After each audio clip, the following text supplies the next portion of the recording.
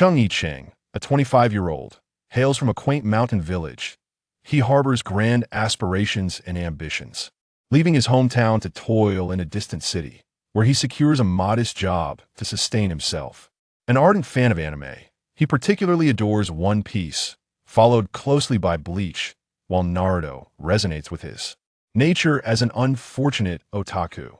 Describing him as a challenge fortune seems to oscillate between favor and misfortune for him, as if a malevolent star were affixed to his fate. One evening, upon returning to his inexpensive rented abode, he power up a second-hand computer acquired from the flea market, embarking on his daily quest immersing himself in the One Piece manga. He gazes upon the scene where the formidable Don Quixote da Flamingo unleashes his Conqueror's Haki to swiftly vanquish the smoker. He cannot help but exclaim, "What a magnificent display of Conqueror's Haki! If only I possessed such prowess, akin to a king." After his musings, he grumbles about the sluggish updates from the island nation, dismissing it with a huff, before declaring, "Bleach, here I come," and delving into the Bleach manga. Witnessing the fierce duel between two Kenpachis, he marvels, "Oh, Uchiha, your true form is indeed terrifying. Yet, for the sake of Kenpachi Zaraki, you even forsook your life." A sigh escapes him, as he is deeply moved. How I long for his Zanpakutō. Upon finishing Bleach, he turns to Naruto, observing the assembly of the four Hokages and the mention of how the first Hokage could obliterate Orochimaru in an instant. He is captivated by Sasuke's Sharingan and the tailed beast that he mutters fervently, "How I wish for such power," before springing to his feet and exclaiming, "I truly desire it."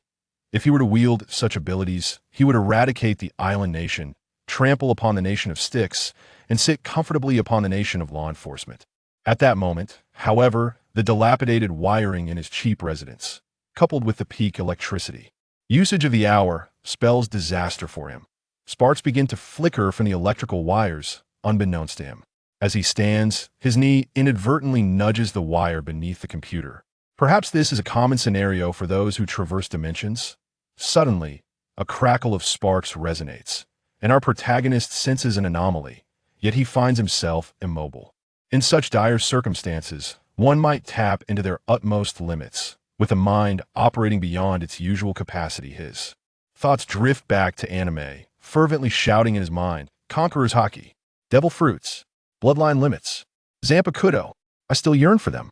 According to the law of protagonists, his fervent thoughts transcend the bounds of logic and are sent forth into the cosmos through unscientific means.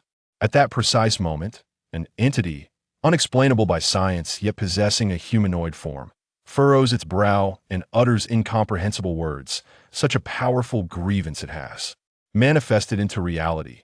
"Today, having won a bet against the god of devouring, I shall indulge this little one's desires." With a grand gesture, our protagonist is transported indeed. He has transcended dimensions.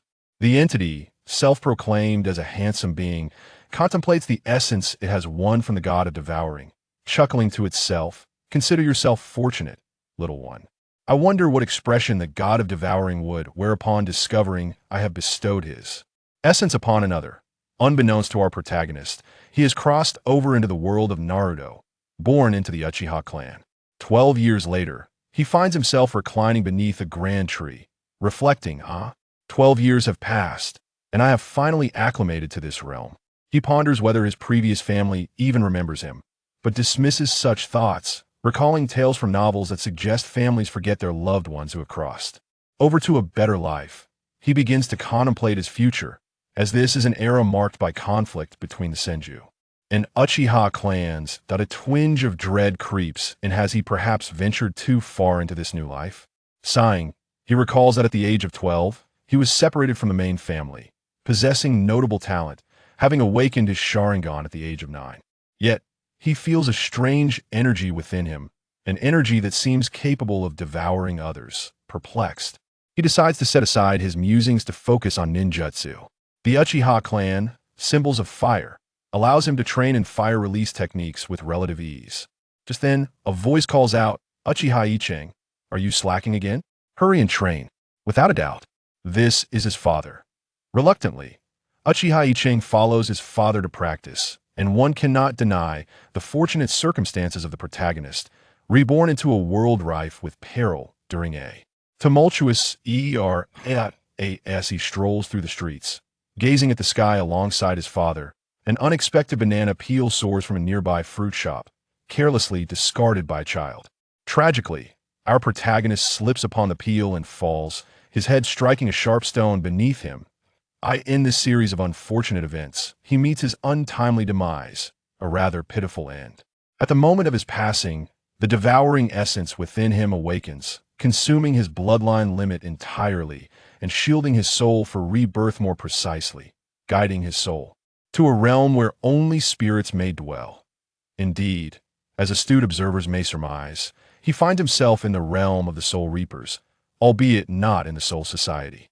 Instead, he awakens in a desolate, gray desert, devoid of life, save for the moon above and the distant howls of unknown beasts. Upon regaining consciousness, he discovers he is transformed into a small white serpent, surveying his surroundings and realizing he has become a hollow. Inwardly, our protagonist screams, "Why am I not a soul reaper? How could I be reduced to a lowly hollow?" He reflects on the events that transpired, gazing upward and lamenting, "I curse the banana peel." Thus, he remains concealed beneath the sand, diligently utilizing his former ninja techniques to cultivate chakra. As he trains, he remains unaware that the devouring energy within him is consuming the spiritual particles surrounding him. He requires no sustenance, for the spiritual energy is pure and untainted. Years pass, and our protagonist grows, reaching a length of 3 meters, sprouting 4 legs, and developing 2 horns atop his head, positioned symmetrically on either side. Upon the protagonist's realization of his transformation, he once again became aware of the energy within him, regrettably beyond his control, yet it assisted him in absorbing spiritual essence. The protagonist mused that although he could not harness this energy, it posed no harm and was beneficial, prompting him to continue his cultivation without further contemplation.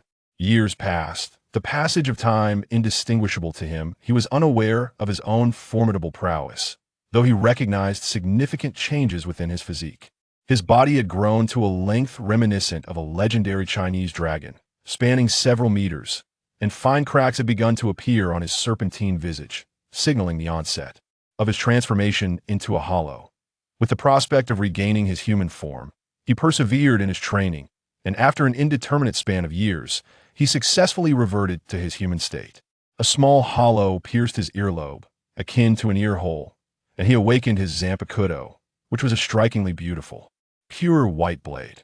The protagonist compressed his Zanpakutō to a length of merely 2 centimeters, affixing it to his earlobe by means of a delicate chain, thus presenting himself as entirely human, concealing his hollow nature. Uchiha Yichen commenced his journey through the hollow realm. He encountered numerous formidable hollows, engaging in relentless battles and acquiring a plethora of skills. It is worth noting that during a life-and-death struggle, Uchiha Yichen awakened his Sharingan. Initially astonished, he later discerned that his Uchiha lineage had been absorbed into his very soul by that consuming ability, leading him to a profound realization. He laughed heartily, feeling divinely favored with the Sharingan awakened. He no longer feared Aizen's deceptive illusions. However, it is imperative to mention that while he had achieved the state of a soul reaper, the full extent of his blade's abilities remained shrouded in mystery, possibly due to the influence of the devouring energy within him.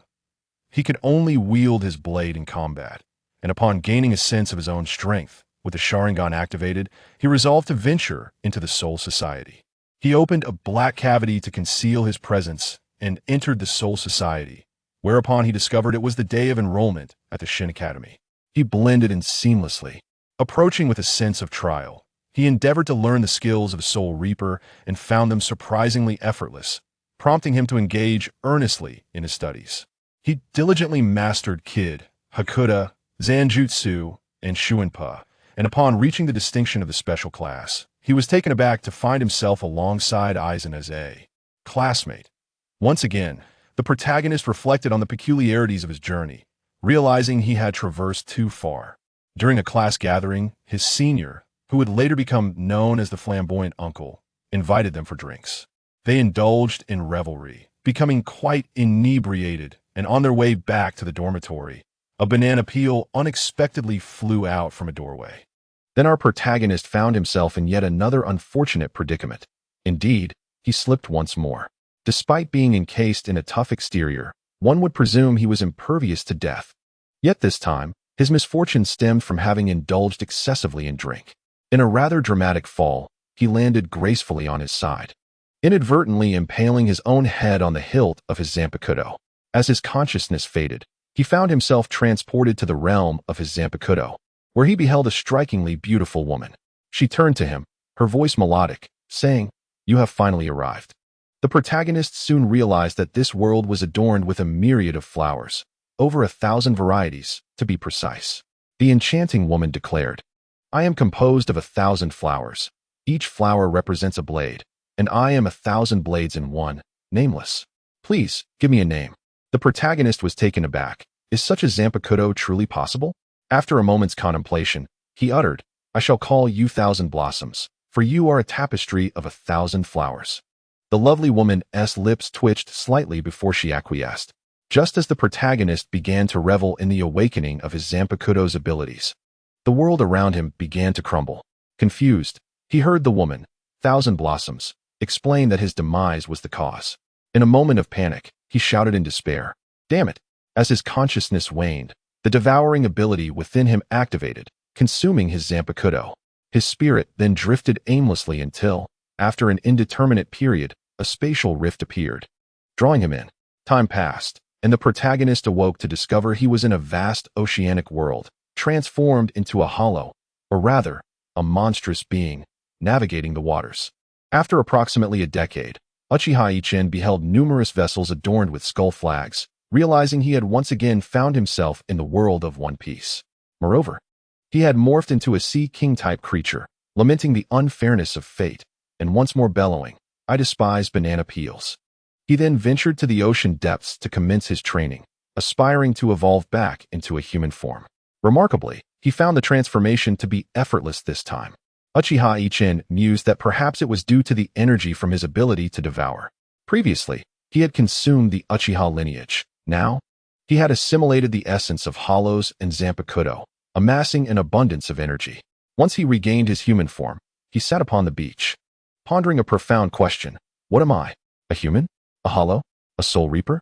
Or a sea king? This existential dilemma plagued him, but the numerous bloodlines intertwined within him, coupled with the incessant energy drawing from the surrounding elements, ensured that he would not be consumed by other sea kings or starve. He remained seated, and after several years of contemplation, he finally arrived at a revelation. Regardless of his physical form, he remained true to himself, and that essence would never waver. Since he had entered the world of One Piece, he resolved to embrace his existence fully. "I am determined to realize ambitions that have remained unfulfilled, and I shall become a formidable force."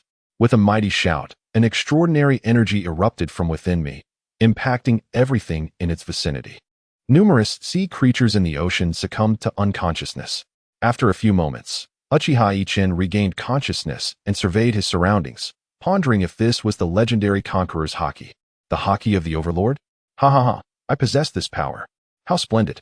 Ha ha. At that moment, Uchiha Yichen's eyes transformed, displaying the 3 tomo of the Sharingan, which began to spin rapidly, resembling a grand windmill. Subsequently, a stunning white blade materialized in his hand. As these events unfolded, the protagonist erupted in laughter, declaring himself the future king of the pirates.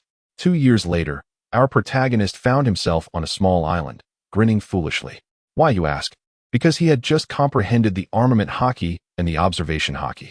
Astonishingly, these 3 forms of Haki had merged with his devouring energy and spiritual pressure, and the devouring energy was absorbing the elements around him, thereby amplifying his Haki. How could Uchiha Yichen not be elated? Previously, he had learned from manga that Haki was cultivated through accumulation. Deeper accumulation led to greater strength, but now, he could cultivate it independently. During these 2 years, he had mastered his abilities, including the kaleidoscope Sharingan and various ninjutsu.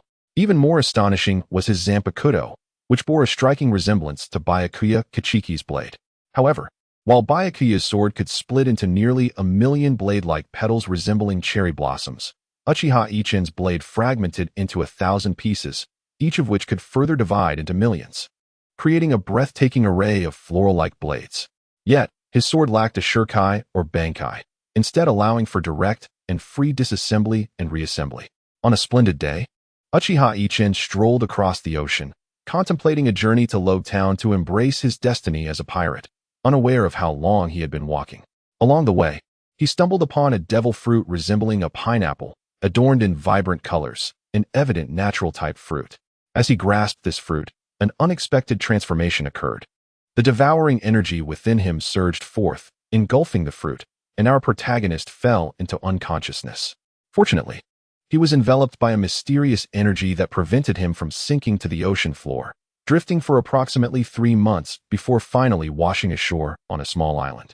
He was rescued by an elderly man who owned a fruit shop. Upon awakening, he discovered that he could no longer access any of his abilities. The devouring energy coursed through him, assimilating all his powers, and he realized that the fusion process would take several more months to complete. Uchiha Ichen chose to reside with the elderly man, who had lost his family to pirates and treated Ichen as his own grandson.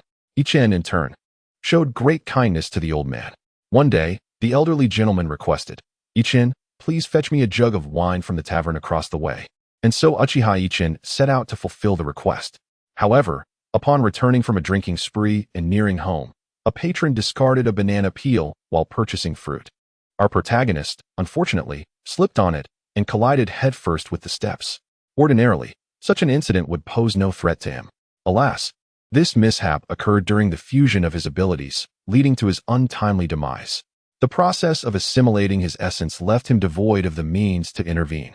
Just as he was on the brink of death, the aforementioned inexplicable humanoid let out a sigh. While others are satisfied with a single journey across realms, this unfortunate child has encountered misfortune after misfortune. Despite being endowed with a formidable advantage, he was unable to utilize it and faced death multiple times. Ultimately, the handsome figure decided to show a final act of kindness, granting him another chance to traverse realms. Should he perish again, it would be deemed his fate. The humanoid, pondering this, ultimately resigned to fate. "I have arranged for 3 deaths. You shall choose your path this time," it declared, waving its hand to reveal numerous portals, each emanating a unique allure. Placing the soul of Uchiha Ichen at the center, it instructed, "Whichever portal you enter will be your destiny." With that, the self-proclaimed handsome being vanished, leaving our protagonist drifting towards one of the portals. The continent of Shinjo, vast beyond measure, remains largely untraversed. Steeped in tales of deities and spirits, the Zhongzhou Empire stands as a beacon of peace, having unified surrounding nations through relentless warfare waged by its founding emperor, securing a millennium of tranquility. Chengjia Village, a secluded hamlet, lies enveloped by towering mountains and dense forests. On this particular day, the sun shone brightly. Approximately a mile from Chengjia Village, a few thatched cottages stood, furnished simply with a wooden table and chair, the interiors kept tidy. In one of these homes lay an 8-year-old boy, with jet-black hair and large, expressive eyes that resembled black holes, deep and captivating, though seemingly harmonious. A closer inspection would reveal a soul that felt as though it were being consumed. Indeed, this is our protagonist, Cheng Yichen. Initially delighted to reclaim his name in the modern world, he later opted for the name Uchiha Ichen after experiencing various tribulations. As our protagonist was drawn into the portal conjured by the humanoid, his essence successfully amalgamated the bloodlines of Uchiha, the Sea King Beast, the Void, the Soul-Cutting Blade, and the powers of the Devil Fruit, along with the fierce willpower and spiritual pressure. Had he been a moment later, he might have been lost within the portal for an eternity. During his time drifting within, Uchiha Ichen had become intimately familiar with these newly acquired abilities, enduring considerable hardships along the way. One more point of joy is that the devouring source has been preliminarily operational, which brings great delight to Uchiha Ichen. After our protagonist has familiarized himself with all his abilities, he finds himself adrift for countless years. Through these experiences, his mindset has grown immensely strong and resolute. He vows that if he is granted life once more, he will fulfill his ambitions. After facing death multiple times, he swears to attain immortality. As if moved by his determination, whether by coincidence or fate, A glimmer of light appears ahead, igniting Uchiha Yichen's spirits. He strives towards this beacon, and though he is unaware of how long he has floated, he finally reaches that point of illumination. Unexpectedly, a force pulls him in, and our protagonist loses all consciousness. When he awakens again, he discovers himself in a confined space, unable to stretch his arms or legs, and his eyes cannot see nor open. He estimates that a month has passed. Suddenly, he recalls the possibility of utilizing observation Haki and decides to test it. Upon activating this ability, he faints once more, truly a misfortunate fate for our protagonist, who keeps losing consciousness. Is he truly the main character? Unbeknownst to him, his mental energy has surged forth and merged with the observation Haki. As our protagonist regains consciousness once more, another month has elapsed. To his astonishment, he realizes that he can perceive his surroundings without the use of his eyes. The room resembles an ancient Chinese style, filled with antiquated items that evoke a sense of a bygone era. When Uchiha Yichen focuses on himself, he is taken aback.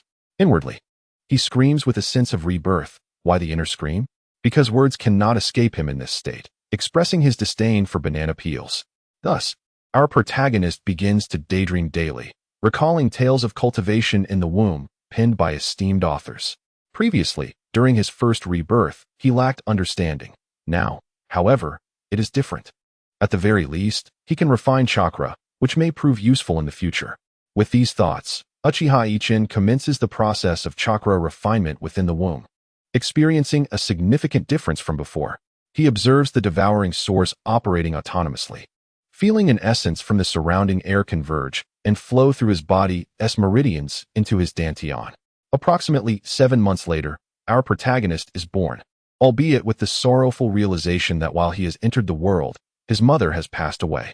This loss weighs heavily on Uchiha Yichen, as he feels an unwarranted guilt, believing he is responsible for his mother's demise. However, the reality is far more complex, as it ties back to his father.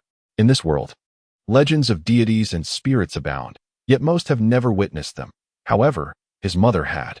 His mother was renowned for her beauty in that region. One day, while foraging for herbs in the mountains, she saw a flash of dark light in the sky, and curiosity led her astray. Following the mysterious glow, she soon discovered a man, indeed, a man of striking handsomeness. Thus, she saved him, and their love unfolded like a melodramatic tale from a novel. In the end, she became pregnant with Yichen, leaving the man both overjoyed and melancholic. He revealed to Yichen's mother a profound truth. He was not merely human, but a creature of the true spirit dragon lineage, pursued for the potent blood that coursed through his veins. Weakened and injured by those who sought his essence, he had but a century of life remaining. After encountering her, he wished to repay her kindness, for human life spanned roughly a century. Unbeknownst to them, they fell deeply in love. Upon learning of her pregnancy, a reckless thought crossed his mind, for as a creature, his perspective diverged from that of humans. He extracted all the true spirit blood within himself and infused it into the fetus, sacrificing his own existence in the process, a poignant act of paternal devotion. However, he did not anticipate that his son was a reincarnated soul. Originally, Yichen's mother would not have perished, but the dragon blood altered fate. The overwhelming nature of the dragon lineage rendered the prolonged life of the demon clan insignificant when it came to a human. Thus, her life was consumed. Had Yichen not cultivated his abilities in the womb, providing his lineage with sufficient spiritual energy, he might not have survived. Despite being labeled as ill-omened by the villagers, the inherently kind-hearted people raised him. Consequently, our protagonist forsook his surname and reclaimed the name Yichen. Gazing at the sky, he couldn't help but lament the cruel twists of fate. Throughout those 8 years, Yichen secretly honed his abilities and stumbled upon a fascinating discovery. His devouring essence absorbed a surge of energy, and upon completion, he realized he could transform, albeit imperfectly, only able to change one arm. When he transformed, that arm gleamed a golden hue, bearing a striking resemblance to dragon claws. Since absorbing this energy, his formidable physique became even more powerful. He could wield a blade against his skin without leaving a mark, and his previously unmastered devouring ability was now fully under his control.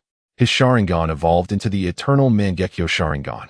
While the powers of the Devil Fruit and Zanpakutō became innate skills, abilities that could be utilized at will without depleting resources, growing stronger alongside his own prowess. Truly, an extraordinary transformation. The Navy 6 style has been successfully mastered. Although the techniques of Shuinpa from Bleach and Ninjutsu from Naruto are no longer applicable, Uchiha Yichen smiled upon reflecting on this. There are gains and losses. While he cannot relish familial bonds and faces exclusion from others, he has also afforded himself ample space for personal growth. After contemplating this, he leaped down from the house and uttered Moon's Step, soaring through the air towards the village. Upon reaching the village entrance, he found a secluded spot to descend. With his hands clasped behind his head, he hummed an indiscernible tune while strolling towards the village. As he entered the village, everyone greeted him.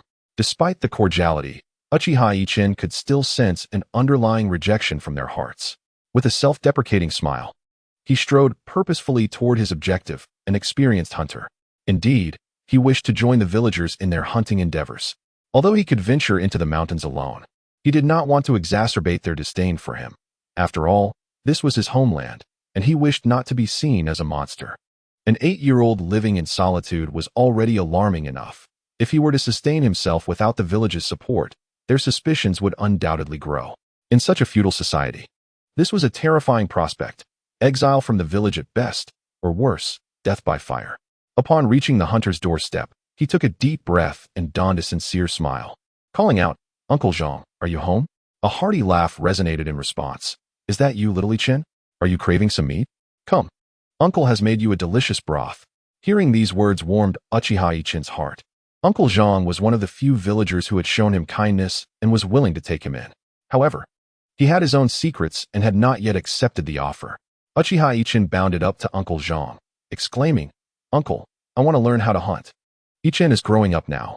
I'm much stronger." Uncle Zhang felt a pang in his heart at these words. This child had always exhibited a maturity beyond his years, displaying remarkable independence and intelligence. Lost in memories of the past, he gazed into the distance, while Uchiha Yichen respectfully refrained from interrupting his reverie. Over the years, he had observed that Uncle Zhang harbored deep affection for his mother, often placing flowers at her grave during festivals. Yet, there was little he could do about it. When Uncle Zhang finally emerged from his thoughts, Uchiha Yichen innocently remarked, "Uncle, I've truly grown up. I'm much stronger now and capable of hunting to support myself." Uncle Zhang erupted in hearty laughter. "How old do you think you are, to claim you've grown up and are strong? Just how strong are you?" Uchiha Yichen had been anticipating this question and replied, "Let me think about it. Just how strong am I?" Uncle Zhang, amused by his innocent demeanor, recalled that he was, after all, still a child. "Hee, but you do resemble your mother quite a bit." At that moment, Yichen asserted, "I really am strong. Look over there in the yard." He gestured towards the stone weights Uncle Zhang typically used for training. He rushed over and exclaimed that he could lift it. Zhang Dashan, amused, replied, "All right. Let me see you do it." After hearing this, Uchiha Yichen effortlessly lifted the 20-pound stone lock, declaring it somewhat light. Zhang Dashan was taken aback, pondering the extraordinary strength of this child. Before he could voice his thoughts, Uchiha Yichen had already lifted the 50-pound lock, stating it was still light. At this moment, Zhang Dashan was speechless. Before he could grasp the situation, Uchiha Yichen lifted the 100-pound lock. Breathing heavily, as a child might, he swayed slightly. Zhang Dashan rushed over and shouted, snatching the stone lock away from him. Observing Zhang Dashan's swift action, Uchiha Yichen's eyes sparkled with admiration, realizing that this Uncle Zhang was remarkable. However, Zhang Dashan interrupted his thoughts, saying, "All right, Uncle understands that you are strong." Yet, internally, he was unsettled. Contemplating the notion of innate strength, this was indeed prodigious power. He then solemnly advised Uchiha Yichen, "You must never display such abilities in public." Uchiha Yichen inquired, "Why not?" Zhang Dashan explained, "You are still young. Just refrain from showing off in front of others." Uchiha Yichen quickly responded, "So, do you promise to let me accompany you on hunts?" Zhang Dashan pondered for a moment and agreed, "Very well. But you must listen and not wander off once we are in the mountains." Overjoyed, Uchiha Yichen leaped in delight, exclaiming, "Uncle is the best." Thus, Uchiha Yichen accompanied Zhang Dashan on hunts every day, acquiring extensive knowledge about herbs and various unfamiliar animals. 3 months passed, and Uchiha Yichen shared his catches with the villagers. Gradually, their perception of him softened. They were no longer as dismissive, for in such impoverished circumstances, one could not enjoy meat without strength. Moreover, Uchiha Yichen made it a point to bring gifts to each household, winning the hearts of the simple villagers through his generosity. As time flowed by, half a year elapsed without Uchiha Yichen displaying any remarkable traits. He merely exhibited increasing strength while hunting alongside Zhang Daxin. One day, Uchiha Yichen greeted the villagers as usual and sought out Zhang Daxin. Upon entering, he was taken aback to find Zhang Daxin injured, and quite severely. Zhang Daxin's eyes lit up upon seeing Uchiha Yichen, and he beckoned him closer. Raising a hand to halt Uchiha Yichen's words, he said, "Listen to me first." He then retrieved a notebook from his chest, saying, "This is from when I fell into a cave during my early days in the mountains. It contains 2 books. Take this one, and the other is beneath a brick under my bed.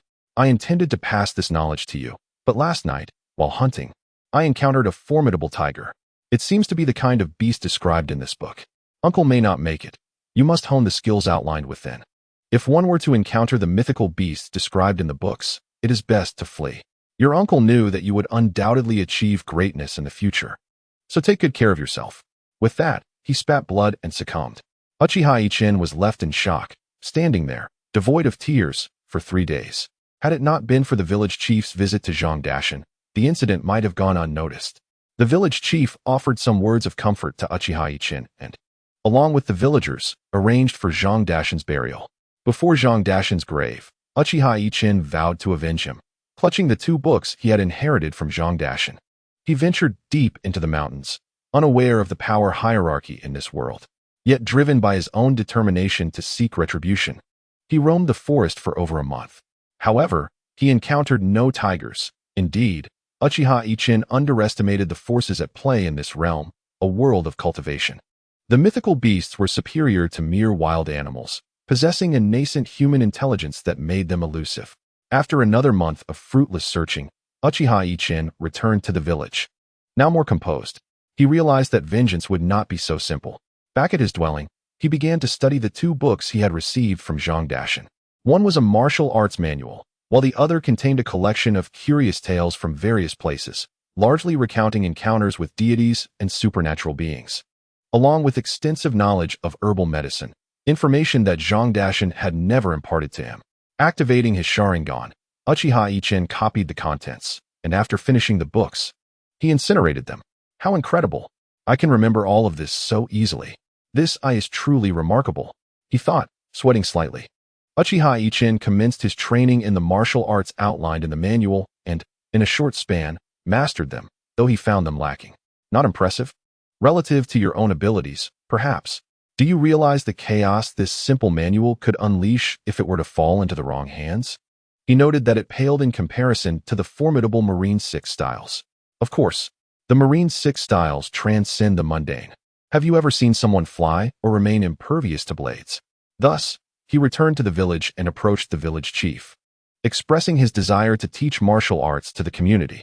The village chief was overjoyed. In this continent, where martial prowess was revered, acquiring such skills was no easy feat. In his youth, he had spent a fortune to learn a mere fraction of what he knew now. Due to that scant knowledge, he had been able to protect their village from being overtaken by others.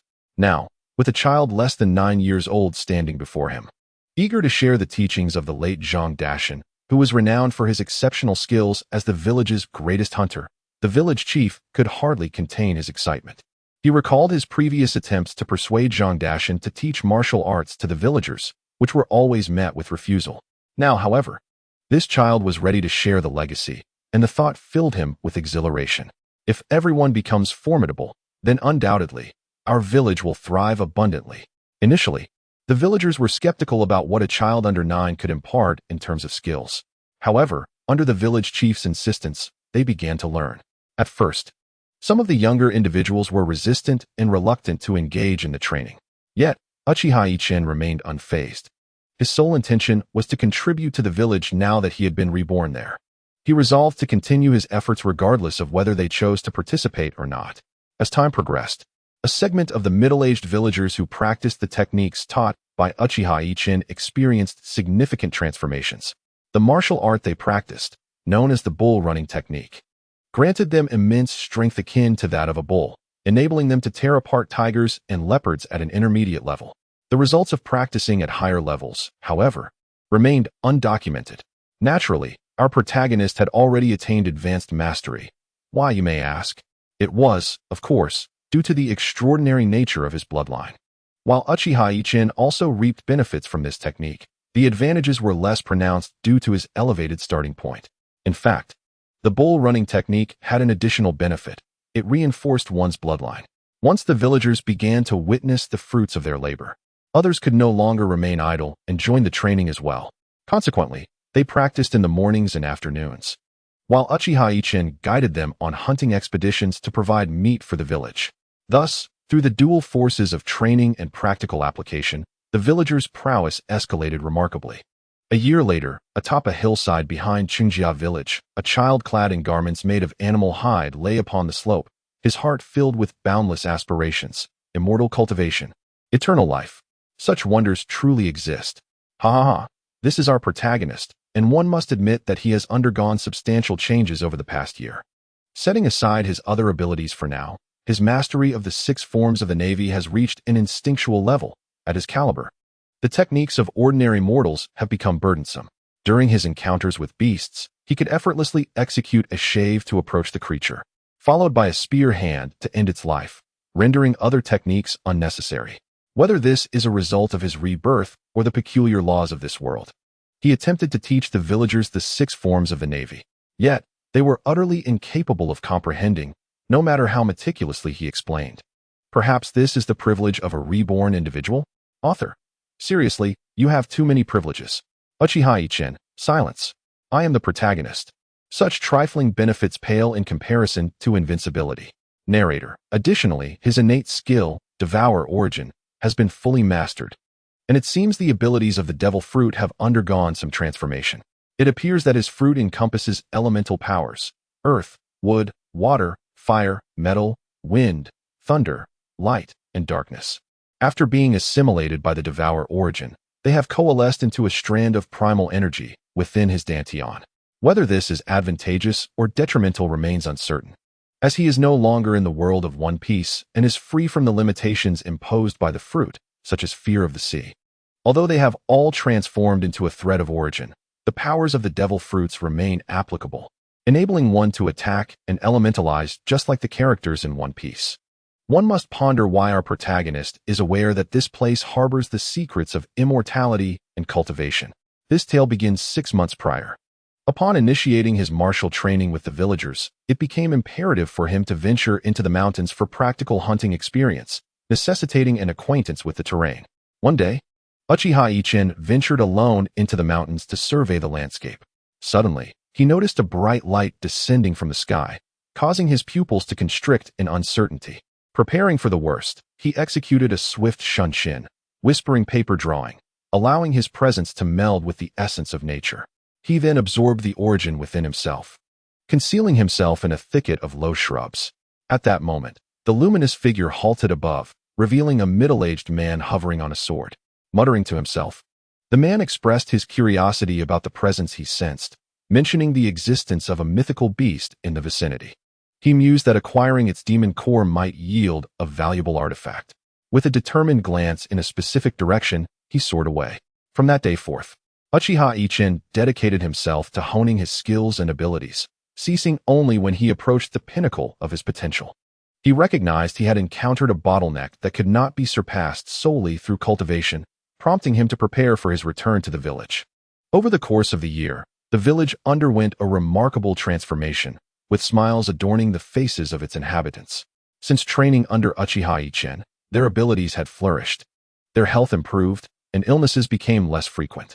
Most notably, the village youth managed to secure ample game daily, enhancing their livelihoods and, consequently, their spirits.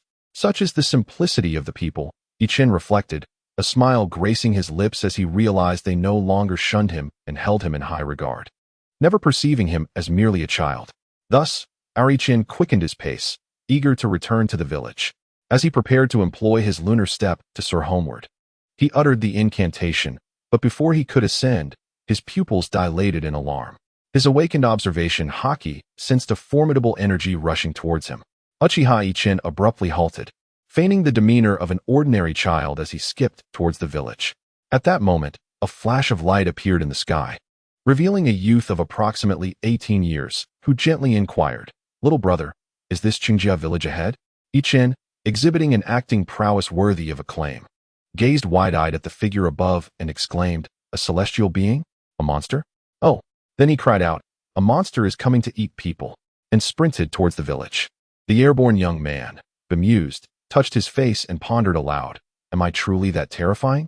After his self-reflection, a voice from behind erupted in laughter. "Lu Shitty, it seems you have your day of reckoning."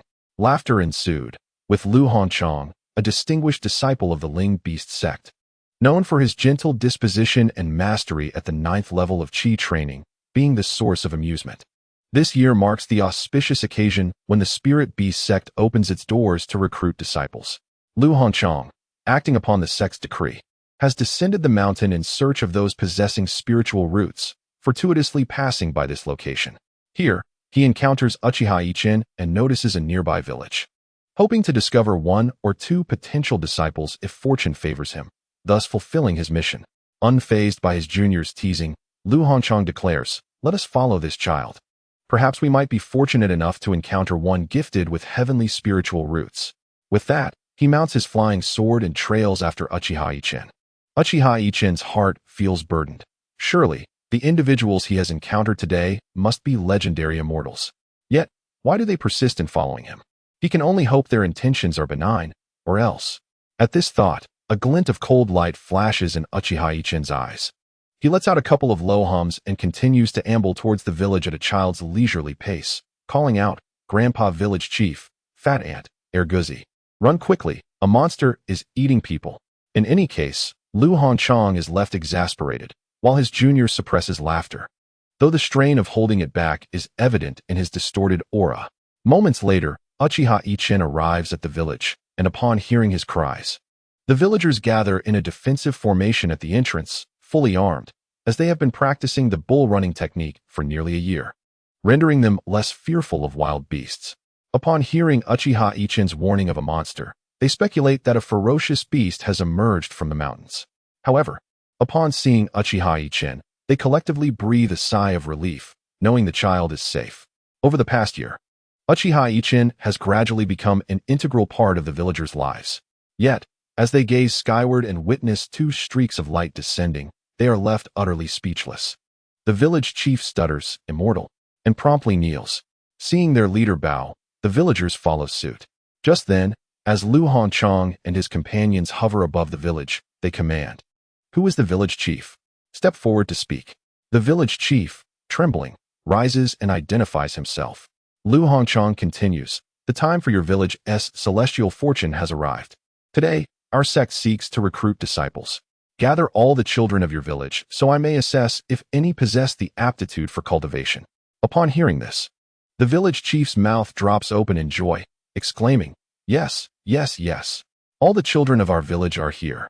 Meanwhile, Uchiha Yichen's heart races at the mention of cultivation, an endeavor from a past life long forgotten, yet now vividly materializing before him. To claim he is not excited would be a falsehood. In the village, there were merely a dozen children, who, after training alongside Uchiha Yichen in the art of the running bull, had developed quite sturdy physiques. Lu Hanchang, satisfied, nodded and then descended with his junior disciple, instructing, "Line up the children and begin the examination one by one." Before long, a circular disc materialized in his hand, adorned with intricate engravings. "Simply place your hands upon this," he instructed. One by one, the village children began their assessments. However, Lu Hongchang's hopes dwindled as none exhibited promising potential, not even a single child with 5 spiritual roots. Watching the number of children decrease, he relinquished any lofty expectations and merely wished to expedite the process to the next village. At that moment, only 3 children remained unexamined. Lu Hongchang muttered, "What terrible luck, not a single child with spiritual roots." No sooner had he uttered this than the disc suddenly radiated a brilliant light, revealing a child with 3 spiritual roots. Lu Hanchang felt a surge of joy. This would suffice to accomplish his mission. The subsequent child, however, did not share such fortune, as the disc remained utterly inert. Finally, it was Uchiha Yichen's turn. He said nothing but calmly placed his hand upon the disc. As he did, a distinct aura emerged from within, circulating through his body and pausing momentarily at his dantian. At that moment, the disc illuminated, yet it revealed only 5 spiritual roots, indicative of a mixed root quality. Lu Hanchang remained nonchalant and simply stated, "The tests are complete. These 2 children possess potential for cultivation." With a wave of his hand, he conjured 10 ingots of gold, declaring, "This is for the village and the families of these 2 children. We shall take them to the sect, where they may return in a few years or perhaps never at all. Do you have any objections?" The village chief quickly replied, None at all. Please take them, esteemed cultivator." Lu Hanchang nodded in satisfaction and turned to Uchiha Yichen, saying, "Though you possess the aptitude for cultivation, your spiritual roots are insufficient. Should you join the sect, you might end up achieving little and leading a mundane life. Do you wish to accompany me?" Uchiha Yichen promptly replied, "I do." "Very well, let us depart." Lu Hanchang expressed, eager to return to the sect and fulfill his task. Although he had not encountered children with superior qualities, securing one with 3 spiritual roots was already a success. With a flourish of his hand, he announced, "Junior brother, let us be on our way." The other youth, around 17 or 18 years of age, nodded and summoned a magnificent celestial crane. With a grand gesture, Uchiha Yichen and the other child found themselves upon its back. Lu Hanchang bid farewell to the village chief, and in an instant, he was atop the celestial crane. With a powerful flap of its wings, they ascended into the skies. At this moment, Uchiha Yichen began to comprehend the nature of the spirit beasts. He had often heard tales of the spirit beast sect and their use of flying swords. It turned out they simply stored their spirit beasts away for a rest. With anticipation, he soared toward the spirit beast sect. Half a month has passed, and Uchiha Yichen has successfully engaged in conversation with his senior brother Lu Hanchang, using his innocent and candid words. As for the other child, he was already inclined to listen to Uchiha Yichen in the village, and now, having ventured outside, he looks up to Yichen even more. However, he is truly a child, often at a loss for words. He typically remains silent, only expressing himself with enthusiastic exclamations when overcome by the sensation of flight. One day, Uchiha Yichen inquired, "Brother Lu, are we far from the sect?" Upon hearing someone call him brother, Lu Hanchang felt a surge of joy, laughing heartily before responding, "Not far at all. In a couple of days, we shall pass through a town where we will stay for a day. After that, with 3 days of travel, we will arrive." Uchiha Yichen continued to pose seemingly naive questions, successfully extracting many details and gaining a deeper understanding. Eventually, he fell asleep atop the crane. Seeing him slumber, Lu Hanchang chose not to speak further. That day, they finally reached a town. After flying for so many days, Uchiha Yichen realized the beauty of feeling grounded. They spent a day in the town, yet it was anything but tranquil. Uchiha Yichen expressed a desire to explore the town alone. After giving him a few instructions to avoid wandering too far, Lu Hanchang acquiesced. As this place was in close proximity to a sect of cultivators and was frequently traversed by them, the town bustled with people from all walks of life, each hoping for a chance encounter with destiny that would elevate them to greatness. Uchiha Yichen roamed the town throughout the day. Suddenly, he stumbled upon a vendor selling domesticated animals, with an impressive variety on display. As he approached, he noticed a small black snake that struck him as extraordinary. His devouring essence stirred to life. Without the influence of his devouring essence, he would not have discerned any remarkable traits. The snake appeared rather ordinary aside from its unusual color. He inquired about the price, and the middle-aged vendor, spotting a potential buyer, began to extol the virtues of the snake. Uchiha Yichen turned to leave, prompting the vendor to call after him, "Little brother, don't go. Will you buy it? I'll let it go for 5 taels of silver." Uchiha Yichen replied, "1 tael, I 1 T pay more." The vendor's eyes darted, and he quickly relented, "Deal." Thus, the snake found its way into Uchiha Yichen's possession. He brought the snake back to the place where Lu Hanchang and the others were staying and retreated to his room. Once inside, he released the small snake. The snake sensed the unique, draconic aura emanating from Uchiha Yichen and joyfully circled around him. In that moment, the little snake bit down on his fingertip, causing a drop of blood to flow. The snake darted forward and consumed the blood, and Uchiha Yichen felt a faint connection form between them. Suddenly, a surge of information flooded his mind, revealing to him that he was, in fact, a descendant of the dragon lineage. Just moments ago, the young serpent had entered into a master-servant contract with him, with Uchiha Yichen as the master. The contract, unique to the dragon lineage, resonated with the dragon blood coursing through his veins, awakening the legacy of the dragon race within his mind. The information about this world was a tangled web, requiring careful untangling. It was at this moment that he grasped the essence of this serpent. It was an existence that should not have been. Born of a dragon and a deep-sea demonic serpent, this nameless creature possessed a formidable ability. Upon signing the contract, it could reside within its master's dantian, cultivating alongside him, their realms synchronized. If one advanced, so would the other, and astonishingly, it bore a resemblance to the tailed beasts from Naruto, capable of providing spiritual energy to its master. This was truly extraordinary, akin to a transformed tailed beast, though the young serpent was yet to cultivate and lacked spiritual power. Once it reached the foundational stage, its true strength would be unleashed. However, such serpents were frail and often perished at birth. It was a mystery how this one had survived. At that moment, our protagonist felt as if the wheels of fate, as described in novels from past lives, were beginning to turn. The following day, Uchiha Yichen accompanied Lu Hanchang, unaware that a dreadful event was unfolding in the town. Dark clouds rolled ominously, and a harsh voice bellowed, "Where's my serpent? Where's my serpent? Damn it, I will annihilate you all." These matters had little bearing on Uchiha Yichen, as they had already arrived at their destination, the Spirit Beast sect. Standing before the majestic gates of the Spirit Beast sect, Uchiha Yichen was overwhelmed by an indescribable sense of awe. Was this a deception? Towering mountains encircled several palatial structures, their surroundings teeming with ancient architecture. Wisps of ethereal mist floated through the air, while various creatures soared above and scurried below, creating a scene reminiscent of a celestial paradise. As a soul from the modern world, he had never encountered such a place. Lu Hanchang and his fellow disciple exchanged proud smiles upon witnessing Uchiha Yichen's astonishment. "Welcome to our Spirit Beast sect, where we will eat, drink, live, and cultivate. However, your future here is not yet determined. You must first undergo a trial." He then produced a rectangular jade tablet, which emitted a flash of white light, parting the mist to reveal a lengthy staircase. "Let us proceed," Lu Hanchang announced, leading the way, with Uchiha Yichen and the village children hastily following behind. At this moment, Uchiha Yichen sensed an inexplicable pressure emanating from the staircase. Although it was not overwhelming, it was indeed significant for a child of merely a few years. After approximately an hour of climbing, a child from the same village sat down abruptly, a testament to the prowess of the bull-running technique. Otherwise, how could a 10-year-old possess such stamina? Suddenly, a flash of crimson light engulfed the child, and he vanished without a trace.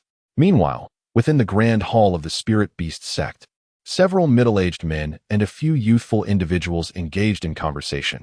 Indeed, although the child possesses merely a trifling spirit root, his physical constitution is commendable. He has managed to ascend for an entire hour. This child may very well have the potential to reach the foundation establishment stage. At that moment, one middle-aged man stepped forward, proclaiming, "This child belongs to our beast-taming hall. Do not attempt to contest this." The others exchanged knowing smiles, choosing to remain silent. Just then, a young man let out a soft exclamation, lamenting, "What a pity," before closing his eyes and falling silent. 2 hours elapsed, and at the moment the village child disappeared, Uchiha Yichen had fully comprehended the purpose of the staircase. He felt increasingly fatigued. The figures of Lu Hanchang and his disciple now obscured from view. Yet, he persevered, muttering softly, "Activate the Sharingan." Had anyone been watching, they would have witnessed the emergence of 3 spinning tomo within his eyes, which began to whirl with increasing velocity, ultimately intertwining to form the shape of a pinwheel. Indeed, this was the kaleidoscope Sharingan. A wave of relief washed over Uchiha Yichen as he assessed the pressure upon him, realizing he could still endure. At that moment, he vowed not to surrender. Although he understood his physical limitations, he recognized that to embark upon the arduous journey of cultivation, joining a sect was imperative. Despite his initial belief that his spirit root was the most inferior kind, he understood that if he remained average in other aspects, his chances of entering a sect would be bleak. He had read in previous lives about the concept of becoming a loose immortal. But after living in this world for several years, Uchiha Yichen had come to realize that such notions were mere illusions. Without the support of a sect, attempting to defy the heavens was an arduous endeavor. With a goal in mind, motivation surged within him as he continued to ascend the staircase. After another half hour, The kaleidoscope Sharingan within Uchiha Yichen spun rapidly. He observed a circle materializing around the pinwheel shape, connecting its protruding points. In his heart, he roared, "Eternal kaleidoscope Sharingan? Have I broken through? So this staircase possesses such capabilities?" Inspired by this revelation, Uchiha Yichen exerted himself even more vigorously, pushing the limits of his endurance. Although his physique was already remarkable due to his training in the Marine 6 styles and various bloodlines, he was still merely a 9-year-old child. Under such pressure, his muscles tensed, and his blood felt as though it might congeal. Nevertheless, Uchiha Yichen gritted his teeth and persevered, encouraging himself with the mantra, "I cannot give up. I cannot give up." It was as if he heard a voice, and suddenly, his body felt lighter. Upon discovering that his physical form had transcended its previous limitations, it was evident that while he had once been impervious to blades and firearms, traces could still be left upon him. Now, however, it seemed nearly impossible for ordinary weapons to mar his flesh. After 2 hours had passed, Uchiha Yichen reached his utmost limit. Indeed, there was no further breakthrough to be attained. Narration: were he to surpass this threshold, survival would be questionable. Such an overwhelming advantage. Uchiha Yichen was then seen covered in droplets of blood, his complexion pale, as his body began to convulse, and his eyes rolled back before he fell unconscious. At the moment of his collapse, the devouring essence within him and the little serpent coiled within his being stirred to life, of which he remained blissfully unaware. As Yichen lost consciousness, a flash of crimson light enveloped him, and he vanished from the steps. In the same palace, amongst the same few individuals, an elderly man spoke, remarking, "If this child had a better spiritual root, his future would be boundless. What a pity." The others nodded in silent agreement, their expressions contemplative. It was then that a young man, eyes closed, finally interjected. "This child's ability to endure on the heavenly ladder for such an extended period reveals an extraordinary willpower and determination far beyond the ordinary. While aptitude in cultivation is indeed significant, without immense perseverance and a steadfast spirit, even those who embark on the path of cultivation may struggle to achieve great success." Upon his conclusion, the others chimed in unison, "The sect master's elder brother speaks wisely. We are enlightened." At that moment, a disheveled old man added, "In any case, with our vast sect, can we truly fear the addition of one more? Let him serve as a menial worker for now. Should he manage to break through to the 3rd layer of chi refinement, we shall allow him entry into the outer sect. If fortune favors him and he ascends to the 5th layer, it would be only just to accept him as an inner disciple." After a brief discussion, none opposed the notion, and silence fell as they resumed their observations of the other disciples on the heavenly ladder. When Lu Hanchang received word that Uchiha Yichen was to be assigned menial tasks, he felt at a loss for words. For such was the nature of the cultivation world, survival of the fittest. He swiftly made his way to Yichen's quarters, and upon arrival, he was taken aback. The boy was covered in blood, his face pale, and his body bore signs of severe strain. A myriad of emotions welled within him, as he thought, "This child possesses an unwavering spirit." It reminded him of their earlier conversation on the road, when he had inquired, "Your aptitude is lacking. Why do you still choose to follow me?" To which Yichen had innocently replied, "I seek immortality." At the time, Lu had found it laughable. Who among mortals could attain eternal life? Even at the nascent soul stage, one merely gained a lifespan of 1,000 years. Reflecting on it now, he realized that the boy's words no longer seemed so absurd. In that moment of contemplation, Lu Hongchang felt a surge of energy within him, culminating in an unexpected breakthrough. He was bewildered by this sudden advancement, acknowledging that he owed a debt of gratitude to the child. Though he had designated him a menial role, he resolved to take special care of him henceforth. In a grand sect, navigating without a powerful backing proves to be quite challenging. I instructed those attending to take care of Uchiha Yichen, asking them to inform me once he awakens, as the child is my relative.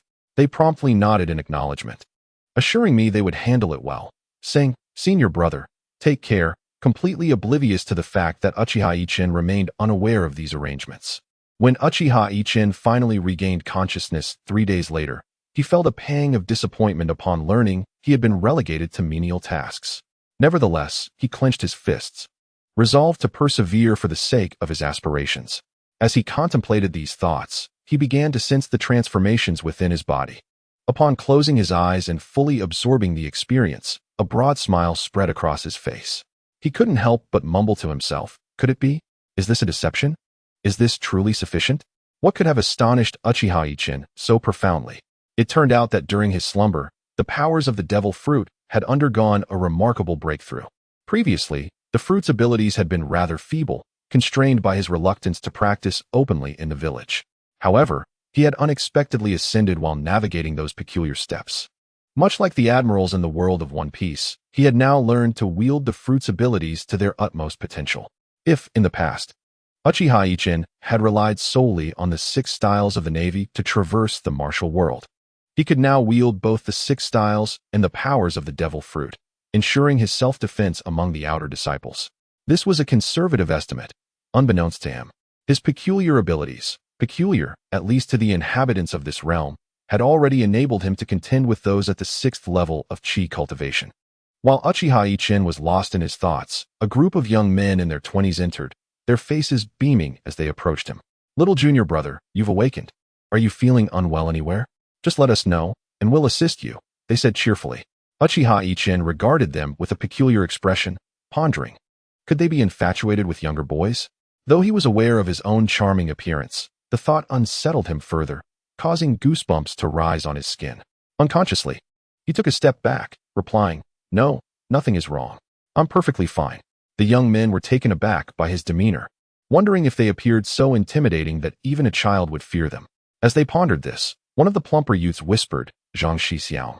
We still have matters entrusted to us by Lu Shixiao." The leading youth, realizing the urgency of the situation, adopted a smile once more. However, as he did so, Uchiha Yichen instinctively retreated another step, causing the Zhang youth to feel exceedingly awkward. Caught in an uncomfortable silence, the stout youth cleared his throat and said, "Your name is Uchiha Yichen, correct? This is something Lu Shixiang instructed us to give you. Please accept it. Also, you are to report to the Beast Valley tomorrow." Uchiha Yichen, with an unusual demeanor, ventured into the Beast Valley. Thanks to Lu Hongchang's instructions, he faced no difficulties there. Instead, he was assigned a rather uncomplicated task to oversee the spirit beasts daily. Having spent 3 days in the Beast Valley, Uchiha Yichen remained perplexed by the situation. Wasn't he supposed to be a mere errand boy? Why did he feel as though he was being treated better than the outer sect disciples? This was likely connected to Lu Hongchang. Sighing, he acknowledged that he owed a favor. He decided to set aside his concerns. During these 3 days, he had delved into the memories of his Dragon Clan heritage and discovered a coveted martial art. He was unsure if this was due to some special circumstances or if other Dragon Clans possessed similar legacies. He knew his inheritance contained a particularly remarkable technique called Devourer of Heaven and Earth, which promised extraordinary results if practiced to the utmost before foundation establishment. Upon reading this, Uchiha Yichen exhaled deeply. Securing advanced techniques in his current position as a mere errand disciple was no easy feat. This inheritance had indeed proven to be immensely beneficial. Thus, our protagonist began his formal cultivation.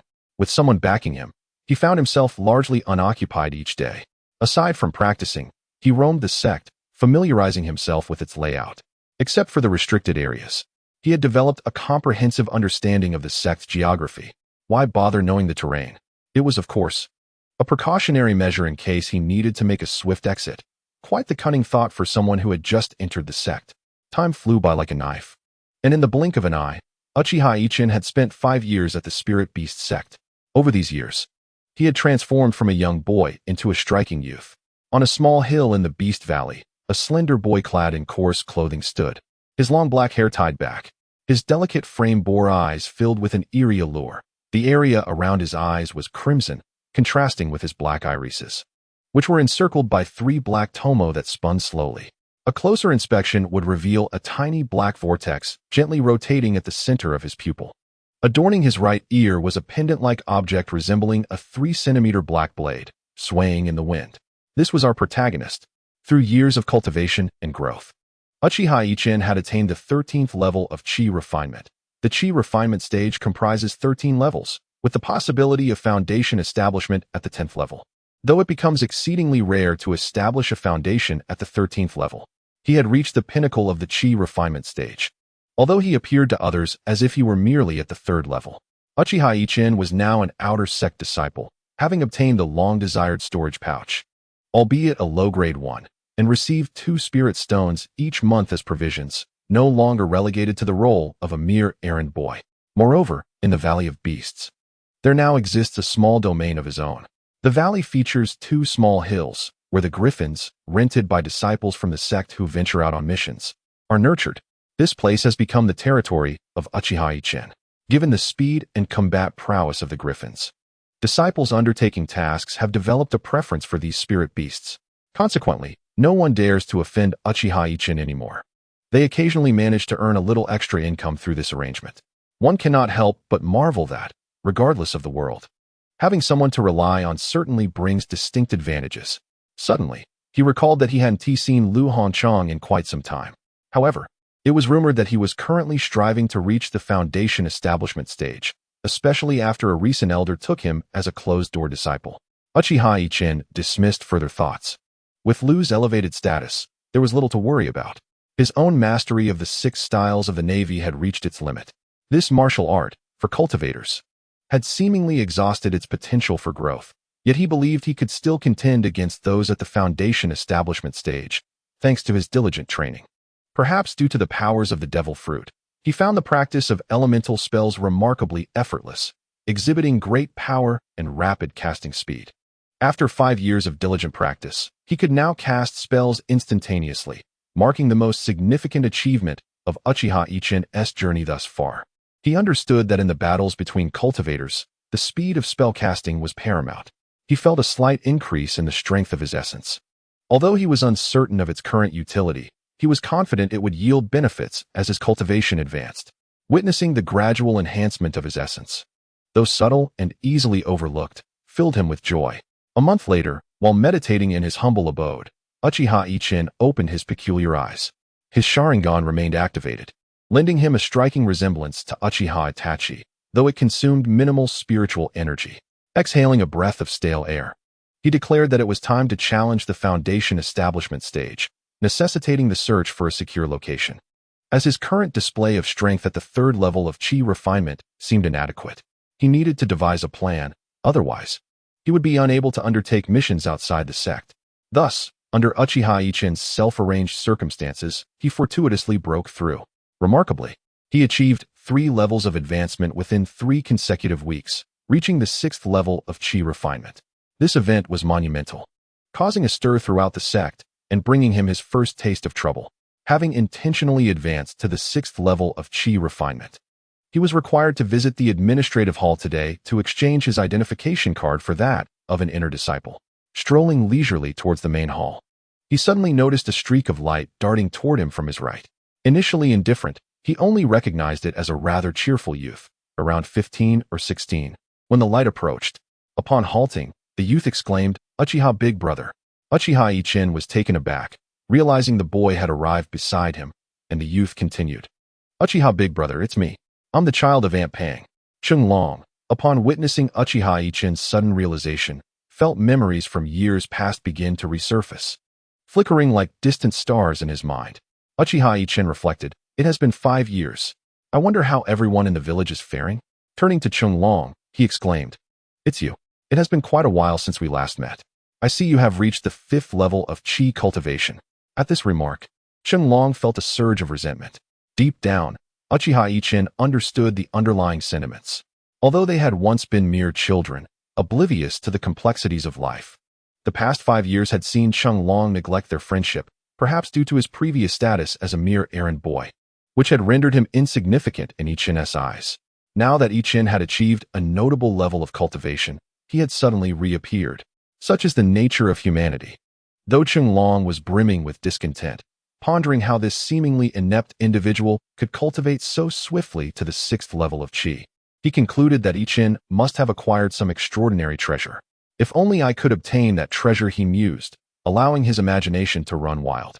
Yet, he maintained a facade of congeniality, smiling broadly as he said, "Brother, I have been so focused on my cultivation that I have neglected our bond. We must make an effort to grow closer in the future." Uchiha Yichen nodded with a smile, replying, "I must head to the Hall of Affairs now.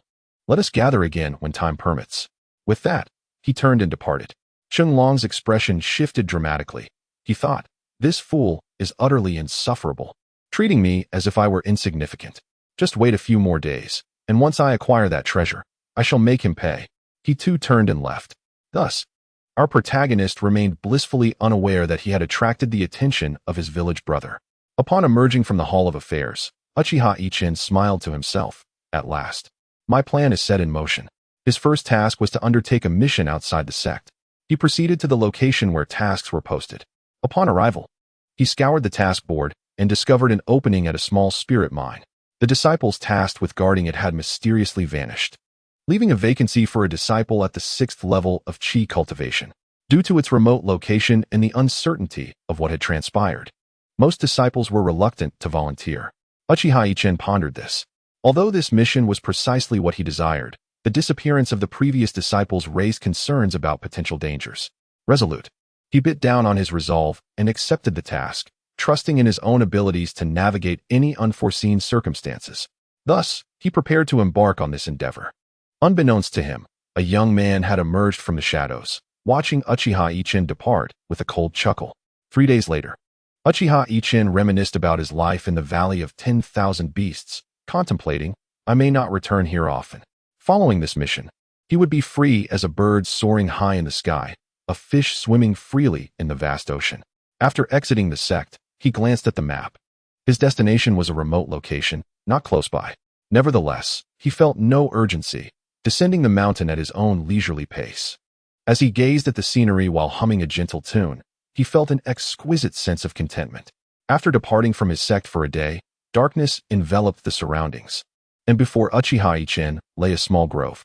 It was in this grove that Uchiha Yichen decided to spend the night, setting up a basic formation to encircle himself.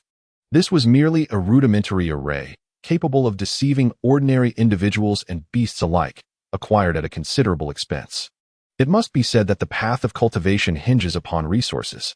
As Uchiha Yichen succumbed to slumber, 5 shadowy figures emerged from the depths of the grove.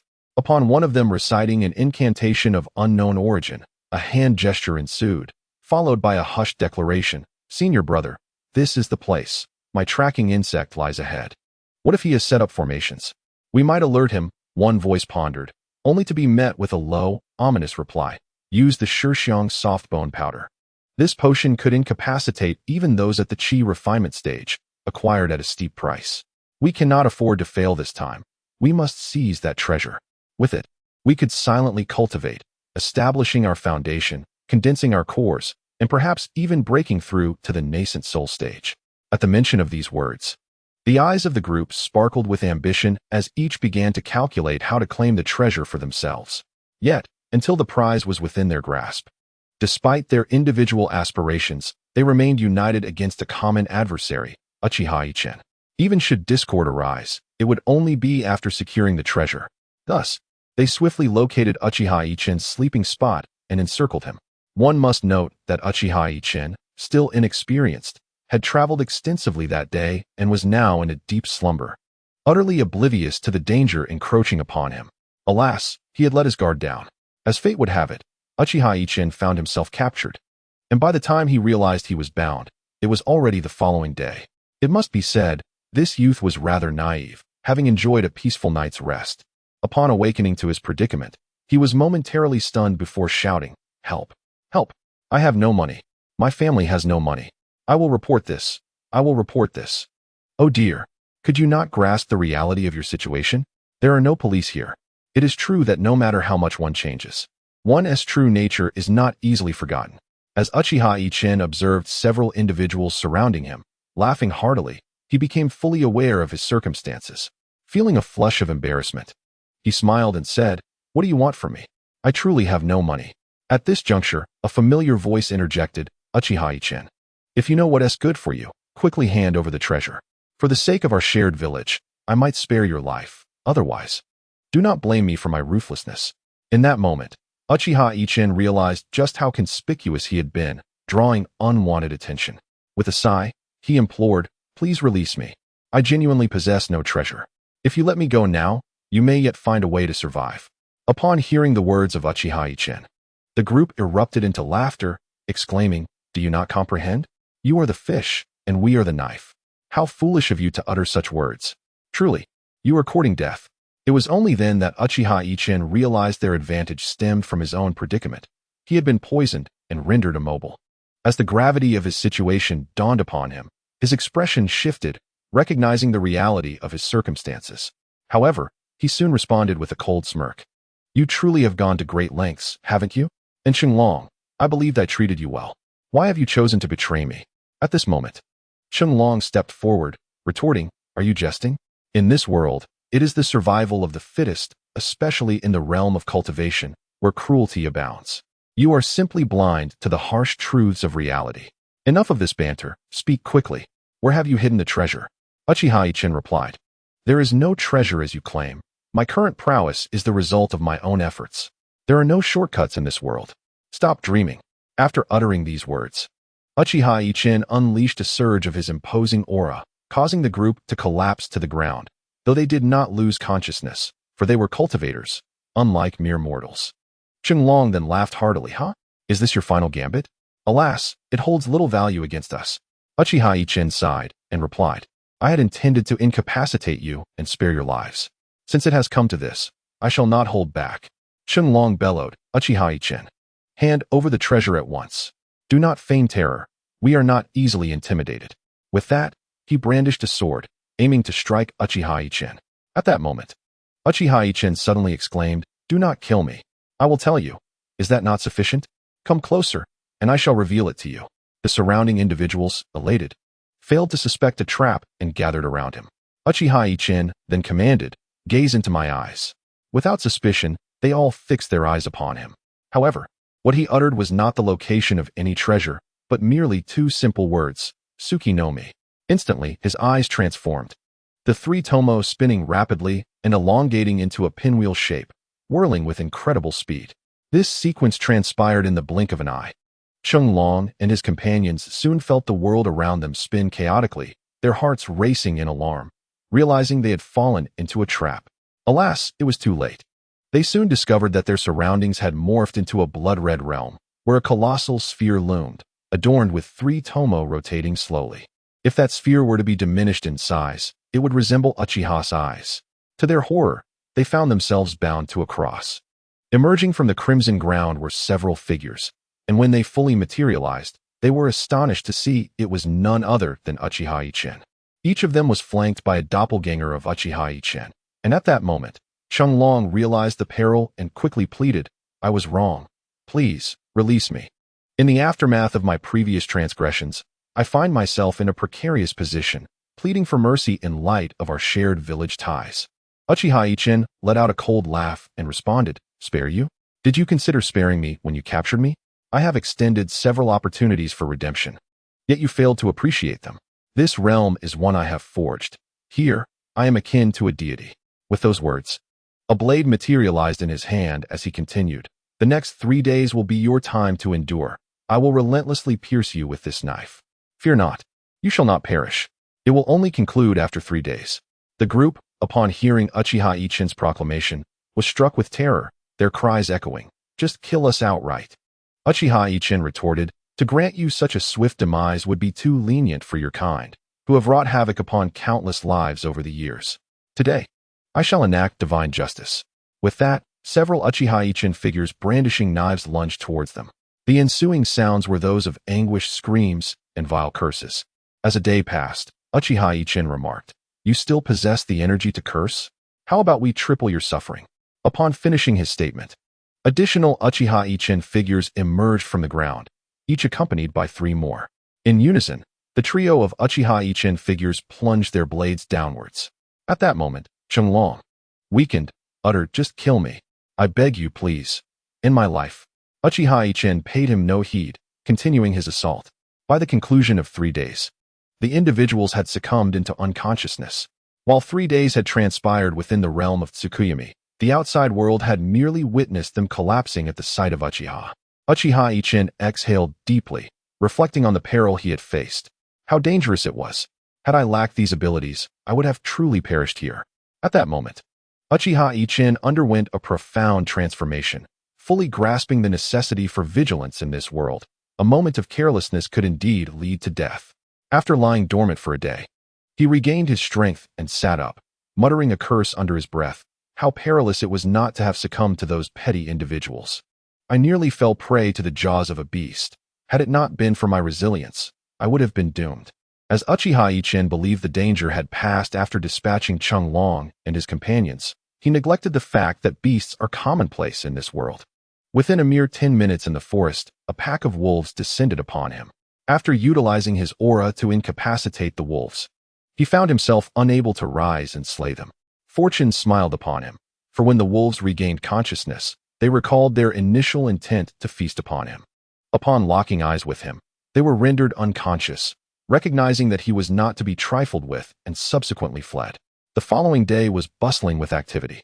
Tigers, bears, monkeys, and a myriad of creatures, both familiar and unfamiliar, were treated with overwhelming presence by Uchiha Yichen. Narrator, do you possess no sense of public morality? Even small animals are bullied. What if they are left with psychological scars and dare not venture out for food? Would you perish if they took a bite? Uchiha Yichen, nonsense. Let them each take a bite. I assure you, after a round, you would be left with nothing but bones. Qingyun Mountain and Qingyun Town are somewhat remote compared to larger cities, yet the scenery here is exquisite. In a world of cultivation, such landscapes are commonplace. The weather was splendid, and today, Guzi returned from the mountains after a successful hunt, humming a cheerful tune as he sauntered home with his catch, feeling that it was indeed his lucky day. As he walked, an instinct honed from years of hunting began to stir within him, signaling an impending event. He quickened his pace, but just as he intended to hasten home, he was taken aback to find a young man standing before him. The boy, with a mass of black hair tied back, donned a flowing azure robe that accentuated his slender figure, approximately 176 meters tall, and wore a smile upon his face. What was most peculiar were his eyes, blood red with black pupils, encircled by 3 small black tomo. The combination was strikingly harmonious. Locking eyes with the youth felt as though one's very soul might be consumed by those penetrating orbs. At that moment, Guzi snapped back to reality, drenched in cold sweat. In this dense forest, the sudden appearance of a boy aged around 15 or 16 was unfathomable. Could it be true what the village storyteller often said about monsters transforming into humans to devour people? Was this boy a monster? The thought of his eyes only deepened Guzi's conviction. His legs weakened, and he stammered, Why you monster? Uchiha Yichen, visibly displeased, bore a frown. At this juncture, the boy spoke, Fear not, sir. Might I inquire if this is Qingyun Mountain? Is the town ahead Qingyun Town? Hearing the youth's question, Guzi felt a wave of relief wash over him. It must be said that the people in this world were indeed simple-hearted, readily trusting based on mere words. Realizing the boy was not a monster, he felt compelled to respond, Indeed, you are correct. This is the place. Uchiha Yichen, relieved to hear this, felt a sense of accomplishment. After 3 long months of arduous journeying filled with various encounters, his experiences had significantly broadened his understanding. He had learned the importance of self-belief, as trust in others should not be given lightly. Furthermore, he recognized the necessity of maintaining a low profile until one had sufficient strength. Overall, this journey had been enlightening. With a smile directed at Guzi, he said, Thank you, sir. Here is a bit of silver as a token of gratitude. Without waiting for Guzi to decline, he softly uttered Moon's step and began ascending as if climbing an invisible staircase towards the heavens. Indeed, it is a journey taken step by step, and along this path, the protagonist has discerned 6 novel applications. One might wonder why he does not simply utilize the powers of the light elemental devil fruit to soar directly to his destination, or perhaps employ other elemental abilities. The answer lies in Uchiha Yichen's belief that this is his trump card. It is prudent to remain low-key and preserve one's hidden strengths when one's own power has yet to amplify. Furthermore, the act of flying on a sword would undoubtedly attract undue attention. Narration, really? Wouldn't walking in the sky be conspicuous? When Guzi beheld him walking in the heavens, he was left utterly speechless, eventually dropping to his knees and exclaiming, A deity. I have encountered a deity. The deity even bestowed silver upon me. He then bowed several times in the direction Uchiha Yichen had departed, shouting enthusiastically as he made his way back to the village. As for our protagonist, he has already arrived at his destination. Qingyun Mountain is territory belonging to the Spirit Beast sect, although it lies in close proximity to Qingyun Town. The distinction between mortals and this realm is as vast as heaven and earth. Deep within the mountains, mortals cannot enter, at most. Tales of divine beings have been left behind by disciples who ventured out for supplies. Upon approaching the spiritual mine, Uchiha Yichen noticed numerous structures erected outside. Not far from these buildings loomed a large cave, leading him to surmise that these accommodations were intended for the mining disciples, while the cavern itself served as the spiritual mine. As he approached the vicinity of the buildings, approximately 20 meters away, a voice suddenly called out, "Who are you? This is the domain of the Spirit Beast sect, and unauthorized individuals must leave at once." Uchiha Yichen turned toward the voice to see a young man of about 25 or 26 years emerge. This youth possessed modest cultivation, merely at the third level of chi refinement. At this moment, Uchiha Yichen spoke, "Junior brother, I am Uchiha Yichen, sent by the sect to oversee this area. Here is my insignia, please take a look." The young man eyed Uchiha Yichen with suspicion before exclaiming, "Indeed, you are a senior sent by the sect. We have been eagerly awaiting your arrival." With a sigh of relief, he took Uchiha Yichen by the arm and led him inside, eager to introduce him to the others. Upon entering the building, however, it appeared deserted, prompting Uchiha Yichen to glance back at the young man. With a grin, the young man called out, "Everyone, come out. It is not the mysterious demon that has arrived, but rather a senior brother sent by the sect. You can all rest easy now." As he finished speaking, Uchiha Yichen heard a flurry of footsteps, and approximately 50 individuals emerged. Each appeared weary and covered in dirt, yet upon spotting Uchiha Yichen, glimmers of hope sparked in their eyes. Observing this, Uchiha Yichen inquired about the situation at hand. The young man replied, "Senior brother, please do not rush. Allow me to introduce everyone first." He continued, "My name is Cheng, and these are the disciples engaged in mining here. Since their cultivation levels are relatively low, they are primarily at the first and second levels of chi refinement.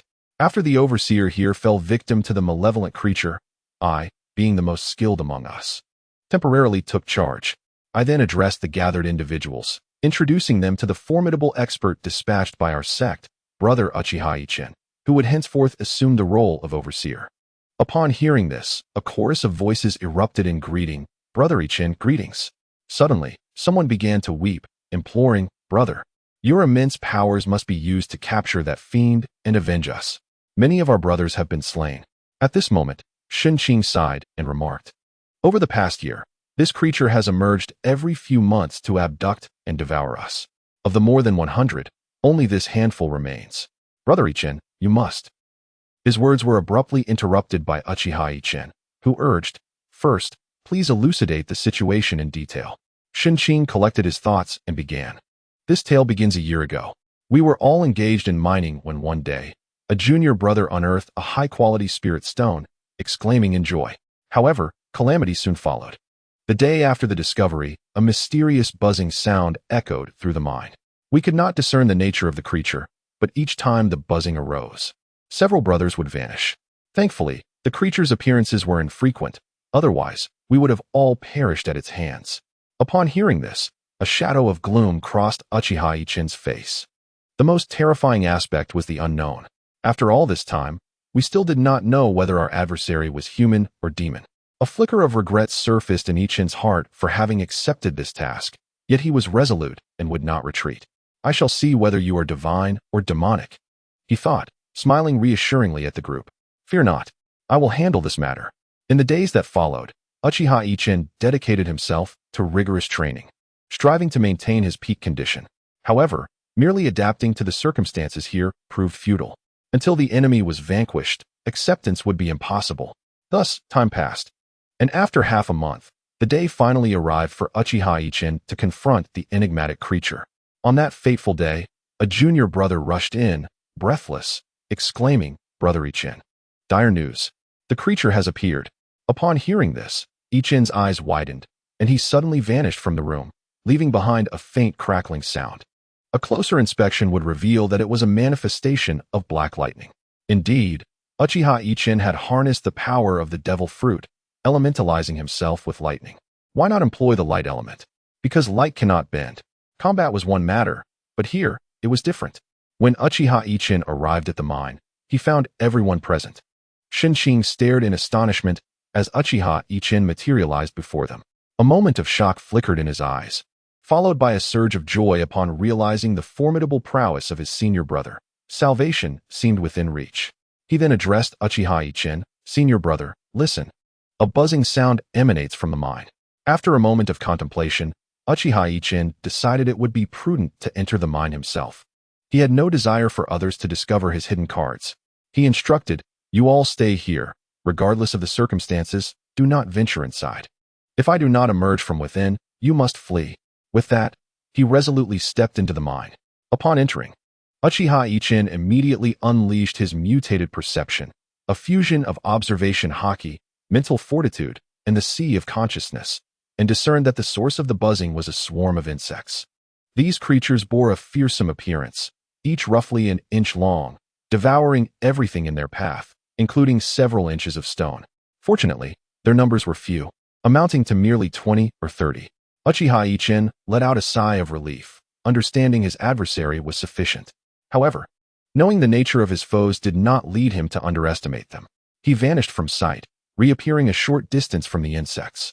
As he materialized near the swarm, the creatures detected his presence and emitted an even more intense buzzing sound, surging towards him in a frenzied assault. Witnessing their aggressive approach sent chills down Uchiha Yichen's spine, and he muttered, "What terrifying beings!" Determined not to falter, he activated his Conqueror's Haki, causing the airborne insects to plummet to the ground, only to rise once more. Observing that they remained unaffected by his Haki, his pupils constricted, and he transformed into lightning, charging at them. Yet, upon contact, the insects emitted a shrill cry and began to devour the lightning itself. Uchiha Yichen was taken aback, eyes wide with disbelief as he repeated, "This cannot be real. Such creatures that consume lightning exist in this world. It's utterly inconceivable." With urgency, he formed a series of hand seals and recited incantations, summoning several massive fireballs that careened towards the swarm, only to be consumed once again. He desperately tried various spells, all to no avail. Beads of sweat began to form on his forehead as he realized he had encountered a formidable challenge. What to do? What to do? He internally screamed, but the only response was the incessant buzzing of the insects. He continued to evade them through elemental transformation. After approximately half an hour, Uchiha Yichen realized this stalemate was untenable. The relentless swarm showed no signs of abating. Thus, he resolved to wield his weapon, the Zanpakutō. With a swift motion of his hand, a multitude of petals materialized before him, each one a razor-sharp blade, ready to strike. Petals encircled the insects, and progressively more petals joined the throng until the insects were entirely enveloped. He formed a grasping gesture with his hand and declared, "Now, let's see how you survive." The petals began to rub against each other, and approximately 10 minutes later, Uchiha Yichen sheathed his Zanpakutō, only to find himself rendered speechless by the scene before him. He continued to mutter, "This must be a trick. It has to be a deception." The insects remained unharmed on the ground, gently flapping their wings as if mocking him.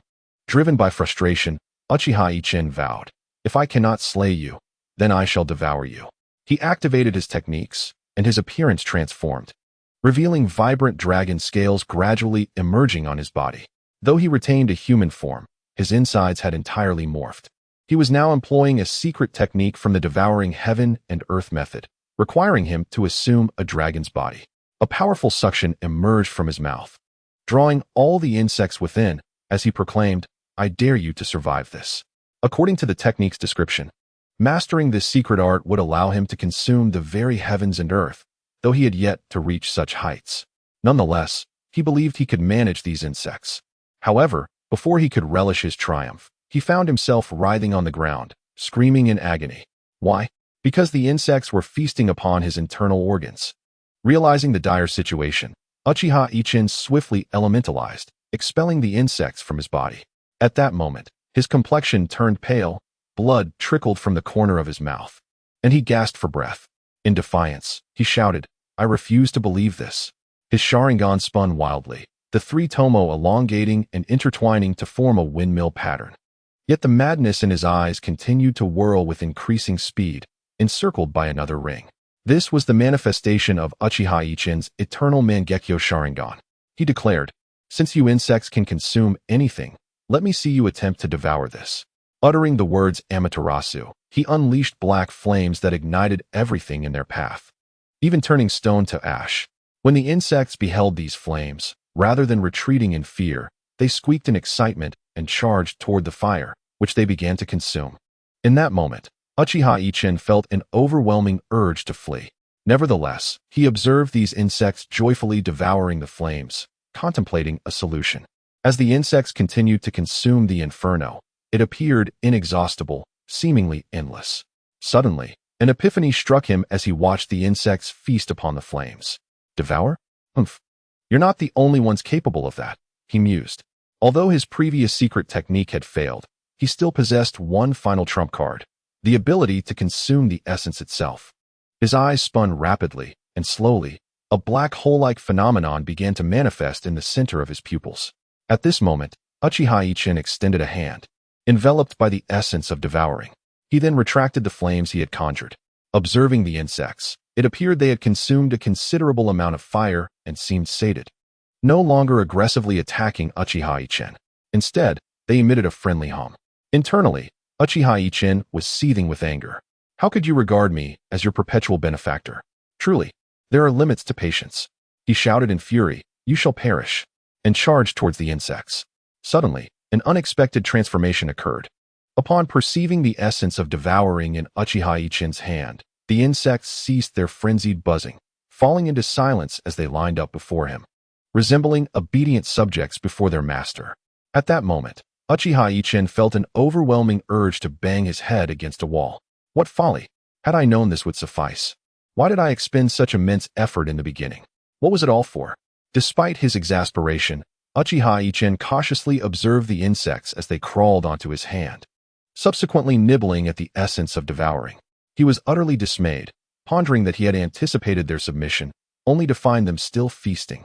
However, they merely took a single bite each. As he noticed the essence of devouring diminish slightly, he lamented that it would take an eternity to replenish.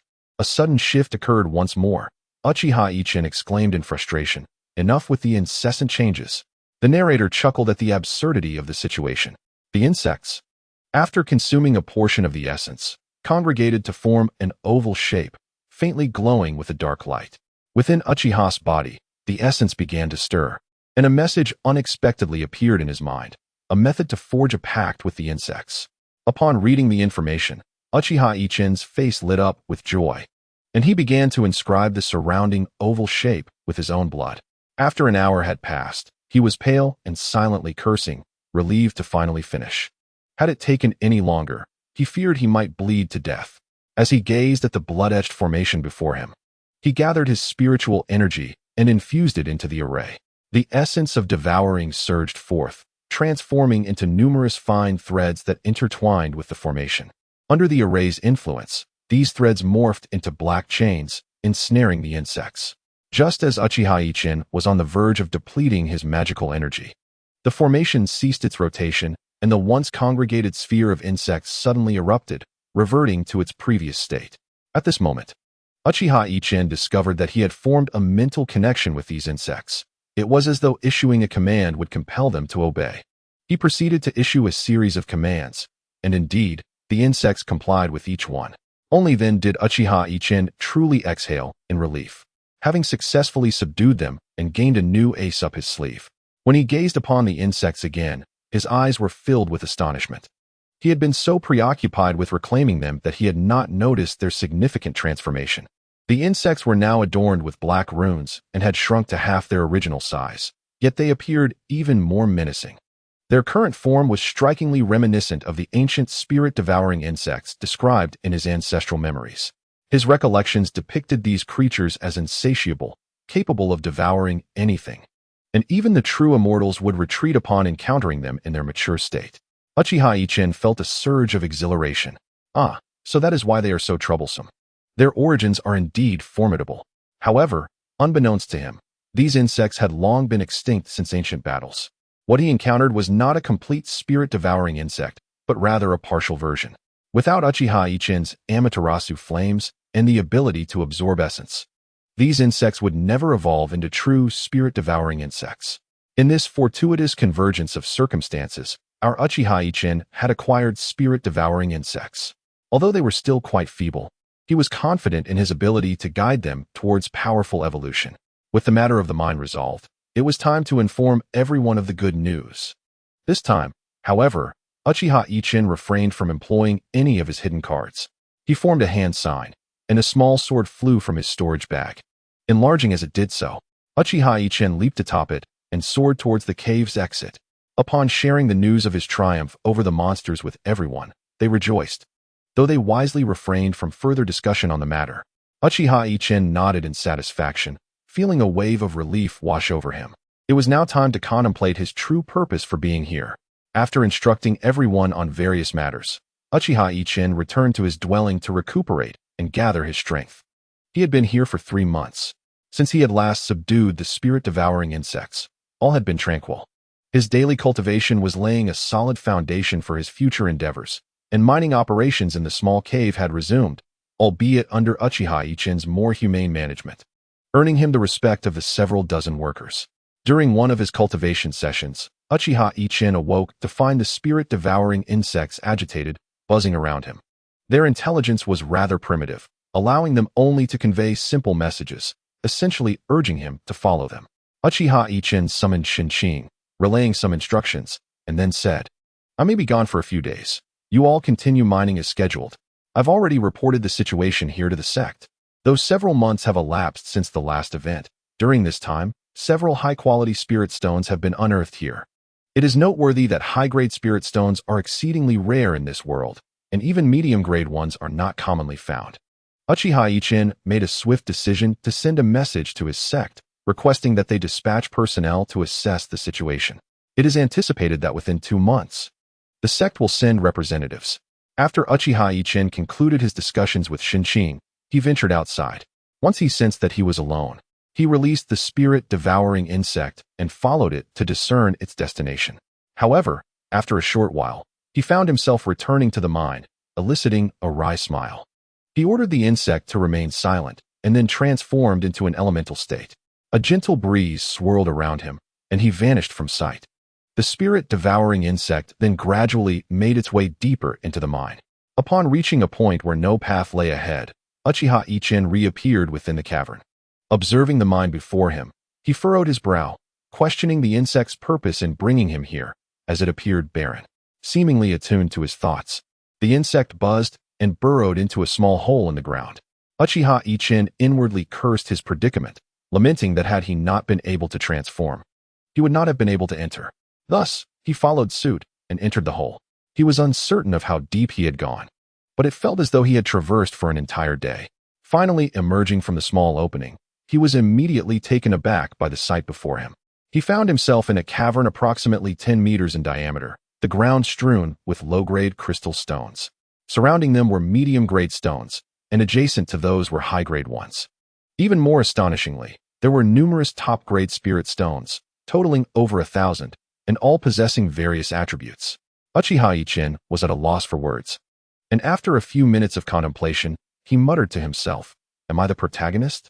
Do I possess the legendary protagonist's halo?" Author's note: Indeed, you are the main character. How could such a remarkable place be discovered by me, especially with so many top-grade spirit stones? It would be impossible not to prosper. As Uchiha Yichen regained his composure, he became troubled, not by the wealth before him, but by the lack of storage for these treasures. This immense fortune could rival that of a major sect, or perhaps even exceed it. However, observing the abundance of spirit stones and the rich concentration of spiritual energy, he recognized that this location was ideal for breaking through to the foundation establishment stage. Thus, he set aside his worries about storage and found the area with the most potent spiritual energy, seated himself cross-legged, and commenced his cultivation. A week later, Uchiha Yichen discovered that his cultivation had reached the pinnacle of the chi refining stage, prompting him to attempt to break through the bottleneck. Given the Uchiha bloodline and his unique attributes, breaching the foundation establishment stage should have been a straightforward endeavor. However, the presence of a small serpent within him complicated matters. During this time, the serpent had also reached its own bottleneck at the chi refining stage, displaying extraordinary talent, likely due to their shared connection. After a week passed, Uchiha Yichen awoke feeling dejected. Had he failed once more? He had attempted the breakthrough twice during this week, both times ending in failure. Yet, it was not without merit. Despite his unsuccessful attempts, His cultivation had progressed to a state akin to having one foot firmly planted in the foundation establishment stage. With a solid foundation already established, he was now far ahead of ordinary cultivators at the foundation establishment stage. Most importantly, during these 2 attempts, his Sharingan had acquired 2 new abilities. Indeed, he had gained the space manipulation ability akin to that of the masked man from Naruto, as well as the Kimui technique used by Kakashi Hatake. These powers were extraordinarily formidable, involving spatial manipulation. However, when these abilities manifested, a primordial essence of space within him suddenly emerged, establishing a fleeting connection with his eyes before retreating back to his dantian. As a result, his spatial abilities underwent a transformation, exhibiting fewer limitations and side effects, while their potency significantly increased. Remarkably, during this transformation, a small space had been generated within his eyes. This space, though modest at around 30 square meters, could expand as his prowess grew. Contemplating this newfound ability, Uchiha Yichen broke into a grin, envisioning a perfect storage for his spirit stones. With this thought, he laughed heartily, and a swirling vortex appeared in his right eye, drawing the spirit stones from the ground into it. Once the ground was devoid of spirit stones, Uchiha Yichen chuckled, declaring, "Done. But this place must be destroyed. I cannot allow the sect to discover it." He then positioned his right hand as if holding a blade, causing the knife-shaped earring on his right ear to vanish. When it reappeared, it transformed into an 80-centimeter-long black straight sword, attached to a chain at its hilt. With a mighty shout, he infused his entire magical energy into the sword, unleashing a flurry of petals, followed by a surge of sword chi. In that moment, a vortex formed in his right eye, pulling him inside. As Uchiha Yichen vanished, the ground trembled and collapsed, losing all semblance of its former appearance. When Uchiha Yichen re-emerged, he found himself outside the mine, filled with exhilaration. This ability was indeed remarkable. It was both stylish and enigmatic. "Haha, I truly am a genius," he exclaimed in delight. Narration: Genius, my foot. When Shinjin and the others heard the laughter of Uchiha Yichen, they hurriedly stepped out, exclaiming, "Senior brother, you have returned. The message from the sect has just arrived. They will be here in half a month." Uchiha Yichen replied, "I understand," and then retreated to his chamber to contemplate his future plans. Initially, he had believed that he could successfully establish his foundation this time, thus gaining a degree of self-preservation. He intended to explore the true world of cultivation and perhaps encounter rare treasures along the way. However, now everything required careful consideration.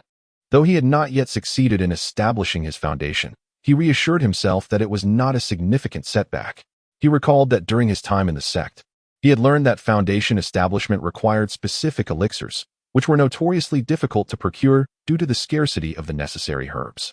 He decided to set aside these worries for the moment and would devise a plan once he returned to the sect.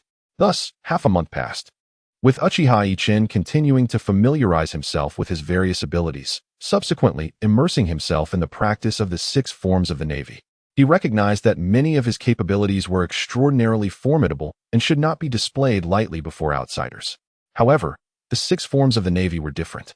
In the eyes of cultivators, these techniques were merely mundane skills, and no one would raise an objection.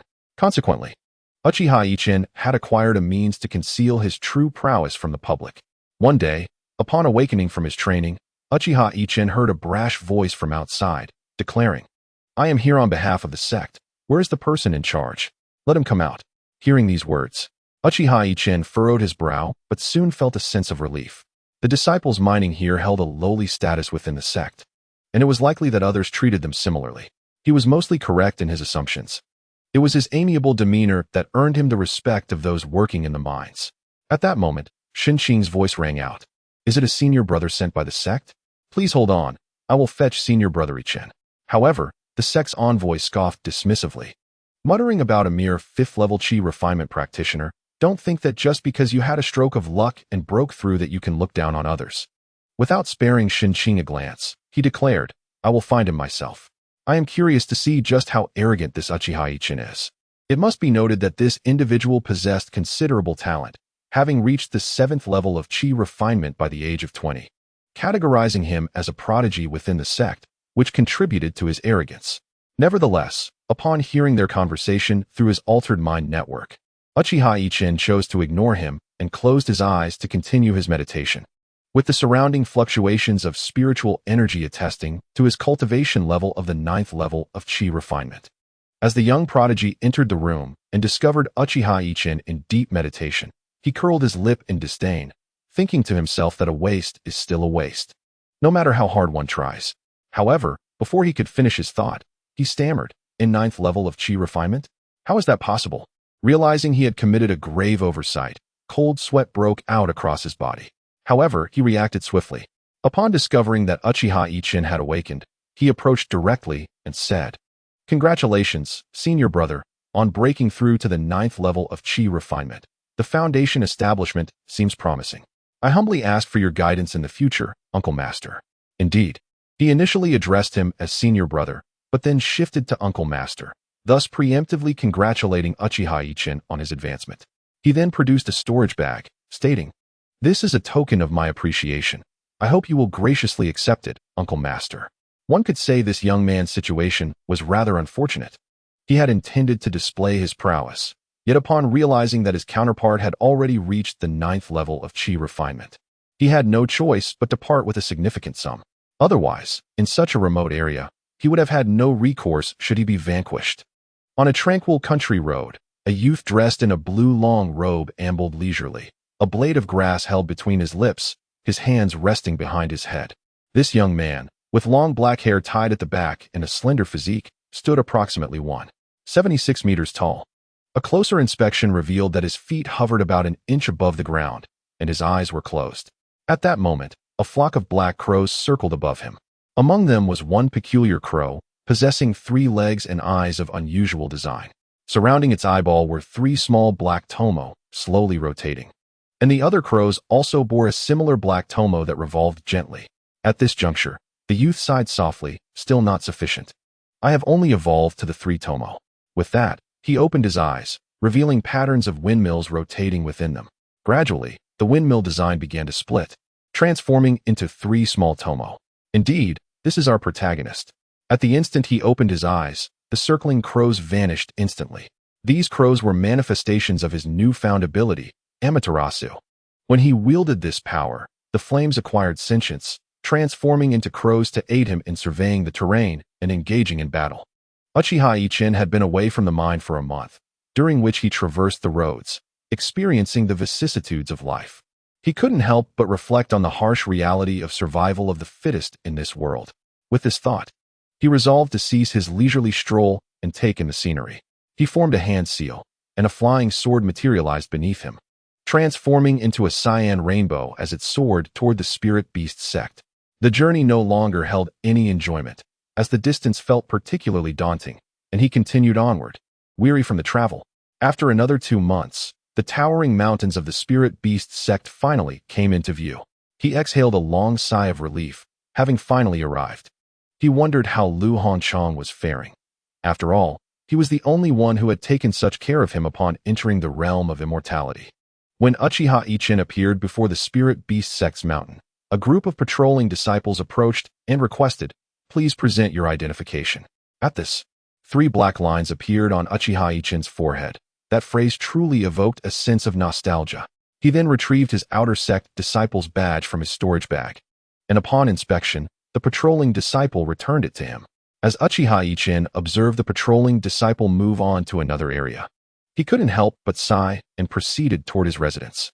His destination was the Beast Valley, where he felt the familiar essence of home upon entering.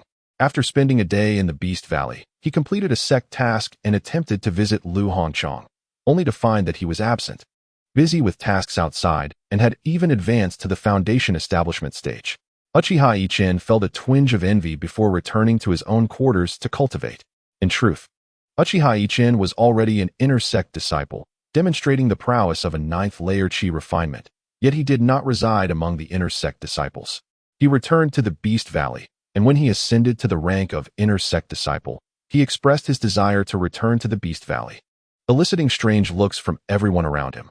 Inner sect disciples had designated areas for cultivation, rich in spiritual energy, coveted by countless individuals who were unable to access them. Yet he chose not to go. Nevertheless, the overseer of the inner sect disciples did not object, merely nodding in agreement. recognizing that certain privileges must be afforded to inner sect disciples. Thus, he established himself quite earnestly in the Beast Valley. Due to his amiable demeanor and generosity, who wouldn't he be generous after acquiring such vast wealth? Many outer sect disciples enjoyed seeking him out for conversation or advice on cultivation. Uchiha Yichen never turned anyone away. His progress in cultivation had surpassed the realm of ordinary practice, and just days prior, the small serpent within him had awakened. Now, he awaited the foundation establishment pill. A week later, explosive news reverberated through the sect, driving its disciples into a frenzy. An elder announced a proclamation at the task office. 1 month hence, disciples with a cultivation level of 5 layers of chi refinement or higher would compete to determine the top 10, who would participate in the martial arts tournament held once every century among various sections. The top 10 would be rewarded with foundation establishment pills, and those who performed well at the tournament would receive magical artifacts. This announcement was indeed enticing. Both inner and outer sect disciples, along with miscellaneous disciples, were fervently striving to enhance their cultivation or acquire superior weapons, all eager to secure commendable standings in the competition. While many toiled diligently in pursuit of this goal, where was Uchiha Yichen? At that moment, he lay atop a small hill, gazing at the drifting clouds in the sky, his mind adrift with myriad thoughts, particularly reflecting on all that had transpired since entering this world. Such is the nature of humanity. When one lingers in a place for too long, even with unwavering willpower, resolute determination, and clear objectives, confusion can set in. Uchiha Yichen found himself ensnared in such a state of bewilderment, pondering whether his life was truly meant to unfold this way or if he ought to seek an alternative path. As he succumbed to this turmoil, the magical energy within him began to spiral chaotically. If he did not regain his clarity, he feared he might perish from internal explosion. Indeed, his current state has succumbed to inner demons. It is a rarity for one in the chi refinement stage to experience such turmoil. Typically, it occurs during the foundation establishment phase. Only those who are the subjects of celestial jealousy encounter such a fate, as even the heavens conspire against them, wishing for their demise. At this moment, a tempest brewed within Uchiha Yichen's sea of consciousness, signaling a dire predicament. The serpent within his being writhed restlessly. Yet no matter how fervently it called out, Uchiha Yichen remained unresponsive. Suddenly, the primordial energies within his dantian began to rotate autonomously, attempting to harmonize the magical essence within him. However, mere rotation was insufficient. In that instant, the devouring essence stirred, generating a vortex amidst the primordial forces. All energies commenced a swirling dance around him, and the power of devouring surged directly from his dantian to his sea of consciousness. Uchiha Yichen's Sharingan began to spin wildly, absorbing the primordial essence. As the devouring force reached his sea of consciousness, it disregarded the tempest brewing there and plunged deeper into its depths. Upon reaching the profound recesses of his sea of consciousness, Uchiha Yichen's soul was curled into a minuscule space, overshadowed by a monstrous black entity. The devouring essence made no unnecessary moves. It infused its power directly into Uchiha Yichen's soul, awakening it from its stupor. Upon witnessing Yichen's revival, the dark creature erupted in fury, exclaiming the impossibility of such an event. How could one awaken from the illusions of the demon lord? It was inconceivable. Realizing what had transpired, Uchiha Yichen comprehended the creature's malevolence without uttering a word and unleashed his full abilities. Gradually, the devouring power began to engulf the black monstrosity. Sensing the impending threat of annihilation, the creature cried out, "Spare me. This is merely a fragment of my being. Should you destroy this avatar, my true form will be alerted. When it learns of your actions, it will not forgive you. Each time you attempt to ascend, it will send forth inner demons to ensure your downfall." Upon hearing this, a glint of cold light flashed in Uchiha Yichen's eyes. "Just a fragment?" he mused.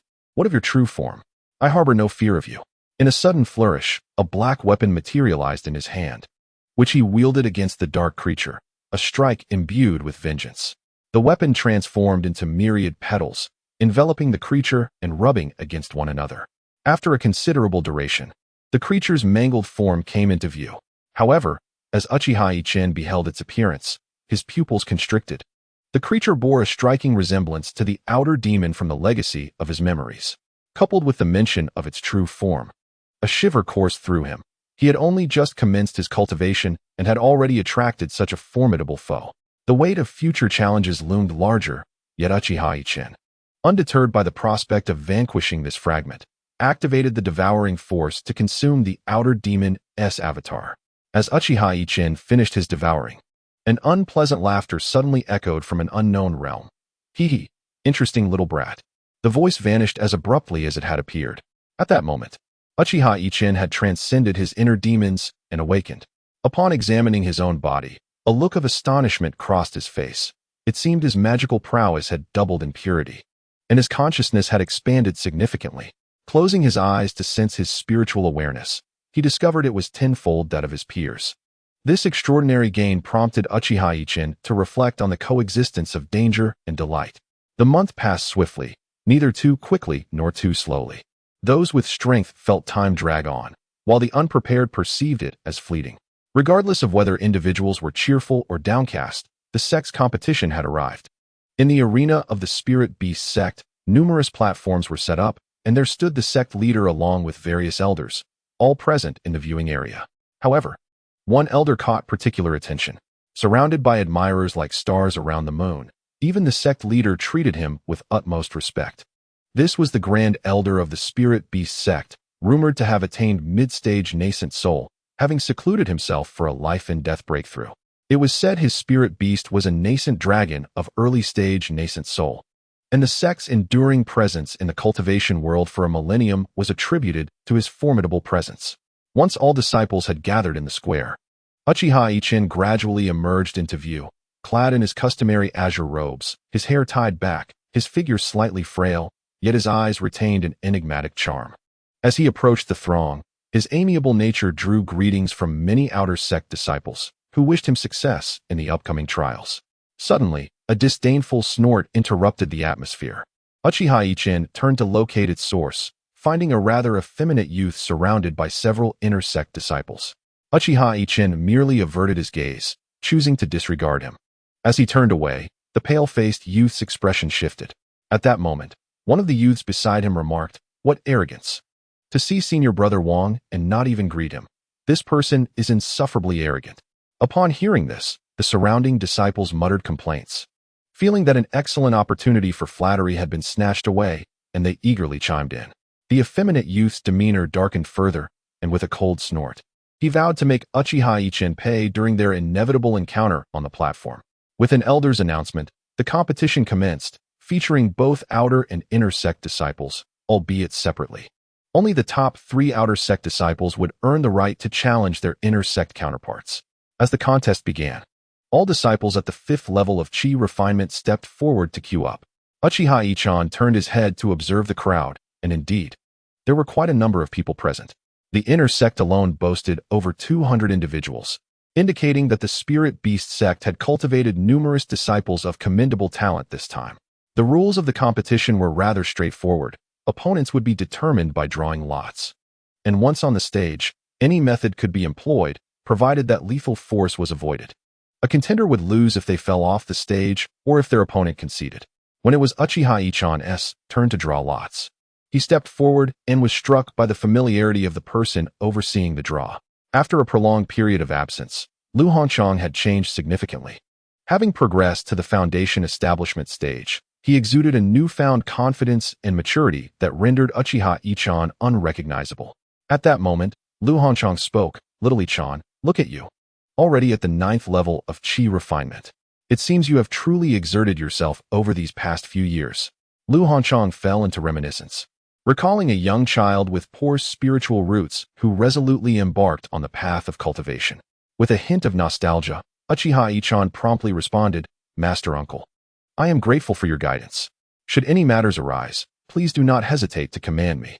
Before Uchiha Yichen could finish, Lu Hanchang waved his hand, interrupting him, and said, "Let us proceed with the draw. We can discuss these matters later." As Uchiha Yichen extended his hand to draw a lot, he noticed that a slip seemed to leap into his grasp. Lu Hanchang smiled slightly, and Uchiha Yichen said nothing, turning away. He felt increasingly indebted to him. Although he found it challenging to locate opponents of his caliber, it was evident that others remained unaware and continued to assist him in drawing unfavorable lots. With a sigh, Uchiha Ichan gradually composed himself. He would repay Lu Hongchang in due time. For now, it was prudent to focus on the competition. By the time Uchiha Ichan stepped onto the competition stage, it was already afternoon. As the referee called out number 250, Uchiha Ichan couldn't help but express his discontent. This was rather unfair, yet he had no choice but to steel himself and step forward. Perhaps it was merely a figment of his imagination, but as he ascended the stage, he noticed the audience below stifling laughter. Casting his gaze upon his opponent on the stage, Uchiha Ichan felt somewhat speechless. Before him stood a boy of around 12 or 13 years, whose cultivation level was at the 6th layer of chi refinement. Indeed, a prodigy in his own right. Upon noticing Uchiha Ichan, the boy shouted, "You better concede, or I want to hold back." Uchiha Ichan, feeling a twinge of incredulity, cupped his hands and replied, "Be cautious, junior brother." The boy then produced a treasured sword from his storage bag, followed by a shield. Uchiha Ichan's pupils contracted at the sight of these two items. They were of exceptional quality. It seemed this young lad had quite the background, possessing such a remarkable artifact despite being only at the 6th layer of chi refinement. Uchiha Ichan remained vigilant, especially against these affluent individuals. One could never predict what they might produce. The boy performed a hand seal, commanding the flying sword to strike at Uchiha Ichan. Uchiha Ichan let out a resounding shout, declaring his arrival with fervor, and then lightly exhaled, shaving. A technique from the Marine 6 styles that allows one to traverse the ground with rapid, successive steps, generating immense propulsion to appear in another location instantaneously. He vanished from sight. The young boy, upon witnessing this, exclaimed in alarm, hastily raising his shield. The shield emanated a vibrant azure light and began to rotate around him. Just as the boy believed he was secure and sighed in relief, he perceived a shadow materializing beside him, followed by the voice of Yichen proclaiming, "Finger pistol." Another technique from the Marine 6 styles that permits one's fingers to serve as deadly projectiles. The boy felt as if he had been struck by an elephant, propelled downward towards the arena despite the shield's protection. In a moment of desperation, he shouted sword technique, preventing himself from being knocked off the platform. Upon returning to the arena, Yichen refrained from launching a surprise attack, having discerned that his opponent hailed from wealth, and thus he had no desire to humiliate him excessively. After all, it is preferable to have fewer adversaries than more. Once the boy steadied his racing heart, he addressed Yichen, acknowledging his strength, admitting he was no match but asserting his refusal to concede, expressing hope that they could both showcase their true abilities in a fair contest. Yichen found the boy quite likable. At least he did not wield his status to intimidate. He consented, saying, "Very well, do be cautious." The boy then executed a series of hand seals, conjuring several colossal fireballs. As the fireballs surged towards Yichen, he again disappeared from his position. Having witnessed the potency of Yichen's techniques, the boy grew wary. He then declared gentle breeze steps, and instantly vanished as well, leaving behind multiple afterimages that illustrated the finesse of his footwork before summoning his flying sword. Yichen felt a surge of excitement. It had been quite some time since he had experienced such exhilarating combat. With a gentle exhalation, he employed paper drawing, a technique from the Marine 6 styles that allows one to sense the flow of air and become as light as paper, evading attacks with grace. No matter how the boy launched his assaults, Yichen seemed to float effortlessly, dodging each strike with ease. The boy, frustrated, shouted, "We agreed to fight. What is this evasive maneuvering?" Yichen, suppressing a sigh, replied, "Young man, when engaging in a duel of wits, are you to deny your opponent the right to evade? What sort of logic is that?" The boy faltered in his retort, hastening his offensive. However, this time, Yichen chose not to dodge. He then declared moonwalk, dance in the air, a technique from the Marine 6 styles that allows for rapid, consecutive steps, enabling one to remain suspended in midair. He reappeared aloft, lingering gracefully without descending. As he continued to listen, he heard mention of the raging foot cross slash, one of the 6 techniques of the Navy. This swift maneuver, characterized by a rapid swing of the legs, generated a gust of air capable of cleaving through enemies.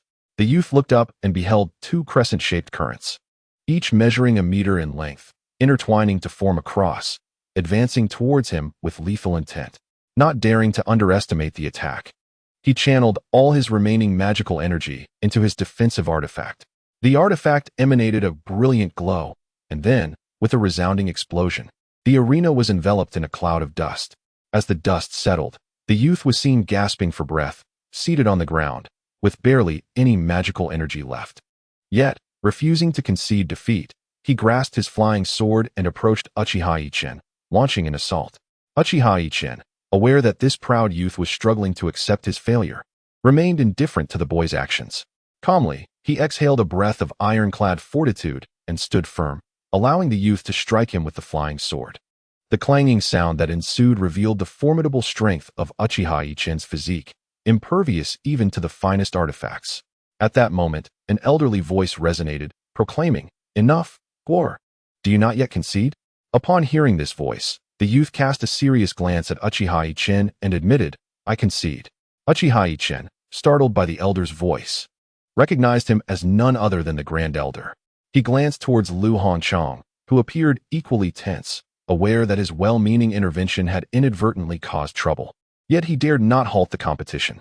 Fortunately, no harm had come to pass. Observing Lu Honchang's expression of guilt, Uchiha Yichen understood his intentions were noble, and he merely smiled in response. Lu Honchang nodded in acknowledgement, refraining from further comment. Meanwhile, the referee hastily wiped the sweat from his brow. Having been frightened by Uchiha Yichen's raging foot technique, he knew that if anything happened to that young prodigy, his own fate would be sealed. He then announced, "Contestant 250, Uchiha Yichen, is the victor." The crowd erupted in murmurs of admiration, exclaiming, "Incredible! Truly remarkable!" Amidst the crowd, the effeminate youth who had intended to teach Uchiha Yichen a lesson wore a sullen expression, though he said nothing. After witnessing the youth concede, Uchiha Yichen glanced at the elder, who smiled and nodded in approval. Suddenly, a voice echoed in Uchiha Yichen's ear, stating, "You, quite impressive." Thus, Uchiha Yichen's inaugural match came to a close. Following this victory, his name spread throughout the sect, celebrated for his remarkable mastery of secular martial arts and formidable physical prowess. Combined with his strategic restraint, he was hailed as the most formidable dark horse. While others debated his prowess, he made his way toward a different destination, the location of the Grand Elder of the Spirit Beast sect. When it became apparent where he had ventured, the rumors surrounding him resurfaced once more, claiming him to be a direct disciple of the Grand Elder, a relative, and ultimately even a love child. As Uchiha Yichen approached the Grand Elder, he knelt and respectfully greeted, "Disciple pays homage to the Grand Elder. Wishing you longevity equal to the heavens and boundless magical prowess to unify the realm of cultivation." Just as he was about to elaborate further, the mouth of the Spirit Beast sect's leader twitched, interrupting, "Enough. The Grand Elder did not summon you here to indulge in flattery." At that moment, the Grand Elder chuckled. "A promising future indeed. Well done." Observing the Grand Elder's uncharacteristic levity, those present exchanged bewildered glances, astonished that the usually austere figure was now jesting with a mere child. Uchiha Yichen pondered to himself, could it be that the Grand Elder's seclusion has led to some misfortune? Has his mind faltered? Just as he was lost in thought, the Grand Elder spoke again. "Little one, you are quite remarkable. Do you possess the bloodline of the Dragon Clan?" This revelation struck Uchiha Yichen like a thunderbolt, causing cold sweat to break out as he thought, "Forget this matter. I'm done for. They wouldn't covet my bloodline, would they?" The Grand Elder squinted slightly and reassured him, "Fear not, young one. There are no outsiders here, and we shall not harm you." Relieved by these words, Uchiha Yichen concluded that if they truly intended to harm him, they would have simply captured him and drained his blood. He then replied, "Esteemed Grand Elder, I am unsure. My physical form is quite robust. Yet a few years ago my eyes encountered issues, leading to this state from which I cannot revert. I beseech you to heal me."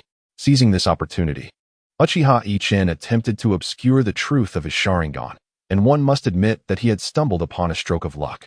The Grand Elder scanned him with his divine sense, making Uchiha Yichen feel as though all his secrets had been laid bare. Uneasy, he glanced up at the Grand Elder, who appeared to be deep in contemplation. After a moment, the Grand Elder finally remarked, "Little one, I must confess that I did not discover your dragon bloodline. It was revealed by my spirit companion." At that moment, a diminutive dragonlet emerged from his shoulder. The dragonlet then spoke, "Young one, you possess the bloodline of my kin, and of no lowly grade. What say you to a trade?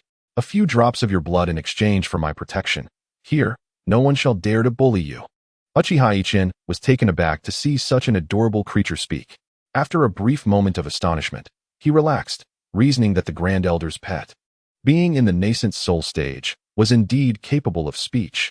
Yet the nature of the proposal felt rather peculiar, akin to soliciting a protection fee. Noticing Uchiha Ichin's silence, the dragon-led assumed his reluctance and huffed, "I possess the means to heal your eyes. So what do you say? This condition, along with the previous one, merely requires a few drops of blood. There is no need for fear, and it shall not harm your foundation." After contemplating the offer, Uchiha Ichin consented, finding no issue with the terms. However, he had informed the dragon that this would be a singular occurrence, with no second chance, and requested that the sect refrain from disseminating his whereabouts. The Grand Elder, witnessing the benefits bestowed upon his dragon, was elated and remarked to the young one, "I am aware you harbor numerous secrets. Yet, I shall not intrude. As long as you refrain from actions that may harm the sect, it will forever remain your sanctuary." Upon hearing this, Uchiha Ichin felt a warmth in his heart and replied, "If there is nothing further, I shall take my leave." Subsequently, both the dragon and Uchiha Ichin vanished from sight. The Grand Elder slowly surveyed his surroundings and declared, "Now you all understand what must be done. This young one is far from being as simple as he appears. Though I have attained the late stage of the nascent soul, my time is limited. In a sect without a nascent soul to safeguard it may fall prey to oppression from rival sects. Thus, I hold great expectations for this young fellow. You must not engage in any acts of self-pity. Otherwise, I shall not let it slide." The surrounding elders and the sect leader exchanged glances and nodded in understanding. The Grand Elder, satisfied, continued, "Do not afford him any special treatment. He must learn to thrive amidst adversity. Otherwise, he shall remain but a delicate flower in a greenhouse." With that, he fell silent. The others exchanged glances and resumed watching the competition.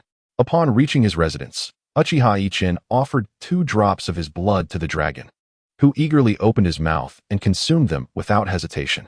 "Such pure bloodline," the dragon exclaimed. "I find it curious. Are you not human? How can your dragon bloodline be so refined? Your 2 drops have significantly enriched my own. Let me see your eyes. I suspect your eyes have undergone a transformation due to the awakening of your dragon bloodline." Hearing this, Uchiha Ichin broke into a cold sweat. His kin knew their own affairs well. There was little room for evasion, as the dragon had inadvertently spoken the truth for him.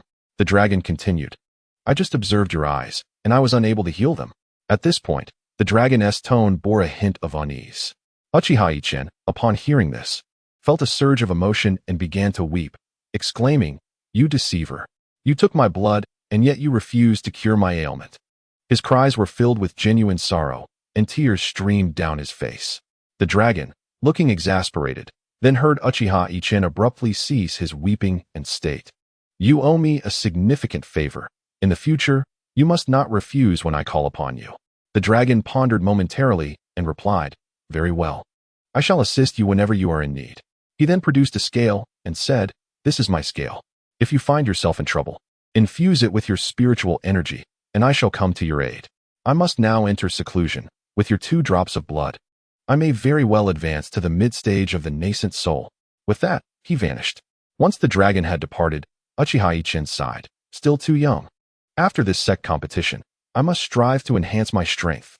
Without power, all is but a fanciful dream." Soon, it was time for Uchiha Ichin's match. In the subsequent matches, the opponents encountered by Uchiha Ichin either surrendered outright or were swiftly knocked off the stage by his formidable prowess. Thus, our Uchiha Ichin effortlessly ascended into the top 10. However, to continue his journey in the competition, he would need to display his true skills. A day later, as Ichin's match commenced, he was faced with a robust inner sect disciple ranked 5th among his peers, possessing a cultivation level of 10 layers of chi and accompanied by a rare spirit beast, making him a formidable foe. Upon Ichin's appearance on the arena, his opponent introduced himself, saying, "Junior brother, I am Dainyu. I recognize your strength, but I wish to engage in a genuine battle with you." Ichin nodded in agreement, stating, "Today, I shall reveal my true capabilities." Dainyu, exhilarated by Ichin's affirmation, flashed a smile filled with fervor for battle. Realizing he had encountered a battle fanatic, Ichin felt a slight apprehension. Dainyu let out a thunderous roar, enveloped in a deep yellow aura, and charged at Ichin. In the realm of cultivation, myriad arts exist, and illusion techniques are but one form. With his Sharingan, Ichin was well versed in such techniques, and augmented by the Sharingan's power, they were undeniably formidable. He decided to unleash his illusions against his adversary, forming a hand seal and gesturing forward. Suddenly, Danyu began to scream wildly in place, unleashing chaotic spells, leaving the spectators bewildered. What was happening with senior brother Danyu?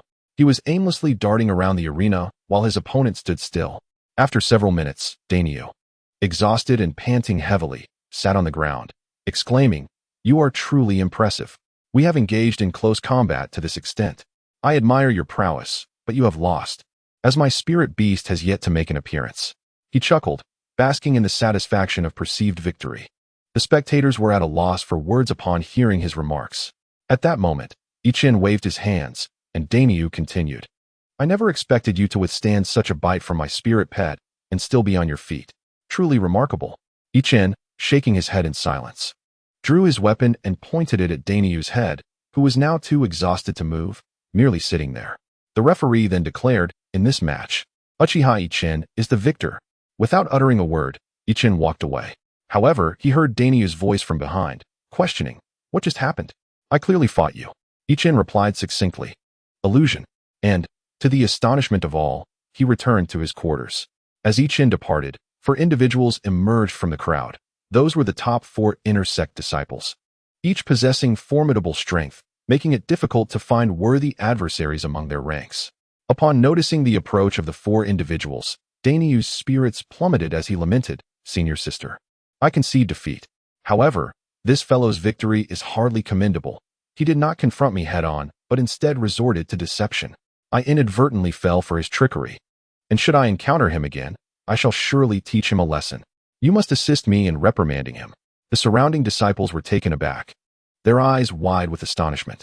Danyu, known for his fiery temperament and love for combat, typically favored fists over words, and few dared to provoke him within the sect. Dubbed the battle maniac, it was indeed surprising to witness him in such a state before a woman.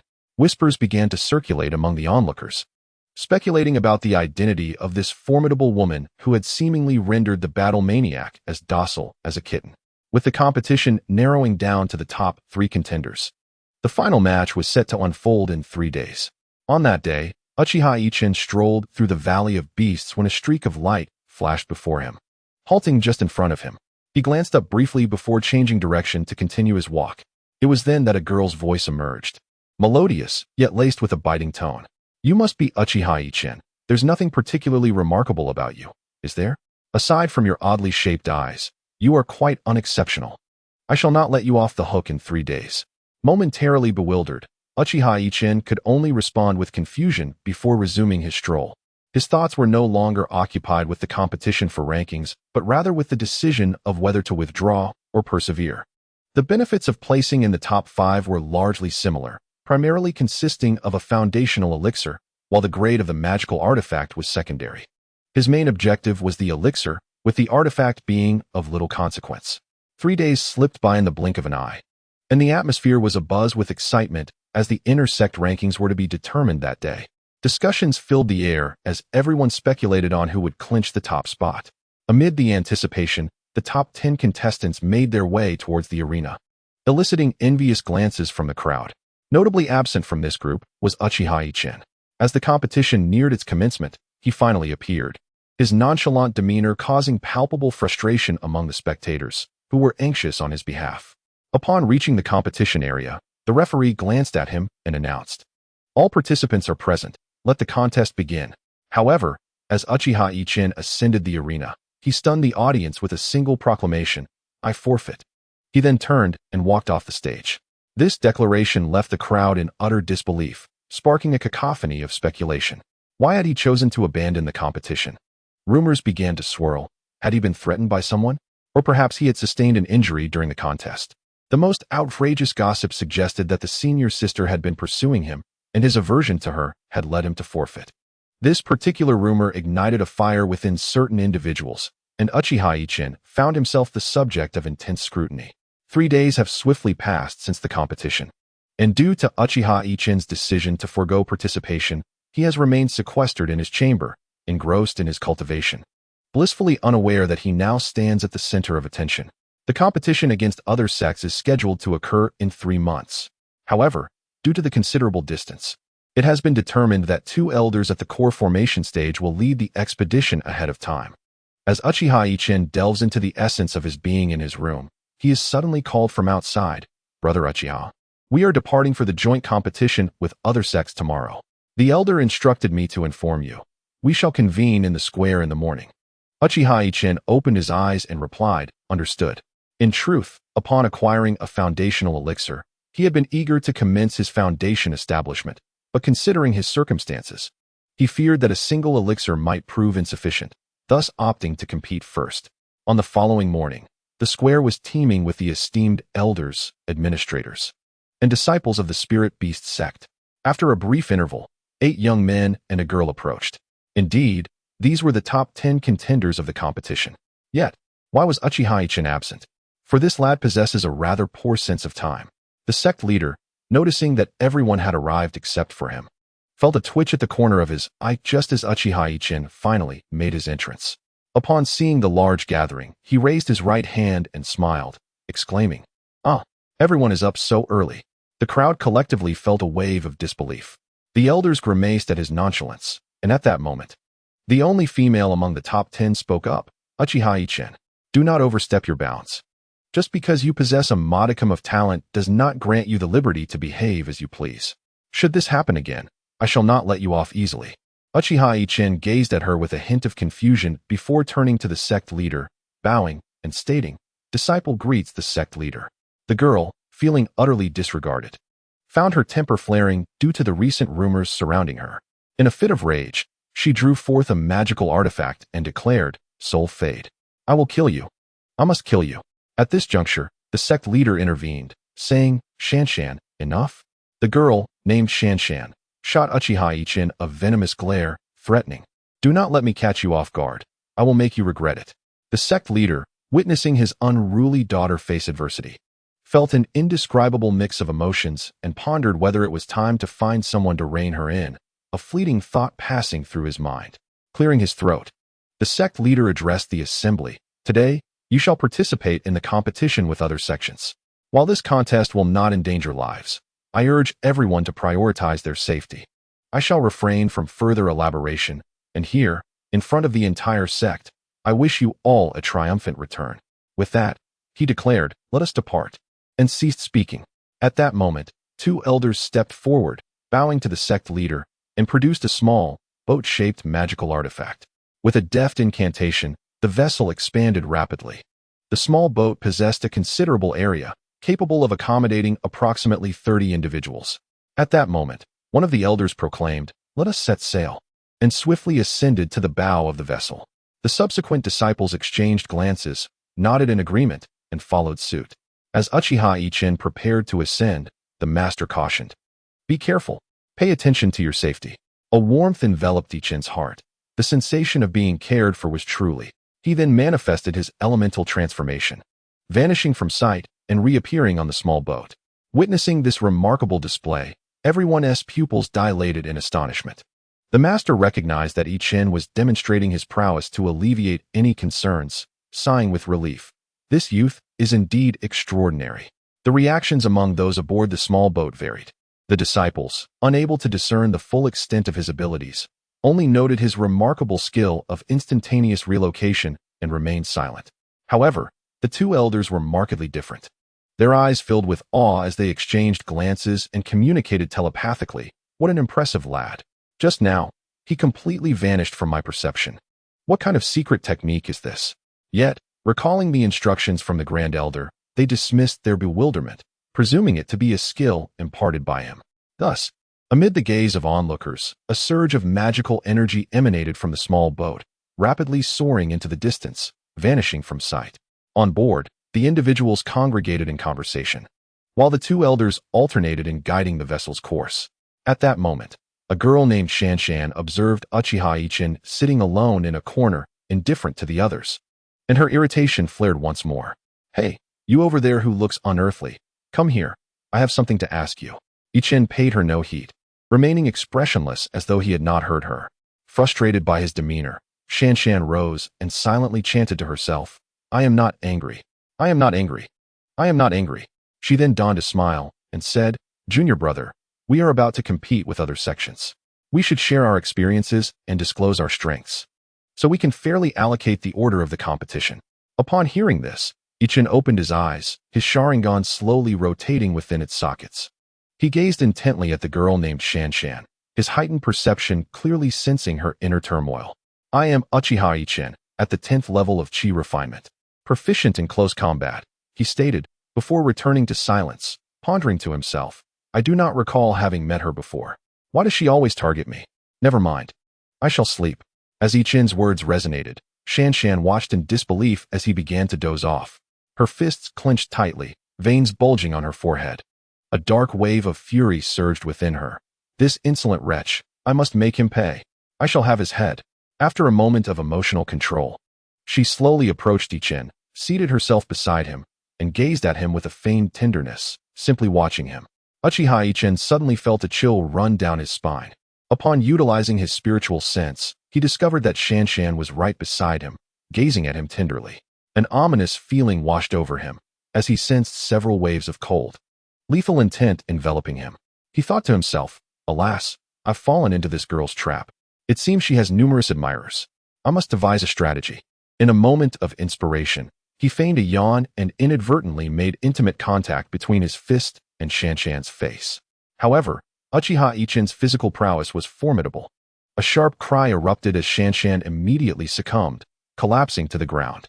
With a tone that could incite ire, he remarked, my apologies. I was just dreaming of a monster beside me, and I couldn't help but throw a punch. As Shanshan lay on the ground, trembling, whether from anger or pain was unclear, she observed the expressions of those around her, caught between laughter and restraint, and she let out a wail. Uchiha Yichen, I will surely have my revenge. This outburst startled a flock of birds, and soon the ship was filled with sounds akin to the wailing of slaughtered pigs.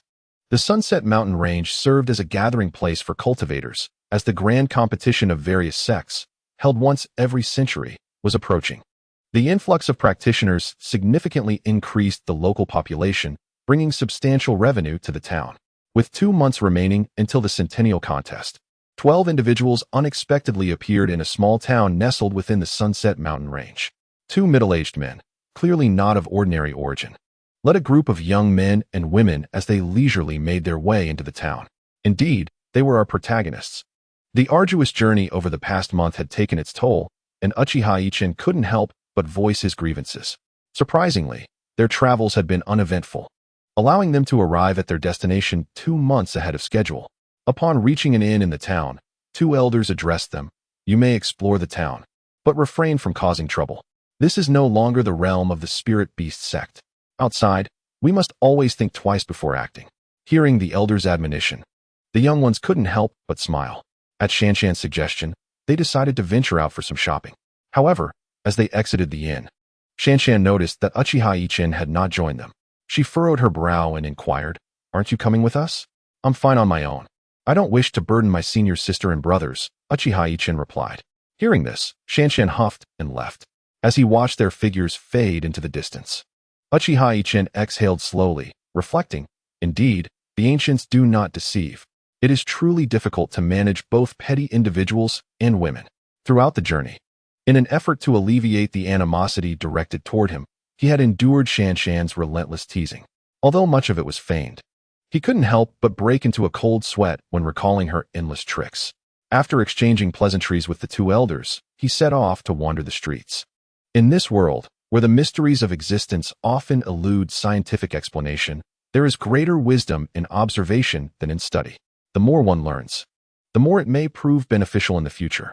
As Uchiha Yichen strolled through the bustling marketplace, he was drawn towards a gathering of people, discovering it to be a lively trade fair filled with vendors and buyers, exchanging goods in a vibrant atmosphere. Having dedicated years to cultivation, he had long been deprived of witnessing such a lively scene. Upon reaching a stall, he was startled to sense agitation from the devouring spirit insect within his consciousness, a signal of fear emanating from it.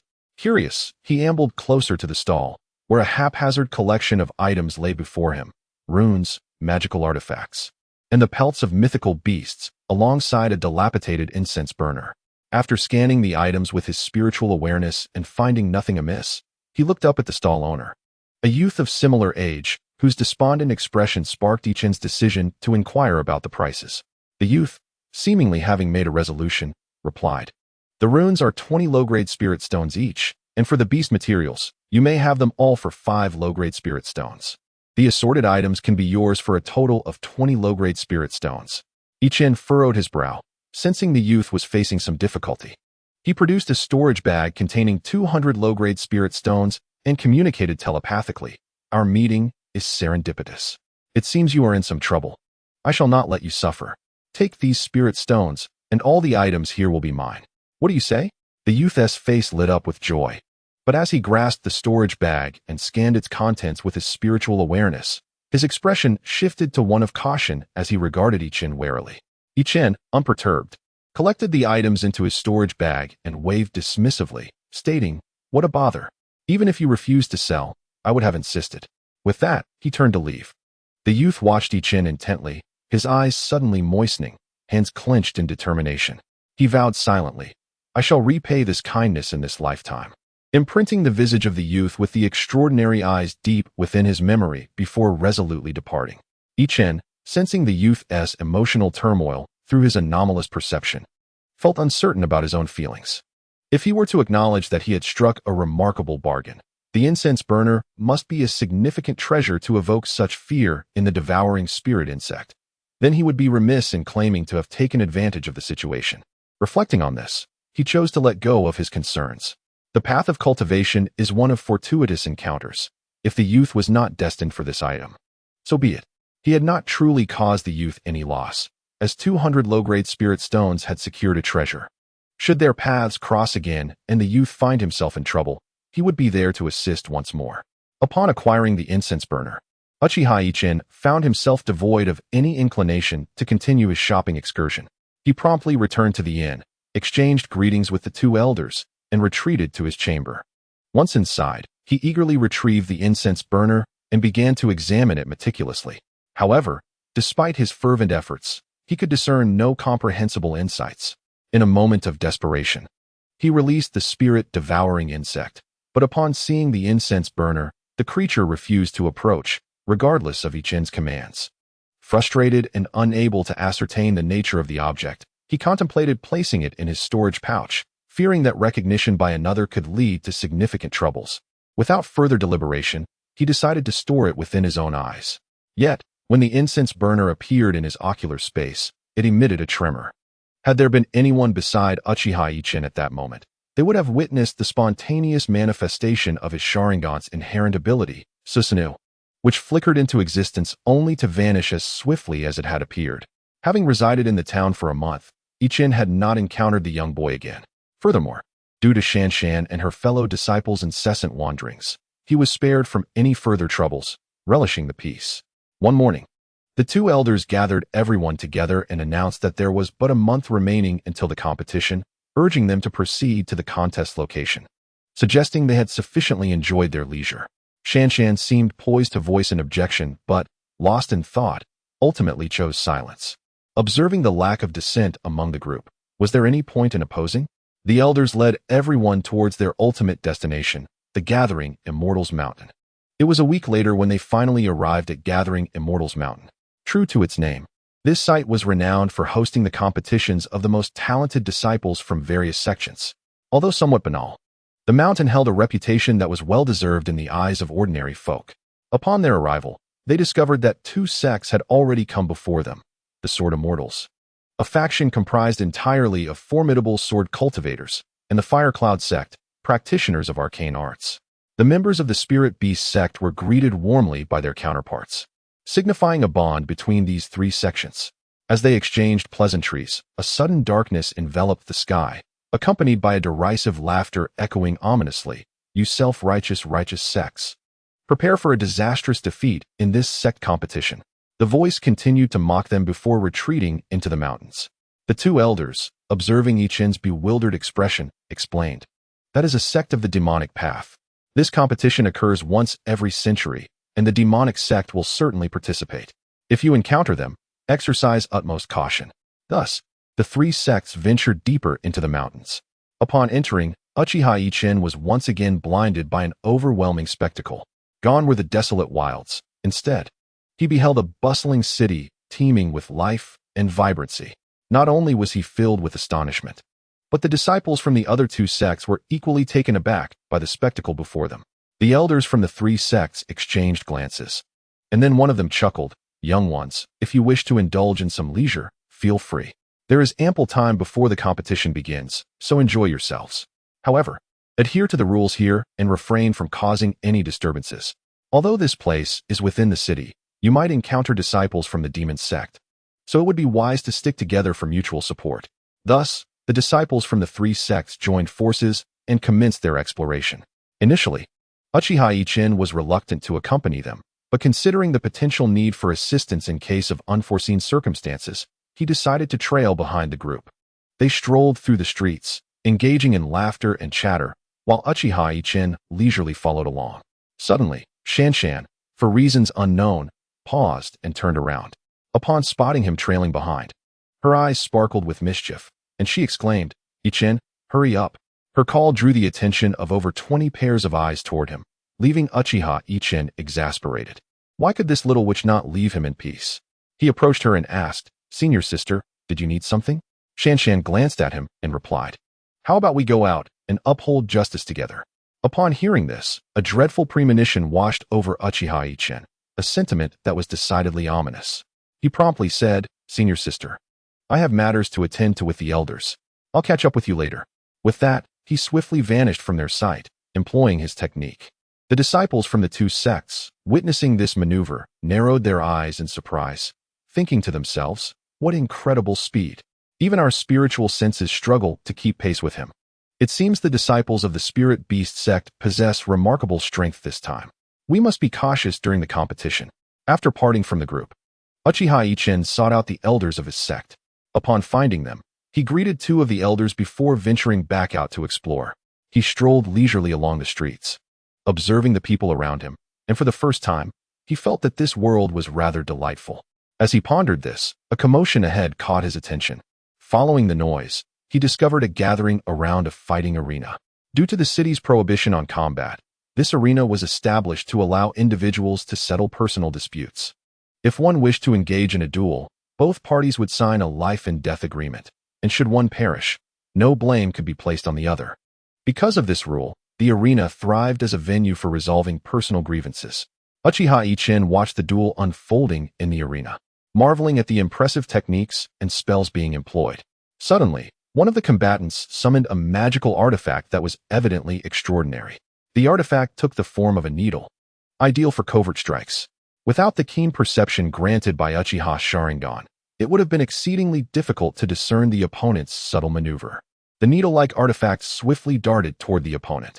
By the time the adversary realized the impending danger, it was too late. The artifact pierced through his protective aura, leaving him utterly incapacitated, and he fell lifelessly to the ground. At this moment, discontented voices emerged from the crowd, lamenting, "How can one be so fragile? It has caused me to lose." Uchiha Yichen was left in a state of bewilderment, realizing that those present were indeed adherents of the ruthless principle of survival of the fittest. Initially, Uchiha Yichen sought to glean some combat experience from the participants, but upon realizing their mediocrity, his interest waned. Just as he contemplated departing, a voice pierced through the air, declaring boldly, "If you dare to step onto the arena, then let us duel." Does this young lady seem easily intimidated? The owner of that voice was none other than his senior sister, Shanshan. As Uchiha Yichen observed her approach, he noticed that the disciples from other sects had already vacated the area, leaving only a handful from the Spirit Beast sect. Though he intended to evade the confrontation, he understood that this arena was one of life and death. He could not allow his sect's disciples to suffer harm, so he approached them. Just as Shanshan was engaged in a heated exchange with several individuals clad in black, Uchiha Yichen interjected, inquiring, "Senior sister, what has transpired?" Upon seeing Uchiha Yichen, Shanshan's confidence surged. Despite not having faced him in the sect competition, she was certain he was far superior. She replied, "As long as you are here, it's sufficient. These individuals are disciples of the demon sect who look down upon us. I intend to teach them a lesson." Uchiha Yichen sensed a wave of trepidation. This was clearly a trap set by the enemies to gauge the strength of the righteous disciples this year. With a sigh, he resolved that he could not remain excessively low-key, A display of confidence now and then would not be detrimental. Senior sister, leave these trivial matters to me. There is no need to trouble you and the senior brothers, Uchiha Yichen declared suddenly. Shanshan and the others were taken aback. Having come to understand his character during their journey, these individuals were undoubtedly averse to trouble. However, since he chose to step forward, they refrained from stopping him, eager to witness Uchiha Yichen's prowess and the extent of his abilities. Thus, Uchiha Yichen advanced, gazing at the demon sect disciples, his Sharingan gradually spinning. With an air of arrogance, he proclaimed, "Humph, merely a bunch of insignificant pests. Allow me to take care of you." He then proceeded to sign the life and death contract. Upon hearing Uchiha Yichen's tone, the demon sect disciples found themselves unable to suppress their fury, feeling as if they might explode, and inexplicably, they too signed the contract. Standing on the arena, Uchiha Yichen placed one hand behind his back, exuding an air of superiority as he provocatively stated, "I shall allow you to strike first." Unable to withstand his taunts, a demon sect disciple launched the first attack. With a swift hand gesture, he conjured a black sword-shaped artifact that flew toward Uchiha Yichen. The latter exhaled softly, letting the words escape his lips, feeling that verbalizing them would impart an aura of mysterious pressure upon his adversaries.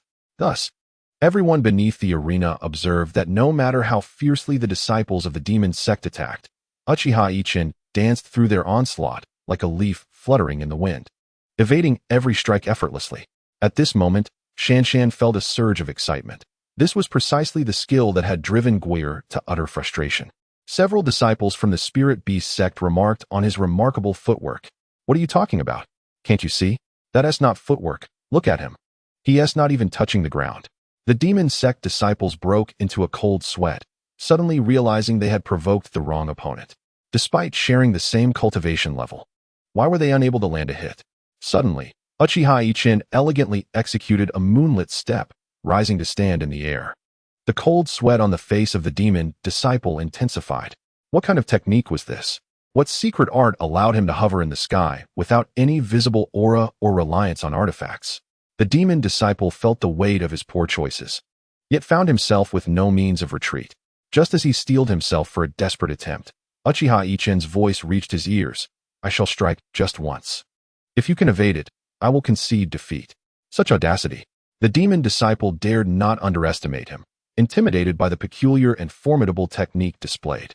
He swiftly formed a series of hand seals, conjuring 3 defensive artifacts and pouring all his spiritual energy into them, which began to hum and envelop him. Uchiha Yichen descended from the sky, extending a single finger towards the crowd, softly uttering the word "sheer." In an instant, he vanished from sight. When another voice announced the impending strike, everyone witnessed Uchiha Yichen's finger darting rapidly towards his opponent. There was a resounding thud, followed by the frantic flickering of the protective artifacts, and then a series of cracking sounds echoed through the arena. Under the astounded gazes of the crowd, the demon disciple was propelled from the platform, landing below in a state of unconsciousness, teetering on the brink of life and death. Uchiha Yichen slowly withdrew his hand, placing it behind his back, and declared, "Next." At the sound of his voice, the remaining demon disciples shuddered, hesitating to approach. In that moment, Shanshan unleashed her innate talent for verbal onslaughts. The demon disciple's face shifted through shades of green, black, and white as he absorbed her scathing remarks. Uchiha Yichen then added, "You may all come at once." Upon hearing this, the demon disciples exchanged glances, steeling their resolve before soaring onto the platform together. Uchiha Yichen smiled at the sight, while numerous female disciples from other sects erupted in admiration, exclaiming how handsome and formidable he was, wishing they could marry him. Upon hearing these sentiments, Shanshan found herself harboring similar thoughts, glancing around to ensure no one noticed. She took a deep breath and continued to cheer for Uchiha Yichen with fervor. Uchiha Yichen on the arena resembled an adult bullying a child, his mastery of the Navy's 6 styles reaching an apex that exerted immense pressure upon his opponent. With a mere whisper of raging foot, he swept one leg forward, conjuring a crescent-shaped gust of energy that cleaved through the air toward his adversary. As he compelled them into a defensive stance, he remarked, "Having been out for so long, the elder must be anxious. We should hasten back." Then, the crowd heard him utter the 2 words moon reading, though they did not grasp the meaning. After witnessing Uchiha Yichen's techniques for so long, They recognized he was about to unleash a secret art once more. The disciples of the demon sect shared this sentiment, and upon hearing those two words, they tensed, fixated on Uchiha Yichen. However, as they met his gaze, they abruptly felt themselves transported to another realm. They found themselves bound to crosses, each surrounded by a spectral version of Uchiha Yichen. He brandished a long sword, declaring, "Welcome to the world I have forged, where you shall endure my blade for 3 days and nights." With that, he began to strike, the air filled with anguished cries that ultimately faded to feeble moans. Those observing from below the arena heard Uchiha Yichen utter moon reading, and, upon exchanging glances with his opponents, they all collapsed, their fates uncertain. Uchiha Yichen descended from the arena with a measured pace, stating, "Let us return. The elder will be worried." Shanshan and several others nodded numbly and followed him, as the onlookers instinctively parted to grant them passage. The spectacle was utterly astounding. The ultimate technique employed by Uchiha Yichen stirred a whirlwind of awe throughout the city. Soon, whispers spread that he had utilized mundane martial arts, prompting a fervent quest among the populace to acquire such skills, igniting a wave of violence. However, none of this pertained to Uchiha Yichen, who found himself the object of astonished gazes. At that moment, Shanshan stepped forward, inhaled deeply, and spoke. "Junior brother, was that your secret technique? How remarkable!" With just a glance, they all fell. Truly impressive. As Uchiha Yichen faced a barrage of inquiries from the crowd, time slipped away unnoticed, and the grand martial arts tournament among the sects commenced. The rules were simple. Participants would be decided by drawing lots, with each sect sending forth 3 representatives. Victory was claimed after winning 2 matches, or a single individual could compete in all 3 bouts. The Spirit Beast sect was set to face a sect known as the 10,000 Laws sect, reputed to be an ancient lineage, whose disciples practiced elemental techniques that surpassed those of ordinary practitioners. Today, Uchiha Yichen felt an unusual excitement. Uncertain if it was the influence of his noble bloodline or the combative genes of his dragon ancestry awakening within him. Regardless, he felt a stirring within every time he witnessed a brawl. He approached the elder of the sect, bowed, and stated, "Elder, I request permission to compete, if possible." The disciple hoped to compete alone, allowing his senior brothers and sisters to enter the arena only after his complete defeat. This strategy would effectively preserve their capabilities and prevent the exposure of their techniques. The elder furrowed his brow in contemplation and deemed this plan feasible. Given the remarkable prowess of Uchiha Yichen, he nodded in agreement. Uchiha Yichen joyfully retreated, eagerly awaiting his turn in the match. After approximately half a day, it was finally his turn. He took a deep breath, adjusting his state to its peak. According to the elder's instructions, today's opponent was skilled in incantations, prompting him to devise a counter-strategy. With a swift movement, he appeared on the stage, instantly capturing the attention of all sects present, their pupils contracting in astonishment at his impressive footwork. Before him stood a young man in his 20s, who spoke up. "I am Lu Qing, a disciple of the 10,000 Methods sect. I humbly request your guidance, senior brother." Upon hearing the term senior brother, Uchiha Yichen felt a wave of comfort wash over him, disregarding whether the other was merely being courteous. With a grand gesture, he assumed an air of seniority and replied, "You are too modest, junior brother. I am Uchiha Yichen of the Spirit Beast sect. Since you have sincerely requested my guidance, I shall graciously impart some wisdom upon you." Lu Qing, upon hearing Uchiha Yichen's words, twitched the corner of his mouth, while the disciples of the Spirit Beast sect chuckled, exclaiming, "The junior brother is rather mischievous." Ha! However, Lu Qing was not easily provoked. With a smile, he said, "Then please enlighten me on my incantations, senior brother." Uchiha Yichen's pupils narrowed, and his Sharingan began to spin, thinking to himself, "This kid possesses some skill." Lu Qing swiftly formed a series of hand seals, conjuring over a dozen fireballs that coalesced into a formation, launching toward Uchiha Yichen. With a cold smirk, Uchiha Yichen stepped forward, activating his devil fruit ability. Summoning flames of his own, raising both hands, he declared, "Divine fire, unknowable fire." A colossal pillar of fire surged toward the incoming fireballs, and upon their collision, an astonishing silence enveloped the arena as they were effortlessly extinguished. Both competitors' pupils contracted, and they simultaneously acknowledged, "Indeed, quite impressive." A mutual recognition of strength was established. From this moment, Uchiha Yichen approached the battle with utmost seriousness. His devil fruit ability activated repeatedly, each manifestation more potent than the last. Uchiha Yichen's foundation and magical energy were already significantly deeper and purer than his peers, and this advantage now shone through.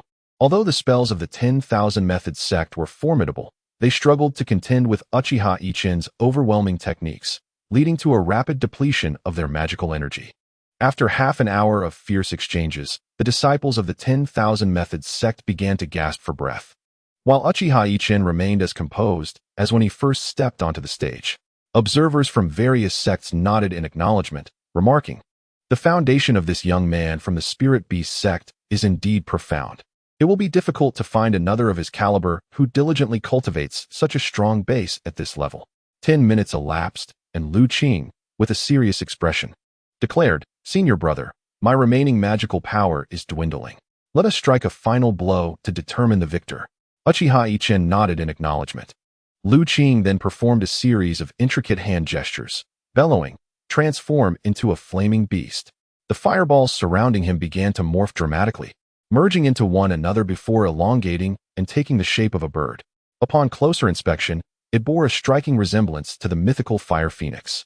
Lu Qing proclaimed, "Senior brother, this is my final strike. If you can withstand it, I shall concede." Hearing Lu Qing's words, Uchiha Yichen, recognizing his admirable character, refrained from further jest and replied earnestly, "Bring it on." He then crouched into a horse stance, raising his hands skyward as flames began to gather between them. Uttering the words Flame Emperor, a colossal fireball, approximately 1 meter in diameter, formed above his head, its hue significantly deeper than ordinary flames.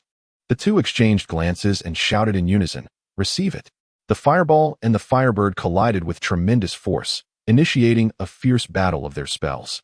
The fireball enveloped the firebird, rendering it unable to escape, for the quality of the fireball far surpassed that of the firebird. Thus, the firebird vanished within the fireball, which continued its relentless advance towards Lu Qing. As Lu Qing's vision was consumed by the brilliance of the fireball, he thought to himself, "This time, I am surely doomed." At that moment, Uchiha Yichen realized that even if he attempted to retract his spell, it was too late. The role of the referee became paramount. Since the clash of spells had determined a victor and the declaration of surrender had been made, it was as if the referee had been forewarned to intervene in the face of danger. Observing Lu Qing's impending demise, the referee swiftly positioned himself before the fireball, conjuring a protective barrier of spiritual energy around himself. The fireball collided with the barrier, igniting momentarily before dissipating into nothingness. It was not that the referee possessed extraordinary power. Rather, by stalling the fireball for those precious seconds, Uchiha Yichen regained his composure, activating his fruit ability to obliterate the fireball. Had the referee relied solely on a mere spiritual barrier, he would have undoubtedly faced severe repercussions. Thus, Uchiha Yichen emerged victorious in his first contest. However, he showed no intention of leaving the platform. The disciples of the Wanfa sect were astonished. What an impressive individual! Having engaged Lu Qing in such a fierce duel, did he truly wish to continue? Was he some sort of monster? They then witnessed Uchiha Yichen clasping his hands in a respectful gesture, saying, "I invite the next junior brother to step forward and impart your teachings." Just as a disciple of the Wanfa sect was about to approach, Lu Qing intervened. Addressing his fellow disciples, "The opponent is formidable, truly formidable. Do not underestimate him simply because he battled with me. I sense he is yet to unleash his full potential." At that moment, a young boy stepped forward and assured, "Rest easy, senior brother. We will exercise caution." At this moment, an elder from their sect approached and sent a disciple to the arena. This disciple, having experienced a previous failure in foundational cultivation, possessed significantly greater prowess than the average Qi refinement stage disciple. Originally, the Wanfa sect intended to reserve him as a secret weapon, but circumstances compelled them to dispatch him prematurely. Ascending the stage, he cast a glance at Uchiha Yichen and inquired, "Do you require a moment's respite?" Uchiha Yichen shook his head and replied, "Let us begin." The young man wasted no time with idle chatter and immediately unleashed a formidable attack. However, he was ultimately no match for Uchiha Yichen, who, after a breathtaking contest of skills, sent him tumbling off the stage with a fiery punch. At this point, the disciples of the Wanfa sect grew anxious. Having already lost 2 out of 3 matches, they could not afford another defeat. Thus, they sent another disciple into the fray.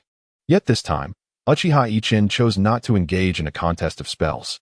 He was not foolish. Despite his formidable magical prowess, he could not withstand the relentless onslaught from multiple opponents.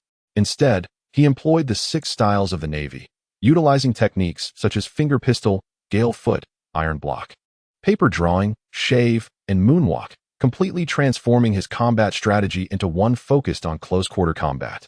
The Wanfa disciple found himself overwhelmed, exhausted by Uchiha Yichen's peculiar and unorthodox techniques, ultimately succumbing to a simple whip kick that sent him sprawling off the stage. Following this battle, Uchiha Yichen's name began to resonate throughout various sects, as it became apparent that a remarkable talent had emerged among the Chi refinement disciples of the Spirit Beast sect. After this competition, Uchiha Yichen garnered substantial experience, significantly enhancing his skills in combat. He resolved not to adopt a stubborn approach like others, adhering to the wise counsel of Chairman Mao. To leverage strengths while avoiding weaknesses is the true path to victory. Thus, Uchiha Yichen transformed his previous combat style, embracing a more cunning and evasive strategy. Frequently, he appeared at the city's gambling arenas, showcasing his newfound cunning techniques to great effect. His companions, Shanshan and others, benefited immensely, often placing bets alongside him.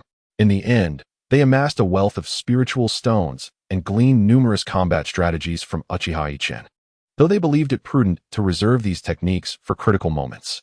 Having triumphed over a sect, Uchiha Yichen was afforded a 3-day respite before the next competition. During this time, he was far from idle. After several bouts, he gained fresh insights into the powers of the devil fruit. He intended to utilize these 3 days to thoroughly digest and familiarize himself with his abilities. As Uchiha Yichen dedicated himself to his training, time flew by, and the day of the next contest arrived. His upcoming opponent was a particularly formidable adversary from a sect specializing in insect manipulation. This sect's disciples would unleash swarms of spiritual insects during combat, each possessing peculiar abilities, making them quite challenging to confront. Nevertheless, Uchiha Yichen remained undaunted, confident in his ability to vanquish his foe. Today marks the second duel for Uchiha Yichen. Initially, he intended to utilize the powers of the devil fruit to counter the bug exorcism technique. However, an unexpected idea struck him. Accompanied by the elder, he arrived at the competition venue. Upon the referee's announcement, Uchiha Yichen strode confidently toward the arena, and with a graceful step, he appeared on stage. As he emerged, the atmosphere shifted and all eyes turned to him. Would he once again display his formidable strength as he had in the previous 3 matches? Such thoughts flickered through the minds of the spectators, and the contest commenced. His opponent was a youth of approximately 18 years, who greeted him with a beaming smile and a respectful clasp of his fists. "Greetings, senior brother." Yesterday, Uchiha Yichen had brazenly adopted the title of senior brother, yet today, this adversary genuinely addressed him as such. Nodding in acknowledgement, Uchiha Yichen formed a hand seal and bellowed, "Sword technique." The opponent flinched at his thunderous declaration, recalling the unforgettable spectacle of the last match. However, upon hearing the word sword technique, he nearly collapsed, astonished by the stark contrast of expectations. With a mixture of surprise and indignation, the youth retorted, "Senior brother, you surely underestimate me." Uchiha Yichen simply shook his head, raising his hands to summon an intricate array of flying swords, approximately 100, encircling him in a formidable defensive formation. Witnessing this unconventional application of the sword technique, the onlookers were left in bewilderment. This was no mere sword technique. It bore a striking resemblance to the slashing blade, cloaked under the guise of the former. With his hands clasped behind his back, Uchiha Yichen gazed at his opponent, arrogantly proclaiming, "Junior brother, allow my sword technique to experience your bug exorcism." Realizing the gravity of the situation, the youth promptly unleashed his secret weapon. As he opened a small pouch at his waist, a buzzing sound filled the air. He had painstakingly acquired these venomous insects. Known for dispersing paralyzing powder and possessing considerable offensive strength, a few bites could spell doom even for foundational cultivators. Uchiha Yichen, recognizing the threat of the released insects, remained vigilant. With a mere thought, a portion of the 100 weapons surrounding him surged forward to strike at the opponent, while the remainder continued to orbit him, maintaining his defensive perimeter. Observing this maneuver, the disciples of the sword cultivation sect were captivated. It was a masterstroke of both offense and defense. As the flying swords advanced toward him, the youth swiftly activated several magical artifacts from his storage pouch.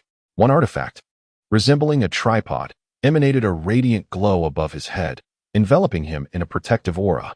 Additionally, another flag-like artifact whirled around him, making it exceedingly difficult for an adversary of equal rank to breach his defenses.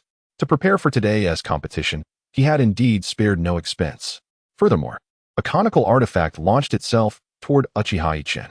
With a cold smirk, Uchiha Yichen mused if such measures could ensure his safety. He raised his hands once more, dispatching dozens of weapons to strike at his opponent, producing a cacophony of metallic clinks. Yet, to his astonishment, the opponent's defenses remained unyielding. Then, Uchiha Yichen forgot about his opponent's insects, only to see them swirling in the sky before splitting into several parts and launching an attack towards him. Just as the insects were about to strike, their master felt a surge of joy, believing victory was within reach. However, an unexpected turn of events unfolded. Uchiha Yichen was bitten by the insects and transformed into a flurry of petals, vanishing before everyone's eyes. At that moment, his figure reappeared in the sky, and he declared, "It is over." All the flying swords had disappeared, replaced by beautiful petals swirling around him. He then raised his hand, and thousands of petals enveloped his opponent's insects, rendering them ineffective.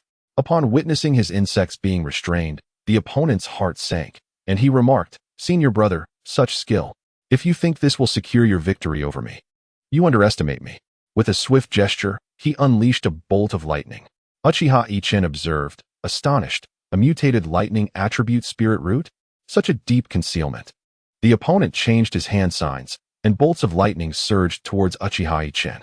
He dodged frantically, but seeing how he could not evade the attacks, the young man gritted his teeth and decided to go all out.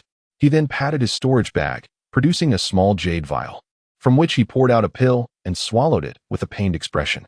Upon consuming the pill, his aura doubled in intensity. He once again focused his hands, looked up at Uchiha Yichen, and exclaimed, "Senior brother, brace yourself." With a thunderous shout, he unleashed 10,000 thunder. Dark clouds gathered in the sky, swiftly enveloping the arena. To the astonishment of all, bolts of lightning rained down in a dense barrage towards Uchiha Yichen. As he stared at this scene, his scalp tingled. He thought that had it been anyone else, they might have fallen to this young man. Indeed, none who participated in this contest were to be underestimated. As the storm of lightning approached, Uchiha Yichen realized evasion was futile. He had no choice but to stand firm. He raised both hands and shouted defiantly, bracing himself against the assault. The onlookers were filled with disbelief at Uchiha Yichen's reckless act. Was he courting death? To face such an onslaught without any defensive spells or artifacts, relying solely on his physical form? It was utterly audacious. Although these bolts of lightning were ordinary, they were still lightning. Uchiha Yichen held his hands skyward, pondering whether his resilience could withstand the oncoming storm. As thousands of bolts struck him, initially, he felt no adverse effects. However, as relief washed over him, he suddenly felt his body begin to numb. Uchiha Yichen inwardly cursed his fate. This time, he sensed he might truly be finished. The young opponent, witnessing Uchiha Yichen withstand the storm, smirked, thinking, "Let us see how long you can endure." He resolutely retrieved the jade vial, consumed another of those mystical pills, and sensed the restoration of his magical power before once again focusing on refining his spell. Uchiha Yichen, witnessing this, inwardly cursed, "Do you truly believe I am as fragile as tofu? Do you not fear the exposure of your abilities?" Suddenly, the sword-shaped earring on his ear shimmered with a faint light, appearing in his hand, which swiftly elongated to form an impressive black longsword. Its hilt connected to a dark chain. Uchiha Yichen gazed up at the ominous clouds in the sky, shouting, "Behold as I shatter your ultimate technique." He swung the sword towards the heavens, and though no blade aura or fluctuations materialized, the clouds above began to warp and twist. After a moment, the clouds shifted in hue, transforming into a vibrant spectrum. As onlookers took notice, they stared in astonishment at the young man, pondering, what arcane skill is this?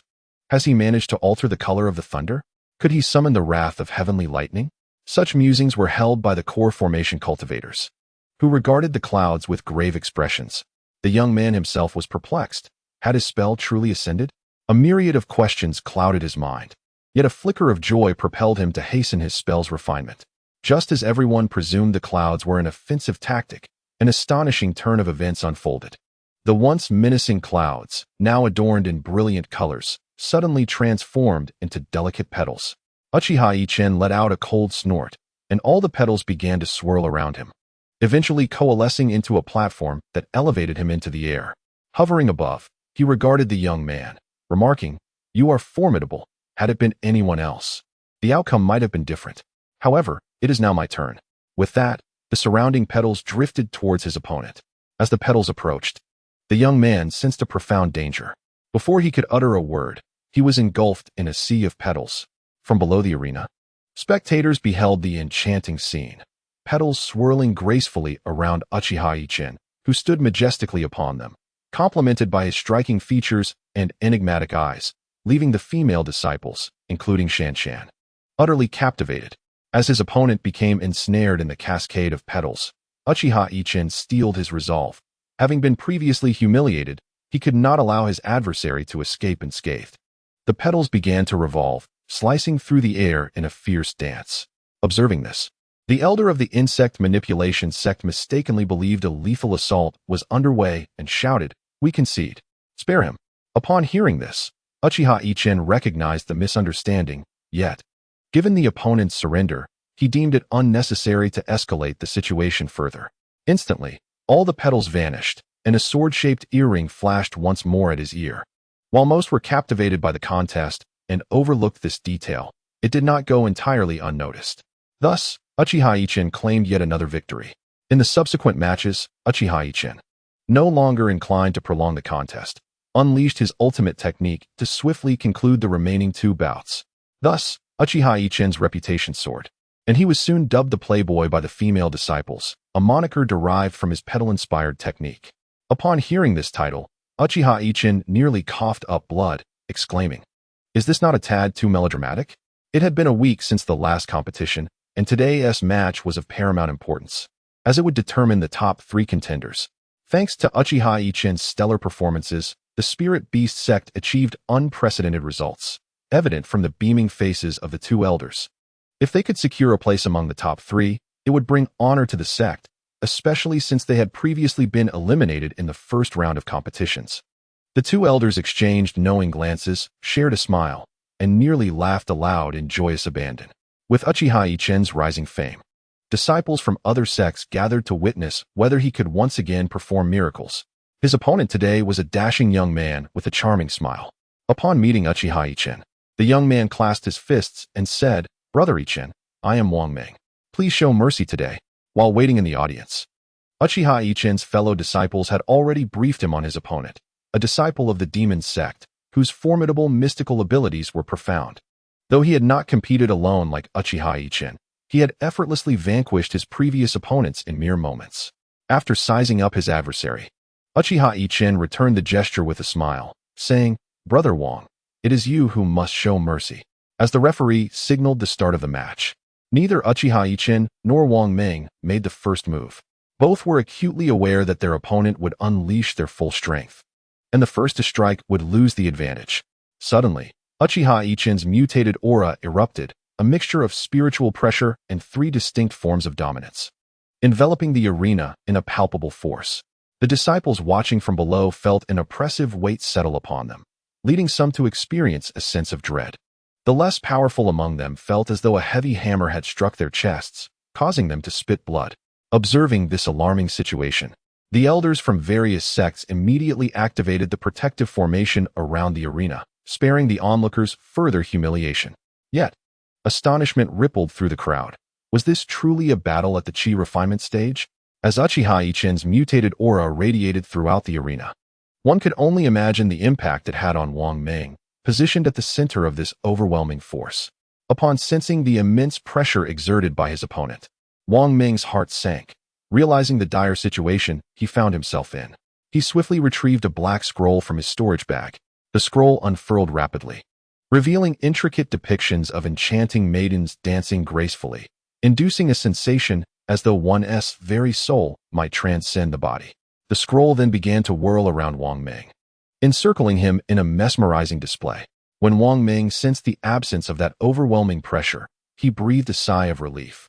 silently acknowledging that his opponent indeed possessed formidable skills. Regretting his earlier negligence, he was startled to observe that his adversary, Uchiha Yichen, was compelled to draw upon a magical artifact to counteract his mutated dominion. In a moment of swift calculation, Uchiha Yichen murmured shave and materialized behind Wang Meng, thrusting his fingers with precision. At the instant Uchiha Yichen vanished from sight, Wang Meng shouted a warning, realizing it was too late to evade. He could only brace for impact. With a fierce determination, he unleashed a powerful technique, exclaiming, "Bone grasp." His right hand transformed into a spectral white, accompanied by a chilling gust of wind. The spectators beheld a clash between the two, only to witness Uchiha Yichen and Wang Meng swiftly separate, leaving the audience in astonishment at the apparent parity of their strengths. Yet, they remained oblivious to Uchiha Yichen's trembling fingers, a subtle sign of the hidden cost he had paid. Frustration surged within him as he activated his devil fruit ability. With a swift gesture, he conjured a 3-meter-long ice bird, hurling it toward his opponent. As Wang Meng beheld the approaching icy avian, the temperature plummeted drastically, instilling in him a profound awareness of its potency, compelling him to act with caution. He executed a hand seal and proclaimed, "Illusory demon fire."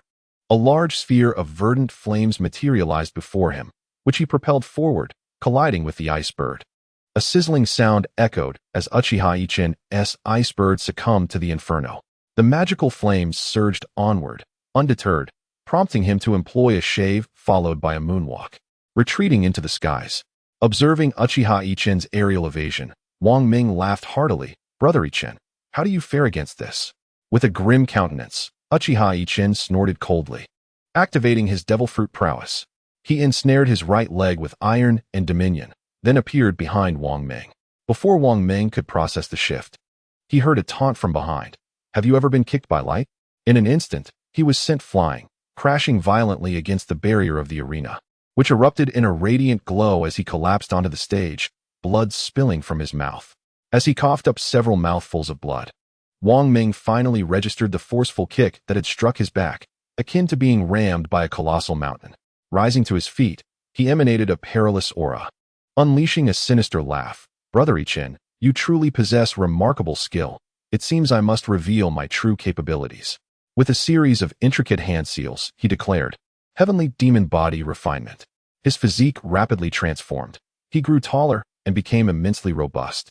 The heavenly demon body refinement, an unparalleled technique of their sect, had remained unmastered for nearly a millennium, yet Wang Ming had succeeded in its cultivation. Though it was an exceedingly malevolent art, its power, once harnessed, was beyond compare. This transformation, though described in length, transpired in the blink of an eye. After the transformation was complete, he vanished from his original spot. Before his form even materialized, Uchiha Yichen had already soared into the sky, albeit propelled upwards by another. Before Yichen could harness his abilities, he was mercilessly battered in the air, utterly powerless to retaliate. Thus, as Yichen felt as though he had been struck by a colossal truck countless times, his bones threatening to shatter, this onslaught finally ceased. At that moment, Wang Ming placed his foot on Yichen's head, laughing heartily. Yet, Wang Ming was still unsatisfied. He seized Yichen's hands and squeezed them with immense force, producing a crackling sound. Yichen gritted his teeth, stifling his cries as his hands were crushed, followed by his legs. Observing Yichen's limbs broken under his grip, Wang Ming kicked him aside and bellowed, "You actually forced me to this extent." He spat contemptuously and prepared to call the referee to declare victory when an uncanny silence enveloped the surroundings. Wang Ming, taken aback by the incredulous gazes around him, sensed impending doom. As he turned his head, his pupils dilated in shock. There stood Uchiha Yichen, emanating an unsettling spiritual pressure, and his injuries rapidly began to heal. Yichen raised his head, a sinister smile adorning his face, and exclaimed, "Is this all there is? Is this your prowess?" Indeed, the dormant bloodline power within Uchiha Yichen had awakened. His accelerated regeneration had occurred without the manifestation of a hollow persona, as it had fused with him. Yichen's Sharingan began to rotate slowly. During the initial phase of the match, Wang Ming had transformed too swiftly, and Yichen, caught off guard, had not utilized the Sharingan's capabilities. Now was the moment for Yichen to unveil his true power. The Tomo shapes in his eyes began to spin and connect, forming a large pinwheel. Then, a masked skeleton materialized behind him, albeit shrouded in ambiguity and standing merely 2 meters tall. Yichen activated his devil fruit ability, appearing directly behind Wang Ming. The skeleton enveloped Wang Ming, restraining him with an overwhelming force, rendering him immobile. At that moment, a dark blade materialized in Yichen's hand, and he began to stab fiercely at Wang Ming, first his hands, then his feet, followed by his legs. Just as Yichen was about to sever Wang Ming's arm, a voice resonated from the audience. "We concede." It was the elder of Wang Ming's faction. Initially, he had been chuckling to himself as he observed the match being evenly contested. When he saw Wang Ming transform, he felt a sense of certainty wash over him, believing victory was assured, and thus began to engage in light-hearted banter with others. However, upon glancing back at the arena, a cold sweat broke out on his brow as he witnessed Yichen poised to strike Wang Ming's arm, prompting his urgent call for surrender. If Wang Ming were truly to lose both hands, his return home would likely be impossible. Wang Ming is a prodigy of their sect, a remarkable talent over the past millennium, and most importantly, he is the sole son of the sect leader. The elder shuddered at the thought of the leader's methods, not daring to contemplate further. After conceding defeat, he swiftly ascended the stage, hastily retrieving a jade vial to administer several elixirs to Wang Ming. Upon witnessing Wang Ming's injuries begin to mend, he finally exhaled a sigh of relief. After a brief moment, Wang Ming managed to stand with difficulty, offering a smile to Uchiha Yichen, and remarked, "Brother Yichen, your prowess is truly formidable. I concede defeat wholeheartedly." He then turned and departed. Uchiha Yichen's pupils constricted. Wang Ming was indeed a formidable individual. As the saying goes, the barking dog seldom bites. This was the most troubling aspect. Had he known, he would have eliminated Wang Ming earlier. Nevertheless, it was too late for such regrets. Victory had finally been achieved. With this thought, he felt a sense of ease, just as he intended to greet the elders of his sect. However, a sudden dizziness overcame him, and darkness enveloped his vision. The last thing he heard was his disciples calling his name before he fell into oblivion. When Uchiha Yichen awoke, the competition had concluded. Unfortunately, the Spirit Beast sect had neither secured the championship nor the runner-up title, settling for a mere third place. Due to Uchiha Yichen's unconsciousness, the remaining participants had competed in the final match but were all eliminated. Although they did not achieve first or second place, finishing in the top 3 brought smiles to the faces of the 2 elders, and rewards were distributed. During his dazed state, Uchiha Yichen received 3 foundation establishment pills, and thus they prepared to return to their sect. After bidding farewell to allied sects, they departed the venue. The journey back was exceedingly smooth. After traversing for over a month, Uchiha Yichen finally returned to his sect. During this time, his injuries had completely healed, and most unexpectedly, during the final competition, he had merged with the ethereal aspect of himself, resulting in a remarkable doubling of his spiritual awareness and strengthening of his soul. This was indeed a substantial gain. Upon arriving at the sect, he experienced another round of rewards, significantly increasing his resources. Now he possessed 6 foundation establishment pills, and he intended to commence his foundation establishment today. After informing the sect leader, arrangements were made for him, and he began his extended retreat. In the designated area arranged by the sect leader, Uchiha Yichen spent 3 days in meditation, adjusting himself to peak condition. Once prepared, he tapped his storage pouch, producing a jade vial. He poured out a round, fragrant pill, which he promptly swallowed. As the elixir entered his body, it transformed into a torrent of spiritual energy that flooded his being. Uchiha Yichen did not dare to hesitate, and immediately began to break through his bottleneck. Thanks to the strength of his physical form, he experienced little discomfort while consuming the pill. Just as he was on the verge of breaking through, a small serpent emerged from his dantian, swiftly draining all the spiritual energy within him. Upon witnessing the situation, Uchiha Yichen was nearly driven to exclaim in frustration. Resolutely, he consumed another elixir, and the scenario mirrored that of before, leaving him in a state of profound vexation. Determined, Uchiha Yichen ingested 3 foundational pills in one go, feeling their potent energy violently coursing through his body. Although his physique was already formidable, he now trembled uncontrollably, beads of sweat cascading from his brow, while fissures began to appear upon his skin. Noticing this alarming condition, Uchiha Yichen instinctively transformed, his body adorned with scales, which provided some relief. As his physical state began to stabilize, the small serpent within his dantian commenced its frantic movement throughout his being. Concurrently, a funnel-shaped vortex of spiritual energy manifested above his head, spinning increasingly faster, with the surrounding ethereal essence surging into his body. Uchiha Yichen felt a surge of exasperation. Just as he managed to maintain his bodily condition, the serpent was causing further chaos. However, the serpent was not truly causing disruption. It too had reached a critical juncture. Gritting his teeth, Uchiha Yichen endured as his flesh began to rupture, while his innate regenerative ability accelerated to mend his internal structure. This arduous process persisted for half a month. The sect leader of the Spirit Beast sect was astounded, for the commotion caused by Uchiha Yichen was unprecedented. Above the roof of his secluded chamber, a vortex of spiritual energy, approximately 10 feet in diameter, spun wildly, drawing the sect's spiritual essence towards it. Were it not for the exceptional quality of the sect's spiritual vein, it might have been entirely depleted. As this extraordinary state continued for half a month, the sect leader could no longer remain passive.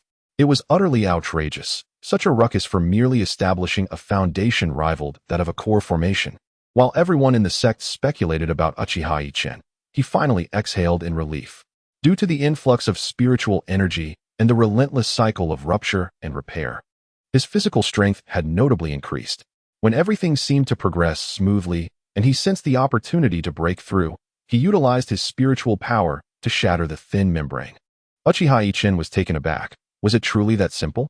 The answer was negative, for the serpent within his body had successfully established its foundation before him, a testament to his remarkable fortune. Just as he reveled in his success, the vortex of spiritual energy above him abruptly ceased its rotation and began to compress. As the vortex diminished, the serpent surged forth from within him, transforming into a streak of black light that raced towards the vortex, opening its maw wide to devour it whole.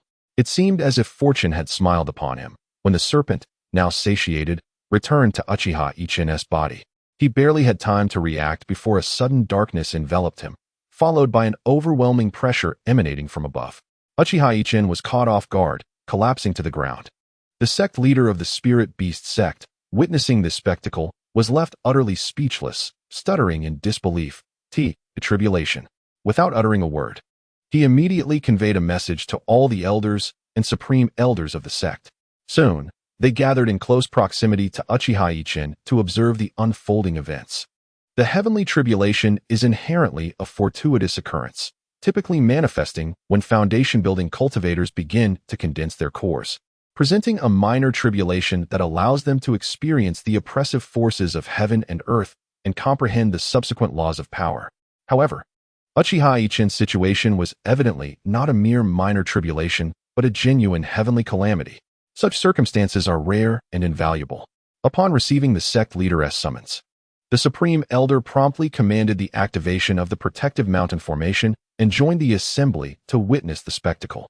For cultivators, the experience of a minor tribulation occurs only once in a lifetime during core formation, while a genuine heavenly tribulation arises only when one reaches the nascent soul realm and seeks a higher breakthrough. The appearance of such a tribulation now was an immense opportunity. Perhaps he might even transcend the nascent soul stage himself. They were not disregarding Uchiha Yichen. Rather, they felt powerless. The nature of heavenly tribulation is contingent upon the individual, and any attempt to assist could intensify the tribulation, potentially ensnaring the would-be helpers as well. Thus, they refrained from intervening, resigning themselves to fate. At the moment Uchiha Yichen collapsed to the ground, a singular term inexplicably materialized in his mind: heavenly tribulation. He felt utterly perplexed. He was merely at the foundation-building stage. How could a heavenly tribulation manifest? It must be the fault of the little serpent that had devoured the spiraling spiritual energy condensed by the heavens. Without that incident, the tribulation would not have been triggered. Uchiha Yichen himself was an anomaly, possessing a bloodline and weapons non-existent in this world. Compounded by the fact that his soul had traversed realms, he was not originally from this world. His heavenly tribulation was supposed to occur during core formation. Yet the little serpent's actions had precipitated it prematurely. With no alternatives left, Uchiha Yichen waited. Approximately 30 minutes later, the skies began to rumble with thunder. A brilliant silver light descended, and while he initially intended to withstand it, an unexpected change arose. The essence of his devil fruit surged within him. The process of devouring began to unfold. The 5 elemental sources of wood, fire, earth, metal, and water formed a perfect cycle. And the devouring essence swiftly penetrated the center of these 5 sources, gradually merging into one. Subsequently, the devouring essence rapidly enveloped the 5 elemental sources. Once these phenomena were completed, Uchiha Yichen faced his first heavenly lightning strike. The bolt descended from above, but before it could react, it was swallowed by the devouring essence, which then transmitted the absorbed lightning to the 5 elemental sources, causing all to gain a slight enhancement. Witnessing this, Uchiha Yichen was left astounded. He had feared for his life, only to realize that the heavenly tribulation had become a nourishing supplement for the essence within him. Thus, with each bolt of heavenly lightning that struck, Uchiha Yichen consumed it, and his physical form visibly grew stronger. Then the source began to grow, albeit slowly. Yet Uchiha Yichen found satisfaction in this development. When the elemental source and the devouring source merged as one, Uchiha Yichen experienced a profound epiphany. He settled into a meditative posture, initiating his comprehension, which left the onlookers in utter astonishment. What was happening? Wasn't he undergoing tribulation? How could he sit cross-legged and commence cultivation? This was nothing short of extraordinary. The thoughts of those present echoed with disbelief at the sheer audacity of this child. Thus, Uchiha Yichen embarked on an unprecedented ordeal of being struck by lightning. As his inner essence underwent successive enhancements, the draconic bloodline within him surged to life. Each time the heavens unleashed a bolt of lightning, his dragon lineage voraciously consumed all other bloodlines within him, ultimately forging a new lineage. Unbeknownst to him, his physical form began a monumental transformation. First, his bones gradually shifted from white to a lustrous jade hue, while his Sharingan began to whirl fervently. The tomo interconnected, forming a grand pattern resembling a great windmill, encircled by a ring. Subsequently, the grand windmill split into 9 smaller ones, and 6 circles emerged within his eyes, linking these 9 smaller windmills. When the 6 circles successfully linked with the 9 tomo, a swirling vortex unexpectedly materialized within his dantian, the elemental source and the devouring source. Upon witnessing this vortex, immediately anchored themselves within it. Observing the sudden influx of entities in its nest, the little serpent, not to be outdone, slithered in as well. The moment the serpent entered, the vortex rapidly morphed into a spherical shape, with the elemental source manifesting on the surface of the sphere, while the devouring source settled at the center, resembling the formation of a golden core.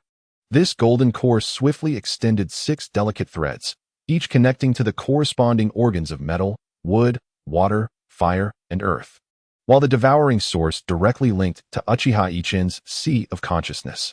After enduring 64 bolts of heavenly lightning, Uchiha Yichen finally transcended the tribulation. Yet he did not awaken immediately.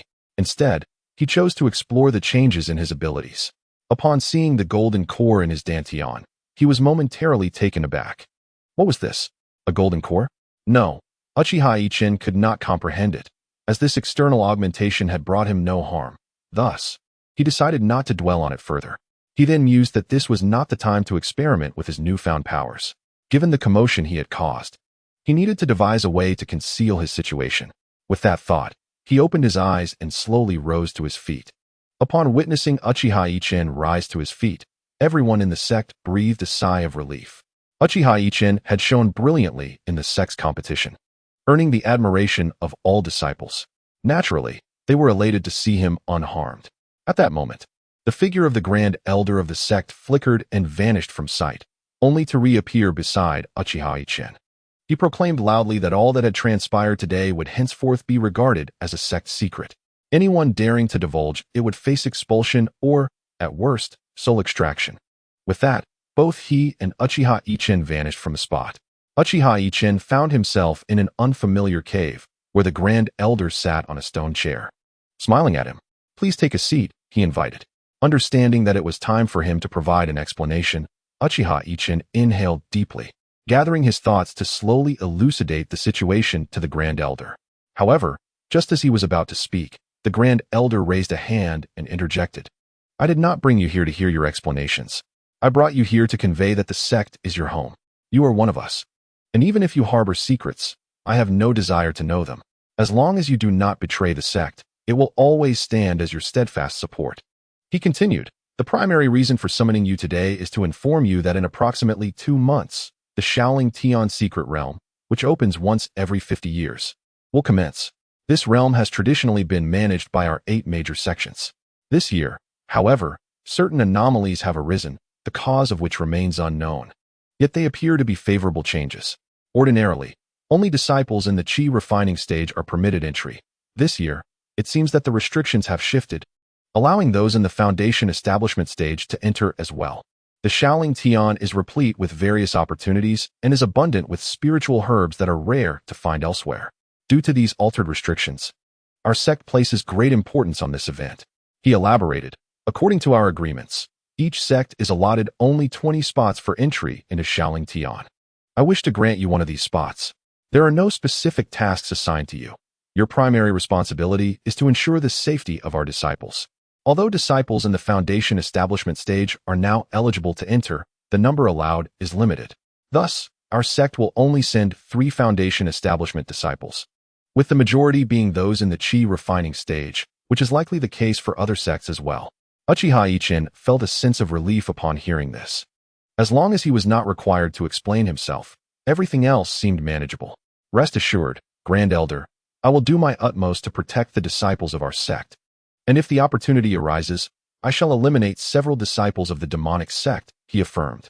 The Grand Elder chuckled lightly and replied, "There is nothing more to discuss on that matter." However, just as Uchiha Yichen was about to take his leave, the Grand Elder suddenly remarked, "I have heard that you demonstrated several intriguing spells during the competition. Are those available for others to learn?" Uchiha Yichen had already devised a plausible excuse in his mind. He then addressed the elder. "Disciple is uncertain about the circumstances. However, when my eyes began to mutate, a method of spell casting suddenly manifested in my mind, seemingly something others cannot comprehend." The elder nodded slightly and gestured for him to depart. As Uchiha Yichen exited, a small serpent appeared on the elder's shoulder, which spoke. What he said must be true. Perhaps those spells are indeed his innate skills. He mentioned that the method of utilizing the spells emerged directly in his consciousness upon the mutation of his eyes. The elder shook his head, sighing. "If only such spells could be disseminated within the sect, I believe our strength would be significantly enhanced. But I shall not dwell on it. This young one has already bestowed us with ample surprises. I shall not ask for more. As long as this journey to the spirit realm yields an abundance of spirit herbs, enabling our sect to concoct more foundational elixirs, I shall be content." With that, the elder closed his eyes, and the small serpent vanished. Upon leaving the elder's presence, Uchiha Yichen wiped away the imaginary sweat from his brow, muttering, "There is not a single person in this world who is entirely trustworthy. Nonetheless, I find myself quite satisfied, at the very least. Regardless of whether the sect's intentions toward me are genuine or feigned, I have discovered a sense of belonging here, and that is enough." As he continued to mumble to himself on his way back to his dwelling, a sudden scream pierced the air, followed by several girls exclaiming, "Pervert! Exhibitionist!" Uchiha Yichen anxiously glanced around, searching for the alleged pervert and exhibitionist. However, after several rounds of searching, he found nothing. As more individuals began to emerge in response to the girls' outcries, Uchiha Yichen sensed that the situation was growing increasingly dire. Lowering his gaze, he suddenly shouted and transformed into elemental form, vanishing from sight. When Uchiha Yichen reappeared, he was already in his abode, and upon recalling the earlier incident, he felt a wave of embarrassment wash over him. How utterly humiliating. It turned out that during the tribulation, most of his clothes had been reduced to ashes, leaving his skin charred by the heavenly lightning, along with impurities expelled from his body. Fortunately, his soot-covered appearance concealed his features. Otherwise, he would have undoubtedly acquired numerous unwelcome titles. Hastily, Uchiha Yichen took a bath, changed into fresh garments, and then set several restrictions within his room before beginning to explore his newfound abilities. First, he attuned himself to his dantian, where he observed the golden core slowly rotating, emanating a corresponding spiritual energy that nourished his internal organs. To his delight, he noticed that his internal organs were visibly strengthening, a fact that brought him immense joy. For regardless of one's physical prowess, the internal organs often remain vulnerable. Yet now, Thanks to this golden core, his internal organs were indeed undergoing fortification. As he once again felt the presence of the little black snake, a broad smile spread across his face. The little serpent had reached the foundation establishment stage, and he could sense its continuous absorption and release of spiritual energy from the surroundings, replenishing him at an astonishing pace. Contemplating this, Uchiha Yichen mused that it was indeed worthy of being a mutated species, with such a formidable advantage. He would surely gain the upper hand in battles of skill and strength against others. What astonished him even more was that the innate ability of his eyes had unexpectedly upgraded, the specifics of which he chose to keep confidential. Furthermore, his Zanpakutō had also enhanced in quality, now attaining the rank of a top-tier spiritual weapon. The hierarchy of magical artifacts includes magical tools, spiritual weapons, magical treasures, spiritual treasures, celestial tools, and innate spiritual treasures, each divided into inferior, moderate, superior, and top-tier grades. Unbeknownst to him, as his Zanpakutō upgraded, a phrase suddenly emerged on the second rank of innate spiritual treasures in the spirit realm. The world where Uchiha Yichen currently resided was the human realm Zanpakutō sealed. This announcement stirred immense turmoil in the spirit realm. How remarkable that it had reached second place while still sealed. Were it not for the seal, the implications would have been unfathomable, prompting various factions to employ every means possible to seek out the Zanpakutō. While Uchiha Yichen was immersed in exploring his newfound abilities, the Zanpakutō suddenly spoke. As it was a manifestation of his soul, it was indeed capable of speech. I sense spatial fluctuations. Someone is using secret techniques to probe us. However, fear not, for I can ascertain that they do not belong to our realm. I have utilized my abilities to conceal us. It seems you must exercise caution in the future. While your powers are not yet self-sufficient, maintaining a low profile is imperative. Uchiha Yichen felt a chill run down his spine, internally cursing, "What the hell? Why have I attracted your attention? You're not even from this realm. How can you be so abnormal?" After venting his frustration for a while, he sighed, realizing that his extraordinary advantage was indeed too potent, as it had drawn the attention of beings from other realms. He decided to set aside such thoughts for the moment and continue experiencing his abilities. As he sensed the power coursing through his body, Uchiha Yichen suddenly laughed. "I should be able to obliterate a mountain now." He transformed and tested his strength, only to discover that his bloodline had completely altered. He no longer possessed human blood, but instead bore a new lineage formed from the fusion of several bloodlines. Uchiha Yichen couldn't help but jest. Am I even still human?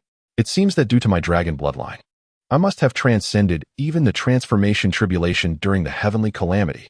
Though he was joking, there was a kernel of truth in his words. Otherwise, how could one endure 64 bolts of heavenly lightning during foundation establishment? Was the heavenly tribulation merely idle? It was not mere chance. It was indeed a case of heaven-esque jealousy. Finally, Uchiha Yichen focused his attention on his eyes, observing 3 tadpole-shaped tomo slowly rotating, then merging into a singular entity, transforming into a pinwheel shape. Subsequently, it began to split again, dividing into 9 tomo, interconnected by 6 circles.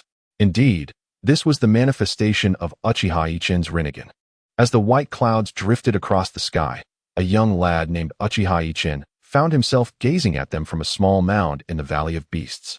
Time seemed to slip away far too swiftly, prompting him to reflect, especially in a world devoted to cultivation. It had been 2 months since he began to familiarize himself with his abilities, and despite his yearning to train each day, he recognized the necessity of occasional relaxation and the importance of balancing work with leisure. Having successfully established his foundation, he acknowledged that his cultivation would not advance significantly for the time being. Typically, upon entering the foundational stage, one's lifespan would more than double, and thus, improving one's cultivation during this phase requires considerable time and accumulation. It is not a breakthrough that can be achieved in a short period. With the opening of the small spirit heaven just a month away, he needed to prepare for the upcoming event. Although his physical prowess and offensive capabilities were formidable, bolstered by his Zanpakutō, rendering him nearly invincible among equals, he understood the need for discretion and the importance of not overly relying on his fortuitous advantages. Lost in thought, he scolded himself for his naivety and began walking towards the location within the sect where martial arts were taught. He did not seek to practice any specific techniques. Rather, he aimed to acquire various offensive methods. After all, He could not rely solely on close combat during every skirmish, nor did he wish to expose his devil fruit abilities through long-range attacks. As he traversed the path of the sect, he encountered numerous disciples, though their manner of addressing him, calling him Shirshu, was somewhat disconcerting. In this world where strength dictated hierarchy, one's standing rose alongside their cultivation. While he might have quickly accepted calling others Shirshu, the notion of being addressed as such was difficult for him to reconcile, as he felt still too youthful for such a title. Lost in contemplation, he soon arrived at his intended destination. After handing 3 low-grade spirit stones to the guard, he entered to search for what he needed. However, he found the task of searching for items to be quite laborious. Uchiha Yichen often pondered why he couldn't experience the fantastical scenarios depicted in the novels of his past lives, where one would effortlessly stumble upon treasures upon entering a repository of techniques. Just as he was lost in his musings, a voice suddenly broke through his thoughts. "Little junior brother? Is that really you? Ha ha ha. It's been so long since I last saw you. You've established your foundation in just a few short years. I truly envy you. Your future is boundless." Uchiha Yichen scrutinized the familiar face before him, and memories began to flood back.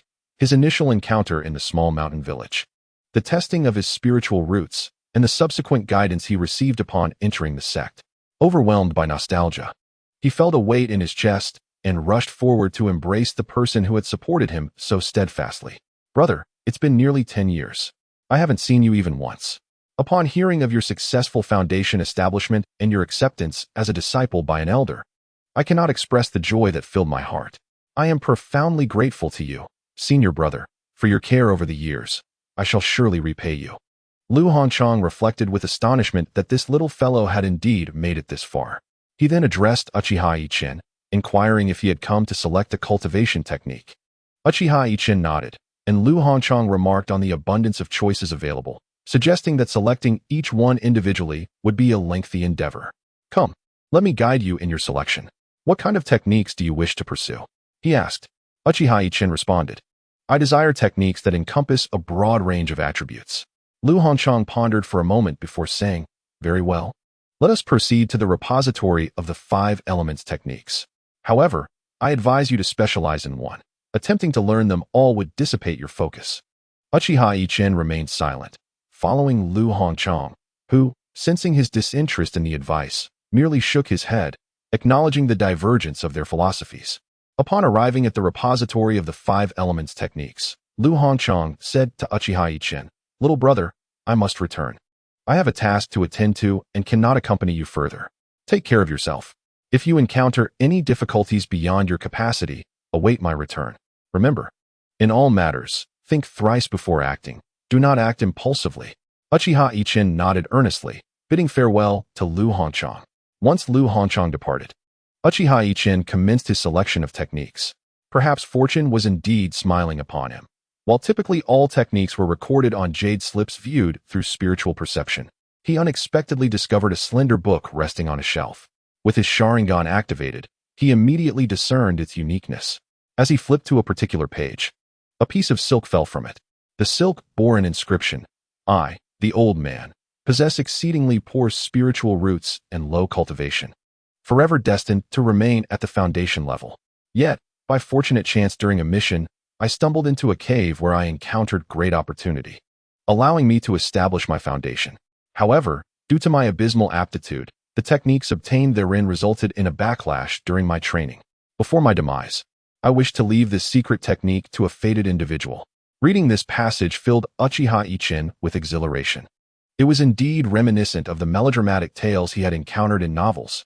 He continued to read, discovering that one must possess profound magical power to cultivate this secret technique, lest they suffer from a backlash. It seemed the previous bearer of this secret had overlooked this warning in their eagerness to cultivate. As he continued reading, Uchiha Yichen suppressed a laugh, swiftly storing the silk in his personal space, and then exited the repository. What is this secret technique? For now, it remains a mystery.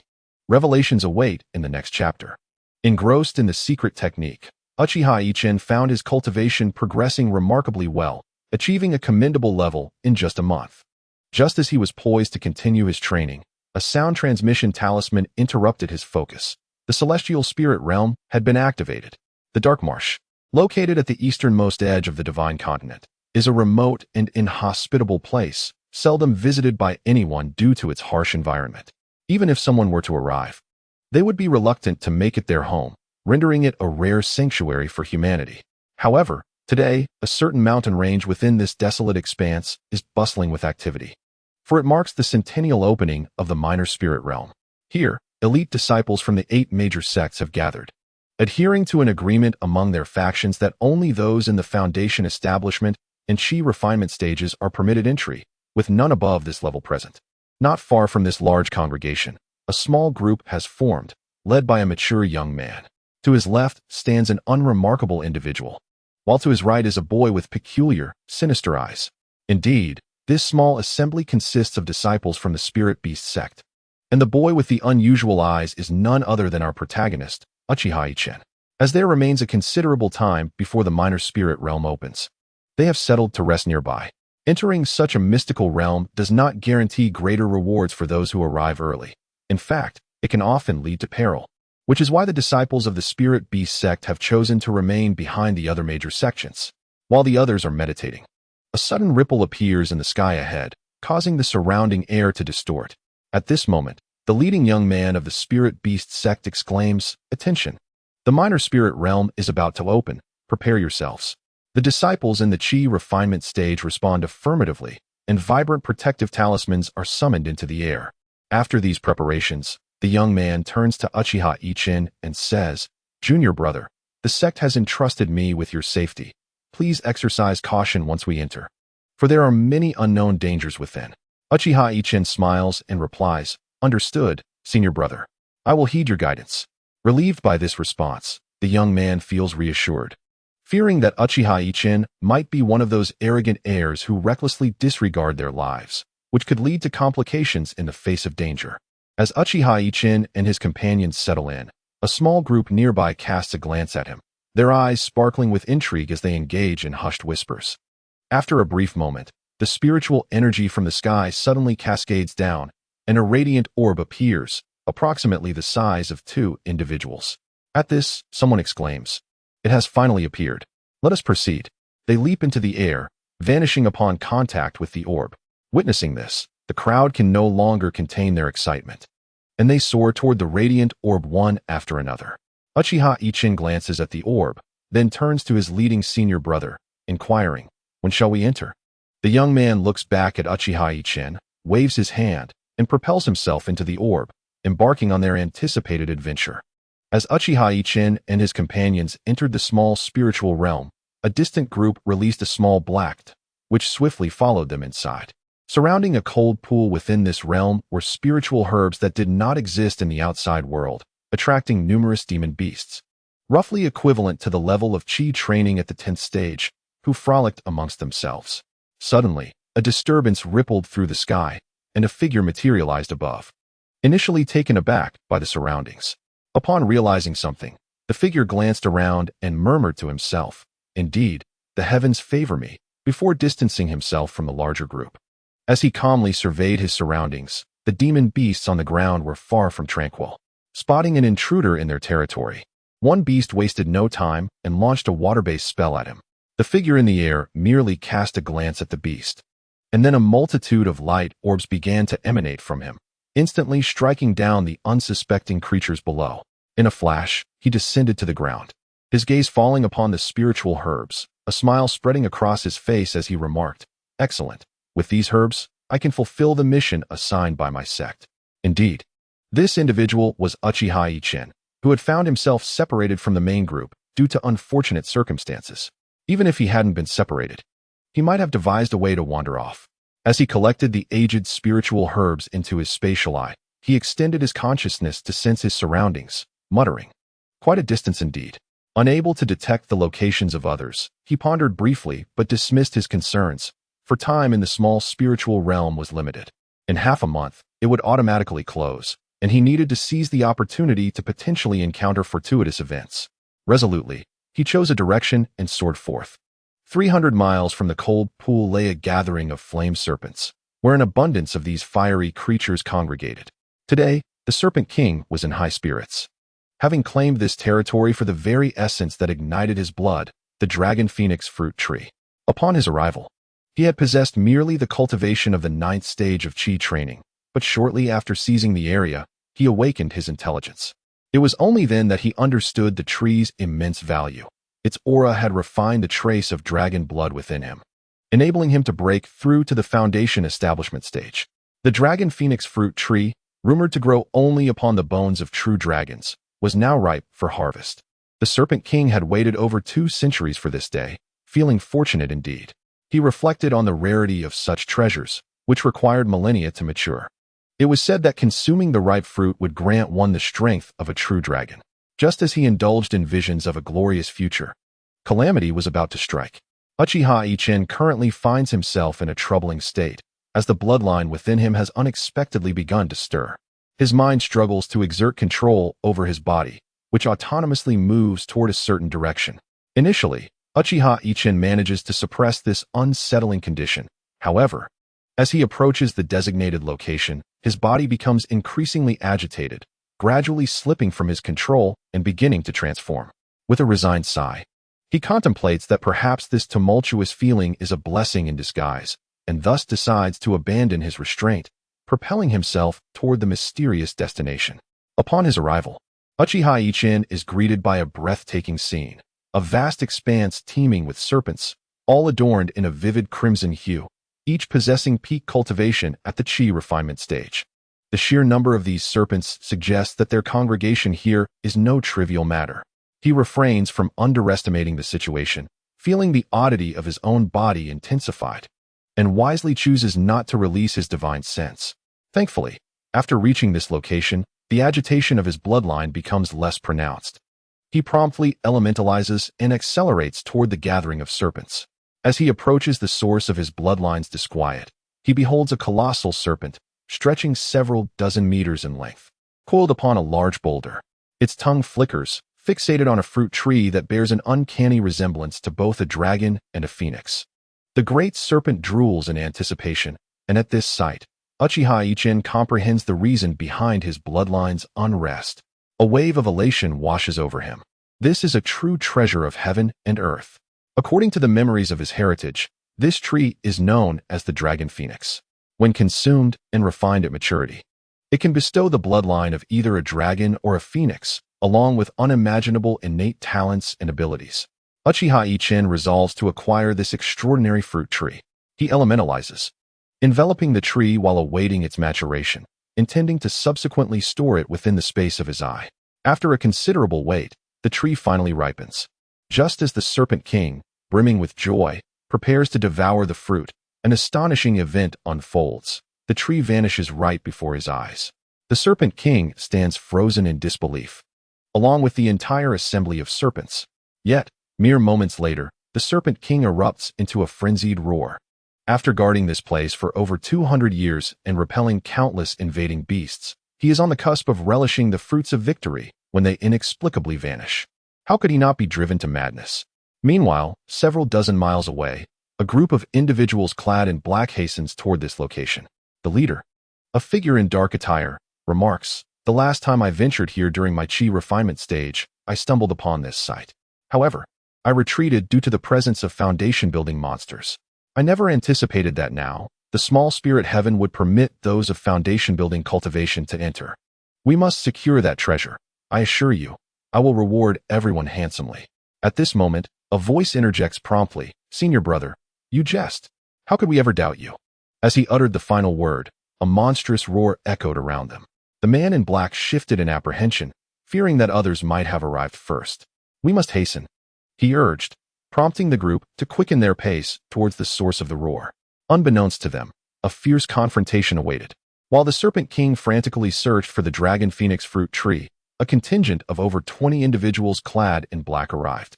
Before they could ascertain the situation with their spiritual senses, the Serpent King spotted them first. With a commanding shout, he directed his serpents to charge at the intruders.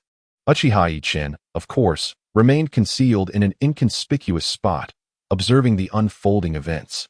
He had intended to seize the opportunity to plunder treasures from the Serpent King's lair amidst the chaos, but was taken aback by the arrival of others. As he witnessed the Serpent King commanding a swarm of fire serpents towards the group, Yichen's eyes gleamed with opportunity. and he stealthily made his way into the Serpent King's cave. Upon entering the lair, Yichen was dazzled by the glittering treasures that adorned the cavern. A plethora of unfamiliar spiritual herbs, fruits, and damaged artifacts were strewn about. The condition of the artifacts suggested they had endured a fierce battle. Without hesitation, Yichen waved his hand, and all the treasures within the cave were drawn into his ocular space. Among the remnants, a shield-like artifact flickered with a brief luminescence as he absorbed it, only to dim again, a detail Yichen overlooked. Having emptied the Serpent King's collection, he reappeared above the battlefield. The clash below was fierce. Although the black-clad group was outnumbered, each member wielded formidable skills. With 3 foundational cultivators among them, victory seemed assured. Yet, as the number of fallen fire serpents mounted, the Serpent King could no longer contain his fury and roared, joining the fray. True to his lineage of true dragon blood, the Fire Serpent King displayed remarkable prowess from the onset. He unleashed a torrent of flames that caused chaos among the attackers. However, as the Serpent King entered the fray, the leading trio of foundational cultivators also initiated their assault, each exuding an ominous aura that indicated their malevolent intentions. One cultivator swiftly performed a hand seal and shouted, "Go!" A pale storage pouch glimmered, releasing a zombie with long, gleaming claws that radiated deadly poison, charging straight at the Serpent King. The other 2, unwilling to be outdone, summoned their own treasures, a black banner and a dark pipe. As these 3 joined forces against the Serpent King, the latter found himself in a precarious position. With a thunderous roar, he erupted in flames, his tail flicking to unleash a barrage of colossal fireballs descending upon the 3 adversaries. The figure clad in black let out a derisive laugh, dismissing the attack as mere trifles. He cast a small banner into the air, which unfurled in the wind, expanding to a size of several meters, creating a tempest that thwarted all the fireballs. Witnessing his most potent spell being effortlessly countered, the Serpent King resorted to physical confrontation. It was ensnared by the zombies. Just as the Serpent King teetered on the brink of capture, a glimmer of determination ignited in his eyes, and he emitted a series of low growls. His body began to tremble, evidently preparing for a desperate gambit. The black-clad individuals, sensing the imminent peril, braced themselves for the Serpent King's onslaught. However, after a prolonged wait, they were left bewildered by the absence of an attack. Suddenly, the Serpent King ceased his trembling, his expression wavering as if he had made a pivotal decision, and charged towards the man in black. Yet, he regained his composure, launching a relentless assault. Headbutts, bites, tail whips, intermittent bursts of flames, and the summoning of additional fireballs, transforming from a frenzied beast into a calculated predator. As the Serpent King ensnared the 3 opponents, a flash of yellow light erupted, causing one foundational cultivator of the black-clad faction to widen his eyes in disbelief. A gaping hole the size of a bowl appeared in his chest, and before blood could even trickle forth, he was lifeless. The remaining 2 stood frozen, and as they were still in shock, another fell victim to a similar fate, a gaping wound sealing his demise. The last survivor, acutely aware and drenched in sweat, warily surveyed his surroundings. The Serpent King, unfazed by the solitary foundational cultivator remaining, leisurely awaited his moment.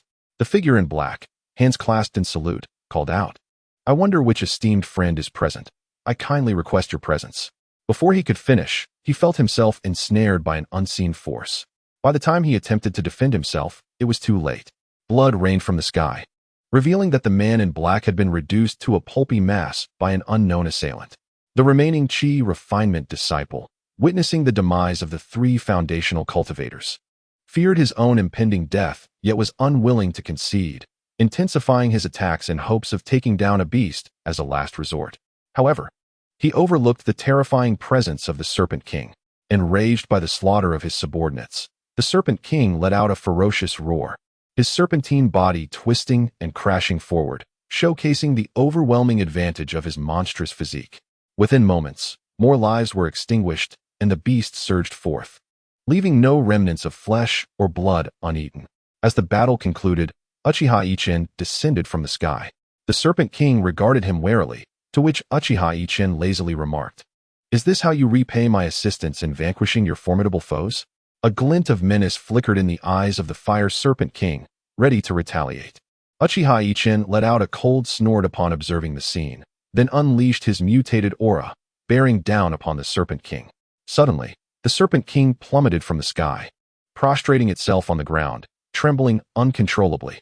Indeed, this was the advantage of possessing the bloodline of a dragon. The Serpent King was utterly subdued by Uchiha Ichin's bloodline, completely dominated.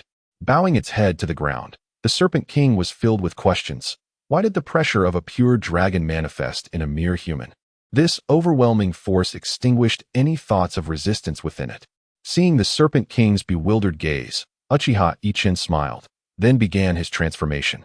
His body elongated, gradually revealing colorful scales, his limbs morphing into dragon claws, and soon his head began to reshape. Uchiha Ichin's appearance underwent a dramatic transformation, resembling a dragon from Chinese mythology. Upon witnessing Uchiha Ichin's metamorphosis, the Serpent King quivered even more violently.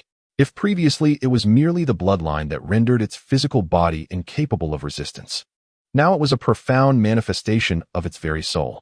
The dragon in the sky spoke. Do you comprehend now? Uchiha Ichin then reverted to his human form. Yet the Serpent King remained prostrate, too fearful to raise its head. Uchiha Ichin continued, I am now a disciple of the Spirit Beast sect, and I am in need of a Spirit Beast. You shall be my Spirit Beast, and I assure you, you will not be mistreated. The Fire Serpent King nodded vigorously. To refuse such an offer would be folly. Though it could not speak, it had attained sentience. Witnessing that transformation, it was a true dragon. After hundreds of years of cultivation, was it not its aspiration to evolve into such a being? Now, a genuine dragon stood before it, asking for its allegiance as a spirit beast. If it followed him and earned his favor, perhaps it would be rewarded with a drop of dragon blood, enhancing its own lineage. To decline would be sheer foolishness. Seeing the Fire Serpent King agree, Uchiha Ichin breathed a sigh of relief. Within his inherited memories lay the knowledge of a certain type of demon beast possessing a mutated constitution. If nurtured, such a being could become a formidable overlord of the world. Strangely, this Fire Serpent King possessed such a mutated constitution, coupled with a trace of true dragon blood, making it all the more extraordinary. If one day it were to cultivate successfully, how powerful could it become? Having fortuitously encountered such a remarkable ally, Uchiha Ichin could not let this opportunity slip by. Thus, the Fire Serpent King was unwittingly accepted as his spirit beast. After subduing the Serpent King, Uchiha Ichin commenced his scavenging endeavors. Thanks to the Serpent King's extensive knowledge of the terrain, Uchiha Ichin enjoyed a bountiful harvest, collecting countless spiritual herbs, with the Serpent King resolving any troubles encountered along the way. Remarkably, the Serpent King proved itself quite formidable during battles with the cloaked figures. It did not display its true power, as their artifacts were specifically designed to suppress the Fire Serpent King. However, when faced with other demon beasts of comparable rank, the Serpent King devoured them effortlessly. In the ensuing 2 days, a child's voice unexpectedly resonated within Uchiha Ichin's mind, declaring, Master, I have never ventured into that domain ahead, for it emanates a feeling of great peril. I advise you against approaching it. After a moment's contemplation, Uchiha Ichin expanded his consciousness, yet found nothing peculiar. After much hesitation, he chose not to proceed, instead diverting his path in another direction. A day later, faint sounds of combat reached his ears. Perched upon the back of the flame serpent, Uchiha Ichin soared towards the source of the tumult. Here, he felt emboldened to traverse freely, unperturbed by fear. However, upon recognizing that one faction donned the attire of the Spirit Beast sect and was besieged by a multitude, his composure faltered. He commanded the flame serpent to hasten towards the fray. As Uchiha Ichin approached the battleground, he saw that the attackers had already begun their assault on the disciples of the Spirit Beast sect. Observing that he had arrived too late, he refrained from revealing himself. Suddenly, a clockwise spiral of suction emanated from his right eye, and his form was drawn into its depths, vanishing from sight, an ability reminiscent of Tobi's from Naruto. Concealed in the shadows, he overheard a youth clad in yellow exclaim, You spirit beasts possess but 2 Foundation establishment experts. What? Will you not surrender? Hand over your treasures, and perhaps we shall spare your lives. His laughter echoed with mockery. The disciples of the Spirit Beast sect, gritting their teeth, retorted, You from the Immortal Feather sect are utterly shameless. Taking advantage of your numbers, do not forget that once my message reaches our sect, your inferior sect shall face our devastating retribution. Upon hearing these words, the previously mentioned youth's eyes glinted with a chilling light, a foreboding darkness enveloping him. He turned to a nearby group clad in dark gray, clasping his fists in salute. Brother Guewei, your wandering ghost sect has always been at odds with the spirit beast sect.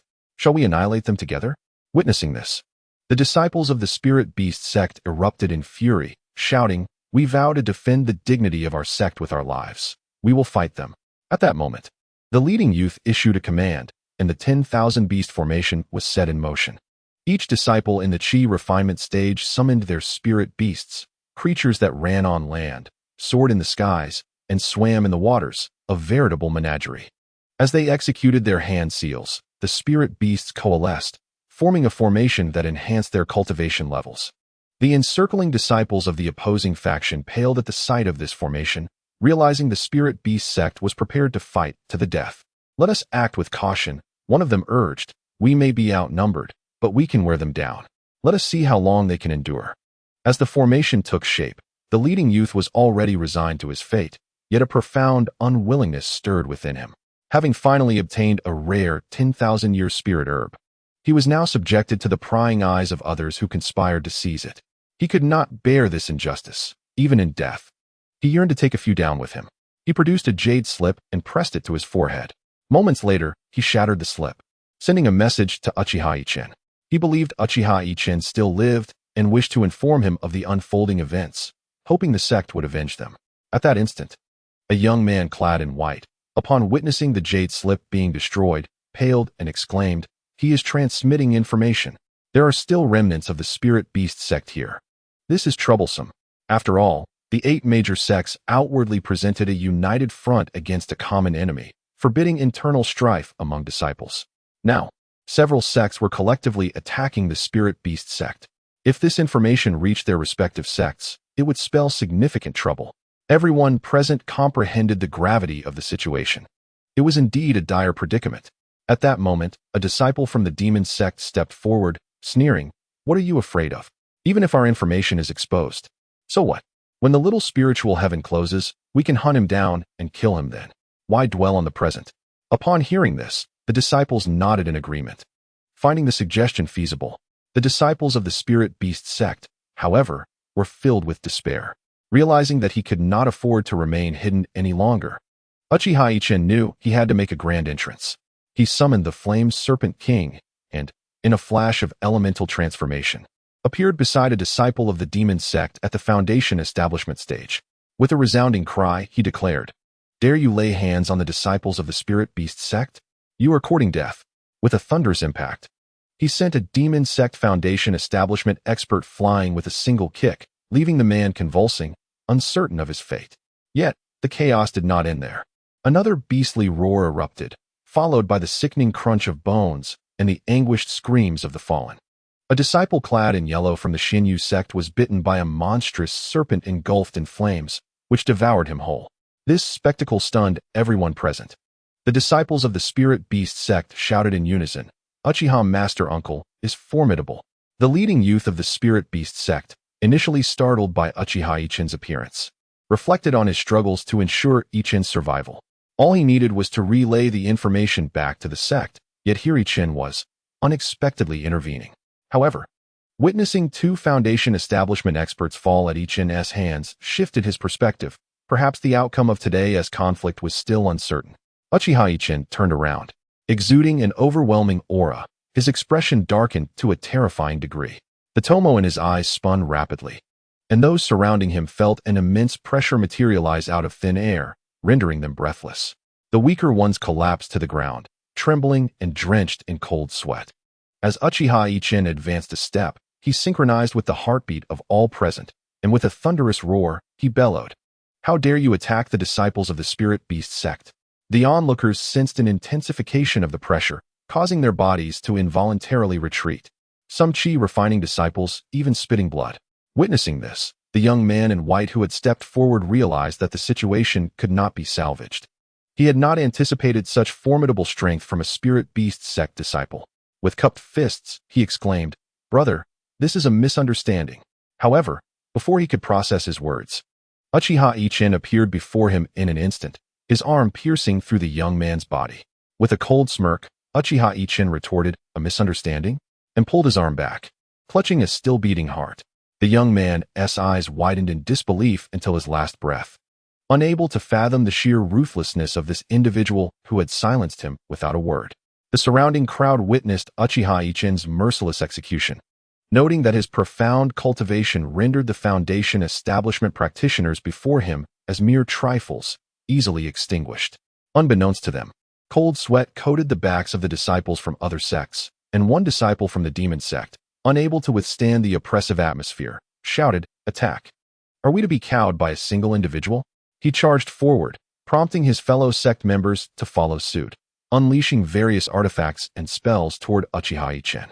Yet, would they succeed? Their efforts were futile. Before they could even reach Uchiha Ichen, he vanished from sight. The tomo in his eyes spun rapidly, connecting to form a great windmill shape. In his heart, Uchiha Ichen intoned, "Amaterasu," and from his eyes erupted a black flame, enveloping the disciples of that sect. Regardless of their attempts to extinguish the flames, they were consumed, perishing in a fiery demise.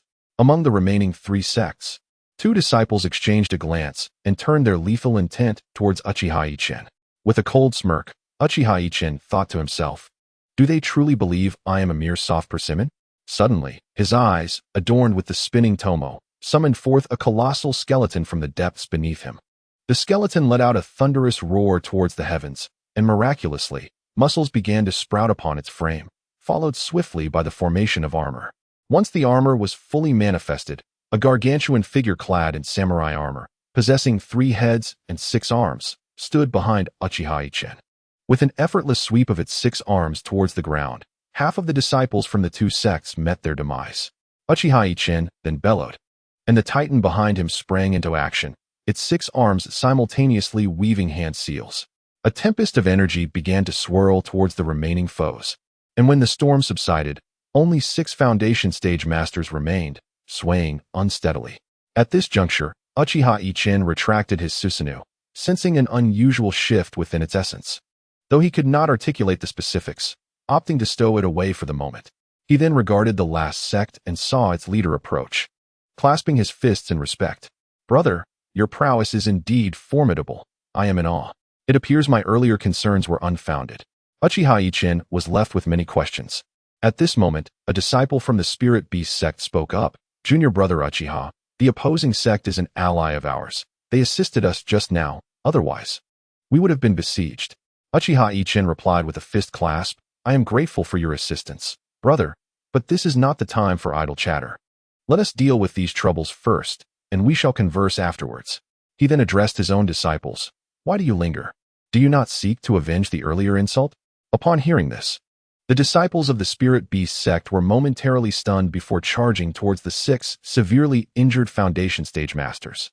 Uchiha Ichen and the disciples of the Spirit Beast sect managed to survive this ordeal, and after vanquishing their attackers, they commenced their search within the small spiritual realm. The sects that had entered were few, and with the ones Uchiha Ichen had eliminated, there were hardly any left. Thus, within the vast expanse of the small spiritual realm, even if they encountered one another, they hastily diverged, each diligently pursuing their own fortunes, treasures, and spiritual herbs. In the remaining days, the small spiritual realm basked in tranquility, as none wished to squander their time in conflict when there were treasures to be found. Uchiha Ichen and his companions were fervently sweeping through all that the little spirit realm had to offer. At long last, today marked the final day.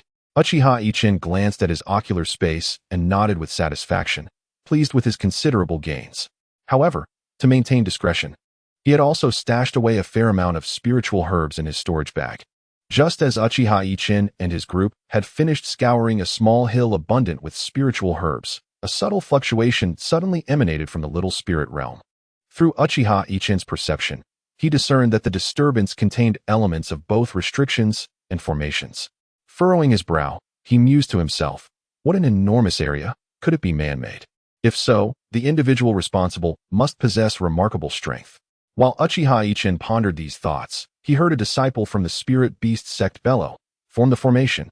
Subsequently, alongside all the disciples from various sects, they arranged themselves into a formation. As the formation took shape, the spiritual energy within the little spirit realm surged violently towards a singular point. Upon glimpsing this location, Uchiha Ichen was momentarily taken aback. then furrowed his brow in deep contemplation. Within mere seconds, a force of repulsion suddenly emerged from the little spirit realm, and as time passed, the intensity of this repulsion grew stronger, yet it did not harm those who entered. When the repulsive force reached a significant level, everyone felt a wave of dizziness, and the scenery before them transformed. Upon regaining their senses, they cautiously eyed one another, seeking the gathering place of their respective sections. Noticing the altered scenery, Uchiha Yichen fell into thought and addressed the leading disciple of his sect. "Brother, let us return swiftly." The leader, a decisive young man, swiftly executed a hand gesture, causing a small boat-shaped flying artifact to emerge from his storage bag. Indeed, it was a magical treasure. With a wave of his hand, all the disciples of the Spirit Beast sect flew towards the small vessel. Once everyone had boarded, the leader produced several high-grade spiritual stones from his storage bag and infused them into the boat. The vessel trembled momentarily before vanishing from its location. By the time the surrounding individuals realized their presence, they found themselves over 100 miles away, a testament to the advantages of magical artifacts. The Spirit Beast sect had truly invested significantly, even utilizing high-grade spiritual stones to power the small vessel. As Uchiha Yichen and his group departed, members of other sects also reacted swiftly, employing various means to leave the area. The small boat sped through the air for 3 days, and when the last of the high-grade spiritual stones disintegrated with a sound, the vessel came to a halt. Just as Uchiha Yichen intended to speak, the leading youth gestured to interrupt him, stating, "Let us discuss everything once we safely return to our sect." Then, in a state of bewilderment, Uchiha Yichen watched as several high-grade spirit stones were produced and placed into the small boat. His astonishment was not due to a lack of familiarity with high-grade spirit stones. Indeed, within the confines of his ocular space, such items were piled abundantly. Rather, he was perplexed by the sect's extravagant expenditure this time. After all, high-grade spirit stones are not merely cabbages. Exhaling softly, he felt an inexplicable unease, yet he could not pinpoint the source of his discomfort. So he decided to close his eyes and conserve his energy. Days passed, and when the last of the high-grade spirit stones turned to ash, the leading youth wiped the non-existent beads of sweat from his brow and declared that they should now be safe. He then stowed away the small boat, and they began their journey, traveling at a swift pace. Along the way, they encountered no significant dangers, save for a few low-level spirit beasts that foolishly attacked them. However, before Uchiha Yichen and his companions could react, they were swiftly dispatched by the cultivators in the chi refinement stage. Thus, in the safety of their journey, after a fortnight, they finally returned to the territory of the Spirit Beast sect. Upon sighting the sect's grand entrance, an audible sigh of relief escaped from everyone. Some of the more tense disciples simply collapsed to the ground, tears streaming down their faces as they burst into laughter, rejoicing in their survival and the substantial gains they had acquired on this journey, marking a significant advancement in their cultivation paths. Uchiha Yichen, however, remained silent. Such is humanity. Regardless of one's mindset, after enduring a trial of life and death, it is only natural to express exuberant joy or profound sorrow. Otherwise, even a cultivator might risk descending into madness. The news of Uchiha Yichen and the disciples' return from the minor spirit heaven swiftly reached the sect's leader, who exclaimed words of praise and hastened out with the esteemed elders to greet them. They were not merely welcoming the disciples, but rather the treasures and spirit herbs contained within the disciples' storage bags. As Uchiha Yichen observed the sect leader and the elders rush to the entrance with palpable urgency, he could not help but smirk. He greeted the leader along with the other disciples, and with a grand wave of his hand, the leader announced, "Everyone, to the square. Today, we celebrate our sect's heroes, who have procured abundant resources for us from this minor spirit heaven." With these words, all members of the sect began to congregate in the square, where the elders had already prepared for the occasion. In the center of the square stood a large table, at which one elder sat with a pen, diligently recording details. As Uchiha Yichen and the 20 or so others presented their findings, each announcement of a spirit herb was met with jubilant cheers from the crowd. When the elders beheld the mountain-like pile of spirit herbs, their excitement was palpable. After the excitement subsided, thoughts began to swirl in his mind regarding the allocation of the spiritual herbs and the rewards to be given to the disciples who had entered the small spirit realm. Uchiha Yichen had already grown indifferent to these matters. When he handed over his only storage pouch, a glimmer of light flashed in the eyes of all the elders. and thereafter, they said nothing more. The sect leader observed Uchiha Ichen's actions with a hint of approval, silently acknowledging him as a remarkably innocent youth, though he shook his head as if contemplating something else. Having submitted his recent gains, Uchiha Ichen felt a surge of pride, for all the valuable items were safely tucked away in his spatial realm. Thus, he had no fear of others suspecting him of hoarding the spiritual herbs. It had been 3 days since his return from the small spirit realm, and he realized that his cultivation had reached the foundation establishment stage. Moreover, his path of cultivation was distinctly unique from others. Hence, he desired to leave the sect and explore other cultivation cities to broaden his experiences, hoping to encounter some relics left behind by ancient cultivators. Just as these thoughts crossed his mind, he sensed someone approaching his door. Rising, he stepped outside and called out to the visitor, addressing him as senior brother. The messenger informed him that the Grand Elder requested his presence, leaving Uchiha Ichen puzzled about what the old man wanted this time, a sense of foreboding lingering in his heart. Upon arriving at the Grand Elder's abode, Uchiha Ichen was greeted with a smile. Yet, he could not shake the feeling that the Grand Elder's gaze scrutinized him as if he were a flawless artifact. The Grand Elder spoke, "You have achieved great merit during your journey to the small spirit realm, and the sect intends to reward you. I summoned you to inquire what you desire. Tell me, and I shall fulfill your request." Uchiha Ichen shook his head, replying, "Grand Elder, I feel my cultivation has stagnated lately, as though I cannot make any significant progress in the short term. I wish to leave the sect for a while to seek my own opportunities." The Grand Elder pondered for a moment before responding. "You have eliminated disciples from other sects in the small spirit realm, and they are now seeking opportunities to eliminate you. It would be prudent for you to remain within the sect for the time being." No sooner had he spoken these words than he coughed up blood. Uchiha Ichen hurriedly inquired, "Grand Elder, what is the matter?" The Grand Elder waved his hand dismissively. "A few days ago, I clashed with the leader of the demonic sect due to the events in the small spirit realm.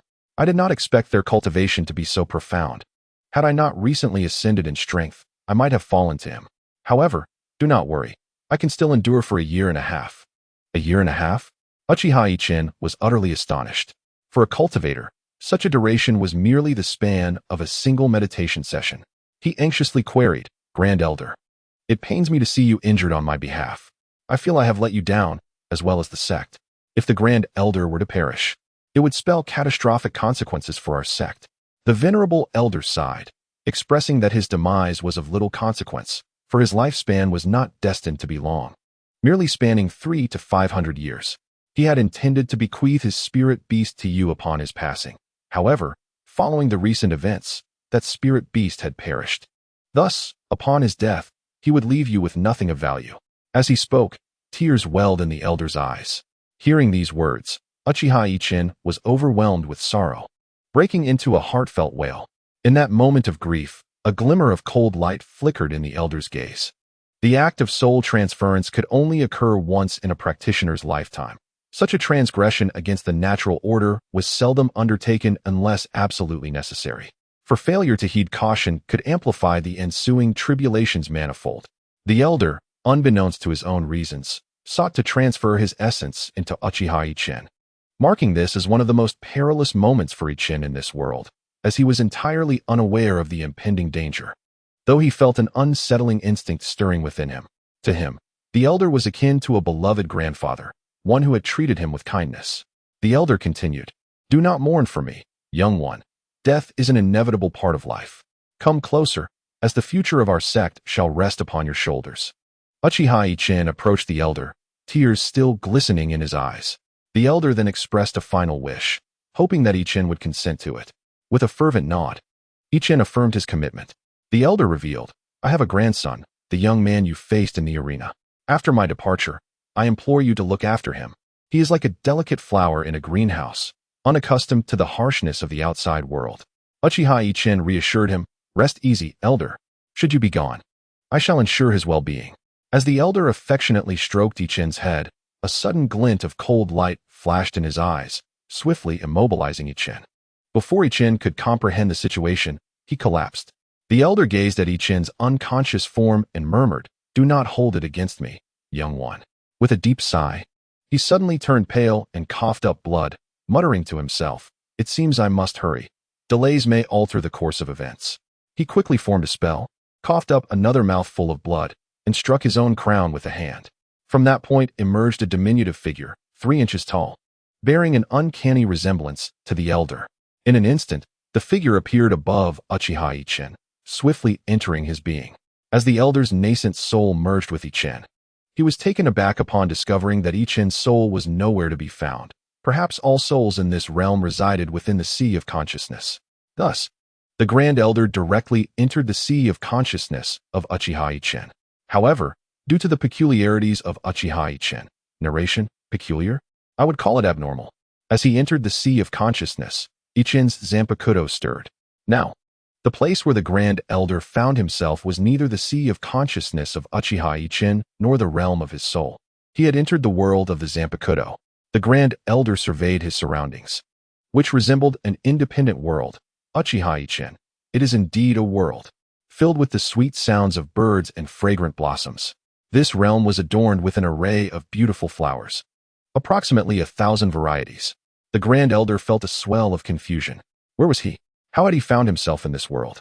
Why did Uchiha Yichen's sea of consciousness manifest in such a manner? A barrage of question marks appeared above the Grand Elder's head, yet no one was there to provide answers. In the world of the Zanpakutō, regardless of how long one remained or what transpired, only a second would pass in the external realm. The Grand Elder felt utterly despondent. It seemed as though he had existed in this world for many years. Not only had he failed to seize control, but even his primordial spirit felt as though it was gradually weakening. Regret consumed him. He truly wished he had not embarked on this endeavor. Yet, he found himself with no other recourse. All he desired was to locate the soul of Uchiha Yichen and seize control of him. His resentment towards Uchiha Yichen grew. Why did he have to harbor such a thing within his body? Aghast, the Grand Elder let out a desperate scream. Suddenly, he heard the laughter of a girl, a sound so melodious it captivated his attention. The Grand Elder cautiously scanned his surroundings, yet saw no one. He expanded his spiritual awareness, but still found nothing. The unknown is the most terrifying of all. At that moment, cold sweat beaded on the Grand Elder's forehead, and he called out loudly, "Might I inquire which friend is present here? Could you kindly reveal yourself?" Upon hearing the Grand Elder's words, the Zanpakutō slowly emerged. Though it was unclear from where it had come, it simply gave the impression of having materialized. The Grand Elder's pupils constricted as he sensed he could not gauge the woman's cultivation. Then he heard her speak. "My master calls me Qianhua. As for why you are here." She tilted her head playfully. "Can you guess?" The Grand Elder felt an urge to spit blood, but found himself unable to react, as he could not discern the opponent's strength and dared not act recklessly.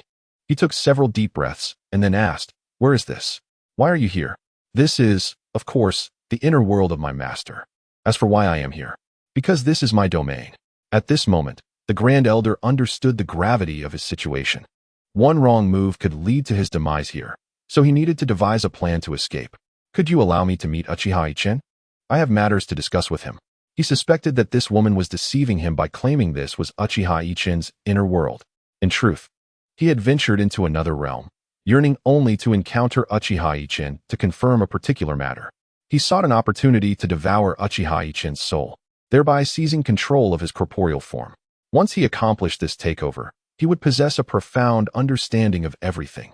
While the imagination painted a beautiful picture, reality was far less idyllic. Upon learning of his desire to meet Uchiha Yichen, Qianhua nodded affirmatively, prompting the Grand Elder to behold an individual who resembled Uchiha Yichen. Yet, the Grand Elder swore that this was unequivocally not Uchiha Yichen, as he could not even discern the cultivation level of this version of Yichen.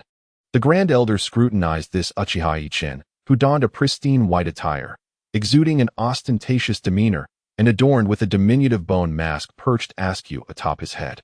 Indeed, this Uchiha Yichen was a manifestation of the inner world of the original, having merged with Uchiha Yichen, albeit with Yichen currently devoid of consciousness, thus allowing this apparition to emerge.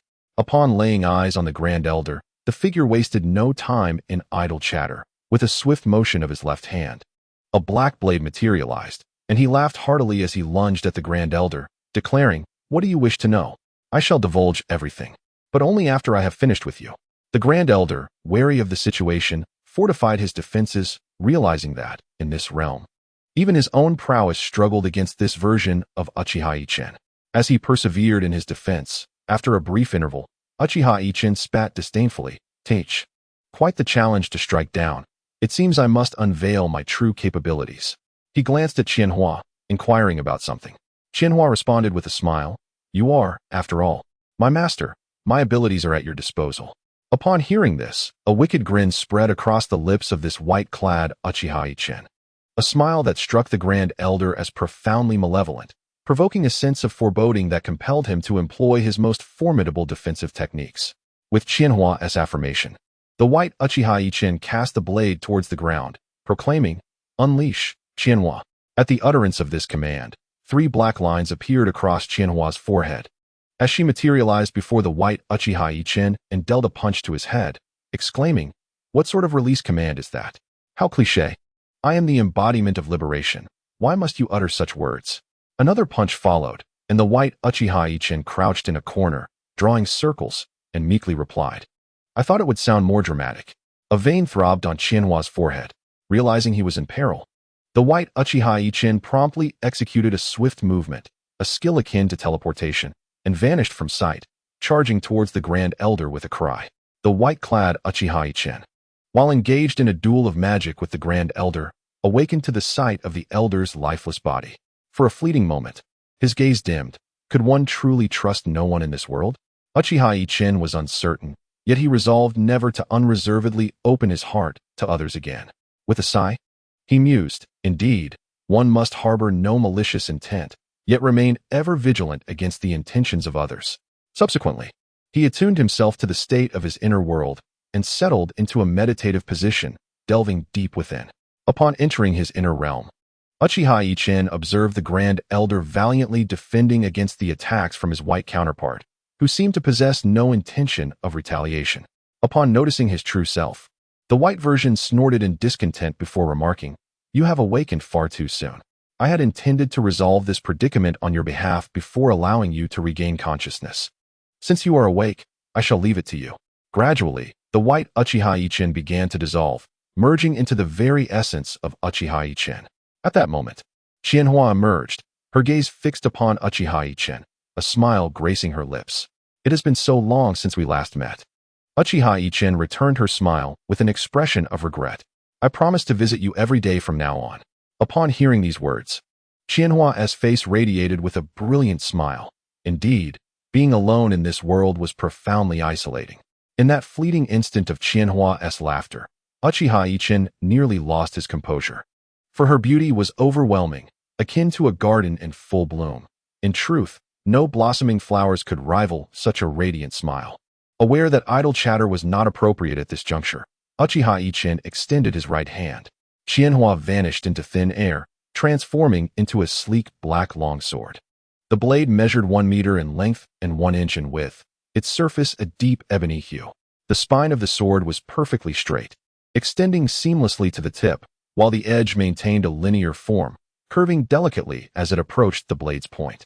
The hilt was also black, adorned with a guard shaped like a swastika, from which a black iron chain extended. Grasping the sword, Uchiha Yichen raised his gaze to the Grand Elder. Letting out a sigh, I truly regarded you as family. Since my birth, I have known not the warmth of my parents. In my youth, others deemed me an omen of misfortune and kept their distance, save for a hunter uncle and the village chief who took me in. Yet, I understood that survival depended upon my own efforts. Thus, I endeavored to assist the villagers. The hunter uncle taught me the art of hunting and combat.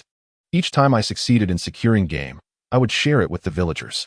Despite their belief in my ill fate, they had nurtured me, and I felt compelled to repay their kindness.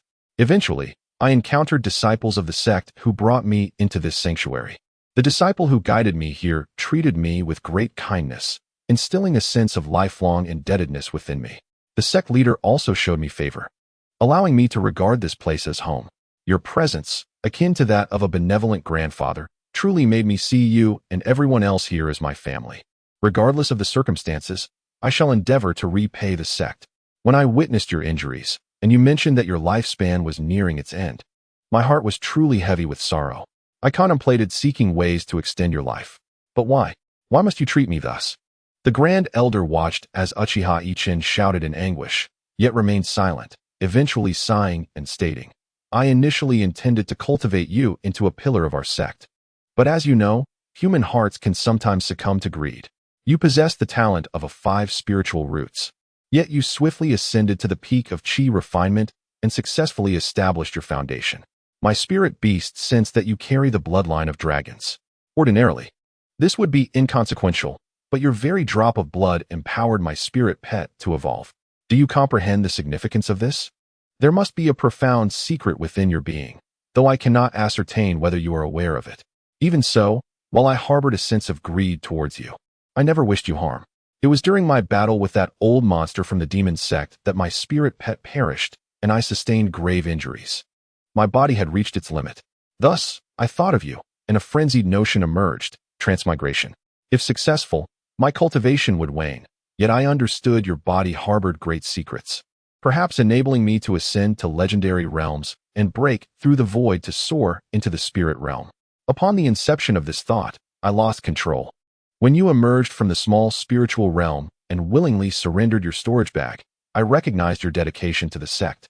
I fought internally, but the prospect of obtaining your body and potentially reaching legendary heights, coupled with the possibility of transcending the void, ultimately overwhelmed my internal struggle with desire. Thus, I do not regret my actions.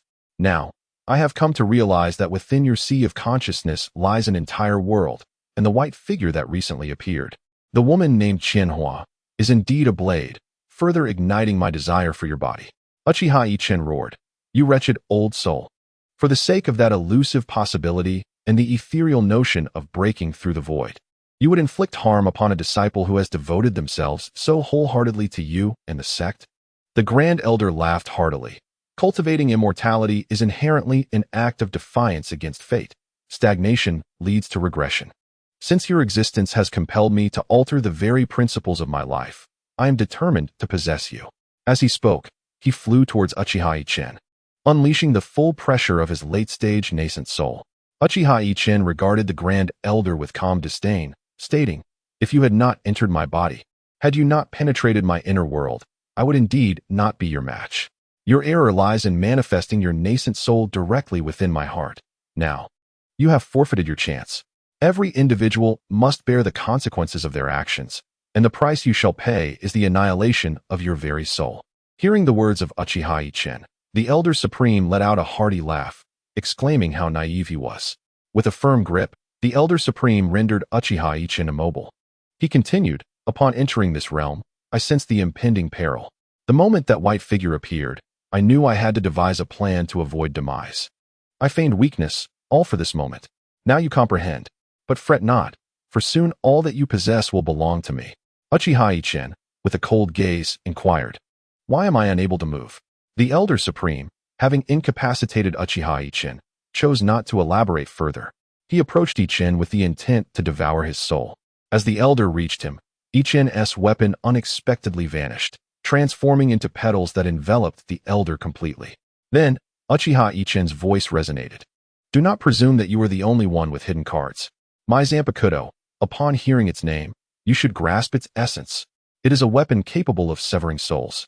Now, prepare to experience the agony of 1,000 cuts." As he spoke, the petals began to whirl around, leading to the Elder's cries of anguish. Yet, an ancient being of the Yuanying stage would not be easily vanquished. Employing an unknown secret technique, the Elder managed to escape the floral confinement, albeit significantly weakened. His form, his essence, had diminished by more than half, and his power had plummeted from the Yuanying stage to the Jedon stage. Uchiha Yichen sneered, "Do not think this is the end." With a swift motion, the tomo in his eyes began to spin rapidly, intertwining to form a pinwheel shape, which then connected further. Uchiha Yichen chuckled, "Now, allow me to demonstrate the prowess of the Sharingan. You likely remain unaware of its capabilities. Today, you shall witness them." A sense of foreboding washed over the Elder Supreme as he absorbed Uchiha Yichen's words. Suddenly, he perceived that the world around him was transforming. All familiar sights vanished, replaced by a blood-red landscape. Above, a moon adorned with spinning tomo emerged. As the surroundings morphed, the Elder found himself bound to a cross. At that moment, Uchiha Yichen materialized before him. "This is the world I have conjured," Yichen declared. "For the next 3 days, I shall methodically carve your flesh. Savor the sensation. With that, he struck with a blade. The elder attempted to struggle, yet his efforts were futile. He felt the flesh of his body being sliced away, stifling a groan but refraining from a cry. Thus, 2 days elapsed. The elder supreme, worn and battered, bore the marks of Yichen's relentless assault, his body mutilated in numerous places. He looked at Uchiha Yichen and said, "In the game of kings and pawns, having fallen into your grasp, grant me a swift end." Upon hearing these words, Uchiha Yichen chose to disregard him, continuing to methodically sever his opponent piece by piece. By the conclusion of the 3rd day, the Grand Elder was left in a deplorable state, his entire body a grotesque mosaic of flesh and blood. He had weakened to the point of imminent demise, rendered mute, only able to cast a gaze of seething hatred toward Uchiha Yichen, who merely stated with a hint of indifference, "Had I known this would be the outcome, why did we not act differently from the outset?" The world of Tsukuyomi had vanished, yet the Grand Elder's primordial spirit remained intact within Uchiha Yichen's inner realm, though the Elder's consciousness had been utterly obliterated. Throughout those 3 harrowing days, Uchiha Yichen had meticulously excised the entirety of the Grand Elder's consciousness, which had now completely crumbled into nothingness. Just as Uchiha Yichen sighed and prepared to dispose of the Grand Elder's primordial spirit, he suddenly perceived the emergence of a cauldron within his inner world, which then absorbed the Elder's spirit. In an instant, Uchiha Yichen found himself ejected from his inner realm. Upon his departure, Qianhua materialized, and astonishingly, the cauldron proceeded to engulf her as well. Following this, Uchiha Yichen's inner world collapsed, and as he succumbed to unconsciousness once more, his form was also drawn into the cauldron. Should he awaken, he would be astonished to discover his Susanoo had suddenly manifested within the cauldron's confines. After Uchiha Yichen was drawn into the enigmatic cauldron, his Zanpakutō, along with the shield he had acquired previously and his Susanoo, began to undergo a transformation. Initially, the Zanpakutō fused with the fragmented shield, and as the shield restored itself to its former glory, the two separated once more. The Zanpakutō soared into the right hand of Susanoo, while the shield took its place on the left arm. Once these transformations were complete, the mysterious cauldron soared directly into Susanoo's dantian, igniting with flames that morphed into the black fire of Amaterasu, a technique born of Uchiha Yichen's Sharingan. The black flames blazed fiercely, enveloping Susanoo in a fiery embrace. Subsequently, Susanoo shrank from 100 feet to a mere 10, as if undergoing a refinement. As Susanoo diminished, outside in the physical realm, Uchiha Yichen's body erupted in a torrent of black flames. A layer of iridescent dragon scales emerged across his form, and atop his head appeared a small, golden, bone-like mask, adorning him adorably askew. As the black flames consumed his body, he visibly grew more powerful, his bloodline becoming increasingly pure. As the body of Uchiha Yichen reached a formidable strength, the black flames retreated into the mysterious small cauldron. At that moment, Susanoo materialized, taking on the exact likeness of Uchiha Yichen, its entire form adorned with scales, and a golden skull perched at an angle atop its head. Subsequently, it fused seamlessly with Uchiha Yichen's body. Just as Susanoo and Uchiha Yichen achieved complete integration, Uchiha Yichen awoke. Though he had fainted, his consciousness remained alert, and he was acutely aware of everything transpiring around him. He did not pause to examine his transformation. Instead, he rose, glanced at the elder's cave dwelling, and sighed, uttering, "Since you have shown me no kindness, do not blame me for my lack of compassion." In that instant, the tomo in his eyes began to whirl frantically, releasing dozens of grotesque spiritual insects. As these insects emerged, they immediately descended upon the elder's lifeless form. Within mere moments, nothing remained of the elder. He was entirely consumed by these fearsome creatures. These formidable insects were Uchiha Yichen's soul-eating insects. After devouring the elder's remains, they began to battle amongst themselves. Witnessing this, Uchiha Yichen felt exhilarated. In his inherited memories, this was a sign of the insect's evolution. After all, it was the corpse of a Yuaniing stage cultivator. It would indeed be strange if these insects did not undergo some transformation after such a feast. After a brief interval, the fighting ceased, leaving only one insect behind. This particular insect, the most unassuming among them, proved to be remarkably fierce and strategic during the evolution phase.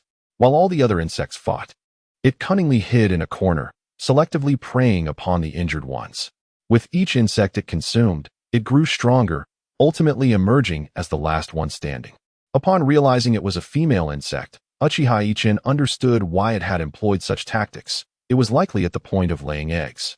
After all living beings exhibit unexpected behaviors for the sake of their offspring. As he pondered this, the female insect buzzed a few times before commencing the laying of eggs. After depositing thousands of larvae, the female insect exhausted its life force and perished. Uchiha Yichen gazed at the multitude of eggs, unable to conceal his astonishment. These were soul-eating insects. By a stroke of fortune, they had laid eggs. Since these creatures grow by consuming their kin, their descendants would undoubtedly be stronger with each generation. Thus, the power of the hatchlings could be imagined when these eggs eventually emerged. Uchiha Yichen no longer needed to forge contracts with these insect eggs, as the agreement he established with the creatures was bound by a blood pact, one that could perpetuate through bloodlines, regardless of the number of generations bred. Escape from the contract's grasp was unattainable unless the master permitted it. As Uchiha Yichen contemplated collecting the insect eggs into his ocular space, a thought struck him. Given the potency of his bloodline, if he were to use his own blood to incubate these spiritual insects, would it potentially lead to mutations? With that notion, he acted, for such was Uchiha Yichen's nature. He retrieved a bowl-shaped artifact from his storage bag and placed all the insect eggs within it. Gritting his teeth, he commenced to draw his own blood. Despite the presence of over 1,000 eggs, each comparable in size to a grain of wheat, he surmised that it would not require an excessive amount of blood. Just as he prepared to let his blood drip into the bowl by slicing his wrist, an anomaly occurred. To his astonishment, his blood did not fall in droplets. Rather, it took the shape of miniature dragons. Uchiha Yichen stood dumbfounded. For only the blood of the top 3 true dragons within the realm of true spirits possessed such a form. Why did his blood share this characteristic? Unable to comprehend, he dismissed the thought and continued, allowing 10 drops of blood to spill, which transformed into 10 tiny dragons swimming within the bowl.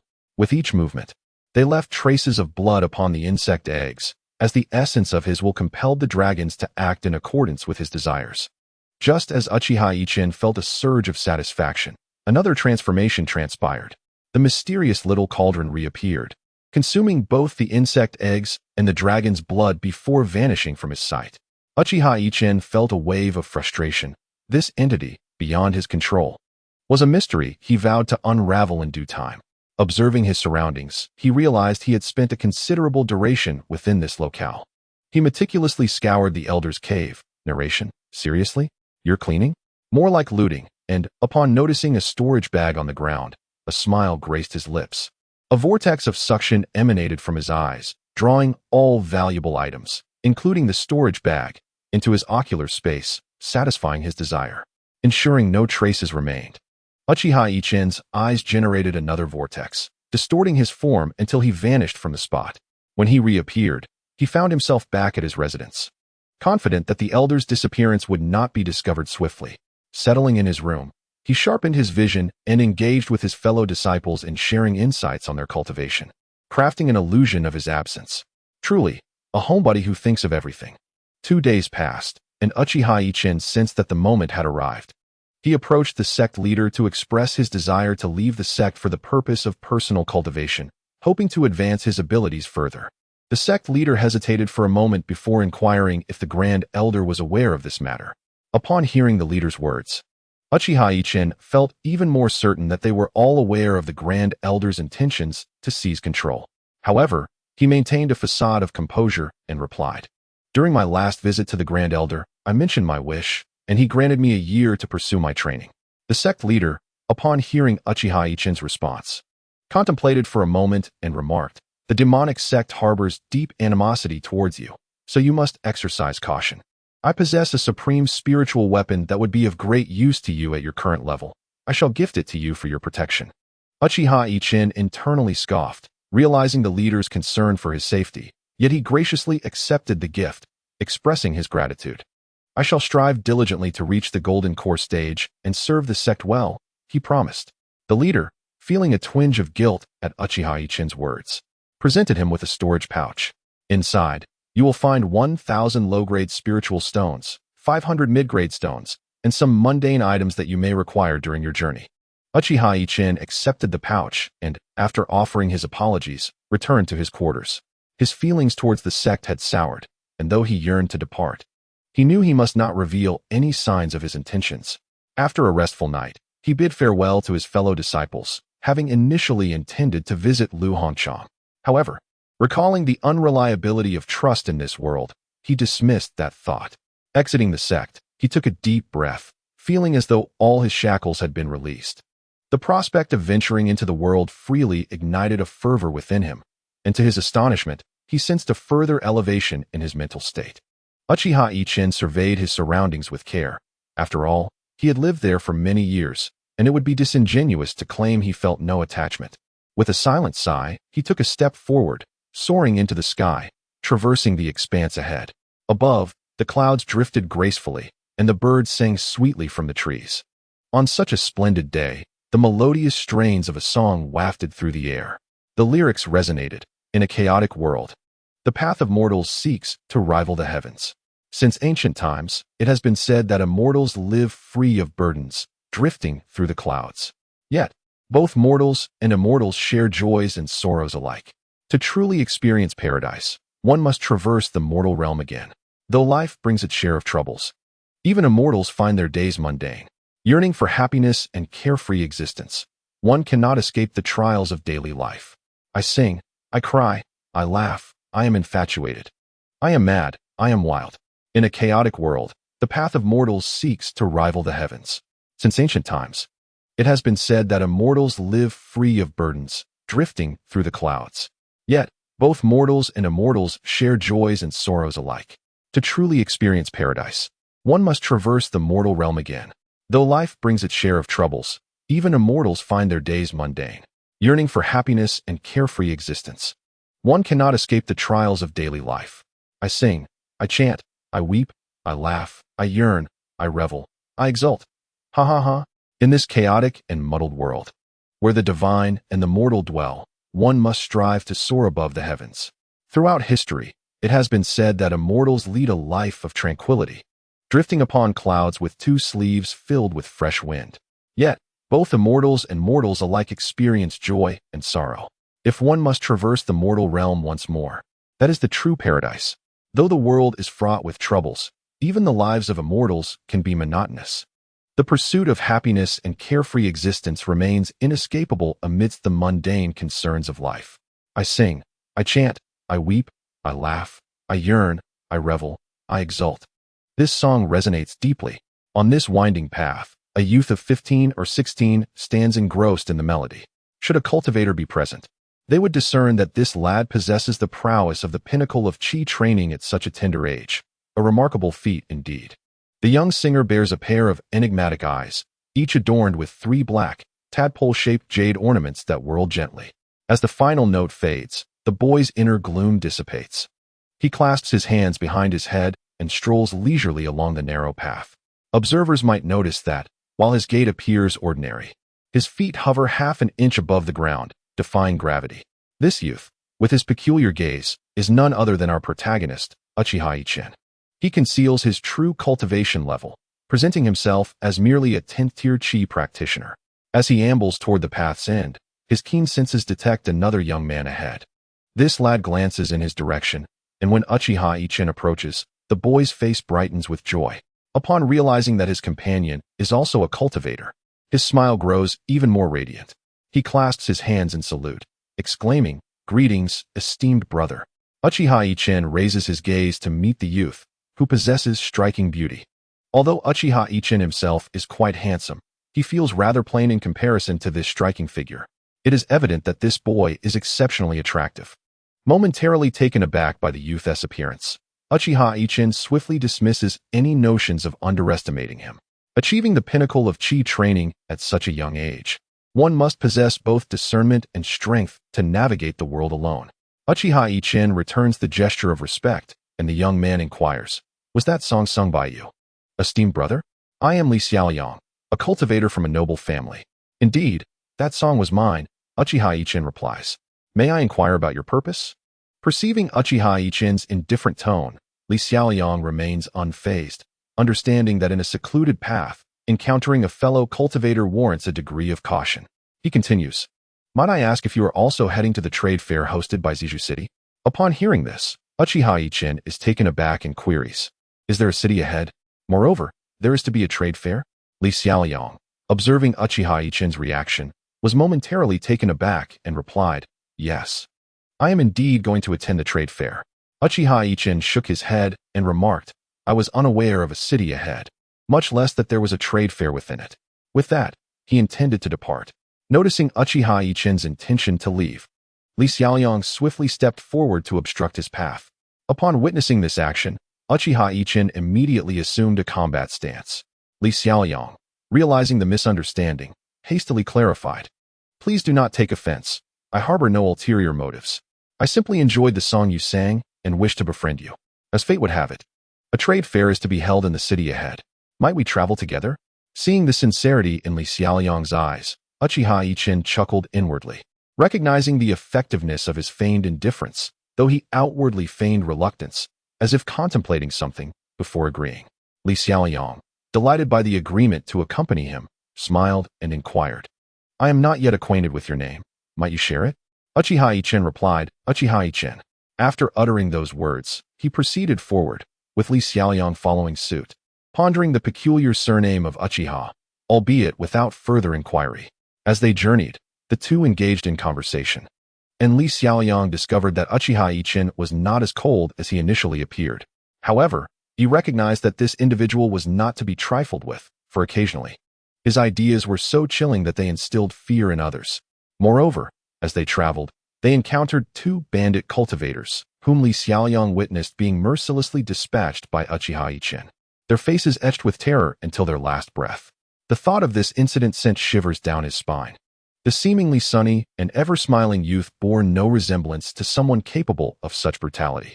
Thus, Li Xiaoliang was further convinced that such a person was best left undisturbed. Throughout their journey, although Li Xiaoliang and Uchiha Yichen shared laughter and conversation, Uchiha Yichen sensed an underlying distance maintained by Li Xiaoliang.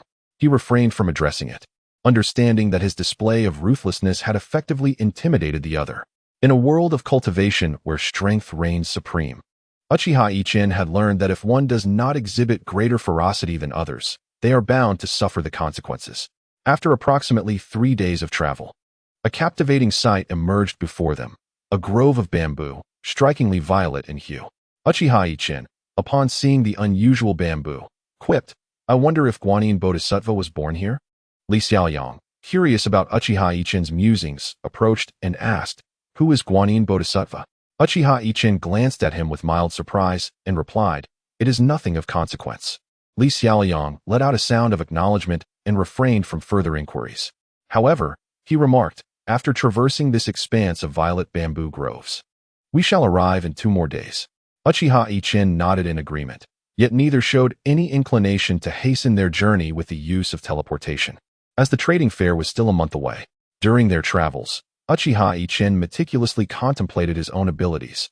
Having departed from the Spirit Beast sect for over half a month, upon leaving the territory of the sect, he utilized the powers of the flash fruit to soar in a particular direction, the speed of light being readily comprehensible. Now, he found himself countless miles from the Spirit Beast sect, and in this period, he had not adequately scrutinized his own prowess. Thus, over the past 3 days, he devoted himself to profound reflection. When Uchiha Yichen beheld his own capabilities, he could not suppress a cry of astonishment. Is this a tad too melodramatic? Dear readers, can you guess what his ability is? Firstly, his Rinnegan abilities had not been fully harnessed since his successful foundation establishment. Today, through careful contemplation, he discovered that unlike Pain, who required 6 bodies to substitute, he possessed 6 abilities within a single form. The outer path Deva path had transformed into an evolved version of his Susanoo.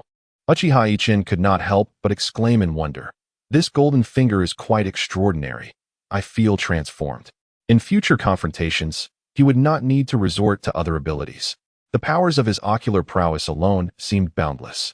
As he gazed upon his Susanoo, he was rendered speechless once more.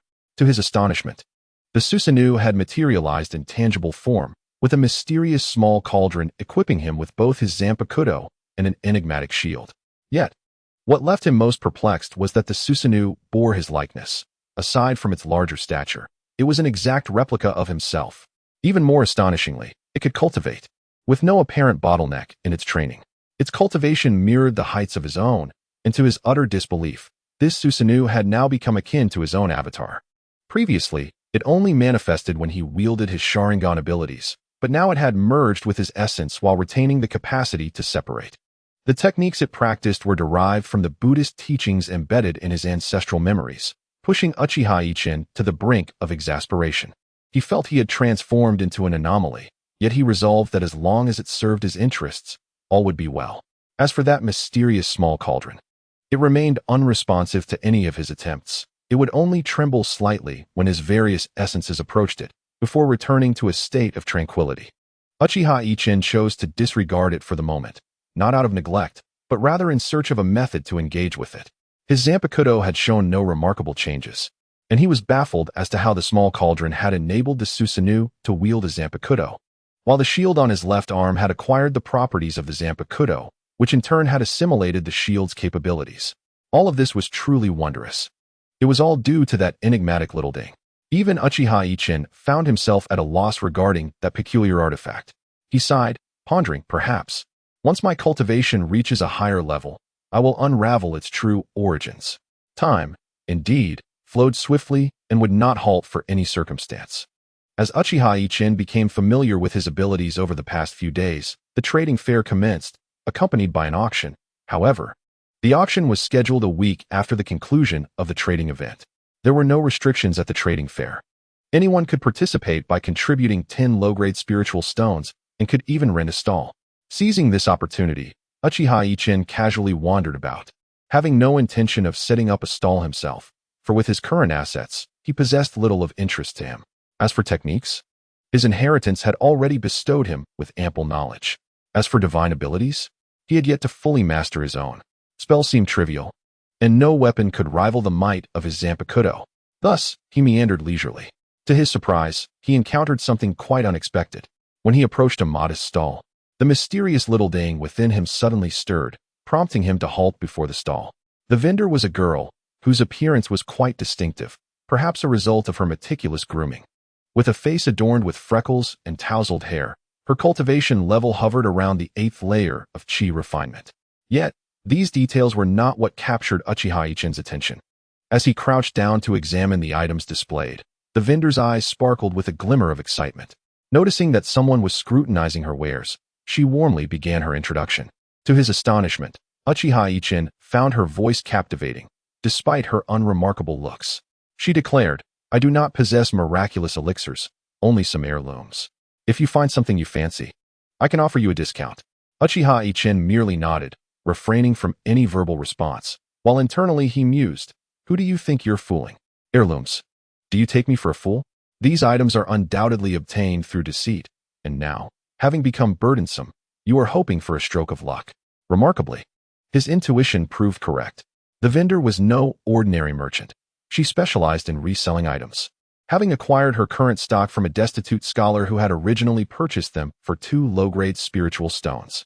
Now, she had the audacity to label them as heirlooms and had significantly inflated their prices. Uchiha Yichen paid little heed to her sales pitch, diligently examining each item on display. Many appeared quite ancient, particularly several books that bore the marks of age. When his fingers brushed against a small dang resembling an incense burner, the resonance within him intensified. Sensing the unusual reaction of the little dang, Uchiha Yichen maintained his composure, feigning interest in the ancient tomes before him. After a brief moment, he inquired, "I am quite interested in these books. How many spirit stones do they cost?" The vendor scrutinized Uchiha Yichen carefully and, with a determined resolve, replied, "Since you have taken a liking to them, I shall reluctantly part with them for 30 low-grade spirit stones." Upon hearing this price, Uchiha Yichen's lips twitched in irritation. After a moment's contemplation, he remarked, "If you could include this incense burner, I would consider purchasing them." The vendor, glancing intently at the incense burner but finding no apparent flaw, retorted, "That is not possible. I have already offered you an exceedingly low price and cannot afford to incur further loss." Upon hearing these words, Uchiha Yichen set down the books and turned to leave. Seeing him truly departing, the vendor hastily called out, "Very well, very well. I shall sell them to you. Today, I am taking quite a financial hit." Uchiha Yichen paused at this statement, produced his spirit stones, and collected the small cauldron along with the books into his storage pouch. He had initially intended to leave, but the vendor's next words piqued his interest. It seems there will be some valuable items at the upcoming auction. I have encountered many formidable cultivators at the Foundation establishment stage today. Feigning disinterest, Uchiha Yichen continued to peruse the vendor's wares and engaged in conversation, hoping to glean more information. Yet, inexplicably, he found himself ensnared by the vendor's enchanting voice. When the vendor inquired about the purpose of the incense burner he purchased, Uchiha Yichen was taken aback, said nothing further, clasped his hands in farewell, and turned to explore other stalls, eager to discover items of worth. However, as he departed, the pockmarked female vendor remarked with a sly smile, "How intriguing. You managed to resist my enchanting influence. An interesting young man indeed. I shall not let this matter rest easily." Unbeknownst to Uchiha Yichen, he had unwittingly attracted the attention of a new predicament. Whether to deem this a stroke of good fortune or misfortune remained uncertain. Thus, during this trading event, Uchiha Yichen encountered no further items of significance. The trading fair was to last 3 days, and he felt no urgency, as it had only just commenced. Upon returning to his rented room, he began to examine the small cauldron he had acquired. He meticulously set up several formations within his quarters. After all, one must always be cautious. When he brought forth the newly obtained books and cauldron, an unexpected occurrence transpired. Suddenly, the small cauldron within him emerged, engulfed in fierce black flames. As this enigmatic cauldron manifested, the one he had just acquired began to undergo a transformation as well, radiating a white aura before ascending into the air. The two cauldrons then flew towards each other. As they converged, an astonishing event unfolded, leaving Uchiha Yichen utterly astounded. Before long, the two small tripods began to engage in a fierce confrontation. The one imbued with the dark flames initially held the advantage. However, as the newly empowered tripod found itself at a disadvantage, it unexpectedly tilted, drawing several ancient tomes into its depths. Astonishingly, the tomes began to transform, revealing a celestial map that was neither gold nor silver. The map spun rapidly, and from it emerged a golden flame, reigniting the clash between the two tripods. At that moment, Uchiha Yichen's Susanoo manifested itself autonomously. As it emerged, it grasped both tripods with its hands, drawing them into its very being. The 6 arms of Susanoo each performed a unique hand seal, emitting resonant Buddhist chants. In an instant, the 2 tripods appeared within the eyes of Susanoo's head. The left eye housed the tripod with the Amaterasu flames, while the right eye contained the one with the golden flames. As the tripods occupied Susanoo's gaze, the celestial map from the recently empowered tripod suddenly materialized within Uchiha Yichen's dantian. The map transformed into a starry expanse, where an enigmatic golden elixir floated amidst the constellations. Various primal sources extended numerous tendrils, intertwining with the celestial map. As these phenomena unfolded, Susanoo and Uchiha Yichen merged into a singular entity. Uchiha Yichen was taken aback, realizing that he had refined the 2 tripods, resulting in a breakthrough to the late Foundation establishment stage. Dumbfounded by this unexpected turn of events, Uchiha Yichen's mind raced as he thought, "What on earth is happening? Did I truly break through so effortlessly? Is this some kind of jest? When did cultivation become so uncomplicated?" Following his inexplicable advancement, Uchiha Yichen secluded himself in his chamber for several days, refraining from attending trade fairs, focusing instead on intimately exploring his newfound abilities. Setting aside other concerns, the transformation of Susanoo left him in a state of unease, yet fortunately, no uncontrollable situations arose. It was no longer merely Susanoo. It had become akin to a clone, a reflection of another Uchiha Yichen, destined to remain loyal.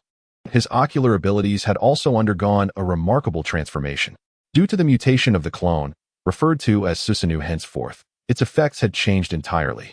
The clone could function both as a manifestation of his technique and as a separate entity, proving to be an extraordinarily versatile asset. The most significant alteration was observed in Amaterasu. Traditionally a physical offensive ability, this power now ignited black flames wherever the user directed their gaze. Thanks to the mysterious tripod, the black flames gained sentience, manifesting as a 3-legged black crow. Remarkably, with the addition of yet another tripod, a golden flame emerged, which also possessed sentience, revealing itself as a 3-legged golden crow. Uchiha Yichen could not help but recall the mythical tales of ancient times, where the golden crow of the sun emerged. This thought prompted him to shamefully bestow upon his two flames the names of solar fire, the golden flame, and lunar fire, the black flame. Both flames possessed a sentience that rendered their attacks far superior to those of the past. Presently, within Uchiha Yichen's arsenal, these two flames were undeniably the most formidable, given that one represented the yang and the other the yin. When Uchiha Yichen whimsically contemplated merging the two flames, he found the process remarkably seamless. To his astonishment, the potency of the combined flames doubled, filling Uchiha Yichen with great joy, who would not desire an ever-growing array of powerful trump cards. As Uchiha Yichen familiarized himself with the transformations of his doppelganger and eyes, the auction event commenced. On that day, Li Xiaoyang arrived at Uchiha Yichen's residence. Upon meeting him, he sighed and remarked, "I truly admire your perseverance, Brother Yichen. Your daily dedication to cultivation is commendable, and your level of mastery is undoubtedly a result of your diligent efforts." Uchiha Yichen smiled in response. "Brother Xiaoyang, you jest. With your talents, are you mocking me?" "Not at all, Brother Yichen.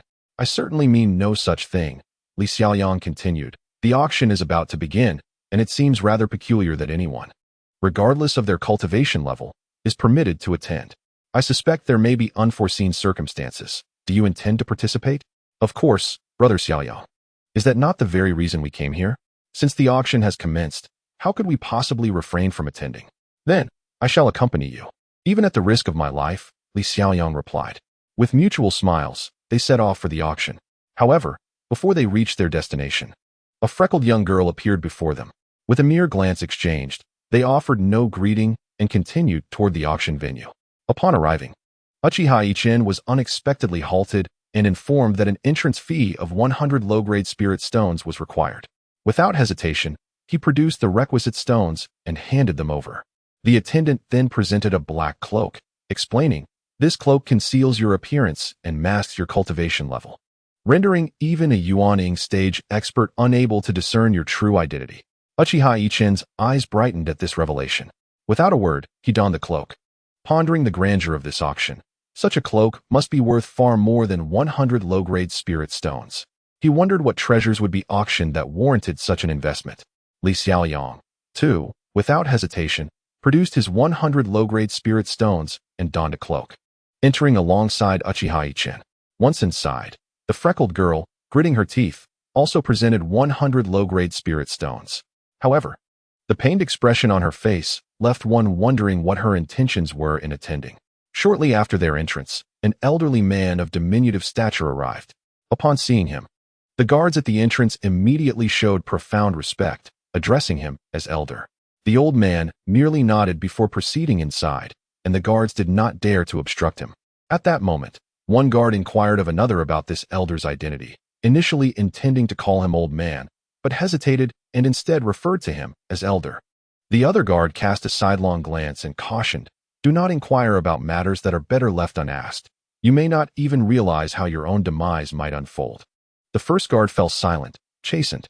Although numerous formidable figures of the core formation and nascent soul stages subsequently arrived, they were all halted by the guards, only heightening curiosity about the identity of the earlier old man. Upon entering a chamber within the auction house, the proprietor personally attended to the elder. If others were to learn of this, they would undoubtedly be astounded, for the auction house owner was a late-stage nascent soul cultivator of no ordinary caliber. The deference he showed to the elder indicated the latter's extraordinary cultivation level. Indeed, this elder was among the few transcendent beings of the out-of-body stage on this continent. It was customary for one of his cultivation level to ascend to the spirit realm.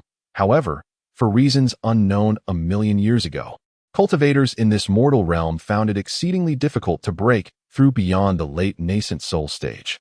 The achievement of reaching the out-of-body stage must be nothing short of extraordinary.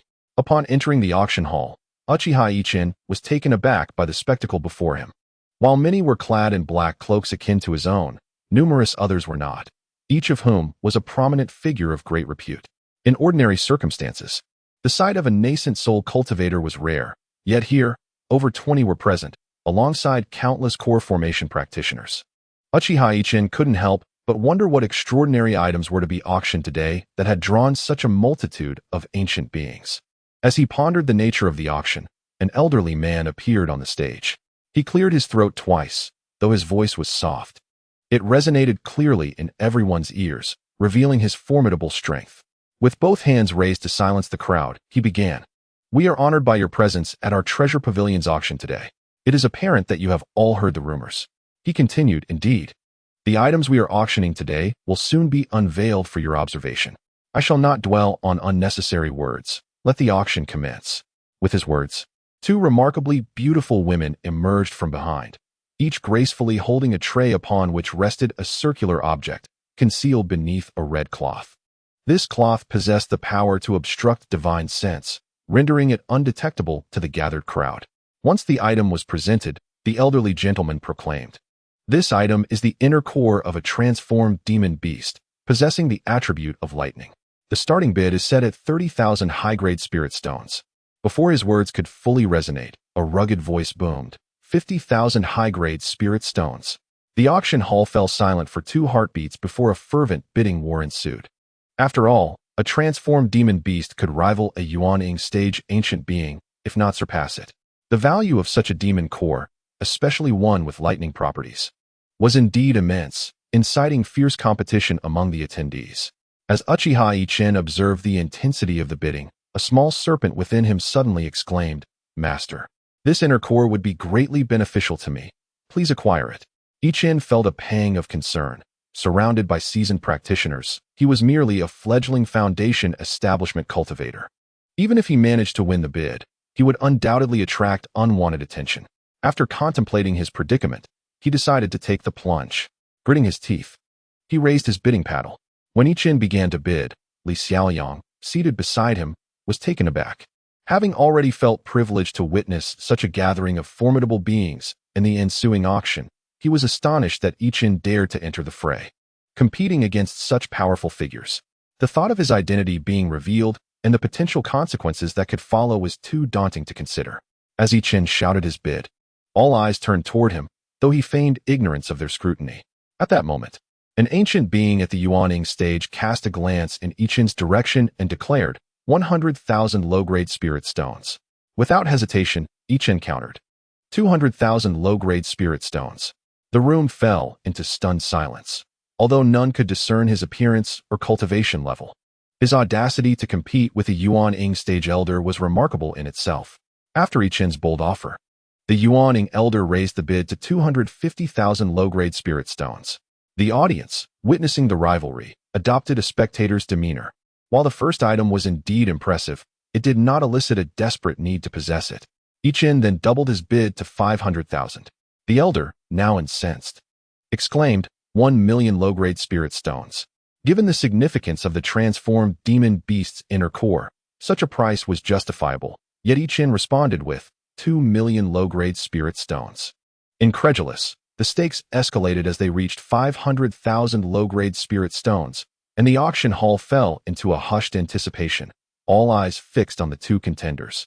Eager to see who would relent first, the Yuan-ing elder called out, 6,000,000 low-grade spirit stones, only for Yichen to double the amount once more, declaring, 12,000,000 low-grade spirit stones. The elder's eye twitched as he retorted, 15,000,000 low-grade spirit stones. There seemed to be no other alternative. Initially, my modest increase in bids seemed rather stingy. However, I fervently desired that exquisite demon pill. As a practitioner of the 3 disciplines, I lacked the financial prowess of those illustrious sections. Yet, the sudden emergence of a direct descendant with a rare mutated lightning root compelled me to devise a means to acquire this precious item. Just then, a mysterious figure clad in black, whose origins were unknown, raised the stakes to 30,000,000 low-grade spirit stones immediately after I had called out 15,000,000. I sighed in resignation, acknowledging the necessity of my remaining spirit stones for other purposes, and ultimately relinquished my pursuit of the demon pill. Although this ancient figure withdrew from the competition, Uchiha Yichen could still sense the gaze directed at him, a look imbued with the intent to extract his very soul. Feeling helpless, he recognized that with his limited cultivation, engaging in competition in such an environment would only breed enmity. Thus, he resolved to depart this treacherous arena as soon as the auction concluded. when Uchiha Yichen secured the demon pill for 30 million low-grade spirit stones. The onlookers regarded him with peculiar expressions, their greed ignited by his wealth. Soon, the second item was presented, brought forth by a striking woman who placed it upon the auctioneer's table. The auctioneer then proclaimed, as we all know, transcending from the core formation stage to the nascent soul stage is exceedingly arduous. Before us lies a pill known as the neck-breaking pill. I trust you can deduce its purpose from its name. Indeed, this pill enhances the success rate of breakthroughs. It guarantees a 100 success rate for all bottlenecks below the nascent soul stage, and it boasts a 60 success rate for those attempting to ascend from core formation to nascent soul. As for the success rate for those beyond the nascent soul stage, certainly, it exists, though I cannot specify the exact percentage due to the rarity of this pill. Our auction house seldom acquires such a treasure, underscoring its preciousness. Let the competition commence. This item starts at a mere 1 low-grade spirit stone. Upon the auctioneer's declaration, the audience erupted in astonishment. 1 low-grade spirit stone as the opening bid? What madness is this? Nonetheless, Uchiha Yichen sneered at the auctioneer's cunning. Such a tactic ignited the atmosphere of the auction to a fever pitch. Initially, the wealthy patrons remained passive, silently observing the unfolding spectacle.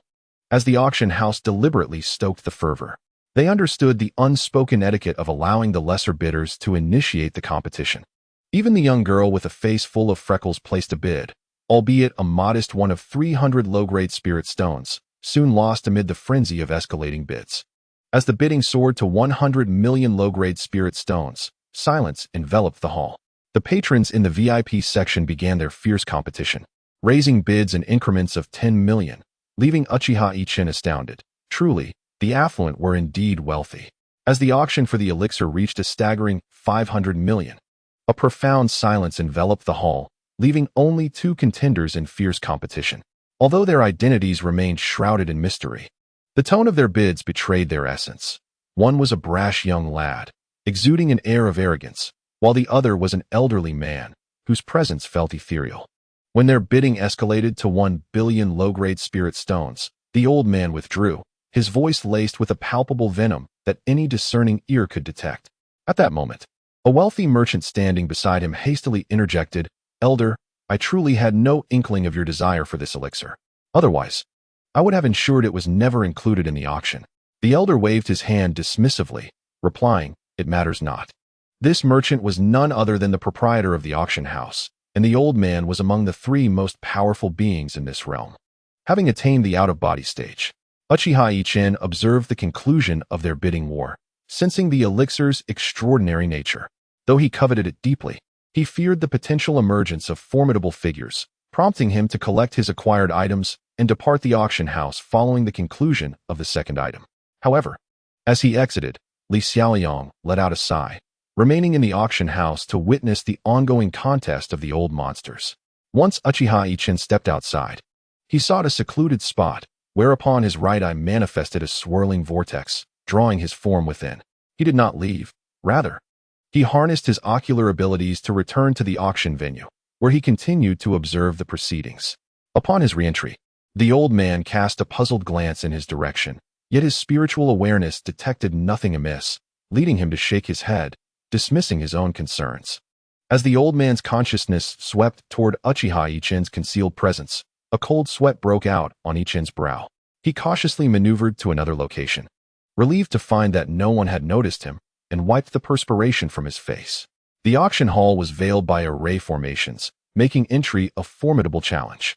The subtle spatial fluctuations caused by his ocular spatial powers had caught the attention of the elder. Stealing a glance toward the old man's chamber, Uchiha Yichen contemplated his next move. Gathering his resolve, he cautiously approached the room, fortunate not to encounter any formidable formations or trigger further spatial disturbances, thus evading detection. Upon entering, he fortuitously overheard a conversation between the merchant and the elder. Listening intently, Uchiha Yichen's wariness toward the elder intensified. What level of cultivation did the elder possess? He could sense the magical fluctuations emanating from the middle-aged merchant, akin to that of the supreme elder of the spirit beast sect, both being at the nascent soul stage. Yet, to have a nascent soul elder deferentially addressing someone as senior was beyond Uchiha Yichen's comprehension. Could it be that true out-of-body stage beings still existed in this world? Were they not supposed to have ascended? Uchiha Yichen recalled the ancient war depicted in his ancestral memories, a conflict so profound that it altered the very laws of heaven and earth. He pondered the old man's cultivation level, coupled with his own inherited memories, and began to speculate. Had the time come when ascension beyond the out-of-body stage was no longer attainable? Contemplating this notion, a shadow of gloom fell upon Uchiha Yichen's visage. His ultimate aim in this realm was to cultivate toward ascension. Yet, he was merely at the foundation establishment stage now, and overthinking would yield no fruit. He resolved to focus on the present, for surely, a path would reveal itself when the time was right. His attention then shifted to the unfolding events within the auction hall. Although the subsequent items were indeed remarkable, the old man refrained from participating in the bidding, evidently drawn solely by the allure of that elusive elixir. Indeed, upon hearing of a pill capable of breaking through barriers, Yichen had been resolute in his desire to acquire it. His cultivation had lingered at the pinnacle of the initial out-of-body stage for many years, and for reasons unknown. He found himself unable to progress further. The prospect of obtaining this pill, a means to attempt a breakthrough, was irresistible. Who wouldn't aspire for greater cultivation? Such advancement would undoubtedly extend one's lifespan, and at his level of cultivation, the desire to live long was paramount. The auction proceeded with remarkable fluidity, each item inciting fervent bidding. Yichen found no desire for anything other than the barrier-breaking elixir, though he was already formidable. It was a universally acknowledged truth that the higher one's cultivation, the more formidable the barriers to advancement. If preparation could be made in advance, it would be most prudent. The excitement surrounding the auction of this particular pill had even drawn the attention of those at the out-of-body stage. Should the opportunity arise, he would undoubtedly seize it without hesitation. After all, the path of immortality was fraught with uncertainties. Time slipped by amidst the spirited atmosphere of the auction, and soon the final item was sold. The auctioneer wiped the sweat from his brow and let out a long sigh of relief. The day's tasks had finally concluded. Such a scene was undeniably tense, given that all present were formidable beings of high cultivation. Should any turmoil arise, it would be disastrous. As the successful bidders began to make their way to the back to claim their items, the elderly man in the VIP room remained still, as did Uchiha Yichen, concealed in the shadows. Once everyone had collected their belongings, they swiftly vanished from the auction house. The last individual to depart was the young man who had successfully bid for the elixir, striding confidently onto the city streets. Upon his emergence, the old man finally opened his eyes and addressed the auction house's proprietor. "I shall take my leave. Should you encounter any insurmountable issues in the future, feel free to seek me out. I may assist you once, as a token of gratitude for today's favor. But do exercise caution." The proprietor's face was swiftly enveloped in surprise, yet he dared not say much, merely responding, "Farewell, esteemed elder." As the ancient monster exited the auction house, both the proprietor and Uchiha Yichen breathed a sigh of relief. The auctioneer, however, could not help but grimace, muttering to himself about the young lad who had successfully bid for the elixir. What on earth is he thinking? Instead of hastily returning to his sect, he parades about so brazenly. Now that he has caught the eye of this old monster, he may not even realize the peril he is in. Fortunately, no attacks were made during the auction, otherwise, I would have been doomed. He chuckled softly, yet, having received the assistance of this ancient being is undoubtedly worth more than anything else. Uchiha Yichen swiftly left the auction house, trailing behind the young man. As the youth exited the town, Yichen sensed that a thrilling spectacle was about to unfold. Sure enough, he spotted several streaks of light racing towards them from the distance. When the lights halted, 6 figures emerged, all of considerable strength, each at the late core formation stage. The leader stepped forward, commanding, "Hand over the elixir, and we shall spare your life." The youth remained remarkably composed, retorting, "Do not speak so boldly. The question of who will spare whom remains uncertain." Without further ado, the assailants formed hand seals, channeling their spiritual energy. A dazzling array of spells surged towards the young man, yet he continued to smile serenely. Just as the onslaught was about to strike, 2 elderly figures materialized behind him. One of the elders snorted disdainfully, stepping forward. Exuding an overwhelming pressure, he raised a hand, summoning a dragon of pure energy that collided with the incoming spells, shattering them into fragments. Upon witnessing this, the 6 individuals' pupils constricted, and they cried out in unison, A late-stage nascent soul cultivator? Without hesitation, they turned to flee. The youth regarded their retreat with a proud expression. At that moment, the second elder behind him glinted with a cold light in his eyes, producing a net-like object from his waist that rapidly expanded, ensnaring the fleeing figures amidst their anguished cries. Uchiha Yichen observed the actions of these two ancient beings, his expression turning grave, particularly as he witnessed the fate of the assailants. Such cruel methods, he thought to himself. As the net constricted around the six, it swiftly reduced in size, resulting in their gruesome demise. The youth glanced at the scattered remains and proclaimed, they overestimated their own abilities. This incident was merely the beginning of a tumultuous saga.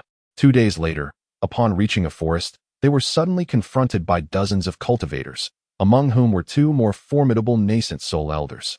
Uchiha Yichen surveyed the scene and shook his head, yearning to locate the elusive out-of-body cultivator, who had seemingly vanished without a trace over the past 2 days. The ensuing battle was rather unremarkable. Beside the young lad stood 3 formidable late-stage nascent soul cultivators, rendering the conflict overwhelmingly one-sided. The disparity between mid-stage and early-stage nascent soul practitioners and their late-stage counterparts was profound, as only those who reached the late stage could truly be regarded as eminent cultivators. For it was at this stage that one began to engage with the laws of the universe. Before long, the skirmish concluded, and the group, casting nary a glance at the fallen bodies, resumed their journey, though a somber gravity now weighed upon their countenances. An elder among them addressed the youth, "Young master, it would be prudent for us to hasten our pace as a precaution." Remarkably, the boy refrained from retorting and nodded in agreement. One of the 5 elders stepped forward, producing an object resembling a lotus flower. He cast it into the sky, and it rapidly expanded in size. Without further ado, the group leapt onto the lotus, and the elder executed a hand gesture, causing the flower to emit a brilliant light before they vanished from sight. Witnessing this, Uchiha Yichen's mind raced. What a remarkable treasure! He had distinctly sensed the spatial fluctuations, realizing it was indeed a spatial artifact. When the lotus reappeared, it was several thousand miles away. Observing the multitude of corpses below, Uchiha Yichen thought, I've struck gold. Without hesitation, a vortex of space materialized above the bodies, drawing them into his ocular dimension. When his soul-devouring insects emerged from their shells, these corpses would ensure their rapid growth. After clearing the area of bodies, Uchiha Yichen followed the spatial traces left by the group. A week later, he finally caught up to them, reflecting, that lotus treasure is truly formidable. It has been quite the ordeal these past few days. Although his ocular spatial abilities were not insignificant, they paled in comparison to the speed of the lotus. To catch up, he had gone without food or rest, and now that he had finally succeeded, he could finally breathe a sigh of relief. Emerging from concealment, he realized he was countless miles away from his previous location, and having donned a cloak during his time at the auction house, he doubted anyone would recognize him. Sensing that the young group was residing in a nearby tavern, he boldly checked in, indulging in a hearty meal before settling into wait. After all, despite his formidable abilities, he was merely at the foundation establishment stage. To engage them directly would be tantamount to courting death. He needed to bide his time until another party confronted them, creating an opportunity for him to seize. For reasons unknown, the young group lingered in this mundane city, seemingly in no hurry to depart. Uchiha Yichen, unfazed, disguised himself as a youth at the 3rd stage of chi refinement, knowing that such a cultivation level would be regarded as inconsequential by the others. One day, within a room of the tavern, the arrogant young lad anxiously inquired of one of the elders in their party, "Elderly, when will my father arrive? Is it acceptable for us to linger here?" The elder replied, "Young master, do not be anxious. We currently reside in this mortal city, and considering that we have employed spatial treasures to expedite our journey, they could not possibly detect our presence. I have already communicated with the sect, and within 3 days, our leaders will arrive to escort us. Once they arrive, we shall be safe, and there will be no need for such furtive behavior." Upon hearing these words, the youth fell silent. The events of their journey had tempered his arrogance, and he resolved to diligently cultivate henceforth. Otherwise, should such a situation arise again, he would likely have perished countless times had he been alone. As they awaited the sect's support, an elderly man appeared at the city gate. Though he appeared quite ordinary, there was an ethereal quality about him that even the most mundane observer could sense. The moment this seemingly elusive old man entered the city gate, A glint of brilliance flashed in Uchiha Ichin's eyes as he muttered to himself, "The show is about to begin." Subsequently, his form began to waver, ultimately vanishing from sight. At the instant of Uchiha Ichin's disappearance, the old man materialized at the entrance of an inn, where the innkeeper greeted him and inquired, "Would you like a meal or a room?" The elder closed his eyes momentarily before responding, "A room, please," and proceeded upstairs. As the old man ascended, the youth and his companions took note of his presence. One of the powerful cultivators among them swiftly scanned the elder with his spiritual perception, then shook his head and conveyed through thought, "Just an ordinary person." Although they believed themselves to be undetectable, the group took precautions to ensure their safety, opting to conduct their eating and other necessities within the confines of their room. After all, cultivators had few demands. Yet, they could not have imagined that they were being meticulously tracked by an otherworldly being in the out-of-body stage, who had placed a tracking mark on them, allowing him to locate them wherever they fled. The old man, possessing a keen intellect, was unhurried in his approach, choosing to wait for the arrival of his associates before making his move to ensnare them all at once. However, on the second day of the elder's stay at the Mortal Inn, others finally arrived, and this time, they were formidable cultivators. Upon their arrival, the youth and his companions wore expressions of grave concern. If their allies were detained, the young man's life would be in jeopardy. Contemplating this, he felt cold sweat trickling down his brow, knowing that this time, they would have to fight for their lives. As they deliberated their strategy, they suddenly sensed the formation set around their room, issuing a warning. They exchanged glances. Two powerful cultivators stood guard over the youth, while the remaining three prepared to confront the impending threat. When they reached such a level of cultivation, it could be said that they could effortlessly obliterate a city.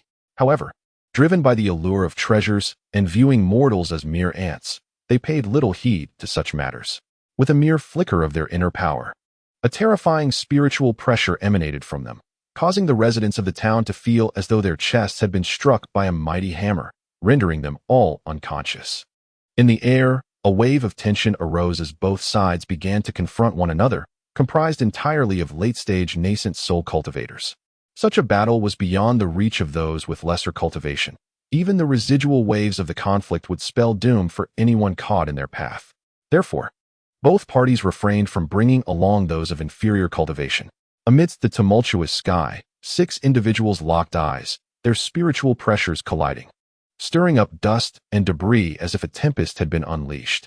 Houses and trees were reduced to mere dust beneath the weight of their formidable spiritual forces.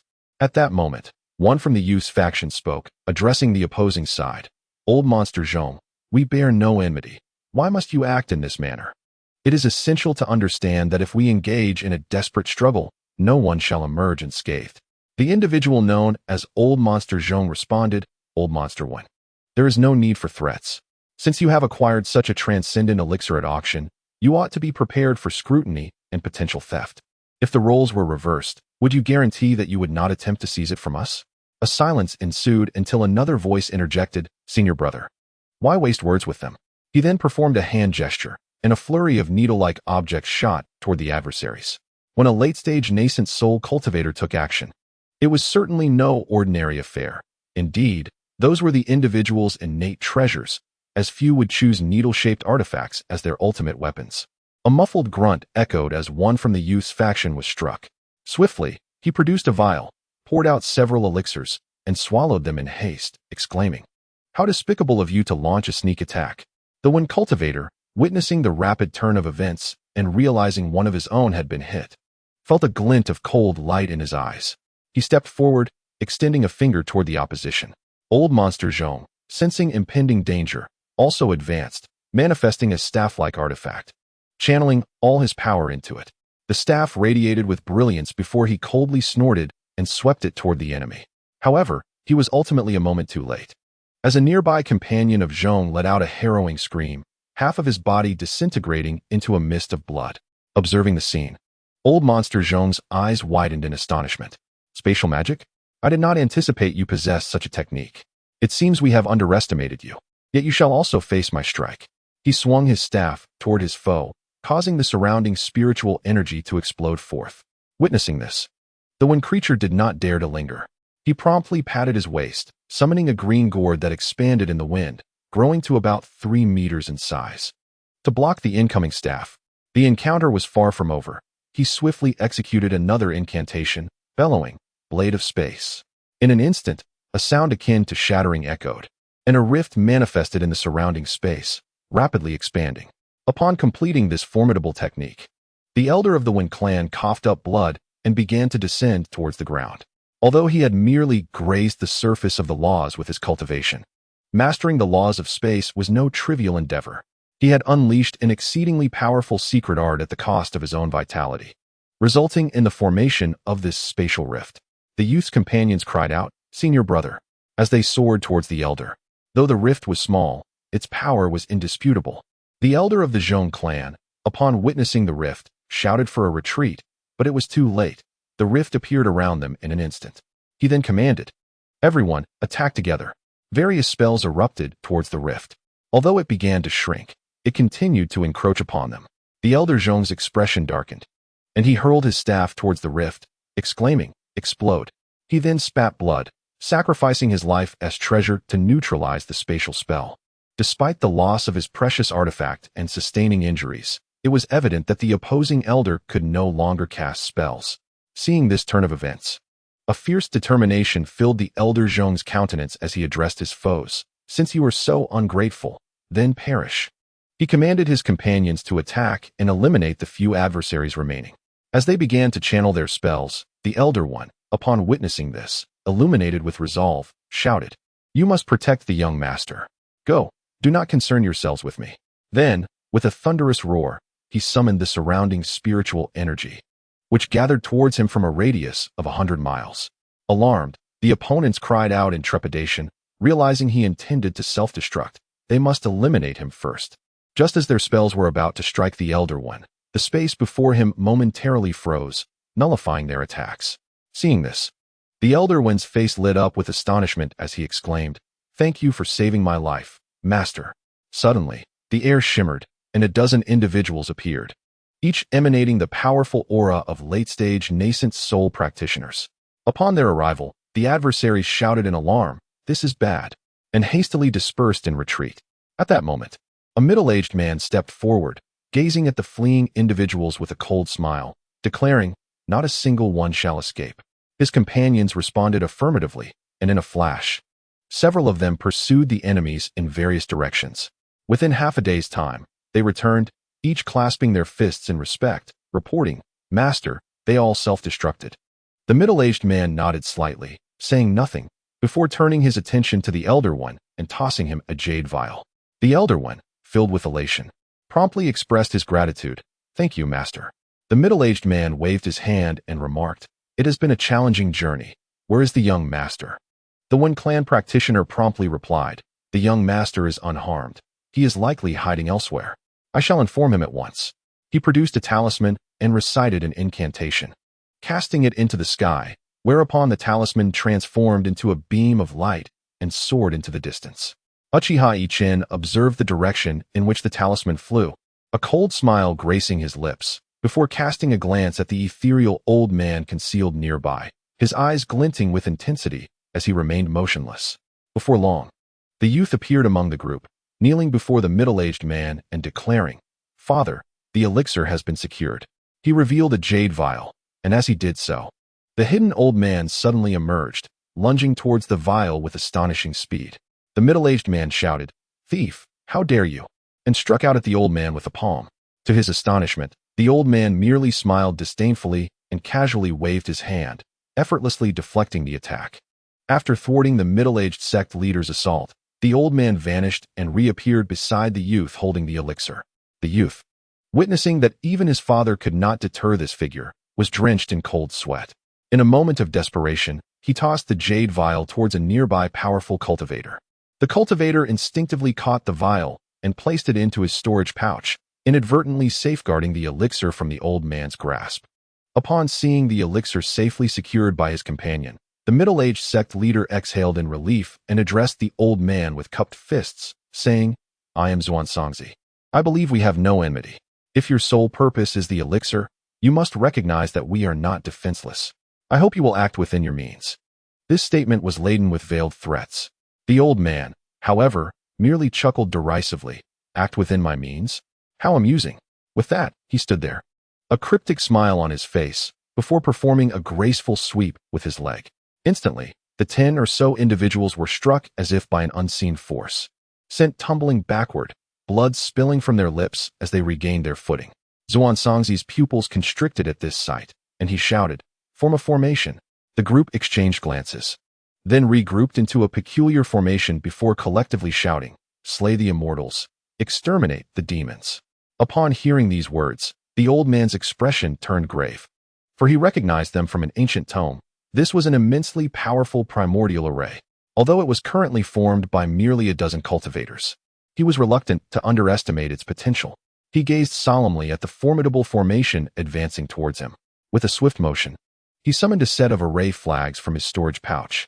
These flags, procured from the dwelling of an ancient cultivator, unfurled rapidly around him, providing an ideal opportunity to test their might. Once the flags were positioned, the opponent's assault arrived, yet the array flags did not disappoint.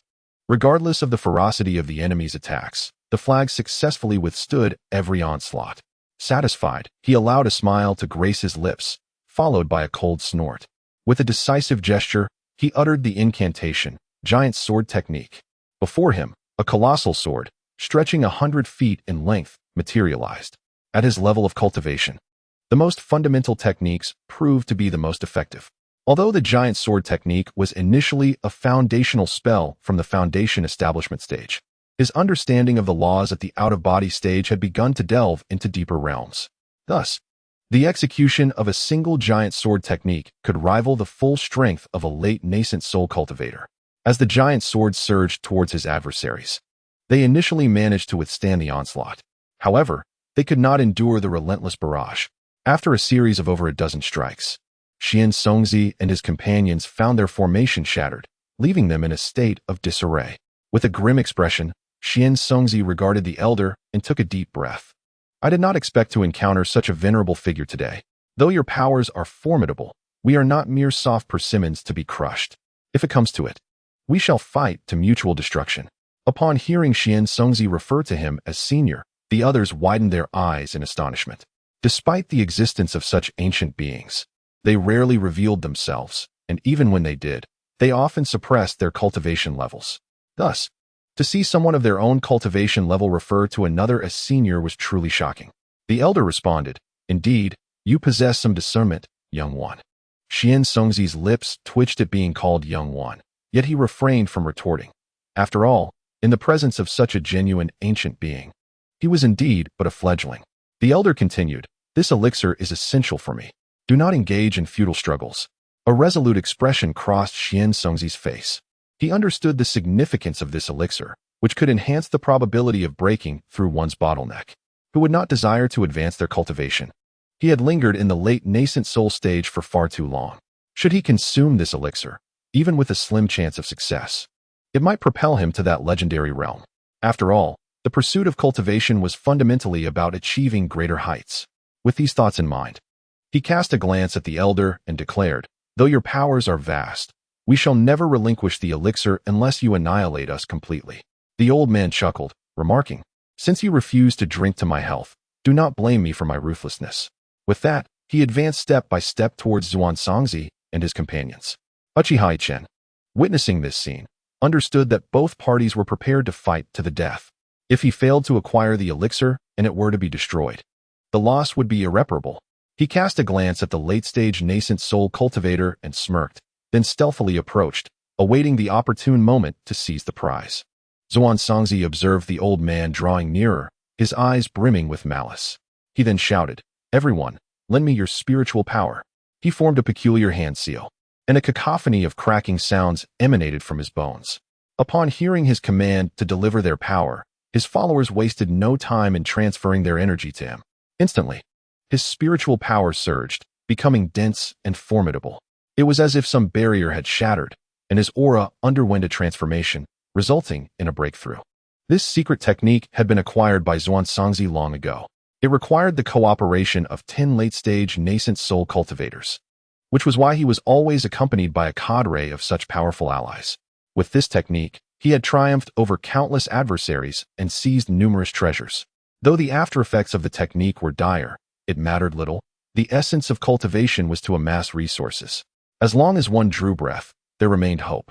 Moreover, the after effects were manageable, and his previous opponents were all merely late-stage nascent soul cultivators. With this technique, ascending to the out-of-body stage was relatively effortless, placing him in a different league altogether. However, now he was deploying this technique in a desperate bid, perhaps to instill fear in his adversaries, leading them to believe he was prepared for mutual destruction. Yet he was gravely mistaken, for his current opponents were not late-stage nascent soul cultivators. They were true out-of-body stage beings. What could he accomplish with such half-baked cultivation? The old man, relying on his formidable prowess, found amusement in his opponent's actions, for he envisioned the secret technique as a potential trump card should he acquire it himself. With such thoughts in mind, he felt no urgency to strike, for he understood that every secret technique harbored its own flaws. He was curious to discern the weaknesses of this particular method before deciding its utility, as enticing opportunities had become exceedingly rare at his level of cultivation. Following Xuanzang's temporary breakthrough, he regarded the old man with respect, inquiring, "Senior, do you truly wish to force me into a desperate struggle?" The old man, indifferent to his words, replied, "As long as you surrender the elixir, I shall allow you to depart. After all, we harbor no enmity." While they conversed, Uchiha Ichen's face was alight with excitement as he thought, "What an opportunity! My own cultivation is too low. If I were to act recklessly, it would surely lead to my demise, especially with an out-of-body presence among us." However, the situation has changed. The esteemed practitioner, once in possession of the elixir, has now relinquished his powers to his master, rendering himself utterly powerless. He remains inactive, contemplating when he might take action. Suddenly, the mesmerizing gem in his eyes begins to whirl rapidly, generating an unseen force that discreetly draws the storage bag of the practitioner into his own realm. Upon acquiring this treasure, Uchiha Ichen is struck by a daring thought. After all, these are formidable beings at the late stage of the nascent soul realm. Among the elite of the mortal world, their worth is exceedingly high. If he fails to seize all their storage bags now, such an opportunity may never present itself again. Thus, Uchiha Ichen stealthily pilfers the storage bags of over 10 individuals before making his swift escape. After obtaining the breakthrough elixir, Uchiha Ichen departs. Did you merely acquire the breakthrough elixir? You have essentially orchestrated a heist on a dozen ancient monstrosities. What transpired thereafter remains a mystery to him, regardless of the events. They no longer concern him. His sole desire is to find a secure location to diligently cultivate. For this experience has instilled in him the understanding that possessing higher cultivation grants one a sense of assurance, eliminating the need for furtive actions. Since Uchiha Ichen plundered the storage bags of those 10 formidable practitioners, they remained in meditation, regaining their spiritual energy. When two cultivators at the out-of-body stage clashed, the resulting chaos was cataclysmic, reverberating across thousands of miles. Ultimately, Xian Songzi was defeated, as his temporary cultivation was constrained by time. When that time expired, the outcome became inevitable. However, when the elder sought the elixir, he discovered that all storage bags had vanished.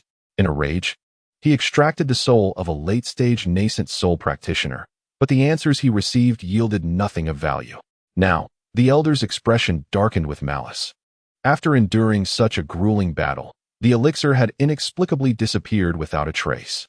Xian Songzi, too, was incensed, having fought valiantly only to discover that someone had swooped in like a cunning bird. The scene became quite tumultuous, and the elder, lacking the inclination to engage in further dialogue with Xian Songzi and his companions, swiftly vanished into the distance, eager to uncover any clues. Xian Songzi then led his sect members back to their stronghold. However, a month later, his entire sect mobilized to investigate the matter, hoping to unearth some leads. Thus, 6 months passed, and the incident remained an unsolved mystery, devoid of any clues.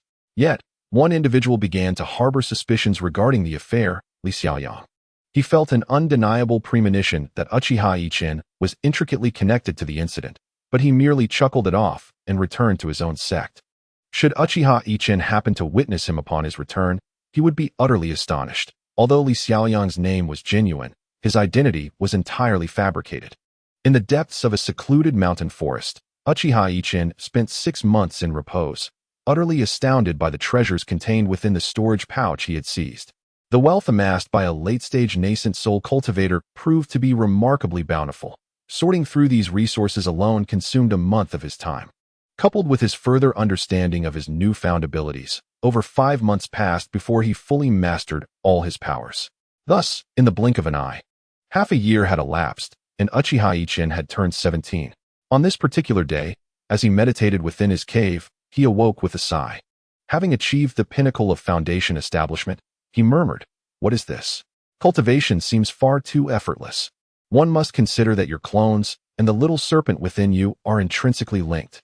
Your solitary cultivation is tantamount to the efforts of 3 individuals. Even with modest talent, progress would be swift, not to mention your prodigious aptitude." Now at yet another bottleneck, breaking through during meditation proved challenging. Furthermore, upon breaking through, he would need to confront the tribulation of forming a core. Without a secure location, recklessly attempting to breach this threshold posed significant risks. Should a ferocious beast or an unwitting individual appear, it could spell trouble. Hidden Dragon Mountain is a peculiar range, resembling a series of dragons sprawled across the landscape. The scenery is striking, yet despite the myriad legends of dragons that circulate, the longtime residents have never laid eyes upon one. Though the surroundings are enchanting, they lack spiritual veins, and due to their remote location, no cultivators reside here. Only a community of simple, earnest mortals. In a small valley nestled within Hidden Dragon Mountain, the environment is serene and secluded. Due to the rugged mountain paths, it is nearly impossible for ordinary people to reach this secluded haven. Enclosed by towering peaks, this unique valley enjoys a perpetual spring-like climate. At its center lies a natural pond, which, when viewed from a distance, resembles the mouth of a dragon, the water appearing as if it were the drool of a slumbering dragon. In this pond thrive peculiar fish, pure white and roughly 3 inches long, while bizarre trees, entwined like coiled dragons, grow at the water's edge, adorned with a few charming little birds. In such a tranquil setting, a sudden disturbance arose. The birds took flight in a flurry, and a gentle breeze stirred the surface of the pond. As the wind caressed the water, a figure gradually materialized by the lakeside. When fully formed, it revealed a youth with long hair tied back, a slender physique, and clad in a flowing azure robe. The boy crouched at the water's edge, cupping his hands to wash his face, and exclaimed, "What a beautiful scene." As he turned, one could not help but notice the peculiar eyes on his otherwise flawless face, each containing 3 swirling tadpole-shaped tomo. Gazing into the depths of his eyes, one might feel as though their very soul were being drawn in. This boy was none other than Uchiha Yichen. Upon reaching the pinnacle of foundational cultivation, he contemplated rejoining a sect, yet after careful consideration, he dismissed the notion. The treachery of human hearts weighed heavily on his mind. Compounded by the multitude of secrets he harbored, he could not shake the feeling that he would inevitably attract unwanted attention. He then recalled the ample supply of elixirs and spirit stones at his disposal, a boon from the mysterious cavern, and the fortunes amassed from numerous late-stage Yuaning cultivators. It could be said that his possessions rivaled those of a grand sect, perhaps even those of a superlative faction. With his considerable wealth, he felt emboldened and set forth in search of a secluded location to break through his bottleneck. However, after more than 2 months of searching, he found that every potential site was either claimed by fellow cultivators or occupied by a sect. Observing this predicament, Uchiha Yichen could only manage a wry smile, vowing not to relent until he uncovered a suitable place for his breakthrough. Resolutely, he utilized the ability granted by the devil fruit, transforming into an elemental state, and soared towards a particular direction, determined to pursue this path to the end. Remarkably, after flying an indeterminate distance, he felt a sudden surge within his bloodline, akin to boiling. Uchiha Yichen was taken aback. Had he stumbled upon some extraordinary treasure relating to the dragon lineage? His previous adventures in the little spirit realm had granted him a similar encounter. Thus, he slowed his pace, attuning himself to the energy and discerning a specific direction that beckoned him, leading him towards the source of the stirring within his blood. Days later, upon beholding the mountain range, his pupils constricted in astonishment. This was no mere mountain. It was the remnant of an ancient dragon's formidable essence that had culminated in this very formation. While others might have overlooked this, he, possessing a noble dragon bloodline, could not be mistaken. The sheer power of this ancient dragon had transmuted its very being into the mountain, and faint traces of its consciousness lingered within. Perhaps it was this conscious presence that had concealed the true nature of the mountain, preventing others from discerning it as the body of a dragon. This revelation brought a sly smile to Uchiha Ichen's face, and in an instant, he vanished from his location. When he reappeared, he found himself in a small valley. As he assessed the surroundings of the lake, it became evident that he stood at the precipice of the dragon's maw, the very place where the dragon-turned mountain had once breathed. Uchiha Ichen pondered deeply. To what heights had this ancestral dragon's cultivation ascended, and how had it met its demise? Additionally, he mused over the ancient wars chronicled in texts. What had transpired? Why was it so arduous for contemporary practitioners to reach the out-of-body stage? This cascade of questions ignited a whirlwind of thoughts within his mind, leaving him momentarily bewildered. Suddenly, a dark fissure appeared in the sky, and from within emerged a shadow accompanied by a dissonant, chilling laughter.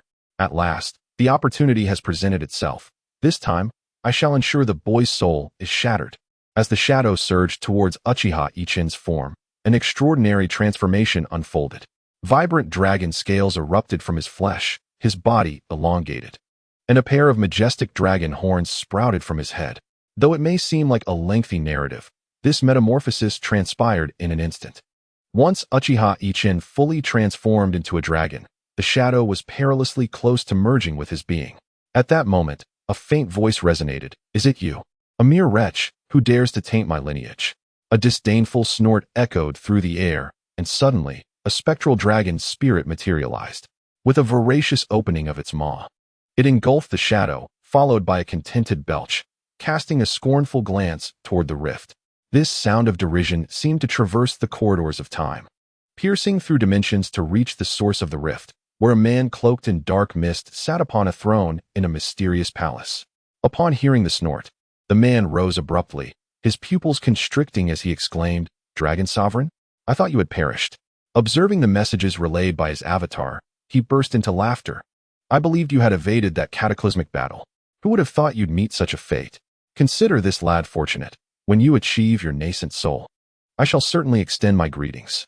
After the dragon sovereign's residual consciousness devoured the shadow, it gazed upon the transformed Uchiha Ichen, its expression softening as it murmured, "I did not anticipate that my descendants would arrive after such a long passage of time. Had it been a century later, my lingering will might have vanished from this realm." With a sigh, the dragon sovereign and Uchiha Ichen faded into the distance. When they reappeared, they found themselves deep within a mountain range. Shortly thereafter, Uchiha Ichen awakened, albeit without reverting to his human form, for the potent dragon blood coursing within him prevented such a transformation. As he surveyed his surroundings, he noticed the vast emptiness, until his gaze fell upon his skeletal remains, causing his pupils to constrict sharply. Uchiha Ichen slowly approached the skeleton, kneeling beside it, and bowing 3 times, "Though I know not if you are my ancestor, I shall honor you as such since fate has led me to your presence." After paying homage to the dragon bones, Uchiha Ichen resumed his inspection of the area. Realizing the profound richness of spiritual energy, a veritable sanctuary for cultivation. Thus, he decided to dwell there, initially rearranging the cave dwelling. He employed superior spirit stones to establish several gathering arrays, using top-tier spirit stones for the focal points, and meticulously covered the entire cave with numerous inferior spirit stones. Unbeknownst to Uchiha Ichen, the remains contained a lingering consciousness that silently observed him. Upon witnessing him utilizing exquisite spirit stones as the focal point of the spirit gathering array, the residual consciousness experienced a profound surge of emotions. Fortunately, it managed to stabilize in time. Otherwise, it would have been prematurely obliterated from existence. Had Uchiha Ichen been able to hear the murmurs of this lingering will, he would undoubtedly have been astounded. The consciousness remarked, "Ah, exquisite spirit stones. Even in my former life, I could not amass such a fortune. What a wasteful extravagance." As it observed Uchiha Ichen extracting numerous storage bags and emptying their contents, its eyes nearly dropped in disbelief. This junior, merely at the foundation establishment stage, has somehow procured such abundant resources. Were it not for my own eyes witnessing this, I would never have believed it. This wealth rivals that of a soul separation stage practitioner, if not surpassing it. After more than 2 hours, Uchiha Ichen successfully rearranged the cave dwelling and, upon reassessing it, felt a sense of satisfaction. He chuckled, "Fortune indeed smiles upon me. I never anticipated this location would possess such rich spiritual energy. However, upon sighting the dragon bones, Uchiha Ichin's expression shifted to one of contemplation, sensing an absence of something essential. After pacing within the cavern for approximately half an hour, he abruptly smacked his forehead, exclaiming, "So that's what feels amiss." He retrieved several cauldron-shaped artifacts, filled them with earth, and then unearthed 3 seemingly useless pieces of wood from an unknown storage bag. Igniting them and placing them into the small cauldron. Nodding in approval, he declared, "Now, this feels more appropriate." Having completed his preparations, he extended his right claw in his dragon form and waved it over a large stone, shaping it into a stone platform. He then positioned the platform before the dragon bones, placed the small cauldron atop it, and bowed thrice. Sighing deeply, he resolved to disregard his earlier concerns and settled into the spirit-gathering array to commence his cultivation. The residual consciousness of the Dragon Emperor observed Uchiha Ichin's cultivation initiation and likewise closed its eyes. Thus, a month passed. Uchiha Ichin, with a face clouded by disappointment, finally opened his eyes, sighing, "Indeed, breaking through this bottleneck is no simple task. Although my magical power has increased, it is futile without forming the golden core." Determined, Uchiha Ichin produced a substantial quantity of elixirs, resolutely consuming them all in an attempt to break through. A week later, the sky above his location began to darken with ominous clouds, which dissipated after lingering for half a day. Uchiha Ichin's attempt at breakthrough had once again faltered. Today, he chose not to cultivate, fully aware that achieving the golden core was a formidable challenge. If it were easy, golden core practitioners would be ubiquitous. Undeterred, he quietly familiarized himself with his abilities, recognizing that they remained his greatest asset. He extended his claws, and various elements began to morph into an array of shapes upon his hands. Subsequently, his body underwent a transformation into myriad elemental forms, while his eyes spun rapidly, revealing an astonishing array of abilities. The lingering soul concealed within the dragon's bones was utterly astounded. What manner of power was this? He had never even encountered such capabilities before.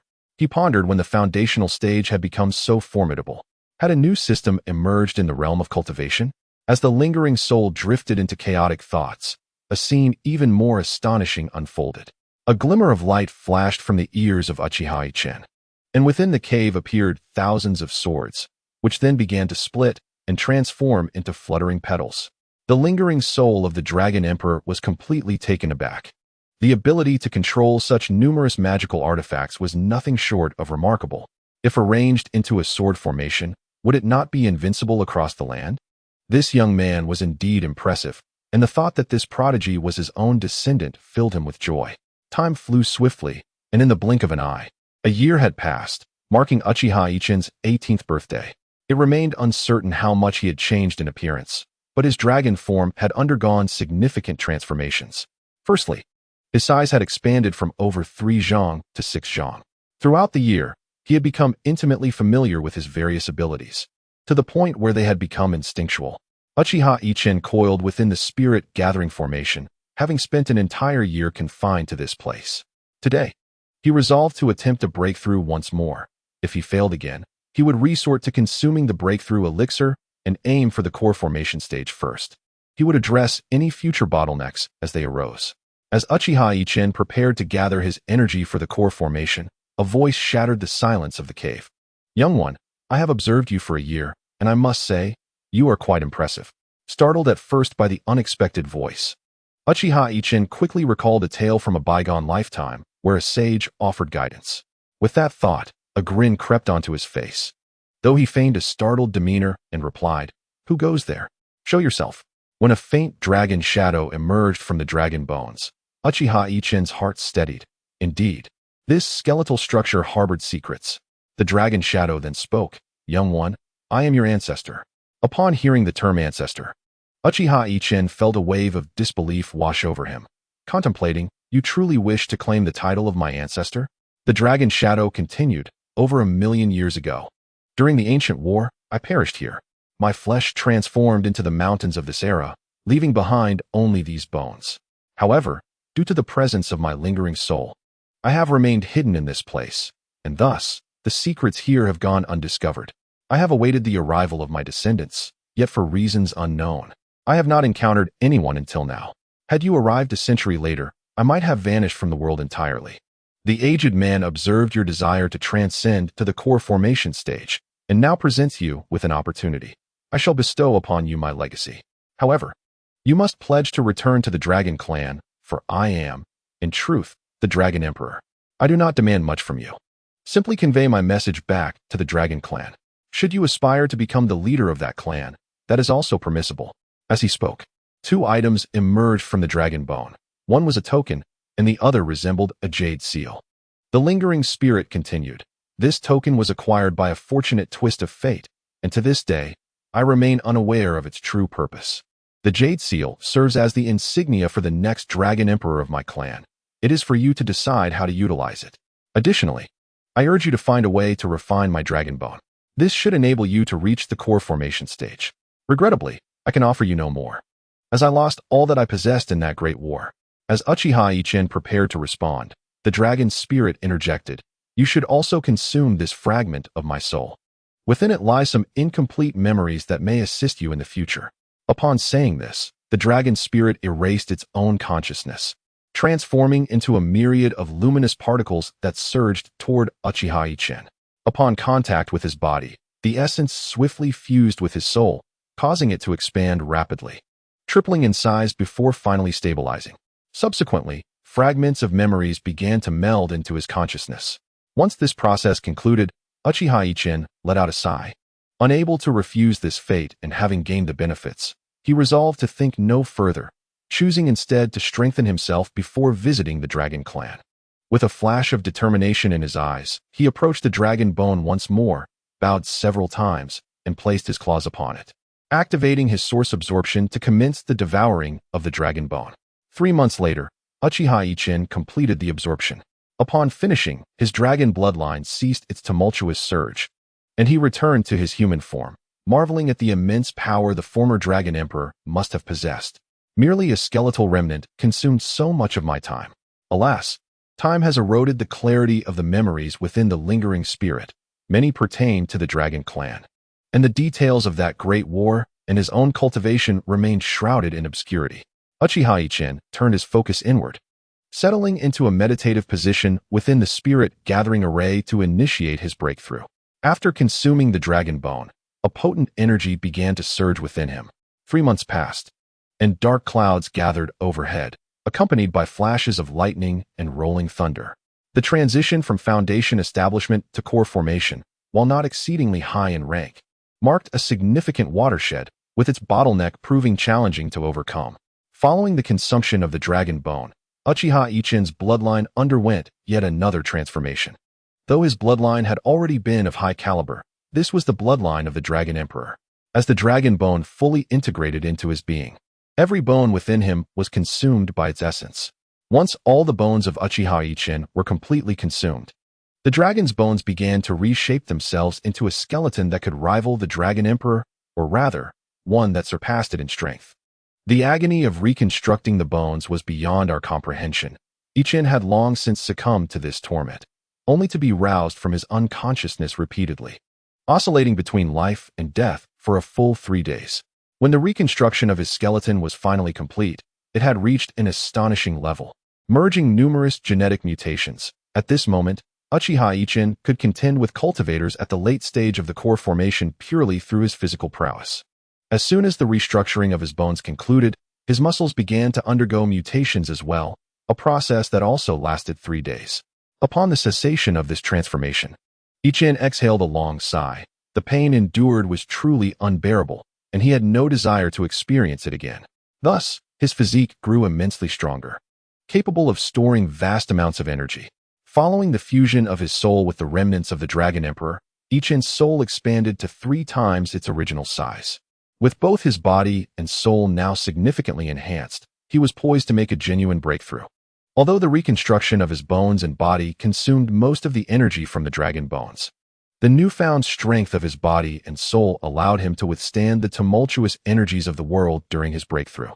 Thus, aside from a modicum of discomfort, the concept of a bottleneck ceased to exist. Narration: how many individuals can break through such a barrier in this manner? Would anyone else dare to attempt it? They would have perished instantly. As Uchiha Yichen became familiar with his own body, a peculiar sensation arose within him. He felt that in a duel, a single punch from him could obliterate his opponent. After fully acclimating to his form, Yichen took a deep breath and exhaled, his gaze sharpening with determination. Success or failure hinged on this moment. Gradually, he closed his eyes, feeling the flow of his magical energy throughout his body. Given the enhanced strength of his physique, he felt no pain from the speed of this energy movement. Slowly, the magical energy surged toward his dantian, where a spherical mock golden core already resided. The energy swarmed around it like mice drawn to rice, fervently encircling the core. At that moment, the spiritual energy within the cave enveloped him entirely, fervently penetrating into his being. Sweat began to bead on Yichen's forehead. The density of the spiritual energy was unexpectedly overwhelming. Above him, a thick layer of dark clouds gathered, crackling with thunder and lightning, yet they remained suspended without striking down. The spiritual energy within Yichen continued to multiply, relentlessly drilling into his dantian. Although they swirled frantically around the mock golden core, they did not condense. At last, he realized that the breakthrough was not as seamless as he had envisioned. In fact, a significant problem had arisen. His internal energy was failing to coalesce, while external spiritual energy surged uncontrollably into his body. In this moment of bewilderment, Uchiha Yichen found himself in a state of shock. As he lingered in this stupor, the energy within him spiraled completely out of control, flooding into his dantian with increasing ferocity. A wave of pain jolted Uchiha Yichen back to reality. To his astonishment, despite his formidable physical prowess, he was experiencing pain, and he could no longer govern the spiritual essence within him. If this continued, even his robust body would be at risk of bursting. Just when Uchiha Yichen felt utterly helpless, the illusory golden elixir within him stirred, vibrating twice before swiftly beginning to rotate. This rotation set the dantian's energy in motion, creating a vortex. As the vortex formed, a small black serpent suddenly emerged from the golden elixir, darting towards his mind's eye before vanishing into his sea of consciousness. Instantly, Uchiha Yichen's sea of consciousness began to churn as if beset by a tempest, rapidly expanding until it stabilized, at which point the illusory golden elixir settled in. The elixir commenced a frenzied spin, drawing half of the external energy flooding his body toward itself. As the energy split into two streams, the pressure within Uchiha Yichen's dantian significantly alleviated, though it remained perilously high. The small serpent in his dantian began to whirl around the energy vortex, then opened its mouth to begin devouring the energy, further easing the burden on Uchiha Yichen's dantian. Just as he exhaled in relief, an unexpected twist occurred. His clone joined the tumult. The clone's eyes emitted a pulling force, causing the internal energy to split again, directing two streams toward the two small cauldrons. No matter how frantically the external energy surged into Uchiha Yichen's body, it was consistently partitioned by these extraordinary gluttons. The energy vortex in his dantian, propelled by the little serpent, spun ever faster, and gradually, a small point emerged at the vortex's center.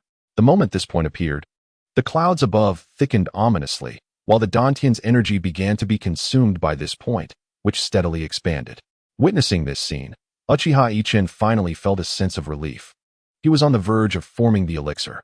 Thus, 2 months passed, and the once tiny point in his dantian had grown to the size of a pigeon egg.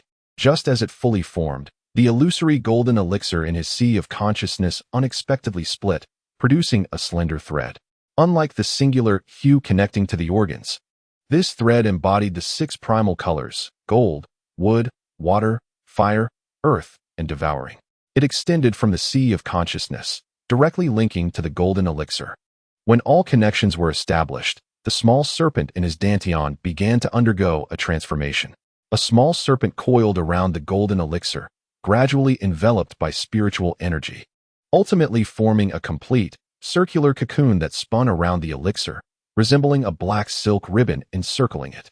Yet this was merely the beginning. The doppelganger began to undergo a transformation as well, morphing entirely into the form of Susanoo, appearing behind Uchiha Yichen. In that moment, a golden and a black light flickered in its eyes, and within Susanoo's dantian, a golden elixir of spiritual energy manifested, half gold and half black, exuding flames of both colors. Subsequently, Susanoo transformed into Uchiha Yichen's likeness and fused into his body.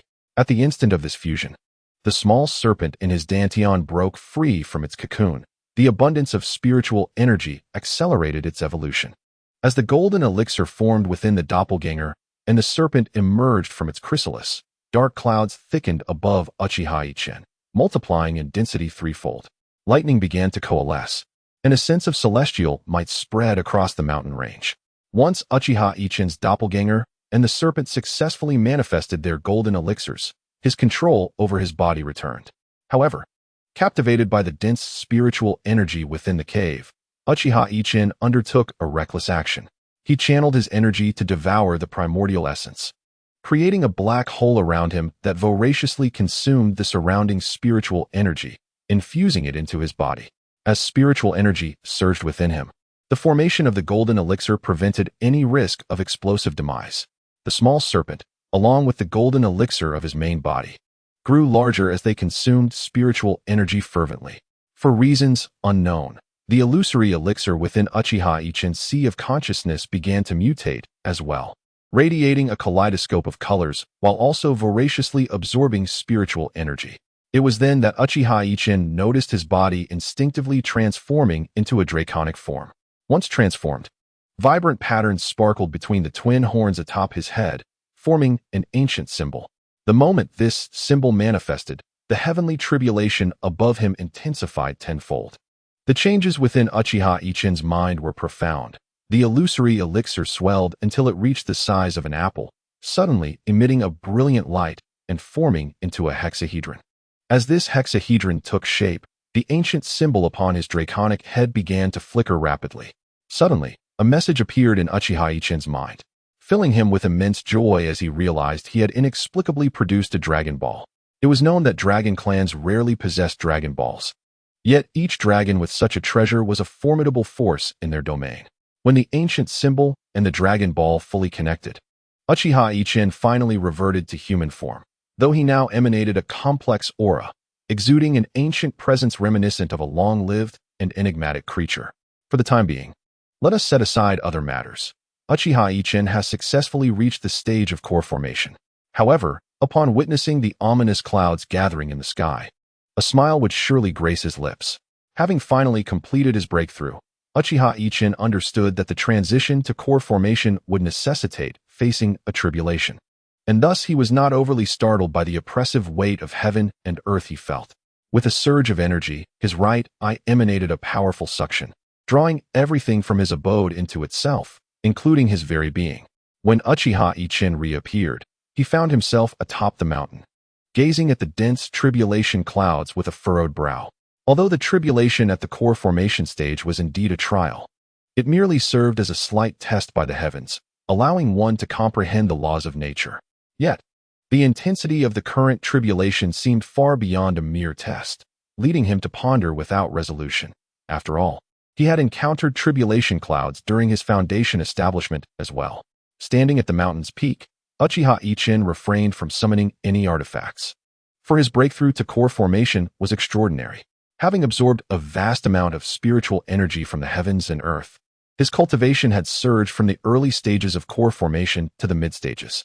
Moreover, he had awakened a long-desired ability, the Evil Awakening, which allowed him to transform his opponent's attacks into dreams, rendering them ineffective. With these newfound powers, Uchiha Yichen felt emboldened. He glanced at the impending tribulation and shouted, "Come forth." As if responding to his call, the dark clouds roiled, unleashing a bolt of lightning as thick as an arm from the heavens. Uchiha Yichen, with his formidable physique, regarded the tribulation with indifference. When the lightning struck him, he did not even blink.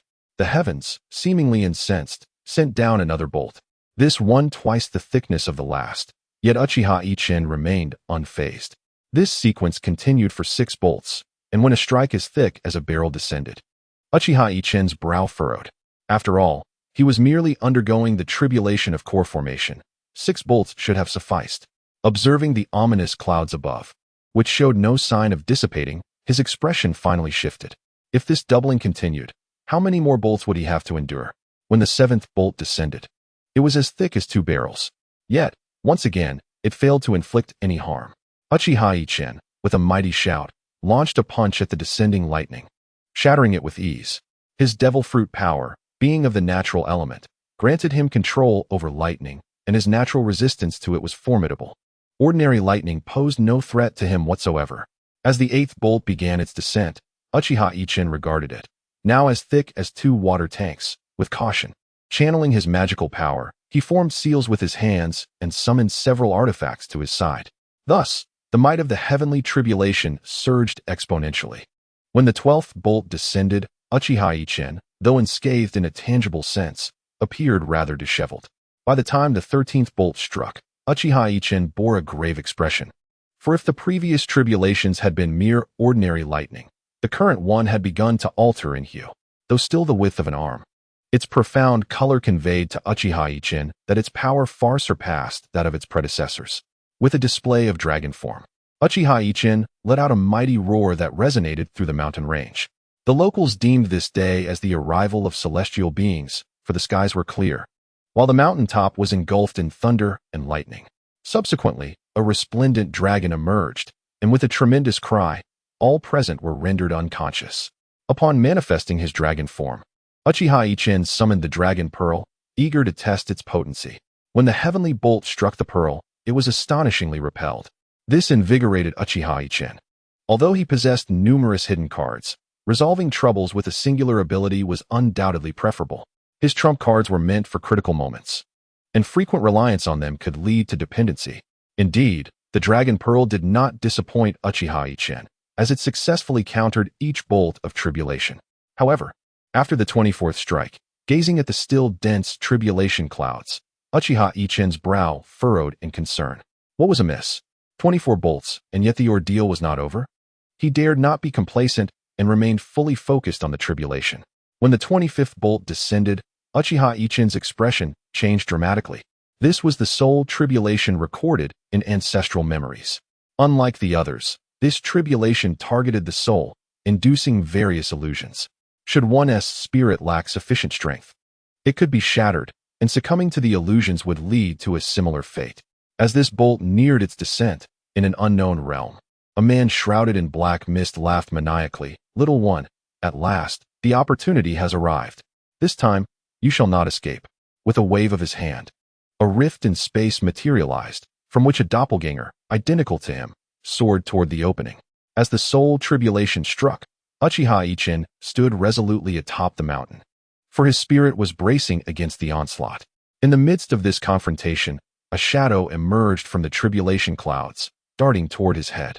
As Uchiha Yichen braved the onslaught of the heavenly tribulation, before he could adequately respond, the second and third strikes descended in rapid succession, plunging him into an illusionary realm.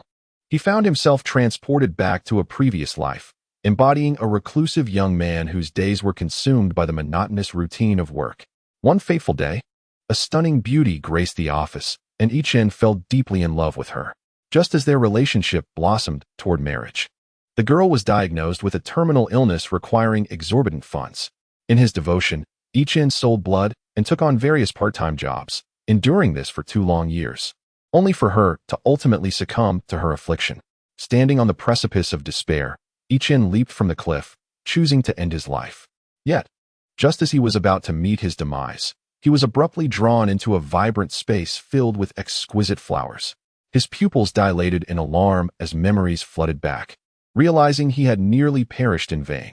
This heavenly tribulation was indeed formidable. Once recollecting all that had transpired, a beautiful woman emerged before him. Upon gazing at her, Yichen smiled and expressed his gratitude, saying, "Thank you for saving me." The woman replied enigmatically, "You are me, and I am you. Why must we delineate so distinctly?" Yichen, perspiring profusely, nodded. With a sudden glint in his eyes, he declared, "How dare another entity invade my body? Watch how I exact my revenge." The woman chuckled softly and waved her hand, summoning a shadow within the space. Upon seeing this shadow, Yichen gasped in horror, exclaiming, "It's you? Your tenacity is astonishing. This must be your avatar." The shadow laughed heartily. "Boy, this time my true self has manifested in your consciousness. Will you not perish? Soon this body will belong to me. Ha ha ha." With a cold snort, Yichen extended his right hand, conjuring a black blade that materialized in his grasp, and charged at the shadow. The shadow, possessing merely the strength of the core formation stage, faced Yichen, now at the same level, and would undoubtedly be obliterated. However, driven by a desire for vengeance, Yichen drew the shadow into his Tsukuyami space. Within this realm, he subjected it to the most excruciating tortures imaginable, before casting it into the depths of the 18 layers of hell. As the shadow dissipated entirely, the enigmatic figure cloaked in black mist received the information from its avatar. Even an ancient being who had lived for tens of thousands of years found it difficult to endure. The shadow cried out, trembling, "You insolent brat! I will pursue you to the ends of existence. I shall extract your soul and torment you such that you cannot live nor die." Despite the myriad events that transpired within Yichen's soul-cleaving space, only a mere 2 minutes elapsed in the outside world. The ominous clouds in the sky were poised to deliver their final strike. All the dark clouds converged towards a singular point, and after a quarter of an hour, the hue of the calamity clouds transformed into 3 distinct colors. Uchiha Yichen exclaimed, "Heavens! I am merely at the core formation stage. Must you toy with me in such a manner? A 3-colored tribulation? Such a phenomenon is only expected at the transcendent stage." Not daring to hesitate, Uchiha Yichen immediately assumed human form, though the dragon scales upon him remained intact. A dragon orb hovered above his head, and with a grand gesture, he summoned a flurry of beautiful petals around him. Yet this was merely the beginning. His eyes began to whirl rapidly, and from behind him emerged a colossal skeleton. This skeleton then sprouted flesh and donned armor, its eyes gleaming with 2 colors, one black and one gold. It possessed 3 heads and 6 arms, with each left arm wielding a black soul-cutting blade, while the right arms bore a mysterious shield. Upon closer inspection, one would notice that the intricate patterns on the shield bore a striking resemblance to the divine markings upon Uchiha Yichen's forehead. Uchiha Yichen shouted defiantly, "Heavens! Since you hold me in such high regard, I shall fight you to the death." He charged towards the calamity clouds. In response to his provocation, the heavenly tribulation unleashed 6 bolts of thunder upon him. Uchiha Yichen was compelled to halt, suspending himself in midair to brace against the oncoming lightning. The Susanoo behind him extended a massive hand, enveloping Uchiha Yichen as the thunder struck, only to be absorbed by the small cauldron nestled within its eyes. Yet, this brief delay allowed the thunder to prepare for its final assault. The calamity clouds above gradually morphed into the indistinct shape of a closed eye, which then opened a narrow slit. The moment this fissure appeared, the pressure between heaven and earth surged dramatically, forcing Uchiha Yichen down to the ground. In a state of alarm, Uchiha Yichen bellowed, "What jest is this? How can the eye of tribulation manifest?" His inherited memories informed him that such an eye appears only when anomalies that should not exist arise, signaling an intent to obliterate these aberrations. Historically, the eye of tribulation had only manifested once, during the ancient era when a primordial spiritual treasure attained corporeal form. According to the records of his memories, if one were to survive this tribulation, they would become unrivaled among their peers, capable of facing even second-tier challenges with ease. Unless the disparity was truly vast, one could dominate within this realm. Perhaps this is what they mean by fortune and misfortune being intertwined. Uchiha Yichen's heart was heavy with unuttered grievances. What transgression have I committed? True, I have traversed into this world, albeit not of this realm. Yet, I cannot claim to be an existence defying the heavens. Why does fate conspire against me so? Uchiha Yichen gazed at the overwhelming pressure of the heavenly tribulation, realizing that it was far beyond his current cultivation to confront. With a fierce determination, he retracted all of his divine abilities, for he knew he had no choice. Should the heavenly tribulation wreak havoc, he would find himself bereft of a place to lament his fate.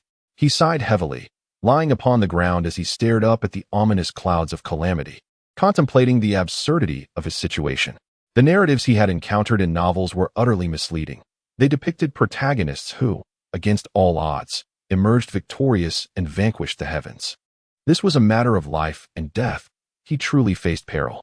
The eye within the tribulation clouds regarded Uchiha Yichen, observing him for a moment before displaying an expression of bewilderment. Indeed, bewilderment.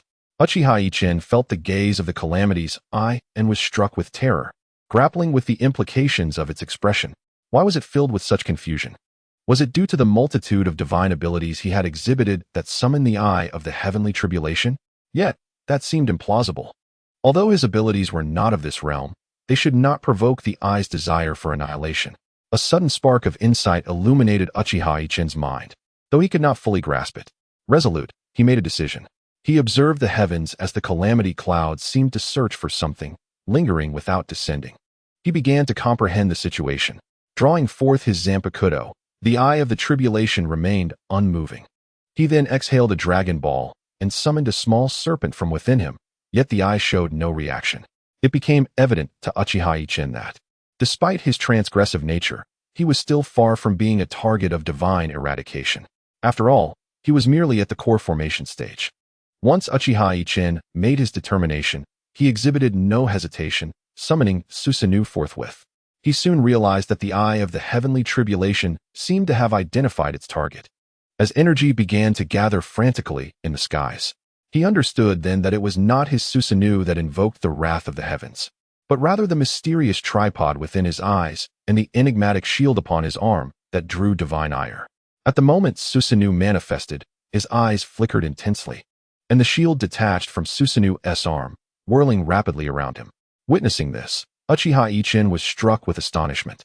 What were these three artifacts that warranted the attention of the heavens? While he was lost in contemplation, two pieces of information suddenly emerged in his mind, transmitted from the mysterious tripod and shield. These two entities were, in fact, divine objects of the cosmos, excluded from any ranking system, having initially begun to awaken their consciousness. However, upon their emergence, they had been obliterated and had traversed millions of years, nearing the threshold of sentience once again. Uchiha Ichin remained oblivious to the vast secrets entwined within this revelation. He perceived that these two divine artifacts conveyed messages of subservience. A profound sense of despair washed over him. Had the eye of the heavenly tribulation not appeared, it was conceivable that, as Susanoo matured, it might have ultimately turned against him. Uchiha Ichin could not help but feel a sense of relief. He had always approached these two mysterious entities with a cautious mindset. Now that they had submitted, he promptly forged a blood pact with them. Initially, the two artifacts resisted, but as the ominous clouds above gathered strength once more, they ultimately acquiesced. A cold smirk flickered across Uchiha Ichin's face. Having established the blood contract, he finally exhaled, having resolved a significant threat. Though it seemed a lengthy affair, it transpired in mere seconds. Once the eye of the heavenly tribulation had amassed its energy, a thunderous bolt of violet lightning descended, shaking the very fabric of the universe. Uchiha Ichin summoned Susanoo to shield himself, while the two artifacts emitted mournful cries, which he chose to ignore. After unleashing 80 strikes of lightning, the spiritual essence of the two artifacts was obliterated by the celestial wrath. Yet, Uchiha Ichin mused inwardly. These entities were indeed formidable. Had he faced such divine lightning alone, he would not have withstood even a single strike. As the eye of the heavenly tribulation observed the obliteration of the two entities' spiritual essences, it gradually began to dissipate. Uchiha Ichin, noticing this, felt a wave of relief wash over him. Soon after, a bold idea blossomed in his mind. He divided his mental energy into two streams, directly merging them with the two artifacts. Due to the blood pact, he swiftly came to master them entirely. Then, with a fierce determination, he severed his own mental energy, attempting to allow it to substitute for the artifact's spiritual essence. Remarkably, he succeeded. Originally, the eye of the heavenly tribulation had possessed 81 bolts of lightning, but due to their overwhelming strength, it had only needed 80 to annihilate the artifact's essences. This further underscored the artifact's might, as it required such a formidable force to vanquish them. The eye of the heavenly tribulation began to fade, but suddenly, it sensed that the obliterated entities had regained their spiritual essence, inciting the wrath of the eye. With but one bolt remaining, it was certain it could not obliterate them again. It furiously concentrated its energy, drawing in spiritual energy from tens of millions of miles around. This disturbance stirred the attention of all practitioners, who believed a treasure was about to emerge and rushed toward the site. However, the location was exceedingly remote, and by the time they arrived, Uchiha Ichin had already departed, leaving behind only the legend of a divine dragon, for all mortals had merely glimpsed a dragon before fainting. Oblivious to what transpired thereafter, Uchiha Ichin now felt fortunate. His ancestral memories had recorded that this heavenly tribulation consisted of only 81 strikes. Should one endure them, great fortune awaited. With 80 strikes already unleashed, Only one remained, and Uchiha Yichen remained confident in his ability to withstand it. Gritting his teeth, he slowly rose from the ground, his eyes gleaming as the tomo within them spun rapidly. Just as the transformation in his gaze occurred, the last bolt of heavenly lightning descended, prompting Uchiha Yichen to shout, "Inya, Hiki." Then, a swirling vortex of primal energy engulfed him, forming a colossal black hole beneath his feet. From a distance, a bolt of celestial lightning descended, seemingly striking Uchiha Yichen directly. However, at the moment of contact, the lightning pierced through his body and headed straight for the black hole below. This was the manifestation of Ina's sinister ability, which transformed everything he perceived into a dreamlike entity, rendering it devoid of offensive power. Typically, the backlash of such a power is formidable, requiring the sacrifice of an eye as a price for its execution. Nevertheless, due to Uchiha Yichen's extraordinary transformation, all the mystical powers within his eyes merely consumed mana, incurring no other costs. As the bolt of lightning was drawn into the black hole, all the primal energies within Uchiha Yichen began to surge violently, encircling the lightning and compressing it into a sphere, which then materialized within him. All the primal energies revolved slowly around this sphere formed from the lightning, gradually consuming it, while the energies themselves visibly expanded at an astonishing rate. Having unleashed this otherworldly skill, Uchiha Yichen found his entire mana depleted, rendering him motionless upon the ground, gasping for breath, with crimson tears streaming from his eyes. Fortunately, the eye of heavenly lightning above began to dissipate. As Uchiha Yichen witnessed the dark clouds dispersing, he exhaled in relief, realizing that fortune and misfortune are often intertwined. The specifics of this fortune will be revealed later. Now utterly drained of strength, Uchiha Yichen lay on the ground for what felt like an eternity. After regaining some mana over the course of that time, he summoned the Flame Serpent King and instructed it to seek a safe refuge before succumbing to slumber. When Uchiha Yichen finally roused from his slumber, a month had elapsed. During this time, the commotion he had caused led many to mistakenly believe a treasure had emerged, prompting a frenzy of individuals flocking to this remote location, which had now become quite lively. As Uchiha Yichen gradually opened his eyes, the blinding light flooded in, compelling him to instinctively raise his left hand to shield himself. Having been unconscious for a month, he needed some time to adjust to the brightness. Once acclimated, he noticed several spiritual fruits beside him. He picked one up and took a bite, and indeed, after a month without sustenance, anything he consumed was undoubtedly delectable. We are not cultivators. Try going a month without food. Although Uchiha Yichen would not perish from hunger, his human instincts prompted him to prefer a daily morsel. Just as Uchiha Yichen savored the sweetness of the spiritual fruit, the light at the cave entrance abruptly dimmed, and a shadow rushed toward him. Uchiha Yichen's gaze met that of the shadow, and he discerned joy in its eyes, swiftly followed by panic. Indeed, the shadow before him was none other than the Flame Serpent King. Upon witnessing the awakening of its master, it felt a surge of joy. However, the thought of being pursued to this very place instilled a sense of dread within it. Initially, it had intended to flee with Uchiha Yichen should he remain in slumber. But now that Yichen had awoken, the turmoil in its eyes stemmed not from fear of the impending danger, but rather from the anxiety of incurring its master's wrath. When it had been released from the space within Yichen's eyes, it had jumped in alarm, for the surroundings bore the scars of lightning strikes, evidence of a heavenly tribulation. Then it beheld Yichen, tears of blood streaming from his eyes, and understood that his master had been harmed. When Uchiha Yichen instructed it to seek a safe haven, it discovered this cave. For a month, it had concealed its presence, venturing out to procure sustenance for its master. The area was teeming with people, and it dared not roam freely. Today, while hunting for food, it had caught the attention of several unobservant individuals. Although they were merely at the foundation establishment stage, it felt no fear of them, but rather a concern that any commotion could attract unwanted trouble, prompting its hasty return. Uchiha Yichen seemed to possess an uncanny foresight, perceiving its inner turmoil. With a mere gesture, the Serpent King prostrated itself before him. Yichen declared, "Now that I have awakened, I fear no complications. You may act as you wish. I apologize for the hardships you've endured these past few days.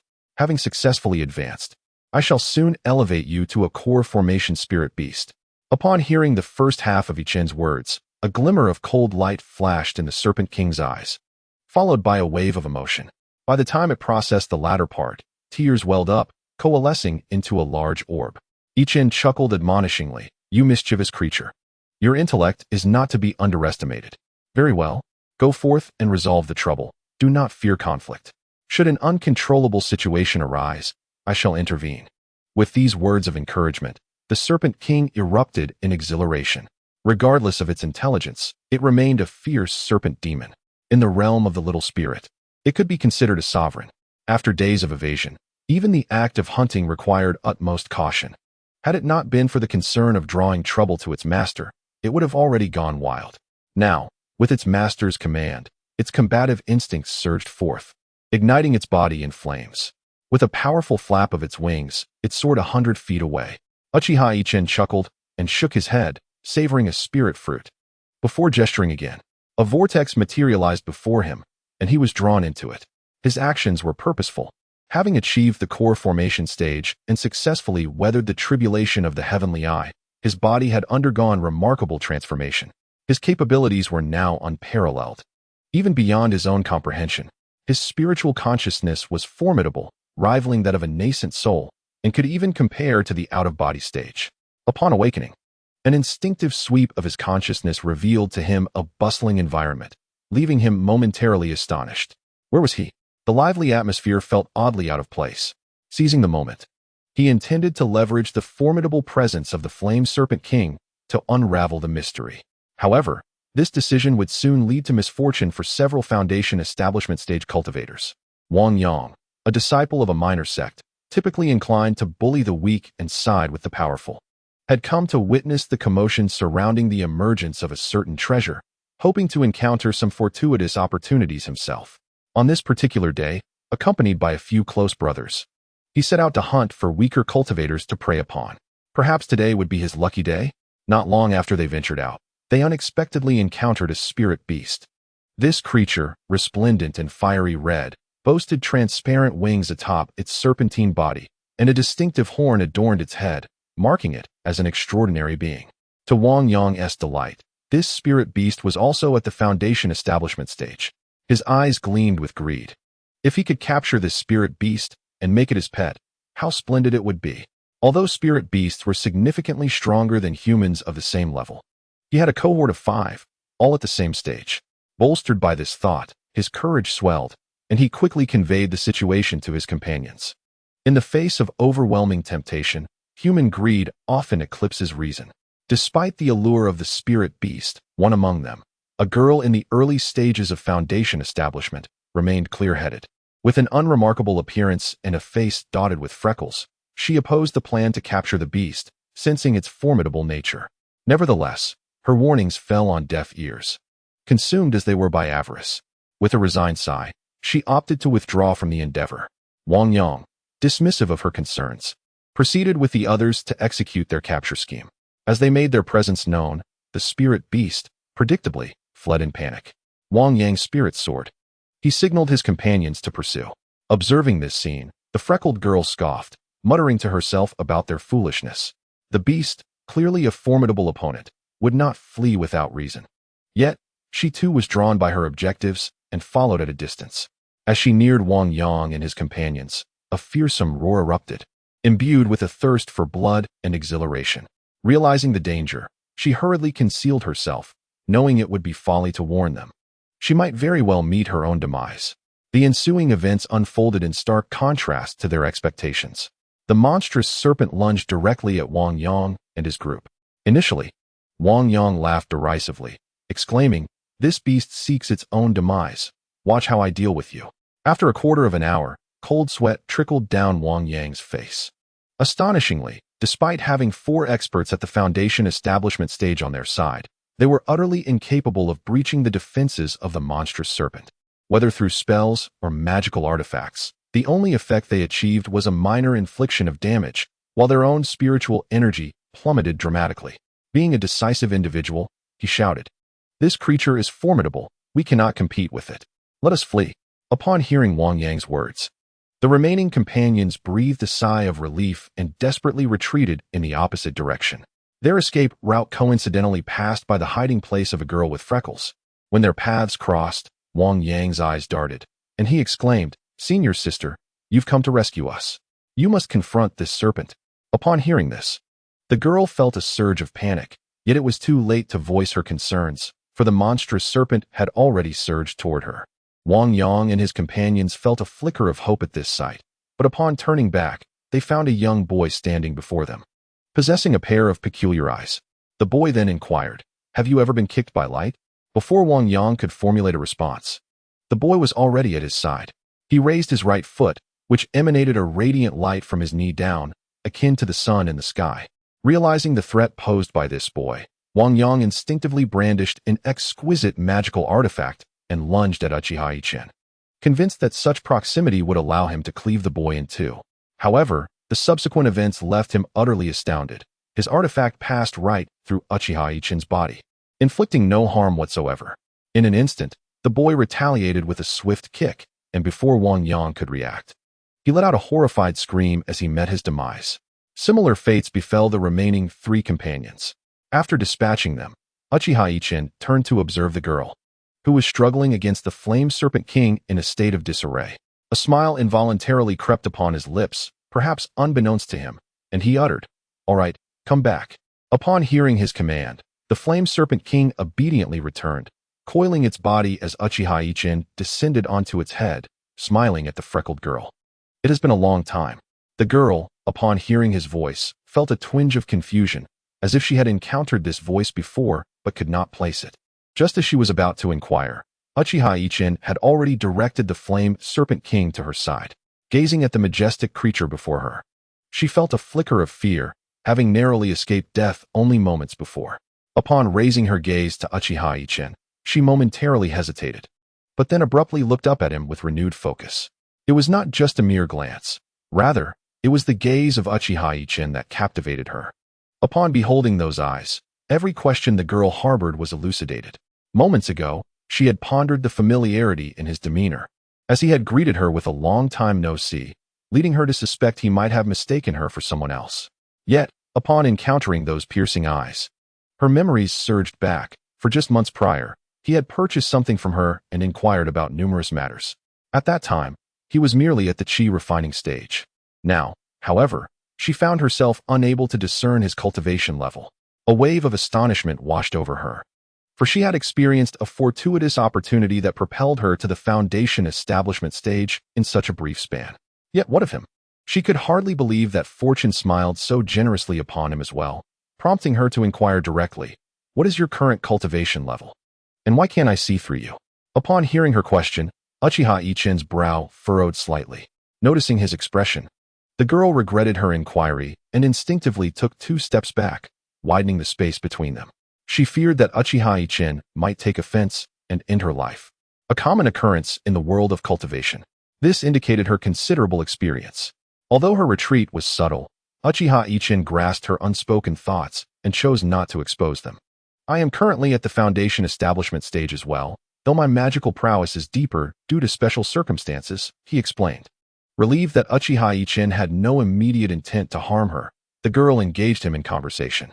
Uchiha Yichen himself could not fathom the reason behind his suddenly elevated spirits upon encountering her. He had scrutinized her face with his divine sense countless times, yet remained perplexed. The mystery surrounding her was profound. He was acutely aware of his own journey, having struggled to advance despite the numerous advantages he possessed. Yet what of her? From the thoughts of both individuals, it was evident they were aligned in their musings, yet Uchiha Yichen refrained from probing further, respecting her privacy. He felt an instinctive notion that her appearance was not truly representative of her essence, a sentiment that felt peculiar. Coupled with her enigmatic nature, Uchiha Yichen's curiosity about her deepened, as he summoned the Flame Serpent King back to the confines of his inner space. He and the girl strolled leisurely towards a nearby town, neither feeling any urgency. After a considerable time had passed, Uchiha Yichen found himself at a loss for words, just as the girl remained silent. Eventually, after a lengthy silence, he broke the stillness with a simple query, "My lady, I am yet to learn your name." In her heart, the girl mused, "This taciturn fellow has walked beside me for so long without a word. Surely, I shouldn't be the one to break the silence first." Upon hearing Uchiha Yichen's inquiry, she felt a wave of relief wash over her, for had she been the one to initiate the conversation, she would have been at a loss for words. Thus, she replied, "You may call me Xiaomai," and flashed him a bright smile that revealed a set of lovely white teeth. Uchiha Yichen softly repeated, "Xiaomai." Xiaomai, the girl, hearing him utter her name, was filled with curiosity, wondering what was so amusing about it. Suddenly, she was met with his hearty laughter. Xiaomai, feeling a bit indignant, stamped her foot and exclaimed, "What is so funny?" Without much thought, Uchiha Yichen blurted out, "That name sounds quite rustic." Immediately regretting his words, he realized that such thoughts should remain unspoken. Now, he was certain she would be upset. His intuition proved correct. Upon hearing his comment, Xiaomai's expression darkened, and she gently inquired, "Is it truly that uncouth?" Sensing the tone of her voice, Uchiha Yichen inexplicably shivered and hastily shook his head. Observing his reaction, the girl broke into laughter, her melodious voice resonating like silver bells. For reasons unbeknownst to him, Uchiha Yichen found her exuberance captivating. However, as he gazed at her face, questions began to swirl in his mind. While she smiled, their eyes locked, and feeling a blush rise to her cheeks, she turned and walked ahead. Uchiha Yichen quickly caught up, foolishly exclaiming, "You haven't asked my name yet." The girl thought to herself, "This fellow seems a bit simple-minded." Yet she felt a certain fondness for him. Thus, she halted and asked, "Very well. What is your name?" "I am Uchiha Yichen," he promptly replied. She pondered for a moment before asking, "Is that a genuine surname?" Uchiha Yichen answered, "It is one I have created myself." She refrained from pressing further, recognizing the subtle melancholy in his eyes when he spoke. Attempting to shift the topic, she remarked, "There are indeed many people in this place." At this, Uchiha Yichen perked up, his curiosity piqued as he urgently sought to uncover the events that had drawn so many cultivators here, including numerous advanced practitioners of the nascent soul stage.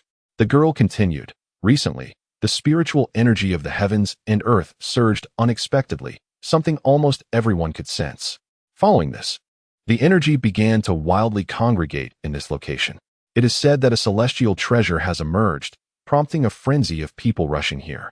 However, due to the remoteness of this place, by the time they arrived, all was calm, leaving only devastation in their wake.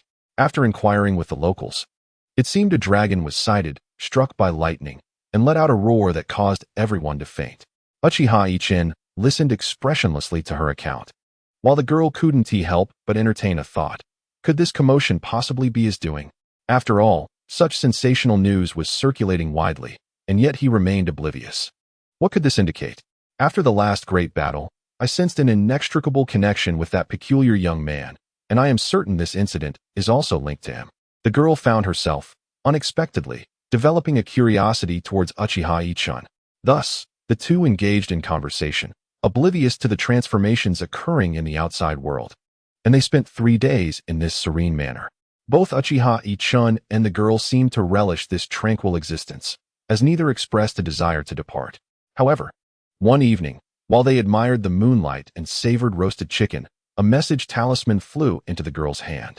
Her expression shifted, and casting a glance at Uchiha Yichen, she intoned, "I must leave." These few simple words struck Uchiha Yichen's heart like a heavy hammer, yet he refrained from saying much. After all, they had only just begun to familiarize themselves with one another. The girl fell silent for a moment, gazing at the moon, and added, "It's getting late. I shall retire." Uchiha Yichen merely acknowledged her with a sound of agreement. That night, he slept deeply. Upon awakening in the morning, he sighed, realizing that the girl had quietly departed during the night, yet he chose not to voice his feelings. She had left behind a fragrant sachet and a jade slip, from which a gentle voice emanated, saying, "Hope to meet again by fate." Uchiha Yichen murmured this phrase to himself, gazing at the rising sun, lost in thought. Stretching lazily as he stood, and remarked, "A new day begins." He stored the sachet in his spatial pocket and, with determination, strode purposefully in a chosen direction. 3 days later, in a bustling small town, vendors lined both sides of the street. Uchiha Yichen suddenly spotted a vendor selling candied hawthorn, and his feet came to an abrupt halt. He hurried to the vendor's side and inquired, "How much for a skewer?" The middle-aged man smiled and replied, 2 coins. Uchiha Yichen produced a gold ingot from his pocket and handed it to the vendor, saying, "Please give me a skewer." The vendor did not display any glimmer of greed in his eyes. He simply regarded the gold ingot with indifference and remarked, "That is too much. I cannot repay it." Uchiha Yichen replied, "No matter, you may keep the excess." The vendor accepted the gold, looked at Uchiha Yichen, and suddenly said, "One must endure many trials and should not linger on past matters. Only then can the heart attain perfection. Your mindset reveals too many flaws." With that, he shook his head, and his figure vanished from sight. Uchiha Yichen, upon hearing these words, turned abruptly, his pupils constricting, for the vendor had already slipped beyond the reach of his perception. A tempest of emotions surged within Uchiha Yichen. There were indeed many masters in this world, and that elder's cultivation level was beyond his comprehension. He could only stand there and clasp his fists, expressing, "Thank you for your guidance, esteemed elder. I have learned much." As the body of Uchiha Yichen gradually faded and vanished from the spot, the old man suddenly reappeared at the place where he had previously sold candied hawthorn. Gazing at the location where Uchiha Yichen had disappeared, he remarked, possessing extraordinary abilities, yet remaining humble and composed, "This child is worthy of guidance." After uttering these words, he tossed away the candied hawthorn and burst into hearty laughter as he soared into the sky. Upon reaching an altitude of 10,000 miles, this old man transformed into a colossal dragon of immense size. Subsequently, he extended his front claw towards the heavens, creating a rift in the sky, and promptly dove into it. Indeed, this elder was the grand elder of the dragon clan.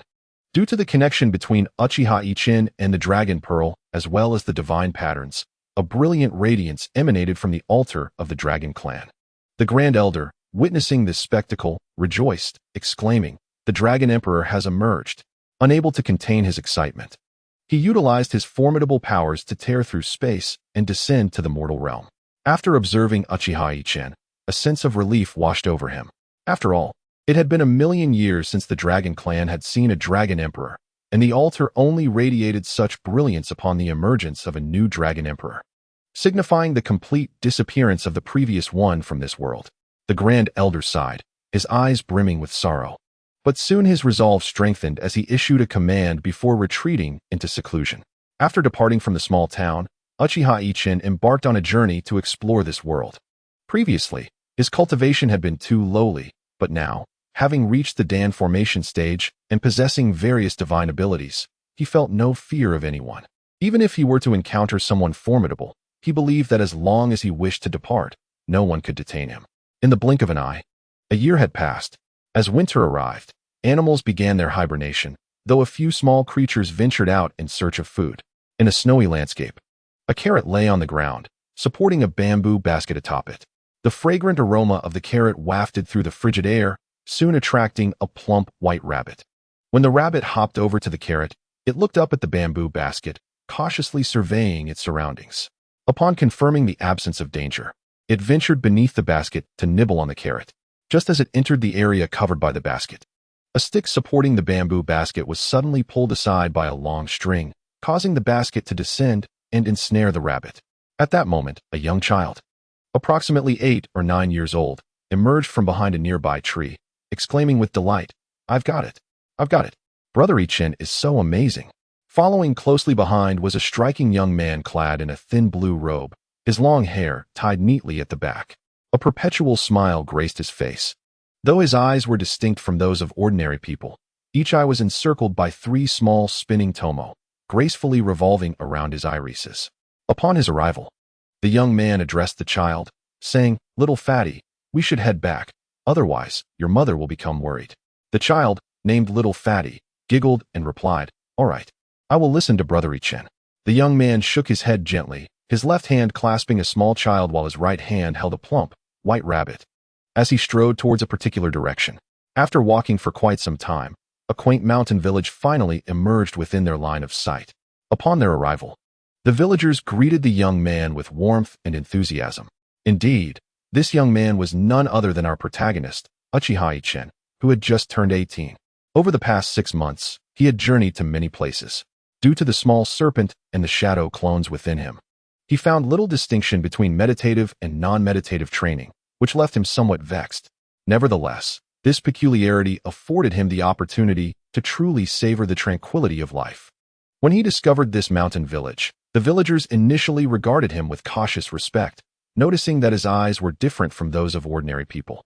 However, as autumn approached, an unexpected event transpired. A tiger, for reasons unknown, descended from the mountains and wreaked havoc in the village. This incident stirred memories of the hunter Zhang Dashan within him. As panic swept through the village, Uchiha Yichen stepped forward, seizing a massive boulder from the village entrance and hurling it at the tiger. The outcome was inevitable. The tiger met its untimely demise, and Uchiha Yichen earned the villagers' respect. In the ensuing months, utilizing the hunting skills he acquired from Zhang Dashan, Uchiha Yichen led the village hunters into the mountains, consistently returning with bountiful catches, further deepening the villagers' admiration for him. After delivering the rabbit to the chubby child and exchanging pleasantries with the child's family, Uchiha Yichen returned to his abode. Once inside his room, he reflected on the peaceful days spent in the village, murmuring to himself, "How delightful are these simple days." Unfortunately, this tranquility was short-lived. A week later, he noticed a multitude of cultivators arriving in the village, though they did not linger, all heading in the same direction. Initially, Uchiha Yichen presumed they were merely passing through, but the continuous influx of cultivators soon prompted him to consider that something significant might be afoot. Yet, he had no desire to involve himself. He had finally found a semblance of a peaceful life, only for it to be disrupted by a cultivator. One day, while Uchiha Yichen was out hunting, a cultivator happened to pass by. The villagers, witnessing someone soaring through the sky, immediately recognized him as a celestial being. However, this individual, while appearing virtuous on the surface, secretly practiced a nefarious form of cultivation that required blood sacrifices. Today marked the day of his ritual.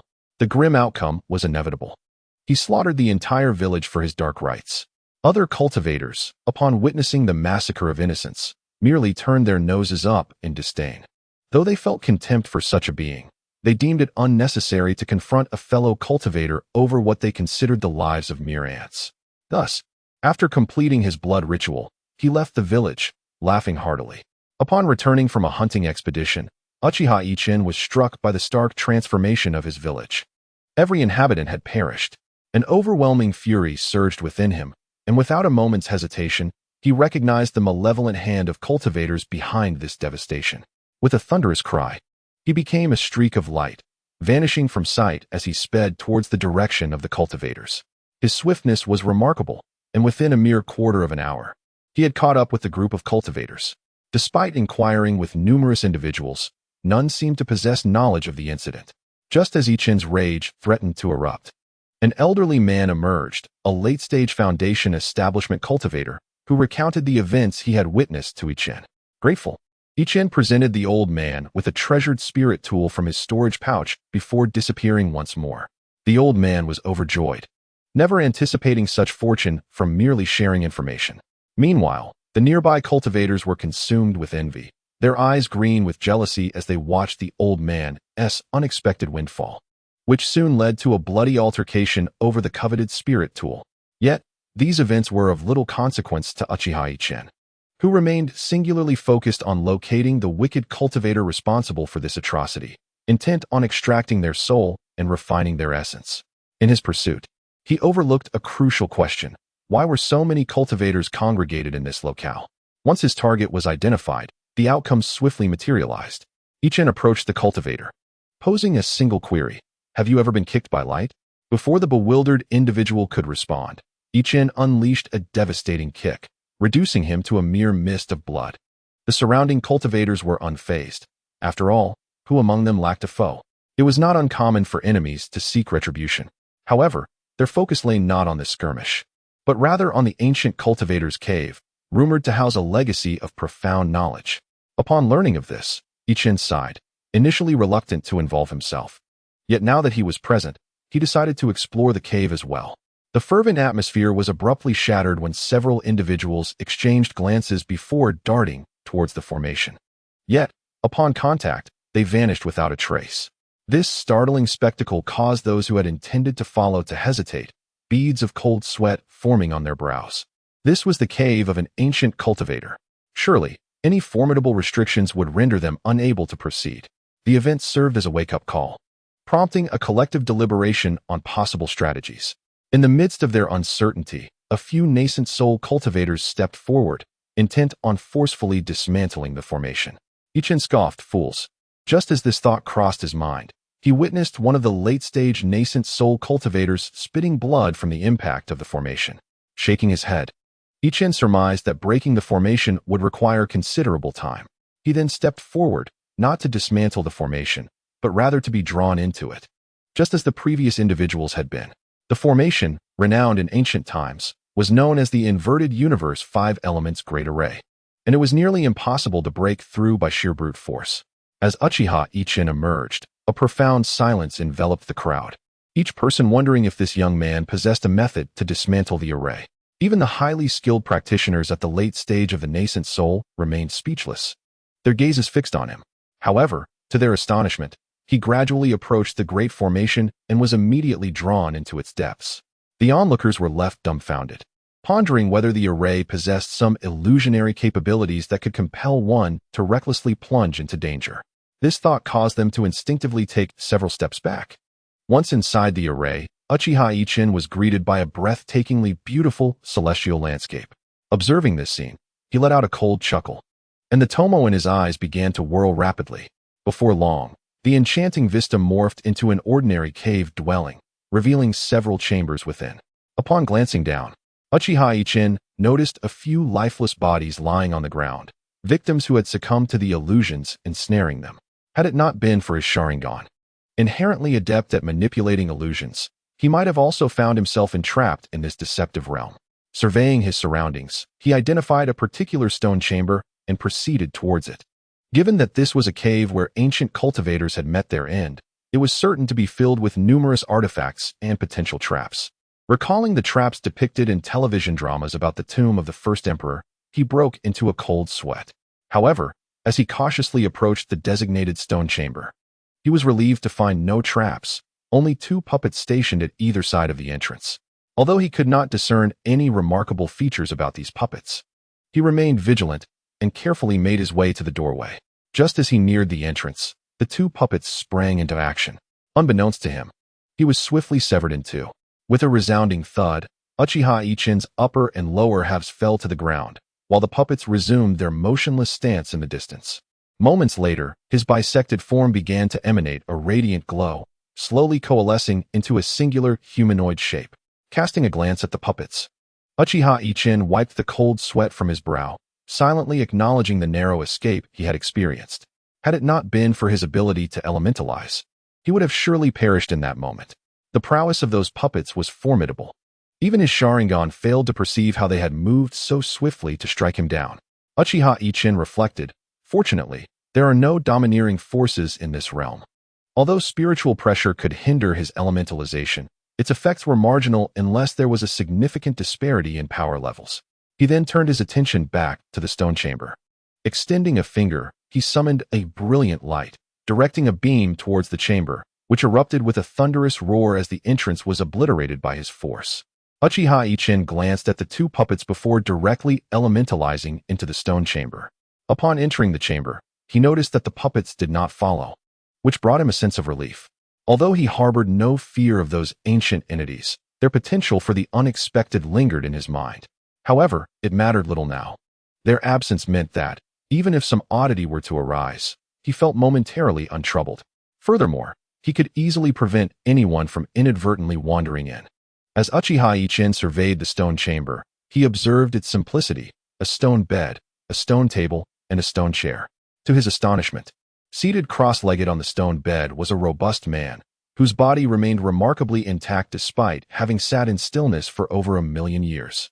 Yichen's pupils constricted, and upon confirming that the corpse showed no signs of movement, he exhaled in relief, fearing any further anomalies.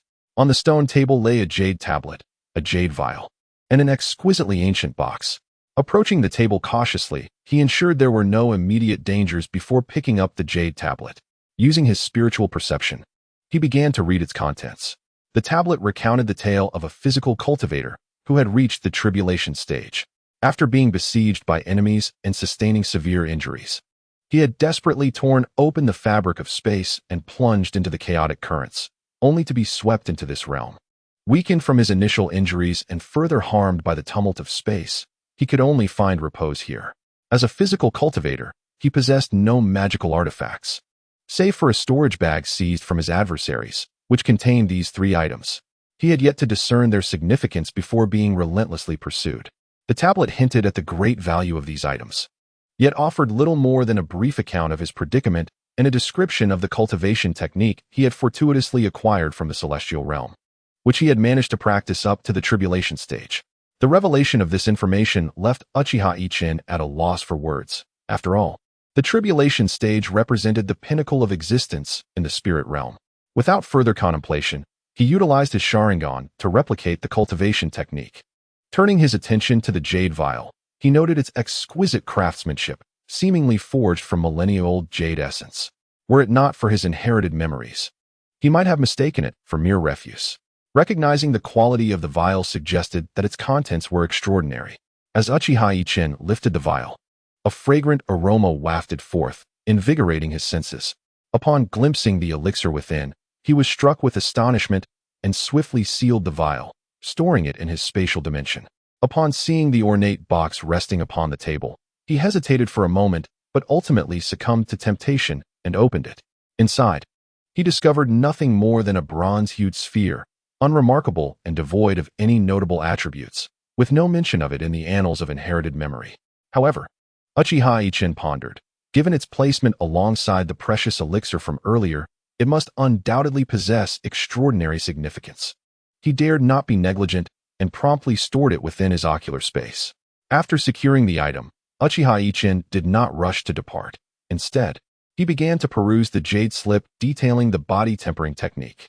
The text elucidated that typical body refiners merely fortify their skeletal structure, leaving their internal organs vulnerable, a flaw that often proves fatal. This particular technique, however, adeptly addresses that weakness. The scroll proclaimed that at its pinnacle, the practitioner's entire physique could serve as a weapon, even the hair upon their body imbued with formidable strength.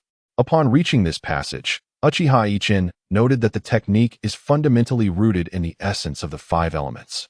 Without an extraordinary opportunity, one could not even begin to practice it. Elated, Uchiha Yichen recognized this as a technique tailor-made for him. Due to his unique circumstances, the essence of the 5 elements had already commenced its transformation of his body. After absorbing the entire doctrine, he exhaled a long breath, even without possessing overwhelming abilities. Mastering this technique to its zenith would grant him a foothold in this world. Yet, he refrained from immediate practice, for the time was not opportune. He was acutely aware of the many cultivators outside, watching with keen interest. He resolved to vacate the premises, but paused upon encountering the corpse upon the stone bed. His conscience did not compel him to pay respects or conduct a burial.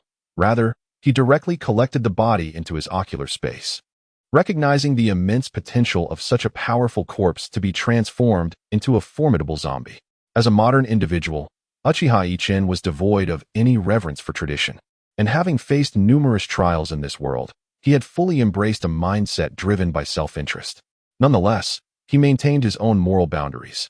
After securing the ancient body refiner's remains, he transformed into a beam of light, reappearing at the entrance. Observing the damaged stone door, he contemplated and utilized the powers of the devil fruit to restore it. After all, he had not concealed his appearance while entering the formation, and should any discerning individuals take note, his peace would be irrevocably shattered. Moreover, with such formidable puppets stationed at the entrance, it was unlikely that anyone would suspect him. At worst, they would merely curse the emptiness of the cave. Thus, a spatial vortex materialized before Uchiha Yichen, and he was swiftly drawn into it, vanishing from that place. When he re-emerged, he had distanced himself considerably from the site. Not long after Uchiha Yichen departed, the remarkable intricacies of the formation were indeed uncovered by others. The world is never devoid of extraordinary talents. As everyone ventured inside, they were halted by 2 puppets. After incurring countless casualties, they finally gained entry into the stone chamber. Uchiha Yichen had only taken the artifacts from the ancient body refinement meditation within, yet there were other stone chambers as well. Though few in number, they housed notable treasures, albeit not of great monetary value.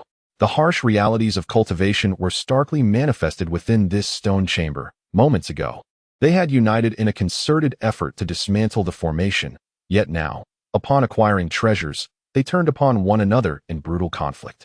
This epitomizes the world of cultivators, where everything is sacrificed in pursuit of personal advancement.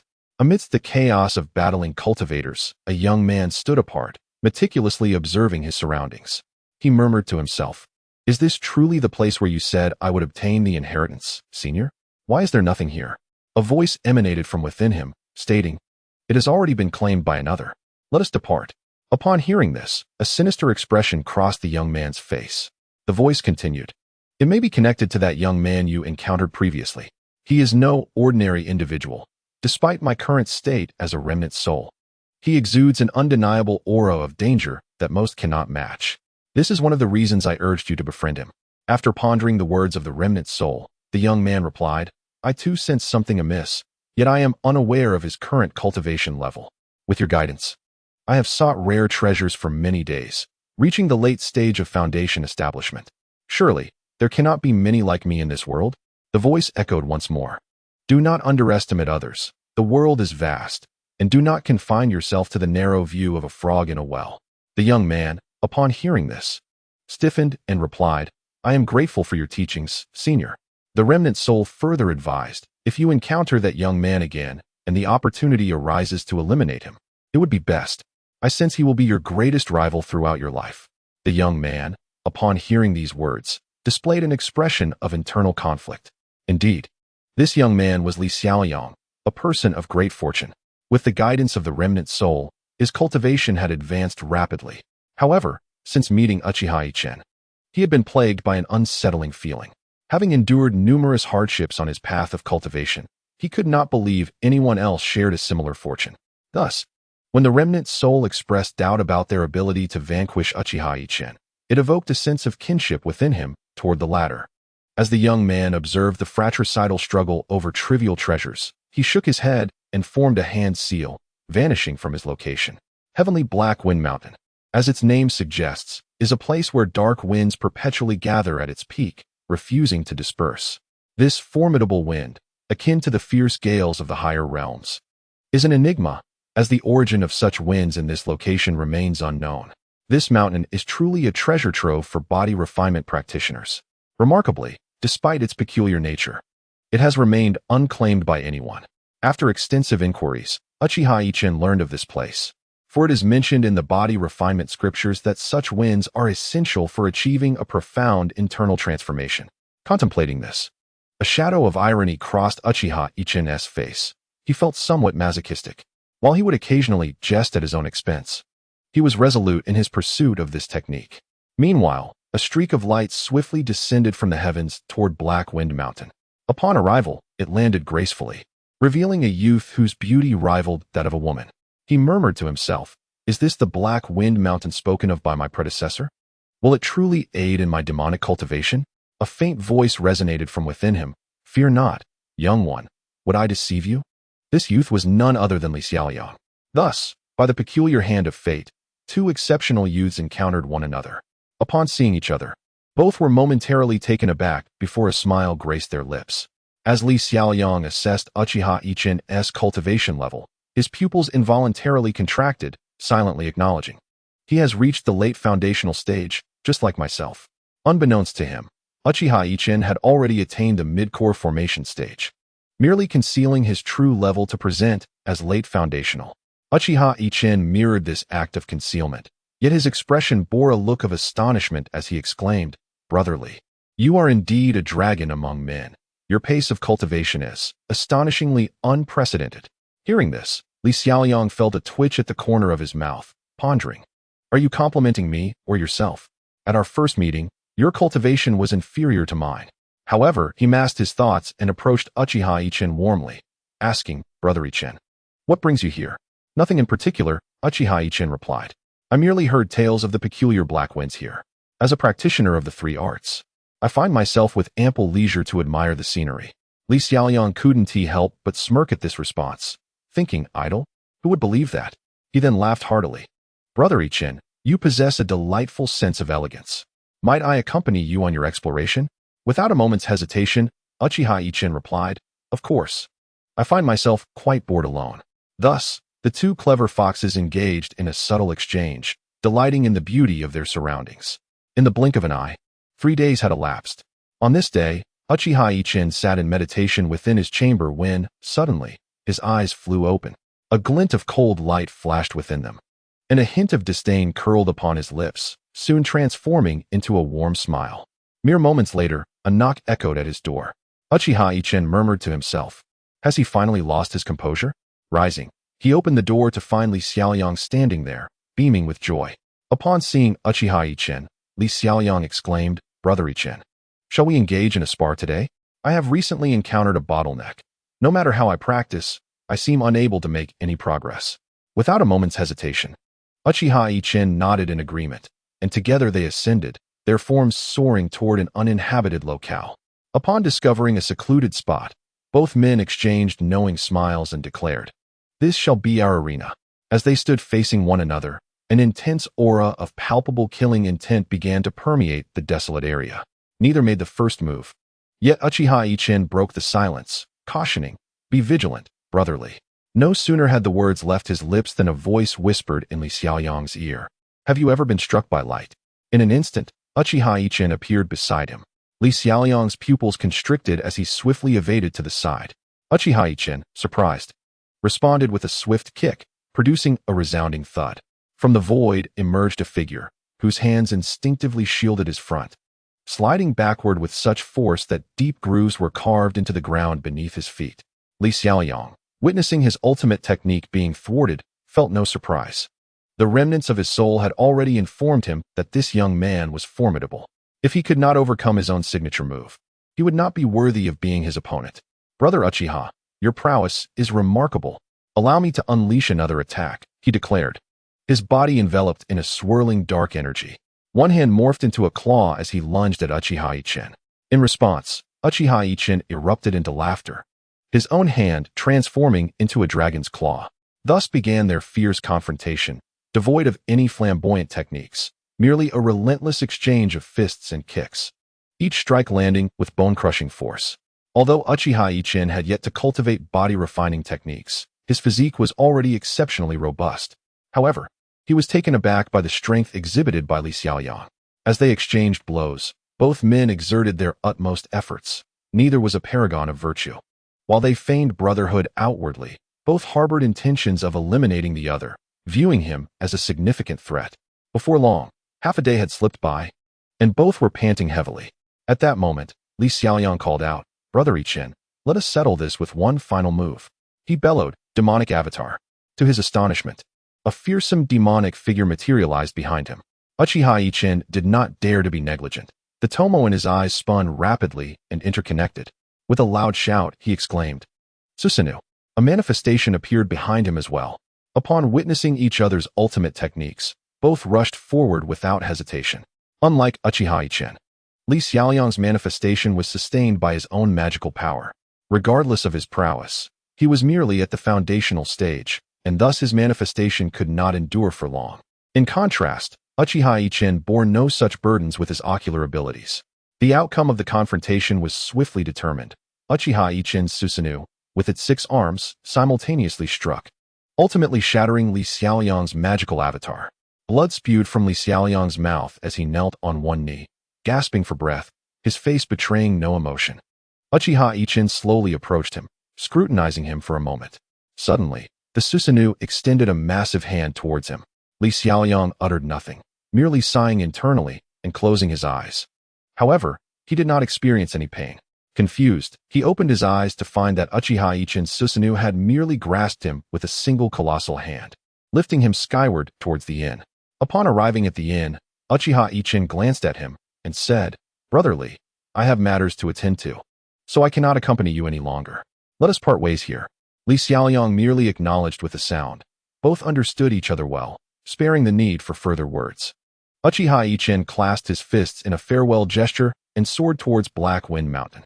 After watching Uchiha Yichen depart, Li Xiaoyang closed the door and returned to his bed, sitting cross-legged. He then spoke, "I am indeed inferior to him." A voice echoed from within him, "Do not belittle yourself. You are not lacking in comparison to him." During your duel, I noticed that his techniques seem to operate without the need for magical power. Once your magical body reaches full maturity, extinguishing him will be a mere flick of your wrist. However, he refrained from delivering a lethal blow today. Should you have the opportunity to eliminate him in the future, it would be wise to spare him. Li Xiaoyang's gaze darkened. "I hope so. The lingering soul within him ceased to speak further, and Li Xiaoyang, undeterred, began to train with renewed fervor. After leaving the inn, Uchiha Yichen was filled with melancholy, uncertain whether his decision to spare Li Xiaoyang was right. Having made his choice, he resolved not to dwell on it. To ensure his own safety, he would strive to elevate his cultivation. Embracing this thought, he became even more intent on mastering the body-refining technique. Upon reaching Black Wind Mountain, he was confronted by winds far more formidable than he had anticipated, causing his lips to twitch. With a steely resolve, he plunged into the tempest. Were anyone to witness his reckless act, they would surely cry out in alarm. The technique merely suggested refining his body against the winds, not actually diving into their midst, a misinterpretation on his part. As he plunged into the fierce winds, his flesh was mercilessly carved, leaving him marred with countless wounds. Uchiha Yichen let out a cry as he commenced the restoration of the dragon god, which provided some solace.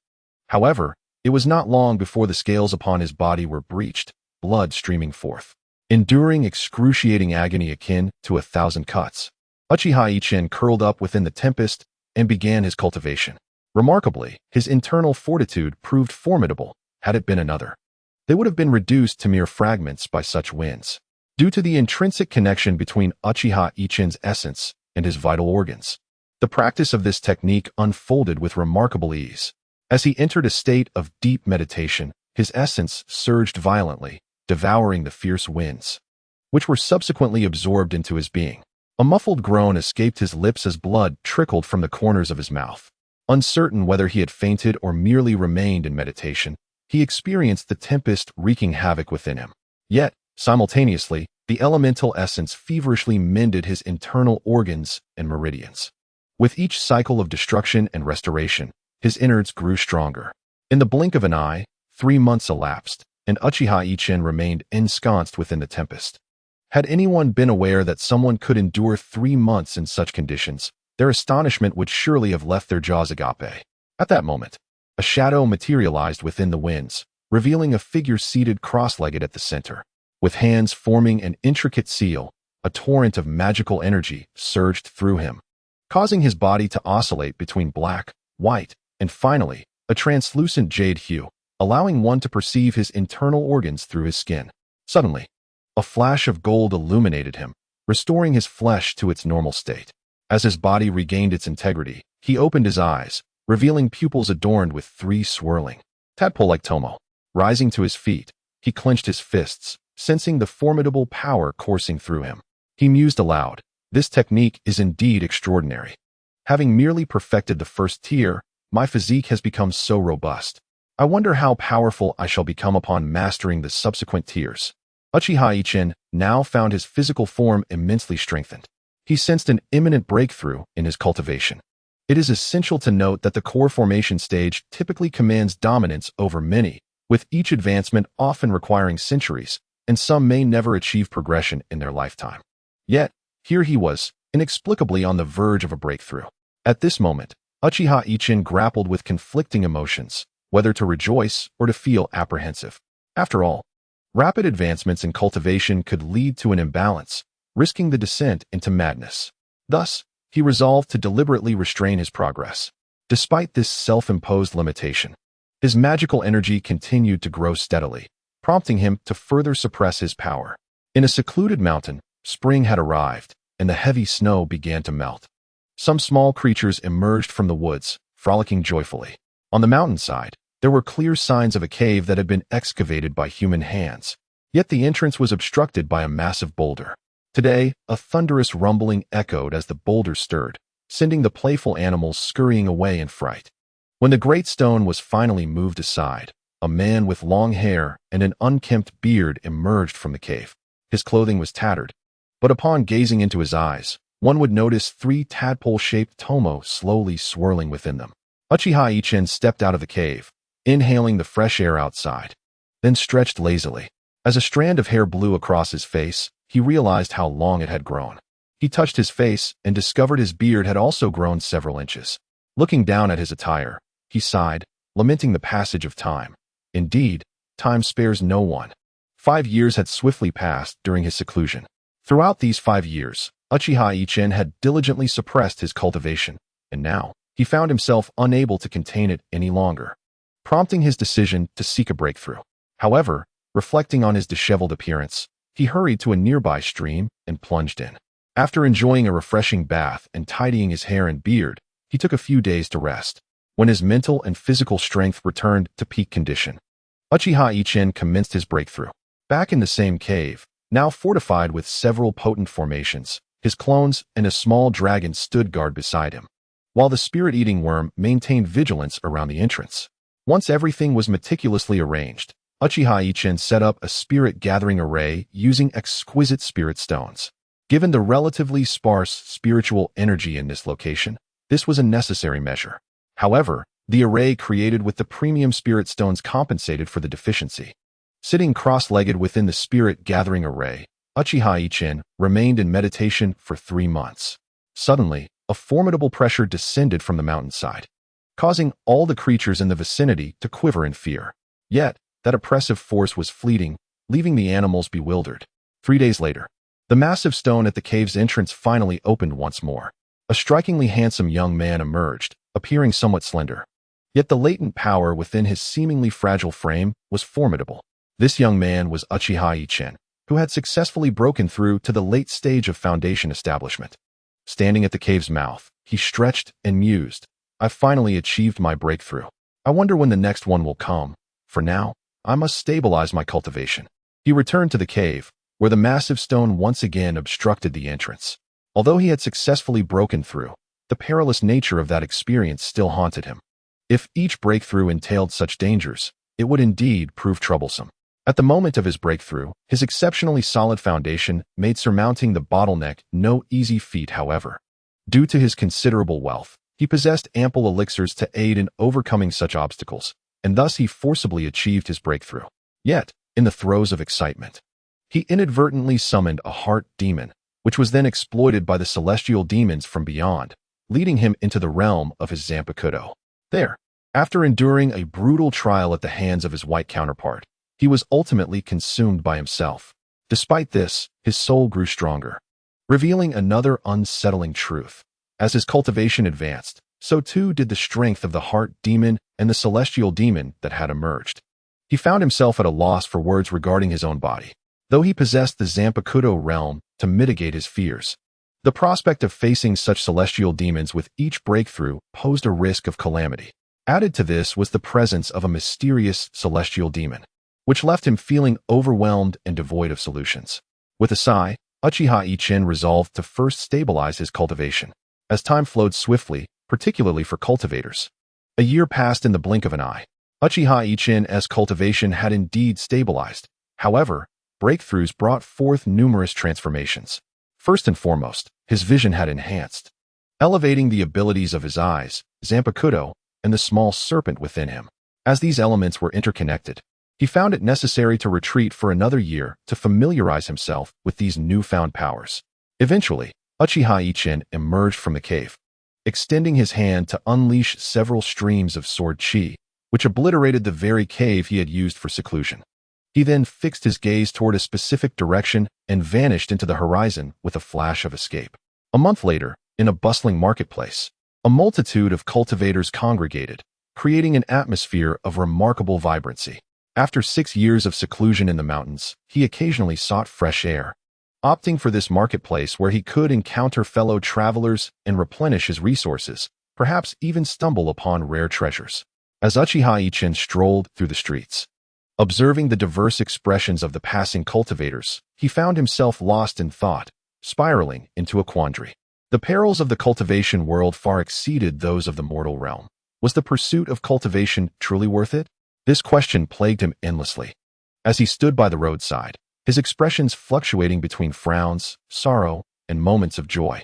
Given his inconspicuous position, no one disturbed him. Yet any random passerby could have easily brought about his demise. And thus half a day passed, during which he had yet to emerge from his previous state.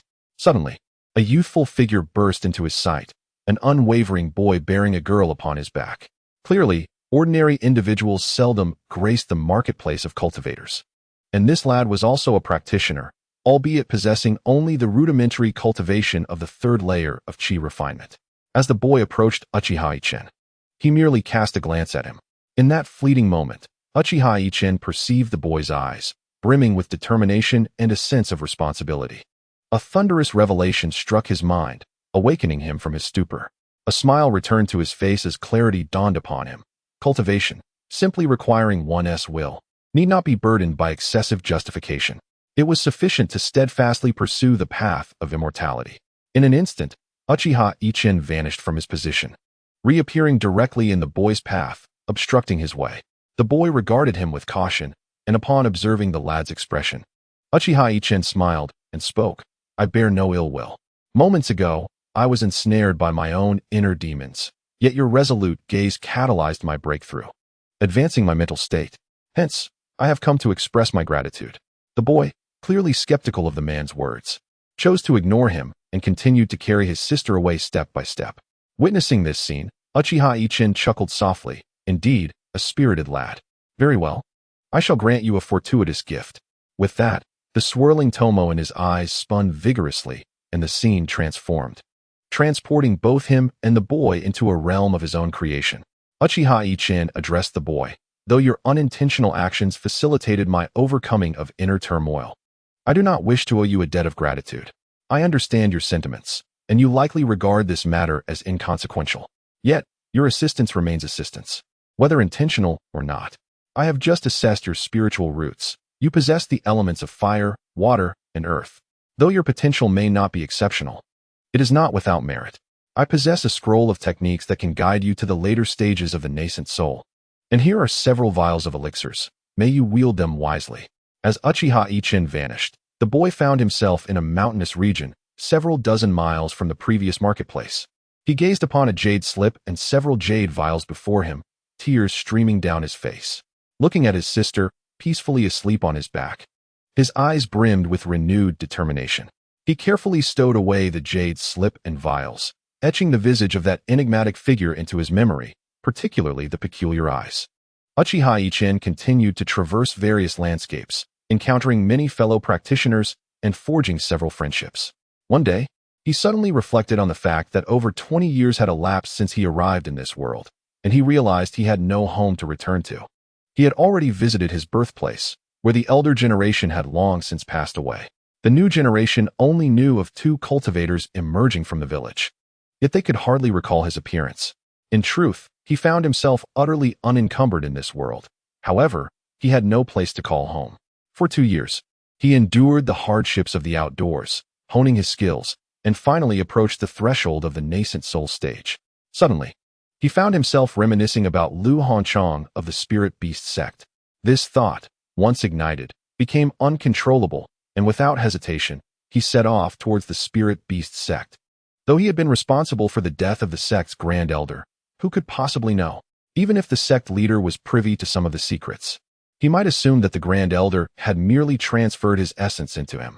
With that in mind, he felt little apprehension. At worst, he could masquerade as the Grand Elder, which would ultimately serve his interests. After all, having a sect at one's disposal could prove immensely beneficial. Half a year later, he finally arrived at the Spirit Beast sect's territory, yet the changes over the years were staggering. Previously, the disciples of the Spirit Beast sect had been arrogant and proud, but now they appeared disheartened. A thought crossed Uchiha Yichen's mind. Something must have transpired within the sect. Indeed, with the Grand Elder's demise, the sect had lost a formidable presence, likely prompting other sects to seize the opportunity to strike. With a smile at the corner of his mouth, Uchiha Yichen realized his timing was impeccable. If he were to present himself as the Grand Elder and rescue the Spirit Beast sect from its current plight, any suspicions from the sect leader and others would likely be quelled. Gradually, he vanished from his location, only to reappear at the entrance of the mountain gate, where he found many disciples on high alert. Clearly, the situation was far more dire than he had anticipated. With a swift glance, Uchiha Yichen vanished once more, reappearing at the sect leader's chamber. Upon his arrival, the sect leader was initially startled, followed by a gaze filled with confusion as he called out, "Grand Elder?" Uchiha Yichen smiled, but offered no reply. However, when the sect leader beheld Uchiha Yichen's cultivation level, half of his confusion dissipated. For it was inconceivable for an ordinary individual to attain the late stage of foundation establishment in such a short span of years. That was no trivial feat. Seeing the lingering melancholy on the Grand Elder's face, the sect leader expressed concern. Grand Elder, your cultivation has not yet recovered? Uchiha Yichen, however, responded with a question of his own. I appreciate your efforts over these years. Upon my return, I observed the external circumstances. Have we encountered any troubles? The sect leader replied. They believe you have passed on. Without a late-stage nascent soul master to protect us, they are intent on devouring our sect. At this point, a fierce glint ignited in the sect leader's eyes. In response, Uchiha Yichen declared, now that I have returned, we shall face all challenges with unwavering resolve. Though I am currently at the late stage of foundation establishment, I harbor no fear of even the late-stage nascent soul masters. Hearing Uchiha Yichen's resolute words, a smile spread across the sect leader's face, and a substantial weight finally lifted from his heart. Uchiha Yichen, with his ambiguous words, temporarily deceived the sect leader. Just as the leader intended to inquire further, Uchiha Yichen gestured dismissively, saying, I am weary, I wish to rest for a while. We shall discuss matters tomorrow. Should any other sects dare to invade, simply inform me. As he spoke, an aura of formidable menace emanated from him, declaring, I will make them understand the grave error of provoking our spirit beast sect. Upon hearing Uchiha Yichen's resolute statement, the sect leader immediately clasped his fists and replied, I bid farewell to the esteemed elder.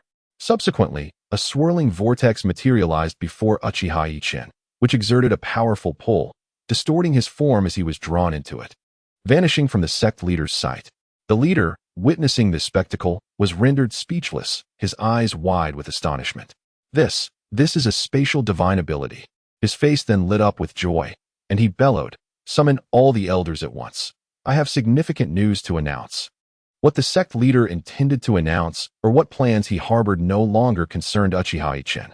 Upon returning to the residence of the esteemed elder, he immersed himself in cultivation, sensing that a fierce battle loomed on the horizon, thus opting for caution. 3 days swiftly passed. Yet the anticipated invasion by other sects did not materialize. Instead, they persistently encroached upon the territory of the spirit beast sect. Observing this, Uchiha Yichen furrowed his brows and approached the sect leader, inquiring, what is happening? To his surprise, the leader replied with helplessness, these individuals are exceedingly cunning. They have only heard rumors of your ascension, but remain uncertain. Initially, they merely feigned aggression as a test. However, since we did not resist, their confidence has grown, and now they are beginning to encroach upon our territory rather than launching an all-out assault.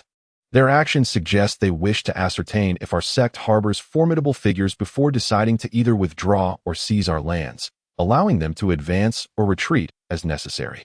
Upon hearing the leader's analysis, a cold glint flickered in Uchiha Yichen's eyes. Very well. Since they have taken such measures, we too must act. All elders and foundation establishment members of our sect will mobilize to seize the territories adjoining theirs. If they wish to play, let us engage in a grand confrontation. The sect leader broke into a cold sweat at Uchiha Yichen's words, realizing the perilous gamble at hand. If successful, the territory of the spirit beast sect would undoubtedly expand significantly. Failure, however, would lead to irreparable ruin. The spinning tomo in Uchiha Yichen's eyes intensified as he gazed at the leader, who suddenly felt an overwhelming pressure envelop him, rendering him immobile and filled with dread.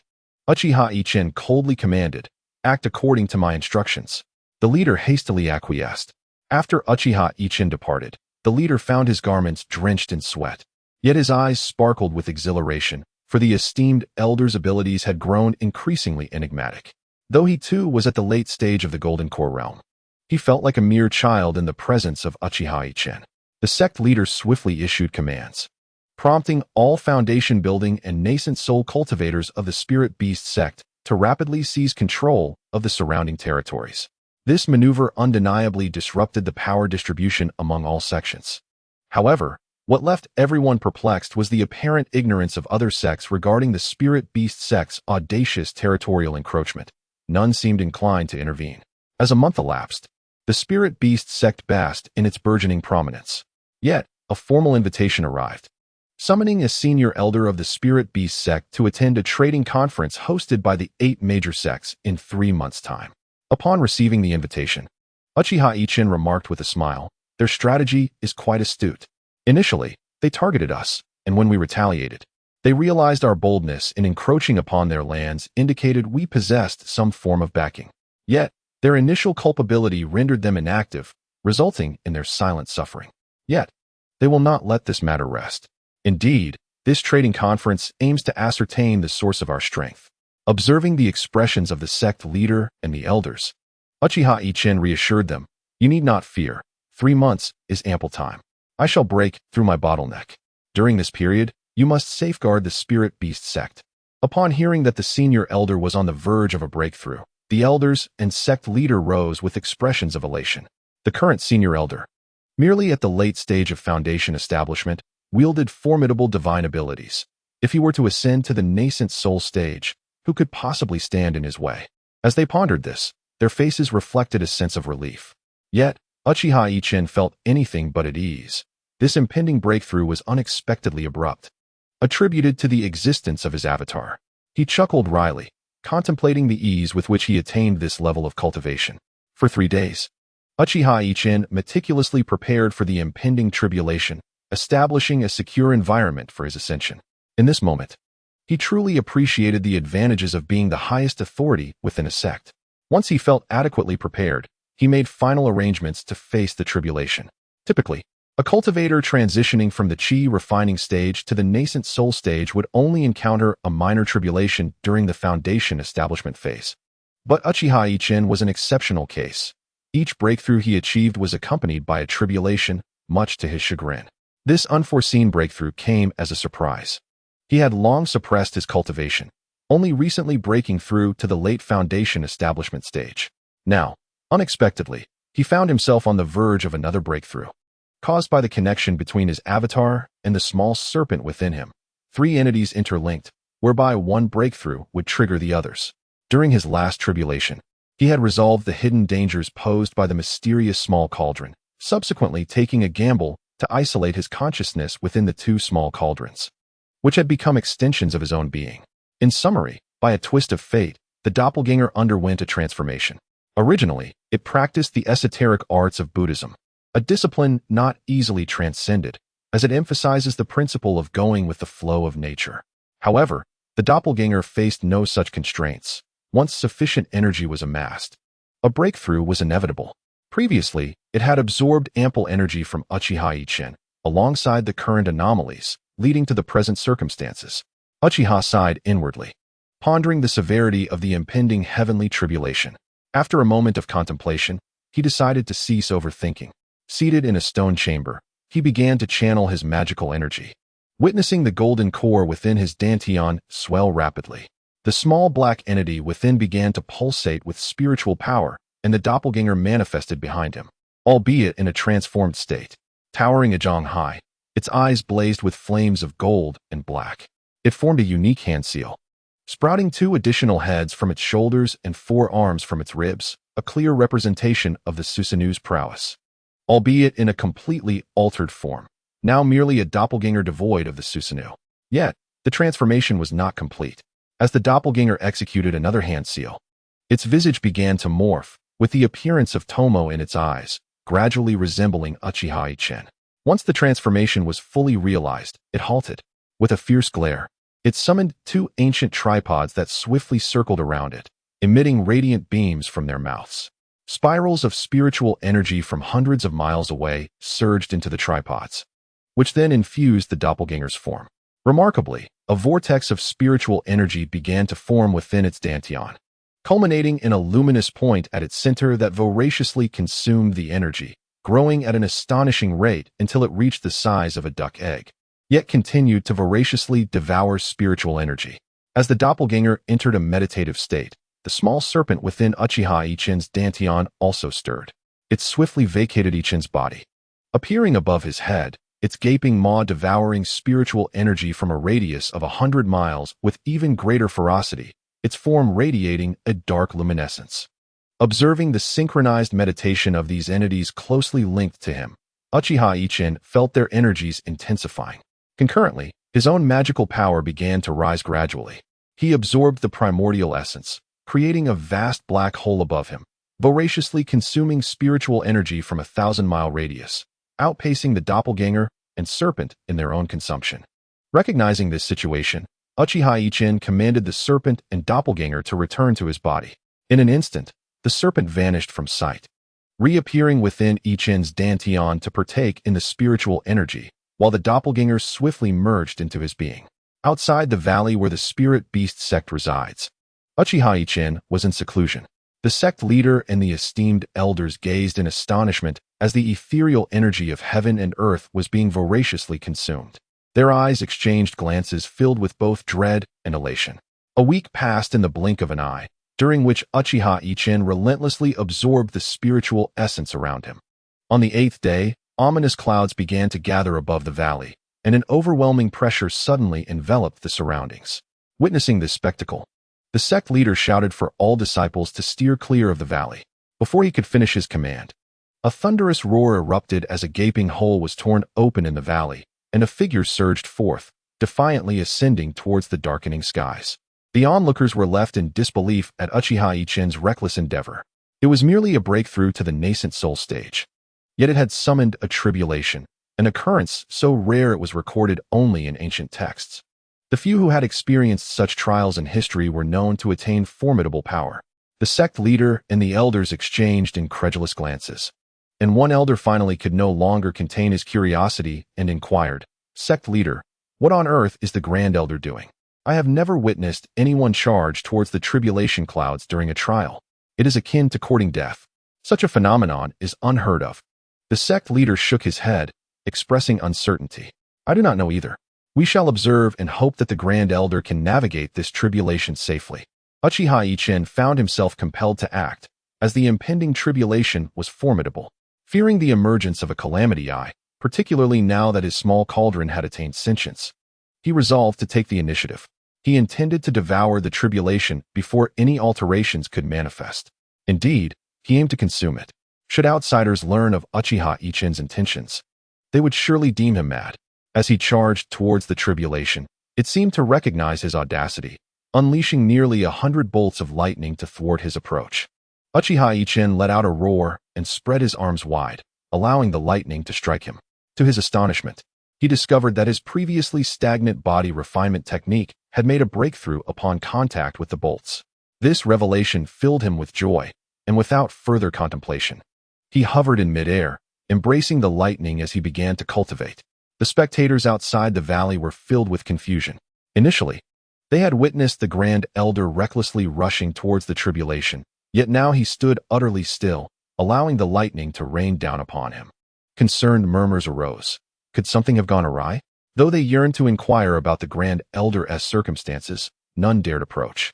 For the tribulation did not distinguish between friend and foe. Uchiha Yichen commenced his arduous training, a feat unprecedented in history. His physical form and internal organs exhibited remarkable enhancement at a visibly accelerated pace. The heavenly tribulation soon realized that ordinary lightning posed little threat to him, thus amplifying its ferocity. Yet, regardless of how the intensity of the heavenly tribulation escalated, Uchiha Yichen remained steadfast beneath its onslaught, allowing the bolts to strike him relentlessly. As a day elapsed, countless bolts of lightning had descended, yet the ominous clouds showed no sign of dissipating. Uchiha Yichen, though enveloped in perplexity, found a peculiar joy in this situation. After all, the conditions for his body-refining technique were exceedingly rigorous, and the opportunity to cultivate was one he could not afford to squander. Gradually, Uchiha Yichen's body-refining technique transcended to the 3rd tier. What immense strength that entailed. However, upon reaching this threshold, he found himself stagnating. In a moment of resolve, he plunged into the storm clouds. As Uchiha Yichen breached the tempest, a wave of regret washed over him. The storm clouds represented a trial set by the heavens for those who defy fate, and his entry was tantamount to a direct challenge to the laws of nature. The clouds roiled, shifting from black to purple, accompanied by a cacophony of thunder. And soon he lost consciousness, enveloped by the violet lightning. In the depths of his unconsciousness, his doppelganger emerged, shielding him like a protective veil. It began to chant sacred verses, radiating golden light, and as the lightning coursed through the doppelganger, it transmitted its energy into Uchiha Yichen, triggering the self-activation of his body-refining technique, the primordial art. After an hour of steadfast defense, the doppelganger could no longer sustain itself and returned to Uchiha Yichen's body. Sensing the imminent danger, the essence of his being transformed into a protective black barrier, enveloping him completely. Under the guardianship of this primordial essence, Uchiha Yichen narrowly preserved his life. However, as the primordial art continued its operation, the violet lightning began to be absorbed into him. Time became a nebulous concept. It could have been a day, a year, or perhaps even a millennium. Uchiha Yichen found his consciousness transported to a realm composed entirely of darkness, where the perception of time was utterly disordered. Suddenly, he discerned a glimmer of purple light. Upon contact with this radiant hue, he realized it possessed the potential to further fortify his physical form. Thus, he fervently engaged the primordial art, relentlessly absorbing the violet luminescence until it vanished completely. Gradually, he regained consciousness.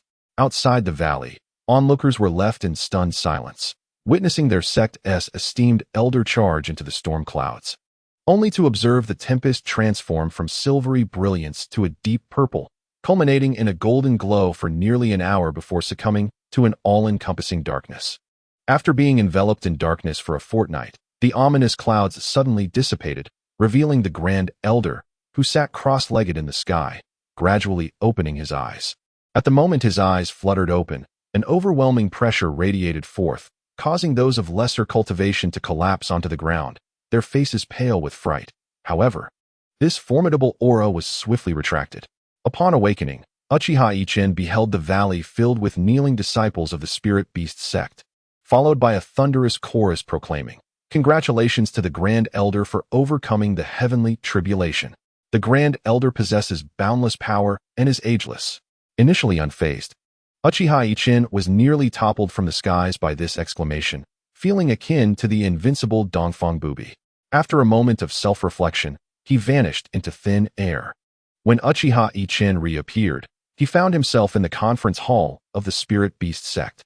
Noticing the curious gazes of the sect leader and the esteemed elders, he simply stated, "As I have just advanced, my cultivation is somewhat unstable. I shall enter seclusion for a while. Please inform me when the trading event commences." The sect leader and the elders dared not inquire further, their eyes gleaming with admiration as they regarded Uchiha Yichen. With a hint of resignation, he added, "I have regained my previous level of cultivation and am now a formidable practitioner in the late stage of the nascent soul." At this revelation, the faces of all present lit up with joy, and they offered their congratulations. Uchiha Yichen had little more to say to them.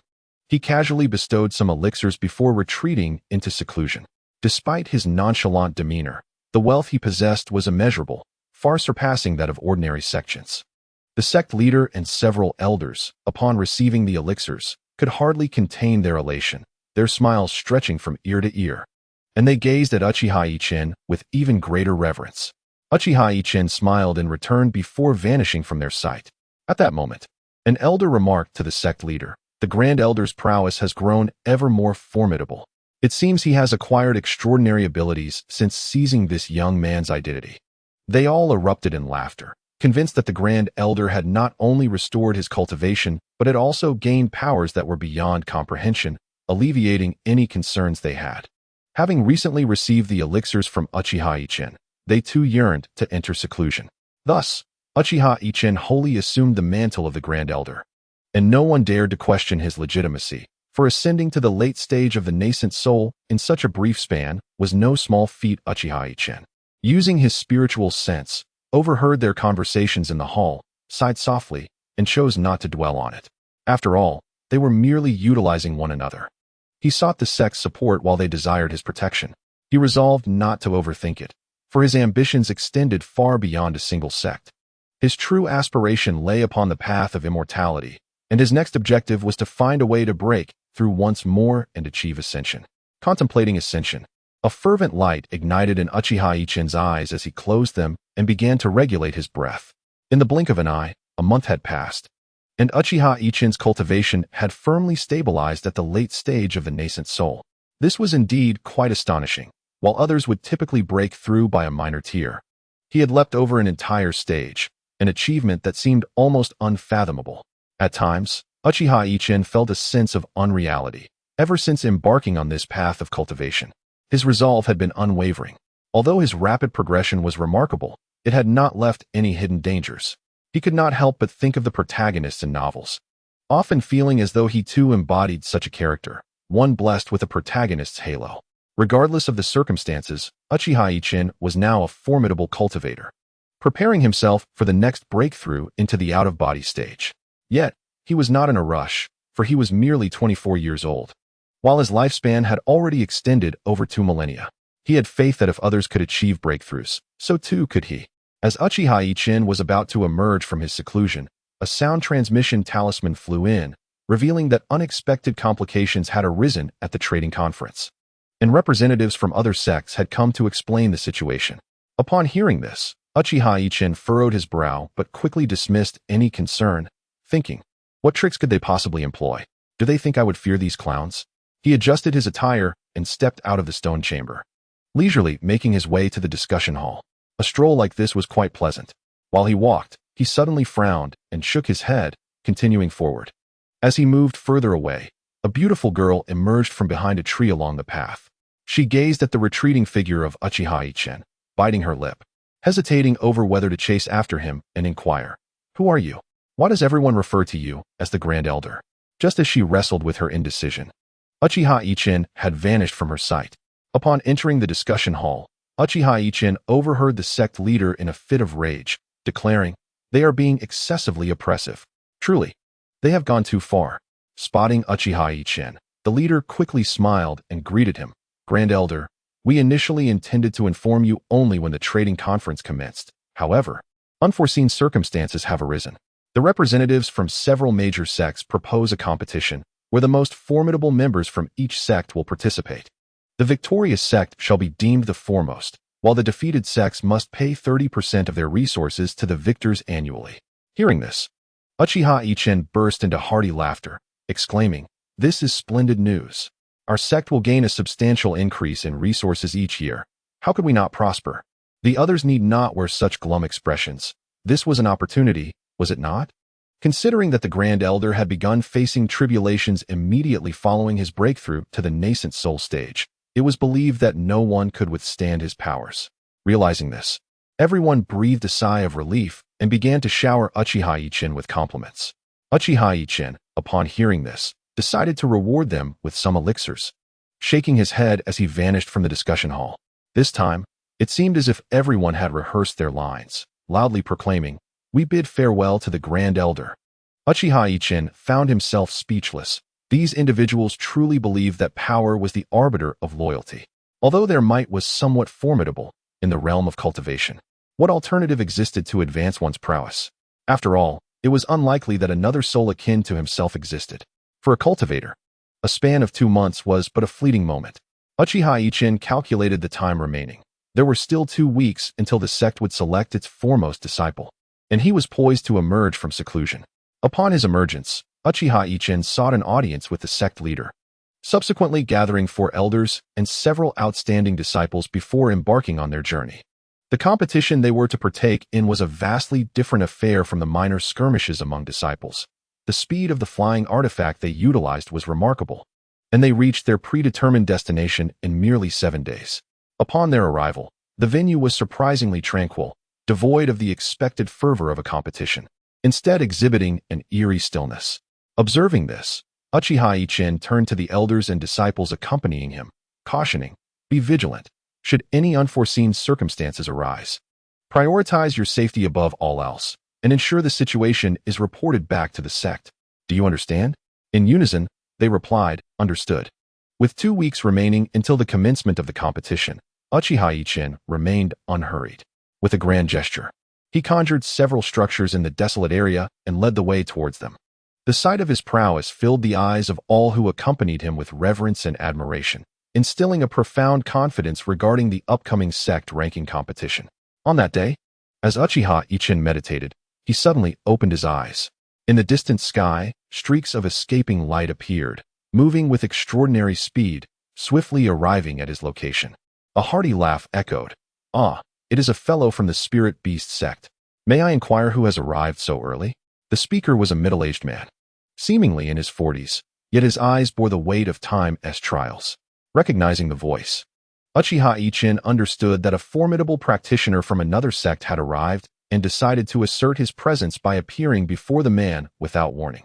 Upon finding Uchiha Yichen so near, the middle-aged man's pupils dilated, and a bead of cold sweat trickled down his forehead as he clasped his fists in greeting. I am Li Jing, the Supreme Elder of the Yuling Palace. May I ask your esteemed name? I am the Supreme Elder of the Spirit Beast Sect, Uchiha Yichen replied. Hearing this, Li Jing's heart surged with tumultuous waves. The Spirit Beast Sect had concealed itself so deeply. When had such an extraordinary figure emerged? The very moment Uchiha Yichen had manifested before him, he felt nothing. Had the intention been to take his life, he would have either perished or been gravely injured. Contemplating this, Li Jing's demeanor towards Uchiha Yichen softened considerably, recognizing the world's reverence for strength. Li Jing regarded Uchiha Yichen and suddenly smiled. Might I request a private audience in your quarters? Understanding that Li Jing had matters to discuss, Uchiha Yichen nodded and led the way to the room. Upon entering the chamber, Uchiha Yichen waved his hand, conjuring a layer of protective barriers around them. With a look of curiosity, he regarded his counterpart. Li Jing chuckled lightly and said, My esteemed friend, I acknowledge that I am no match for your prowess. Thus, I shall withdraw from this competition and propose an alliance. Should we attain any benefits? He trailed off, a smile lingering on his lips. Uchiha Yichen observed the figure before him, feeling somewhat bemused. This individual, who appeared quite imposing, lacked the demeanor befitting a late-stage nascent soul cultivator. Nevertheless, Uchiha Yichen held no objections to the proposal. After all, seeking an ally was a welcome prospect. His earlier display of skill had served its purpose, and now, under the calculations of two cunning foxes, the final benefits were swiftly being divided, as if the first place was already theirs to claim. Time passed swiftly, and over the course of the ensuing days, the number of figures appearing in this desolate locale steadily increased. On the final day, hundreds of silhouettes had gathered. The arrival of all sect members signified the commencement of the ranking competition. The Grand Elder of the Tianyuan sect stepped forward, the architect of this trial for the Spirit Beast sect, and it was his notion that birthed this contest, a fact Uchiha Yichen had gleaned from Li Jing. Upon seeing the elder step forward, Uchiha Yichen curled his lip in disdain. The elder announced, I am Tianyuanzi, the Grand Elder of the Tianyuan sect. I am honored by your support in electing me as the temporary leader. Thus, I shall not refuse this role. I hereby declare the competition open. As he concluded his announcement, he cast a glance toward the Spirit Beast sect, his eyes filled with perplexity upon spotting Uchiha Yichen. Following Tianyuanzi's declaration, the Grand Elder of the Tianjin sect also made an appearance. The Tianjin sect and the Spirit Beast sect had maintained a long-standing friendship, but their limited numbers compelled them to participate in this competition. The elder regarded Uchiha Yichen and inquired, You seem unfamiliar. Might I ask your name? Uchiha Yichen rose as well, understanding the Tianjin sect's predicament, and offered a smile. In the realm of cultivation, eternal interests were a myth, especially since the Tianjin sect had not wronged the Spirit Beast sect. He replied, What? Has my brother Wang forgotten me so soon? I have merely donned a new guise. Upon hearing Uchiha Yichen's words, the Grand Elder of the Tianjin sect's eyes sparkled with recognition, and he smiled, saying, So your earlier injuries were indeed genuine. However, since you have not perished, allow me, Wang, to test your skills and see if your prowess has waned. Uchiha Yichen smiled silently, ascending into the skies. The Grand Elder of the Tianjin sect swiftly positioned himself opposite, and the two stood, gazing intently at one another. The esteemed Elder of the Heavenly Sword sect extended his right hand, aligning his index and middle fingers, and a piercing sword aura surged forth, aimed directly at Uchiha Yichen.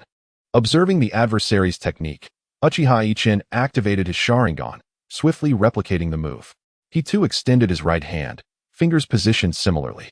Witnessing Uchiha Yichen's actions, the onlooker's eyes gleamed with astonishment, and soon after, Uchiha Yichen unleashed a comparable sword aura towards his opponent. When the two sword auras collided, an eerie silence enveloped the atmosphere, and they vanished into thin air. The Elder of the Heavenly Sword sect's pupils constricted sharply, and he clasped his fists in resignation, stating, I concede. It appears your prowess has become increasingly unfathomable. Following the elder's admission of defeat, a profound silence enveloped the crowd, though their hearts were rife with trepidation. The elder, a formidable sword cultivator, undoubtedly ranked among the top 3 in their midst, wielding unparalleled sword energy. The fact that he was bested by a similar technique was beyond their expectations. Initially, They had deemed the spirit beast sect formidable, with their elder being a late-stage nascent soul cultivator, accompanied by a fearsome spirit companion, and thus had no intention of provoking them. However, under the instigation of the Tianyuan sect, they had been led to believe that the elder of the spirit beast sect had sustained severe injuries at the hands of the demonic sect and was on the brink of demise. Now, it seemed this was not the case. The elder had indeed undergone a soul transference and restored his cultivation, emerging even stronger than before. This revelation stirred a sense of unease within them. If events unfolded as initially planned, they would be at ease, but if not, what would become of their sect? Uchiha Yichen, however, paid no heed to their concerns. After triumphing over the Heavenly Sword sect, he turned to the elder of the Tianyuan sect, Tianyuan Zizi, and addressed him. I am aware that your cultivation is profoundly enigmatic and your divine abilities are formidable. I wish to experience your esteemed techniques. I humbly request your guidance. Without allowing Tianyuan Zizi an opportunity to respond, he ascended into the sky.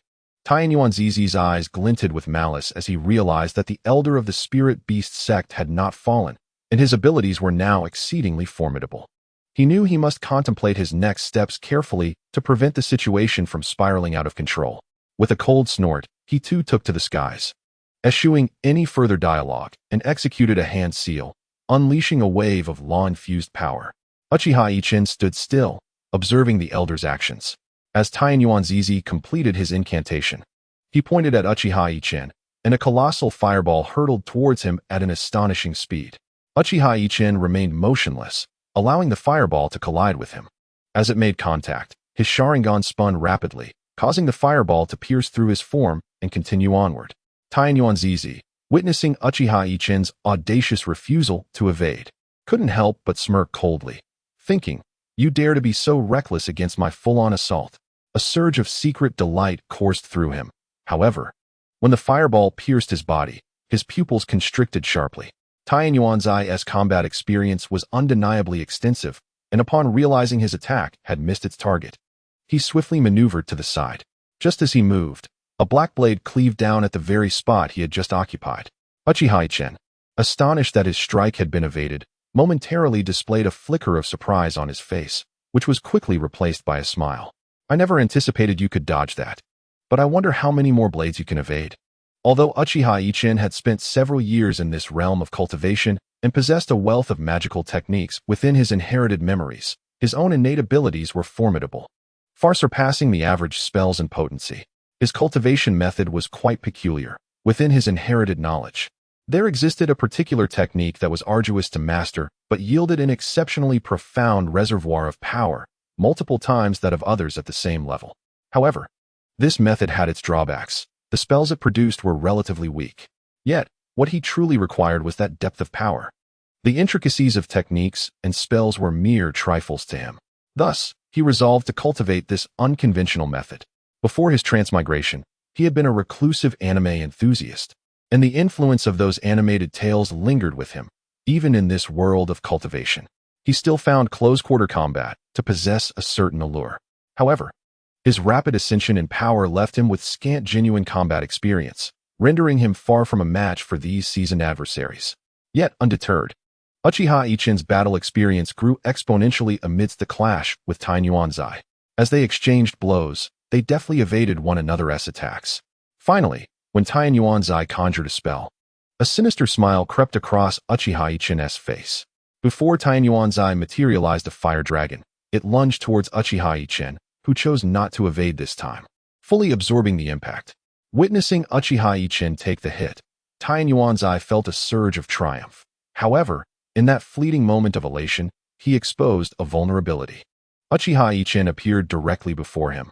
Lifting a leg imbued with radiant energy, he softly inquired, "Have you ever been kicked by light?" Though it seemed lengthy, this exchange unfolded in an instant. Without delay, Uchiha Yichen propelled his leg forward. Tianyuan Zi attempted to conjure a protective artifact, but it was too late. He could only muster his utmost magical energy to form a shield. Yet, when Uchiha Yichen's kick connected with the shield, his leg effortlessly penetrated it, leaving the shield intact. The crowd gasped in unison, their faces etched with astonishment, exclaiming, "The laws of space." Indeed, it appeared as though Uchiha Yichen's leg had transcended into another realm. emerging slowly from within Taiyan Yuanzai's shield, inching towards him. Sensing imminent danger, Taiyan Yuanzai instinctively raised his left arm in defense. As Uchiha Yichen's leg collided with his arm, a chilling scream pierced the air, and his arm erupted into a mist of crimson. Uchiha Yichen stood aloft in the sky, a sardonic smile gracing his lips as he regarded Taiyan Yuanzu, whose visage was shrouded in gloom. Gritting his teeth, Taiyan Yuanzu exclaimed, "Your skills are commendable, my friend. You have indeed grasped the principles of spatial laws." Uchiha Yichen merely sneered in silence and addressed Taiyan Yuanzu. "You have plotted against my spirit beast sect. Surely, some recompense is due." Suddenly, Taiyan Yuanzu burst into laughter. Observing his left arm, one could see flesh buds surging forth, and soon a new arm sprouted, pale and delicate. A stark contrast to his previous limb. To restore it to its former glory would require an indeterminate period of arduous effort. Uchiha Yichen was not taken aback. After all, at such an exalted level of cultivation, one could easily achieve the regeneration of limbs. As he regarded Taiyan Yuanzu with disdain, the latter, fueled by resolve, spat forth a mouthful of essence blood, not mere blood, but a precious substance, limited in quantity within a cultivator's body. The loss of even a small amount could significantly impact one's cultivation, and this essence blood took centuries to accumulate. Uchiha Yichen was initially astonished, but soon shouted, "This is bad," and charged toward Taiyan Yuanzu, yet it was too late. Taiyan Yuanzu let out a thunderous roar as a torrent of demonic energy surged from his back, followed by a bellow reminiscent of the wrathful cries of hell, sending shivers down the spine. From his back, a demonic figure materialized, its cold gaze sweeping over Taiyan Yuanzu. The realization that the figure possessed sentience shocked Uchiha Yichen. With a firm slap to his chest, Taiyan Yuanzu expelled another mouthful of essence blood, which swiftly merged with the demonic figure, rendering it more solid. Casting a glance at Uchiha Yichen, the figure raised its arm, preparing to strike. As the figure advanced, Uchiha Yichen scoffed, his eyes alight with swirling tomo that interlinked, and he bellowed, "Susanoo!" A colossal phantom emerged behind him, first forming a skeletal frame, then manifesting sinew and muscle. Once fully materialized, it sprouted 2 heads from its shoulders and 4 arms from its ribs, resembling a magnified version of Uchiha Yichen. Albeit devoid of tomo, one head golden, the other black. Indeed, this was Uchiha Yichen's manifestation, capable of transforming between his avatar and Susanoo. Due to the peculiar circumstances, the transformation retained his likeness. Those observing the battle below marveled at the celestial forms materializing behind the 2 combatants, exclaiming in astonishment at the formidable celestial manifestations. Soon, 2 manifestations collided with one another. Uchiha Yichen's manifestation bore little burden, as the technique he cultivated was inherently powerful, complemented by the serpent in his dantian, which was comparable to the might of a tailed beast. Even more astonishing was the fact that the manifestation itself possessed its own magical power, rendering the consumption of Susanoo negligible. In contrast, Taiyan Yuanzu's manifestation was not derived from his cultivated techniques, but rather a secret art founded on his essence and blood, imposing a considerable strain on him. Initially, the battle between the 2 manifestations was evenly matched. However, as time passed, Uchiha Yichen gradually began to gain the upper hand. After 2 hours, his opponent's magical avatar was in tatters, and Taiyan Yuanzu's complexion had turned pale. Uchiha Yichen approached him slowly, and with a wave of his left hand, petals began to form in the sky. As all the petals enveloped Taiyan Yuanzu, preparing to constrict him, a sudden roar erupted from within the cocoon of petals. The moment the roar resonated, the cocoon formed by Uchiha Yichen's petals burst apart with a loud bang. Uchiha Yichen's pupils rapidly constricted, and his eyes, adorned with tomo, began to spin wildly, causing his figure to become ethereal. Just as he completed this series of movements, a black claw pierced through his illusion. When Uchiha Yichen lifted his gaze towards Taiyan Yuanzu again, he was no longer recognizable. Only the clothing remained. Taiyan Yuanzu was now entirely covered in black scales, with bony protrusions extending from his joints. His limbs had transformed into a beastly form, his eyes radiating a crimson glow, and fangs had emerged from his mouth. This appearance bore no resemblance to humanity. Upon witnessing this transformation, Uchiha Yichen was bewildered, utterly unrecognizing him, not even having encountered such a being in his ancestral memories. However, some below recognized the transformation, the Abyssal Demon Clan. It was indeed such a creature. They rallied together to slay him, intending to extract his soul and refine his essence to uncover their schemes.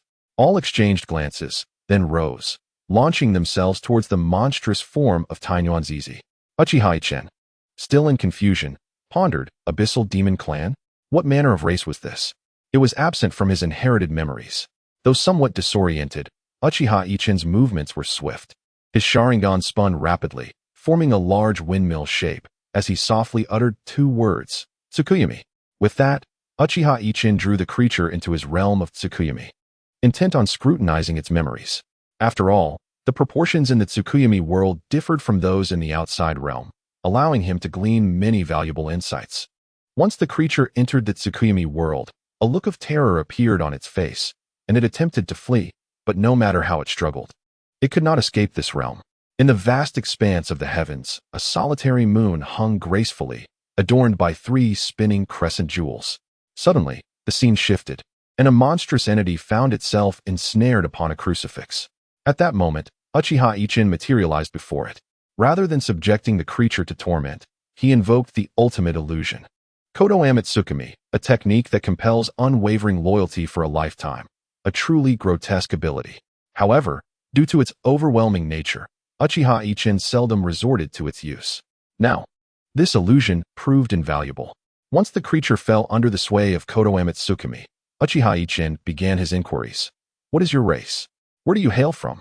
What is your purpose? When did your kind first emerge? To his astonishment, a flicker of struggle appeared in the creature's eyes, leaving Uchiha Yichen utterly astonished. Remarkably, even after being completely controlled by his illusion, it still exhibited such an expression, indicative of a complex lineage. Fortunately, after a brief bout of resistance, the creature began to narrate its tale. They hailed from a diminutive realm, characterized by a harsh environment. Though the conditions were dire, they had never harbored thoughts of invading others. However, by chance, a spatial rift manifested in their world, allowing a human to cross into their domain. The arrival of this human introduced a distinct cultivation system, and thus, millions of years passed. Many formidable beings emerged from their realm, crafting numerous techniques suitable for their cultivation. Yet, they had never ventured beyond their own world until, tens of thousands of years ago, another spatial rift appeared.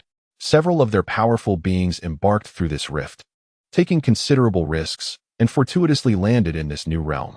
Upon arrival, they were struck by the beauty of the outside world, a stark contrast to their harsh environment. In this human domain, where mountains and waters thrived, they chose to settle. However, upon entering this realm, their powers were suppressed to the nascent soul stage by its laws. Nevertheless, even at this level, they proved formidable. Due to their distinct appearances, they were pursued as demons, evading persecution for thousands of years, during which they intermingled with humans and bore numerous offspring. Yet, these descendants fell short of their original race's prowess.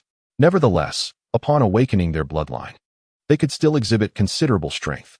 As they faced relentless pursuit by humanity, once their numbers reached a certain threshold, they began to retaliate against humans. Ultimately, a coalition of humans led to their near annihilation.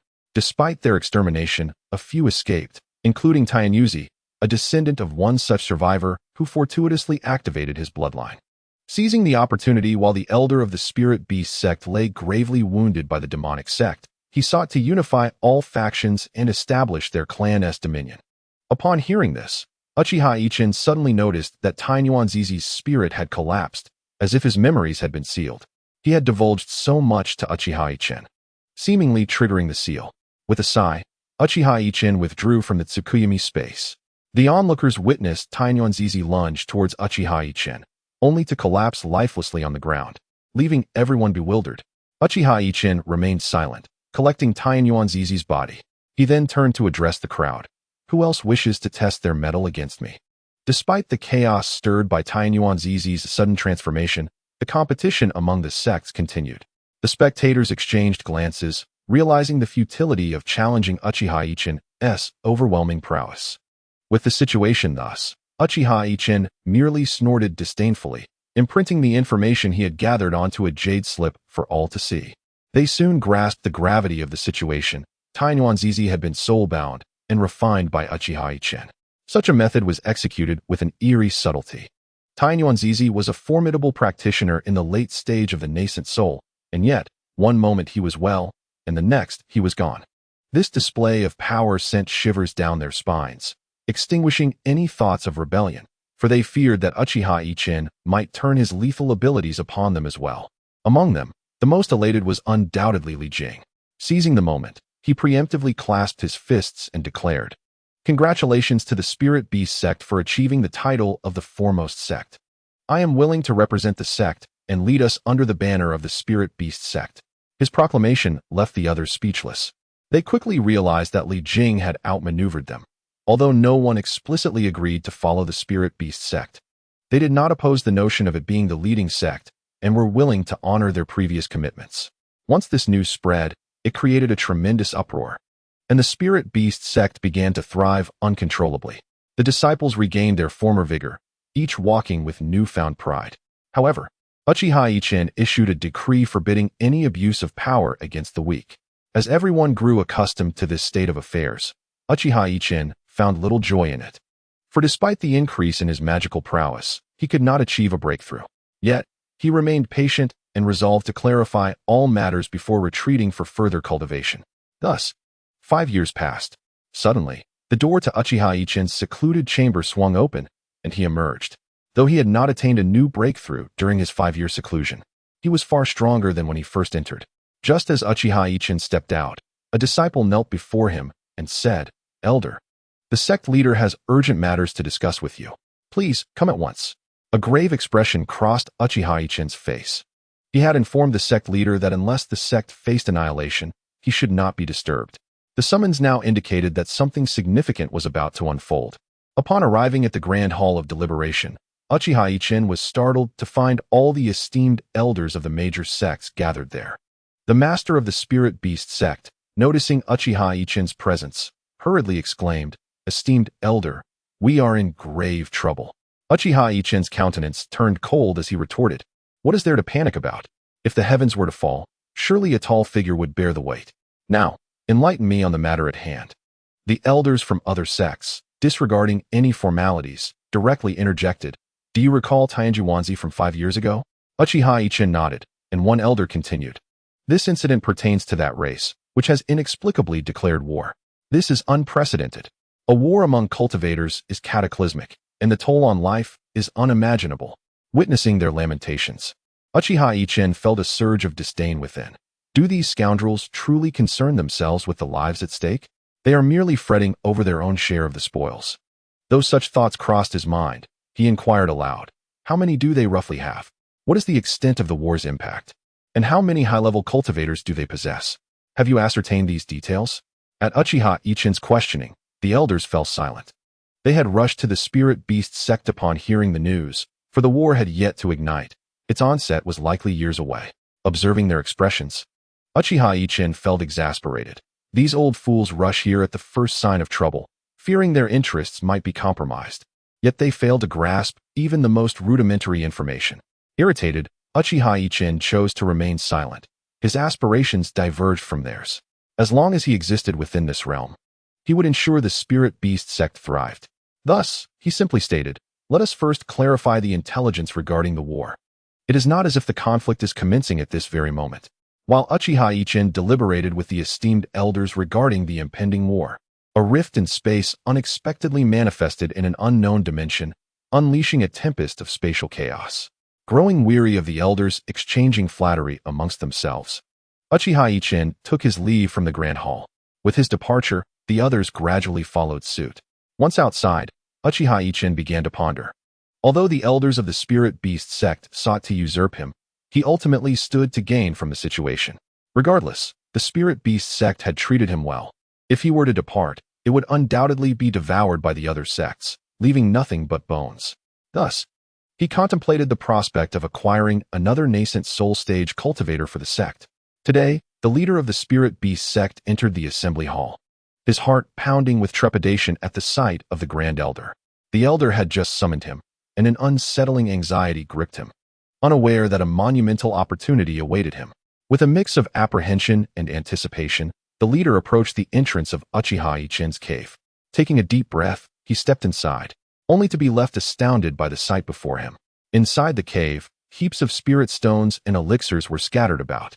Upon noticing the leader's arrival, Uchiha Yichen declared, "I shall facilitate your advancement to the nascent soul stage." Initially, the leader dismissed the news, but as the implications sank in, a flush of excitement colored his cheeks, and he trembled with exhilaration. "Really?" he exclaimed. With a smile, Uchiha Yichen replied, "Do you think I would deceive you? Go and arrange your affairs.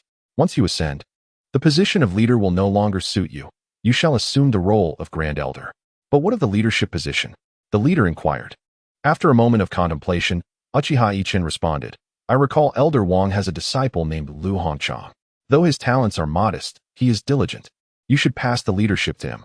Realizing there was no room for negotiation, the leader acquiesced, "Very well. I shall make the arrangements." Uchiha Yichen then added, "Wait. Give him these 3 vials of elixirs. If he assumes leadership with insufficient prowess, it will be difficult for him to command respect." After speaking, Uchiha Yichen closed his eyes. The leader, observing this, took his leave, contemplating the 3 vials.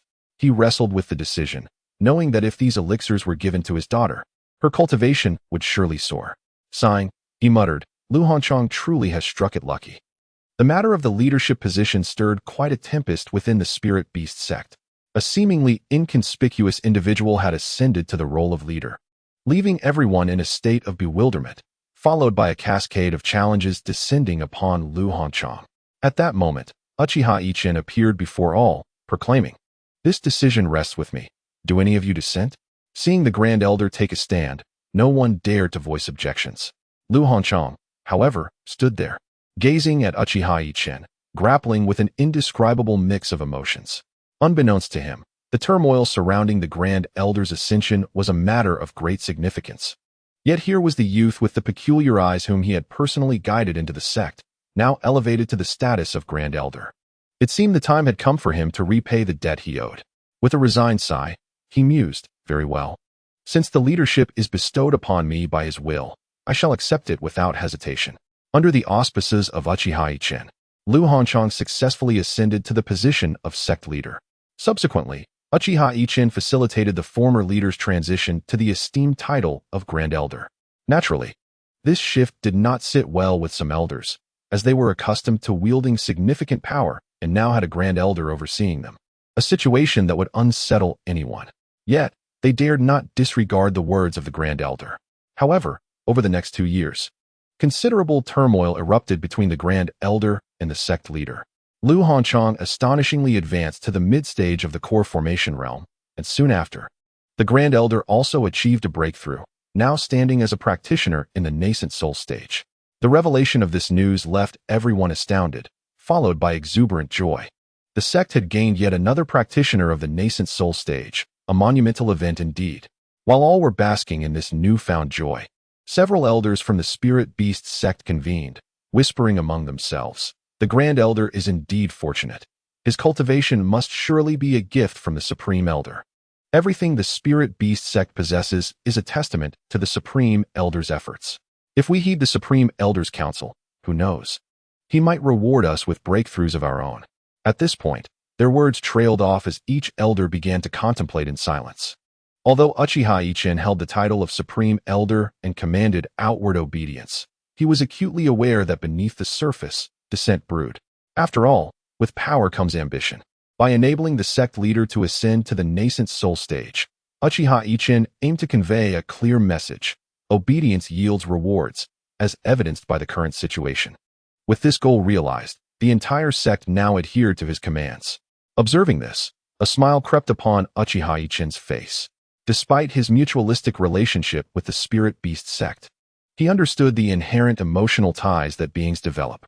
Though his pursuit was the path of immortality, he also yearned for the gradual flourishing of the spirit beast sect, especially with the impending conflict among cultivators on the horizon.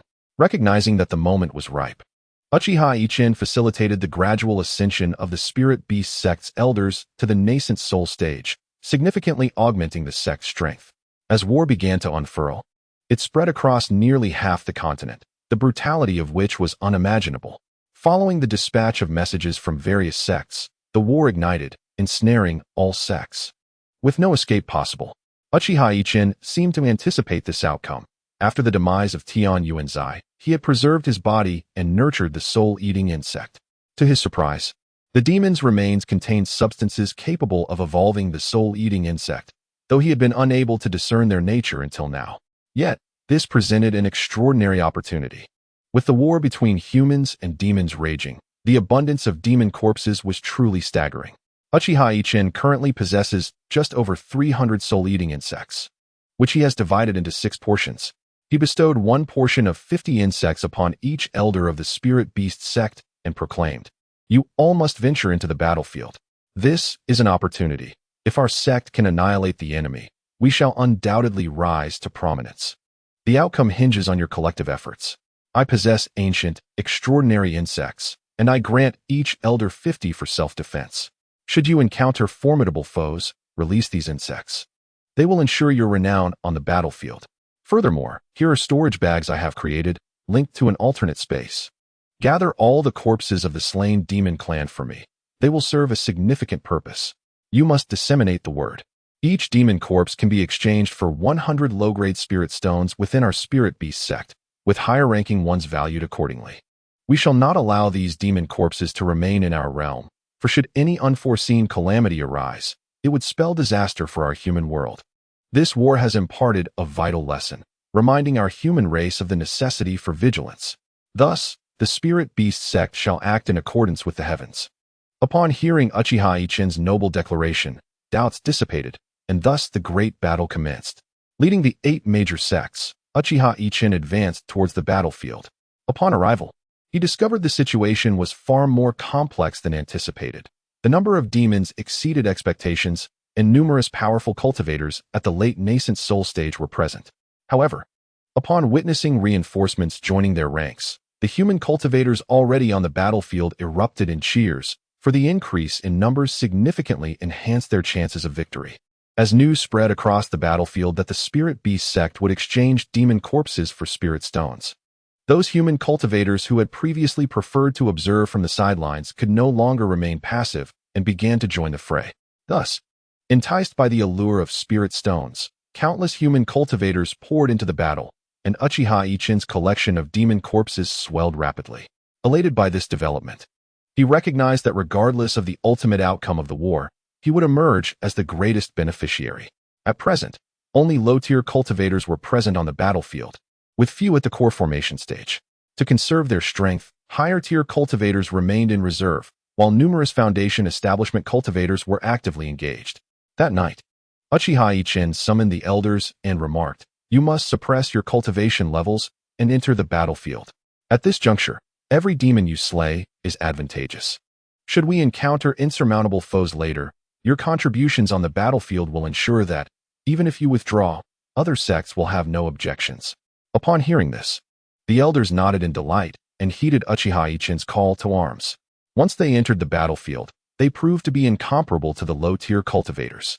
Regardless of the cultivation level of the demons they faced, these elders of the spirit beast sect wasted no time, unleashing the soul-eating insects to devour their adversaries entirely. Thus began the notorious reputation of these few individuals to spread. Upon learning of this situation, the demon clan promptly dispatched high-ranking cultivators at the core formation stage. However, regardless of how many they sent, any encounter with the disciples of the spirit beast sect resulted in their utter disappearance. Gradually, an intriguing phenomenon unfolded on the battlefield. Whenever the demon clan confronted disciples of the spirit beast sect, they fled in disarray, irrespective of their identities. This occurrence left the disciples quite dissatisfied, for the esteemed elder, Uchiha Yichen, had previously stated that the corpses of demons could indeed be exchanged for spirit stones, leading to considerable losses on their part. Setting this matter aside, Uchiha Yichen was currently in high spirits. Observing the increasing number of demon corpses in his spatial realm, he noted that the strongest of the ling-eating worms he had retained were beginning to show signs of evolution. Seizing upon this, Uchiha Yichen commanded the worms to voraciously consume the demon corpses. Remarkably, in just 3 days, the multitude of corpses had been entirely devoured by the few ling-eating worms. Once they had consumed all the bodies, the worms commenced to devour one another. Witnessing this, Uchiha Yichen swiftly suppressed their cannibalistic urges, opting to delay their mutual consumption to facilitate a more perfect evolution. Uchiha Yichen then issued a command to all the elders of the spirit beast sect to return. Upon their arrival, the elders displayed expressions of confusion and curiosity. Uchiha Yichen, uninterested in explanations, merely projected his consciousness, causing the ling-eating worms to emerge from their bodies. The sight of the worms taking flight caused two of the elders to involuntarily narrow their eyes in shock. Uchiha Yichen cast a significant glance at these two elders and remarked, "I have now reclaimed all the ling-eating worms. If you wish to return to the battlefield, you may do so, but prioritize the interests of the spirit beast sect." Before either elder could respond, they fell to their knees in trepidation, exclaiming, "We were foolishly blinded." Contemplating the appropriation of the esteemed elder's ling-eating worms, we deserve the gravest punishment. Observing their reaction, Uchiha Yichen sighed in resignation and replied, "That is not my intention. My ling-eating worms have been refined through a unique secret method, and I harbor no fears of you coveting them. In a few days, I intend to bestow several upon you." Hearing this, the other elders were filled with delight. They had witnessed the formidable power of such worms. They consumed everything and were impervious to blades and arrows, truly remarkable. Although they had entertained thoughts of claiming them for themselves, the realization that they were the property of the esteemed elder deterred them. Those two individuals, lacking in prudence, had dared to covet the elder's belongings, proving themselves foolish. However, seeing that the elder bore them no ill will, they could only admire his magnanimity.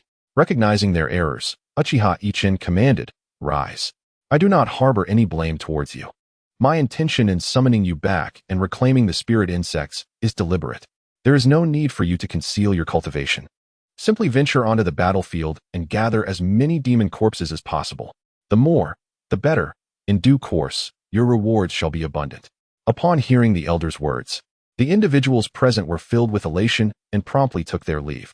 Once outside, the elders cast a stern glance at the two individuals who harbored ulterior motives to usurp the elder's spirit insects, and with a disdainful huff, they remarked, "You two are indeed foolish. Although the elder does not hold your transgressions against you, you must atone for your misdeeds by diligently collecting these demon corpses for the elder.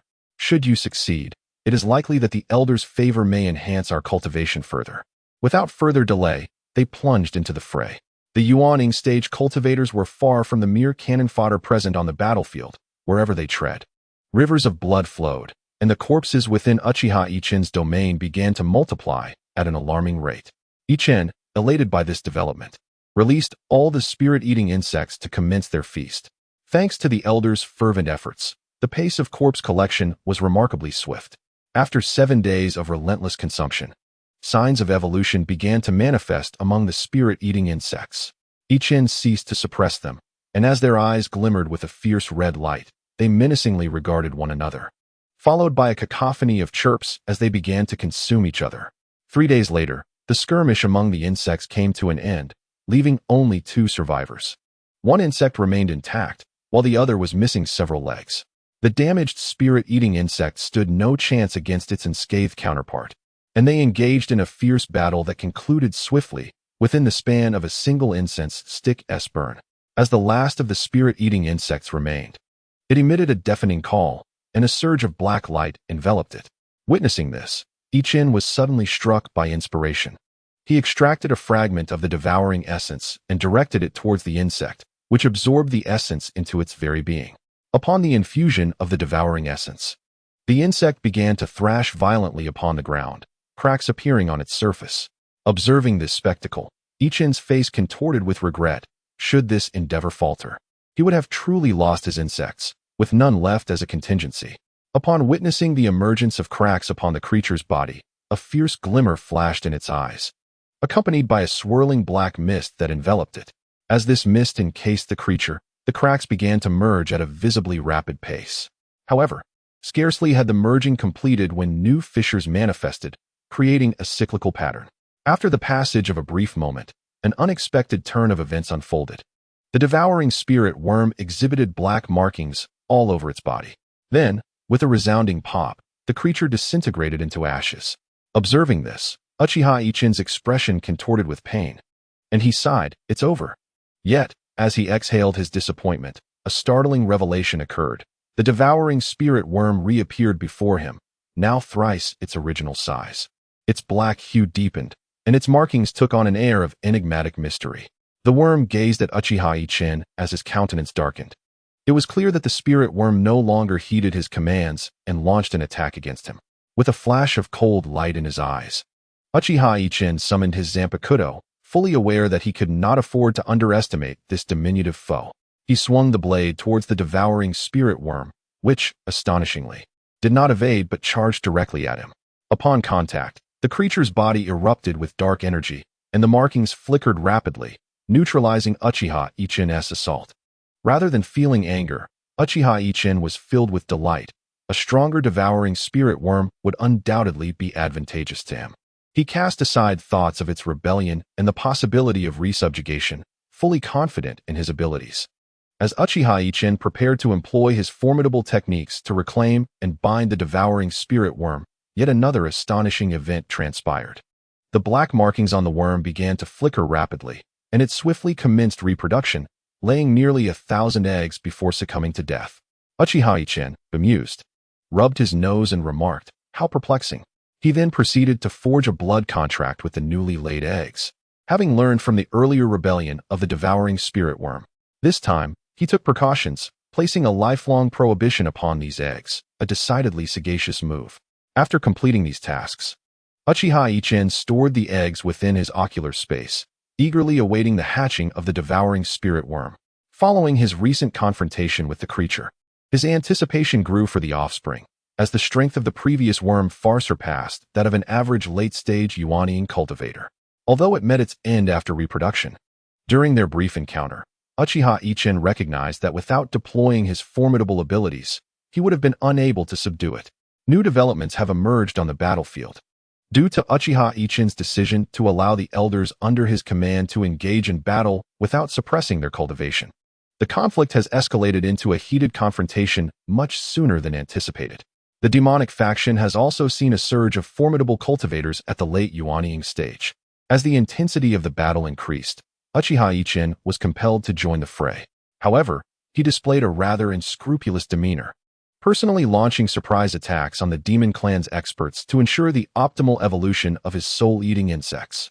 Consequently, incidents of high-ranking cultivators from the demon clan mysteriously vanishing began to instill fear within their ranks.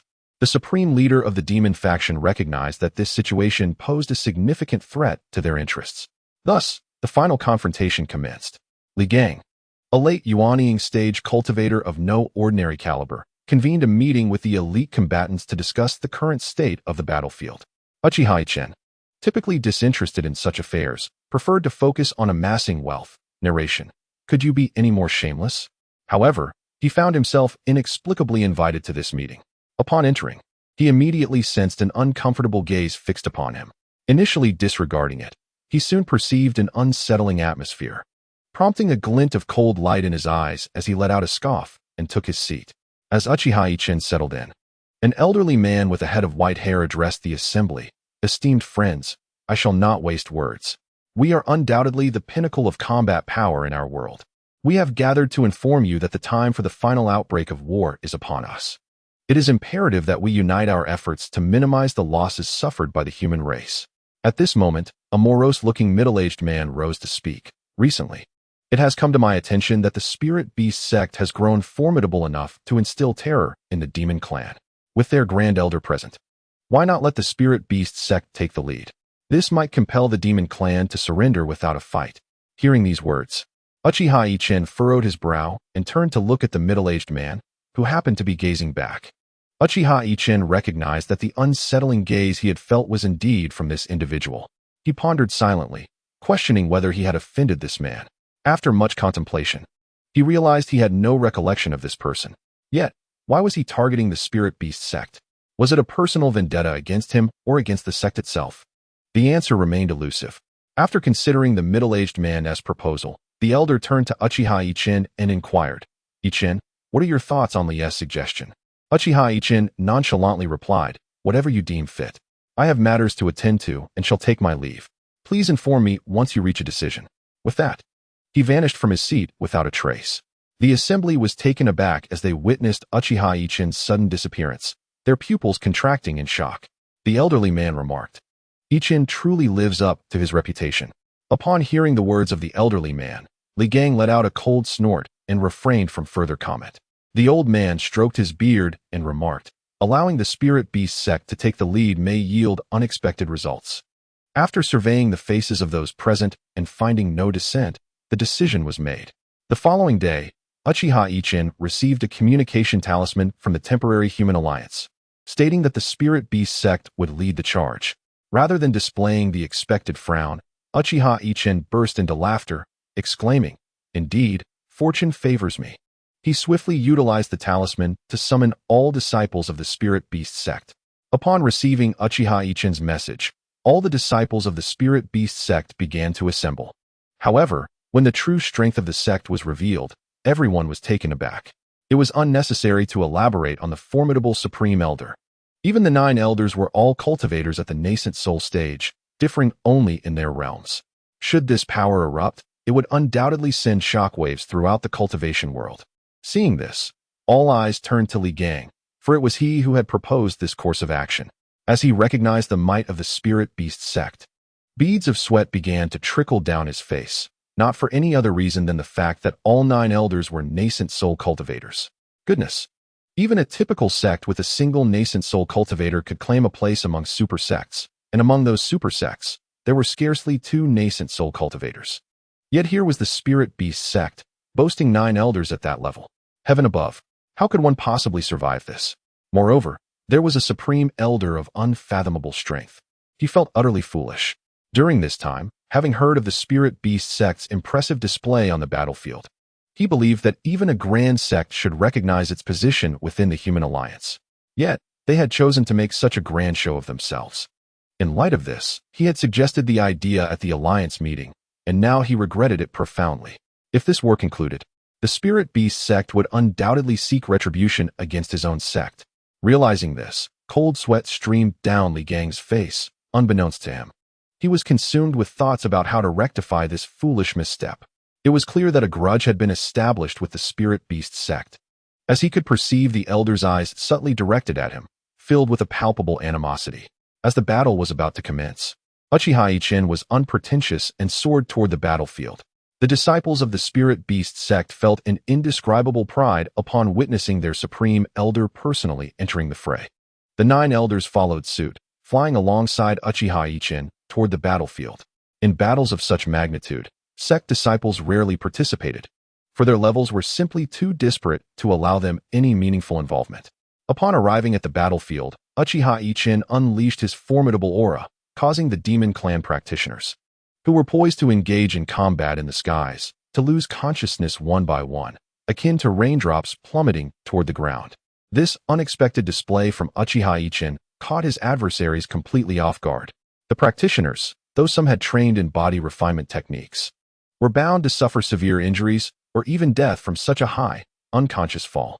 Observers from the human side witnessed Uchiha Yichen soaring toward the battlefield, and even before he reached his designated position, the opposing forces began their descent. Those of lower cultivation, unaware of the cause, shouted exuberantly in praise of the spirit beast sect's might. However, the few Yuaning-level cultivators exchanged glances, their expressions betraying a mix of awe and silence.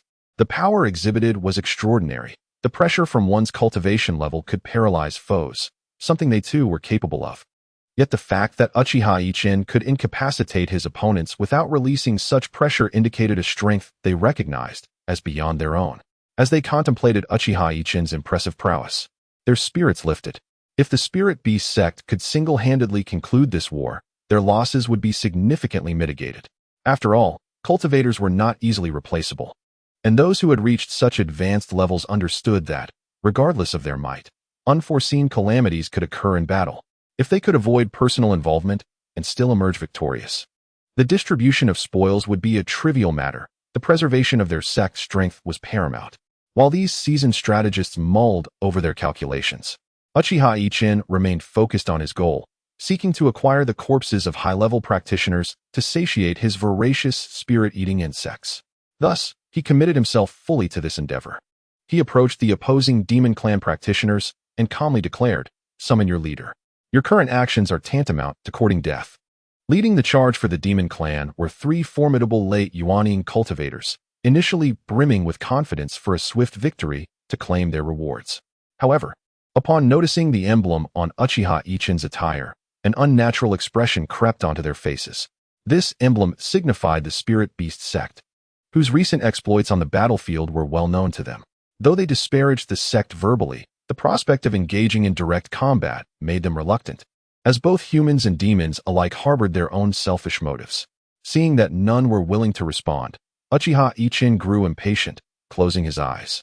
When he opened them again, the tadpole-shaped Tomo in his gaze had vanished, replaced by a scythe-like windmill that spun violently before him. He uttered the words moon reading, and as he completed the incantation, golden and black flames erupted in his line of sight.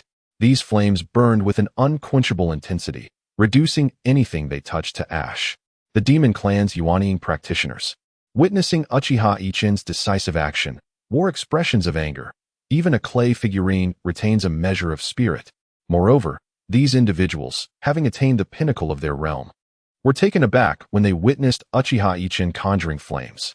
One of the nascent soul cultivators chuckled, while I might be outmatched by other divine abilities. Engaging in pyrotechnics here is akin to a novice brandishing a blade before a master. With a hearty laugh, the demon clan cultivator took a step forward, and in the blink of an eye, he materialized directly above Uchiha Ichin. There, he performed an extraordinary hand seal with astonishing speed, uttering incomprehensible incantations. In an instant, he bellowed, "Swift!" Before him, a crimson banner materialized from thin air, and as he grasped its pole, an orange-red flame emerged, hurtling towards Uchiha Ichin's Amaterasu. As the orange flame neared the Amaterasu, it unexpectedly transformed into a fire dragon, gaping wide to consume Uchiha Ichin's black and gold flames entirely. The demon clan's nascent soul cultivator erupted in laughter, exclaiming, "Ha! Ignorant child, daring to play with fire before me. How foolish!" Uchiha Ichin regarded him with an impassive expression, then retorted with a cold smirk, "Is that so?" Upon hearing Uchiha Ichin's words, the cultivator felt a sudden sense of dread, yet it was too late. The orange fire dragon ignited with black and gold flames, causing the demon clan cultivator to gasp in disbelief. "How is this possible?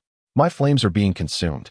Uchiha Ichin sneered, "My Amaterasu burns all, and you dare attempt to devour a fire that can incinerate other flames? Are you not afraid of being overwhelmed?" With that, the pinwheel in Uchiha Ichin's eyes began to whirl rapidly. While Uchiha Ichin and his opponent battled, an unknown spatial storm approached their realm with unfathomable speed. Though it would not arrive immediately, the confrontation remained casual for both, as their powers were vastly unequal. The demon's innate flames were reduced to nothingness by Uchiha Ichin's Amaterasu, and he spat blood, his vitality waning. Uchiha Ichin was not one for mercy. He vanished from sight in an instant. When he reappeared, he stood beside the demon cultivator, who had not yet realized what was happening when he heard the words. "Have you ever been kicked by light?" At this utterance, the cultivator's pupils constricted, but it was too late to evade. He saw the scenery rushing past him in the opposite direction. A piercing pain shot through him, and before he knew it, everything faded to black. Though this tale may seem lengthy, it transpired in mere moments. Thus, a formidable demon cultivator met his demise, leaving the demon clan in shock. How could such a significant event occur in such a brief span? A great cultivator has fallen on our side, and a palpable aura of death swiftly spreads amongst the demon clan. Just as the tension begins to mount within their ranks, an unexpected figure emerges. The current supreme leader of the demon clan appears on the battlefield. Upon his arrival, Uchiha Ichin is struck with a profound sense of dread, an overwhelming feeling of danger enveloping him, emanating from this newly arrived individual. Although Ichin is astonished internally, he maintains a stoic facade and does not falter, for he possesses unwavering confidence in his abilities. Even if he were to be outmatched, he believes that should he choose to flee, none could impede his escape. The newly emerged supreme leader of the demon clan observes the situation without uttering a word.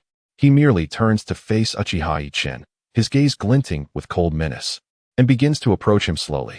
As the distance between them narrows to about 10 meters, Ichin's nerves are taut, fully aware that the sense of peril has completely engulfed him. For others, such pressure might extinguish their will to fight, but Ichin is different. He merely senses the imminent danger and prepares for an all-out assault and defense, with a plan to retreat if necessary. Though his muscles are coiled tight, his expression remains one of calm indifference. Noticing Yichen's demeanor, the opponent speaks, his voice in excruciating cacophony that defies description. It is so grating that Yichen's ears begin to ring. The Demon Clan's supreme leader states, "You are quite impressive. To remain so composed in my presence is a testament to your potential for further advancement. If you were to ally with our Demon Clan, I could elevate you to a legendary existence. What do you say? Will you consider it?" Yichen is taken aback, astonished by the overture. Is he truly being courted? When did he become such a coveted asset? Unbeknownst to him, even the Demon Clan's supreme leader feels a twinge of trepidation in confronting him. For he is one of the few beings at the out-of-body stage in this realm. The fact that he feels this way in the presence of a mere nascent soul cultivator signifies that Yichen poses a genuine threat, akin to facing a peer of equal cultivation. This is precisely why the leader seeks to recruit him, though Yichen remains oblivious to these underlying currents. Despite the enticing offer, Yichen is resolute in his decision not to acquiesce. He understands his own circumstances best, with the advantages of his avatars and the little serpent. The path to advancement has become remarkably straightforward. It is merely a matter of accumulating sufficient spiritual energy to break through. Time is the only constraint. Moreover, even if he were to accept the leader's proposal, there is no guarantee of sincerity, as the laws of this realm have been warped by ancient conflicts, making advancement improbable. The true extent of the leader's cultivation remains shrouded in mystery, likely achieved through immense fortune and opportunity to reach his current stature. Upon reflecting on this, Uchiha Yichen ceased his idle chatter with the opponent and stated directly, "I appreciate your goodwill, yet as a practitioner of the human race, how could I ever accept your enticements? Had we not been embroiled in this war, perhaps your overtures might have found a more favorable reception." Upon hearing these words, the human faction visibly exhaled in relief. The prospect of Uchiha Yichen being swayed to the demon side would necessitate someone from their ranks to take the lead, a scenario they fervently wished to avoid due to the immense losses it would entail. With Uchiha Yichen's refusal of the opponent's advances, all sects within the human realm breathed a collective sigh of relief. Whether driven by personal motives or altruism, none wished to see Uchiha Yichen become an adversary. After his rejection, Uchiha Yichen took a deep breath and declared, "You must have attained the legendary realm, my lord. Although I am acutely aware that I stand no chance against you, I shall fight with all my might. For the sake of our human race, I shall not retreat." The onlookers from the human side were taken aback by Uchiha Yichen's proclamation, realizing that they faced an opponent of legendary prowess. However, upon hearing Uchiha Yichen's resolve to not back down, tears of emotion streamed down their faces, and they rallied together, vowing to stand united with the Spirit Beast sect against their foes. Uchiha Yichen, hearing the fervent cries from behind, smiled inwardly. His objective was achieved. In this manner, the Spirit Beast sect would undoubtedly emerge as heroes. He no longer feared that, in his absence, the sect would be swallowed up by others. The formidable practitioners from rival sects, upon hearing Uchiha Yichen's words, also sighed. They then addressed him, "Friend Yichen, do not hesitate to fight with all your strength. We shall ensure that the Spirit Beast sect's legacy endures." Uchiha Yichen, moved by their words, expressed his gratitude. "I am deeply grateful to all of you." Though he spoke kindly, internally he felt disdain. How convenient for you to urge me to fight while you remain in the background, watching the spectacle. Just as Uchiha Yichen prepared to advance in a battle, the elders of the Spirit Beast sect intercepted him, exclaiming, "Grand Elder, you must not, knowing the strength of your opponent. How can you?" Uchiha Yichen regarded their concerns with little desire for further discussion, simply stating, "The Spirit Beast sect must now retreat, withdraw from the battlefield." Upon hearing his command, no one from the sect dared to object, for they found themselves at a loss for words. The loss of a Grand Elder from any sect was already a significant blow. It dawned upon all members of the Spirit Beast sect that the Grand Elder was willing to sacrifice himself for the safety of the sect. With heavy hearts, they departed the battlefield, harboring resentment towards the other sections. Should the Grand Elder fall, they would surely take vengeance on the others. For it was they who had compelled the Spirit Beast sect to take the lead. Let us not forget that aside from the Grand Elder, the Spirit Beast sect still possessed 9 cultivators of the nascent soul stage. Upon witnessing the withdrawal of the Spirit Beast sect from the battlefield, Uchiha Yichen could not help but let out a cold laugh within, thinking to himself, "You foolish individuals. My orchestration of the Spirit Beast Sect's retreat is merely a testament to my own ample means of survival, enabling me to confront the adversary head-on. Even if I cannot prevail, no one shall impede my escape. Yet you are different. Prepare to be annihilated by this ancient monstrosity." Gazing at the legendary old monster before him, Uchiha Yichen remarked, "Before we engage in battle, I have a request, regardless of the outcome of our duel. Please do not trouble the Spirit Beast Sect." The Demon Lord, intrigued by his audacity, responded, "Your willingness to face me without fleeing, coupled with my respect for your courage, compels me to acquiesce.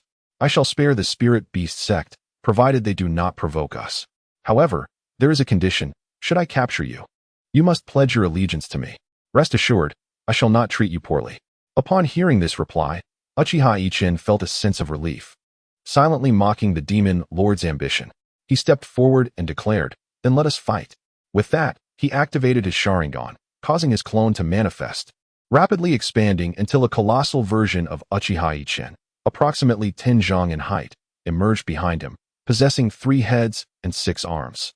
The Demon Lord's expression grew grave as he regarded the formidable manifestation, sensing the immense pressure it exerted. He extended his right hand, thrusting it toward Uchiha Yichen, and a massive hand of concentrated magical energy surged forth, aiming to grasp him. Seeing the approaching hand, Uchiha Yichen remained vigilant, directing his clone to strike at the hand with a powerful punch. As their forces collided, an extraordinary occurrence unfolded. The Demon Lord's magical hand was not an ordinary technique. At his level of cultivation, he had begun to wield the laws of heaven and earth, imbuing his attack with profound power. Even against opponents of equal rank, one must exercise caution to avoid dire consequences. Yet, could Uchiha Yichen perceive this through the lens of common sense? Clearly, that was not the case. With a resounding cry, Uchiha Yichen invoked Susanoo.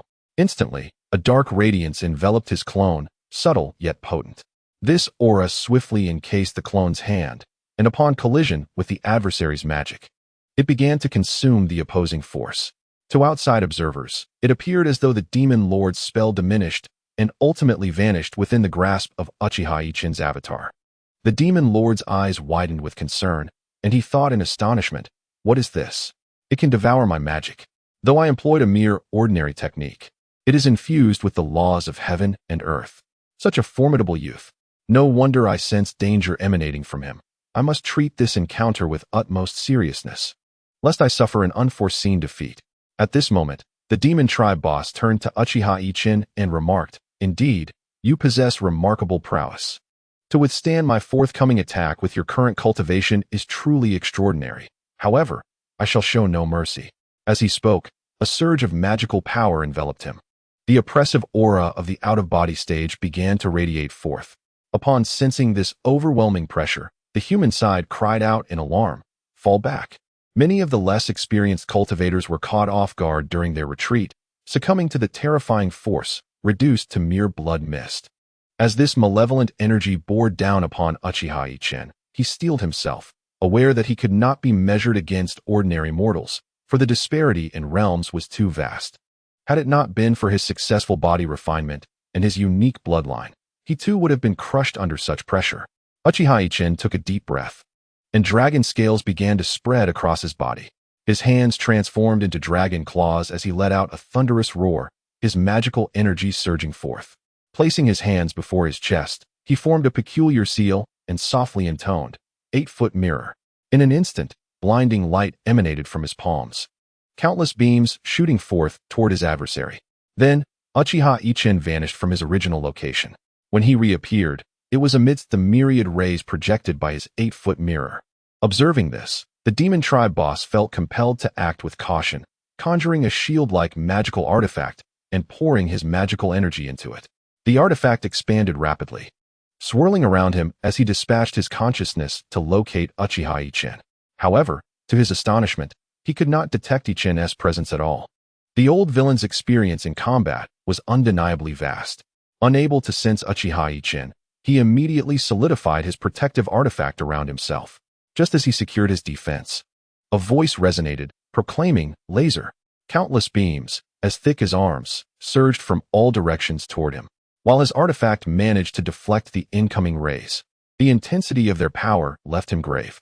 He thought to himself, "Good heavens, had I not possessed ample combat experience, a moment's delay in defense would have left me gravely wounded. I never anticipated that this young one in the nascent soul stage could wield such formidable strength." Before he could fully comprehend the situation, Uchiha Yichen unleashed his next wave of assault. With an outstretched hand, he cried, "Myriad thunder!" Countless bolts of lightning, as thick as arms, cascaded from the sky, striking down towards him. Realizing the danger, the boss hastily funneled magical energy into his artifact and, with a swift motion, produced a scroll-like object from his waist, emanating a faint glow, unmistakably extraordinary. This artifact was a treasure he had acquired from an ancient relic, a testament to his great fortune. Without such luck, he would never have been able to ascend to the out-of-body stage within this realm. As the scroll unfurled, it boldly faced the descending lightning from the heavens, astonishingly absorbing every bolt with its formidable defenses. Observing this spectacle, the demonic boss surmised that such a series of assaults could not be repeated due to their immense drain on magical energy. His overconfidence led him to believe that the onslaught from Uchiha Yichen had ceased. However, unbeknownst to him, a colossal lightning pillar, akin to the size of a water tank, silently materialized above him and struck with incredible velocity, unnoticed by his senses. Gasping for breath, Uchiha Yichen regarded the demonic boss with a knowing smile. The moment the adversary caught sight of that smile, an overwhelming sense of danger surged within him, yet time was not on his side. Resolute, he decided to transform into his demonic form to withstand the impending strike. Just as he completed his transformation, Uchiha Yichen's voice resonated in his ears, proclaiming, "Divine judgment." With the utterance of those words, the lightning pillar descended upon the demonic boss, eliciting a blood-curdling scream. The human onlookers erupted in cheers, but Uchiha Yichen remained vigilant, scanning his surroundings. The notion that an ancient entity of the out-of-body stage could be so easily vanquished seemed implausible. Indeed, after enduring his ultimate move in transformed form, the opponent had swiftly concealed himself. Uchiha Yichen sensed the ominous taste of death. If he failed to defend himself this time, his demise would be inevitable. Without hesitation, Uchiha Yichen's eyes spun with the pattern of the Sharingan, and a spatial vortex materialized before him, drawing him into its depths. Thus, the two combatants cloaked themselves from one another, one employing a spatial artifact, the other utilizing an innate skill, yet both grappling with the challenge posed by the other's prowess. Uchiha Yichen attuned himself to the spatial fluctuations surrounding him, and suddenly detected a subtle disturbance emanating from a specific location. With a cold smirk, he mused, "Daring to wield spatial techniques before me? Let us see if you can survive this." He directed his gaze toward the source of the disturbance, his eyes shifting as he bellowed, "Divine might." A spatial black hole surged toward the location of the adversary's presence. Yet, at that moment, an astonishing occurrence transpired. Precisely at the site where Uchiha Yichen had utilized his divine might to rupture space, a colossal fissure materialized, followed by a sound reminiscent of tearing fabric. As the sky itself opened a terrifying maw, this gaping rift voraciously consumed everything in its vicinity. Witnessing this, Uchiha Yichen swiftly employed his clone to shield himself, only to be engulfed by the ravenous void.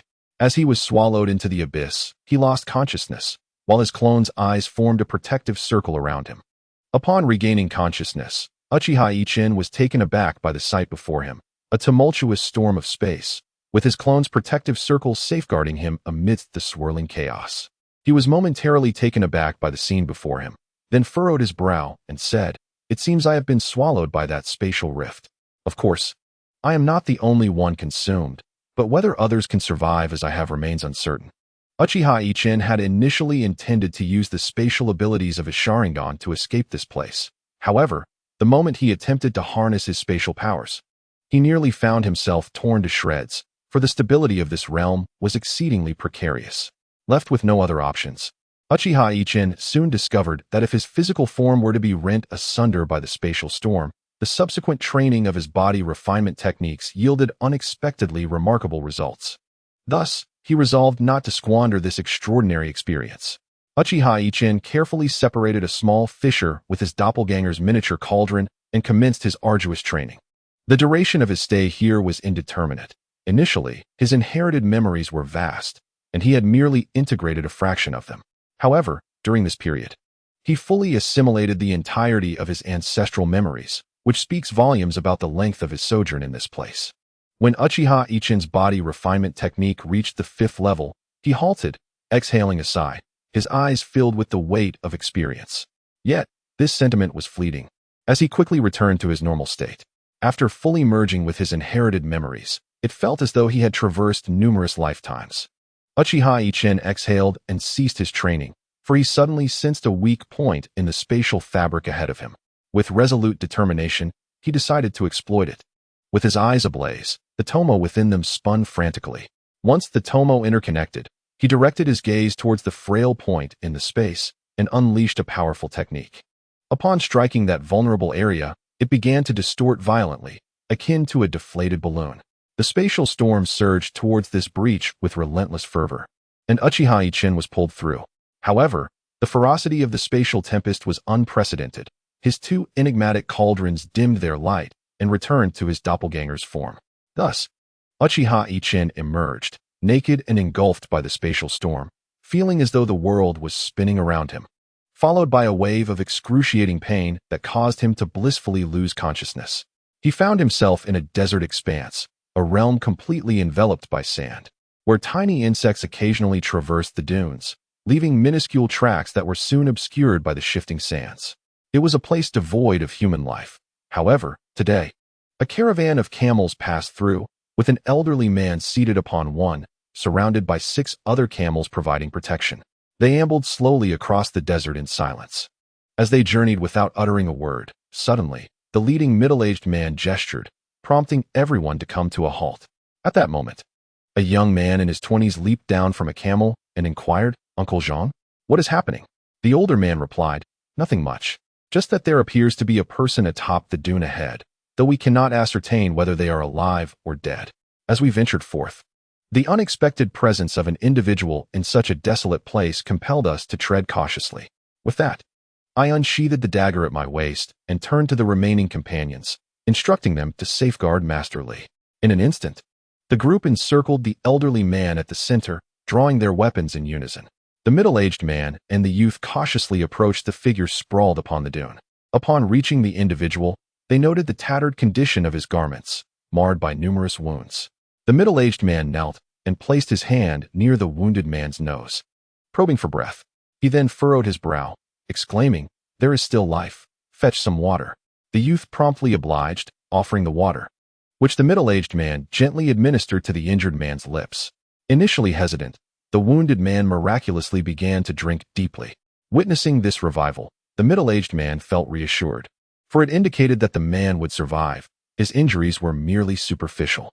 As nightfall enveloped the desert, the chill of the evening air settled in.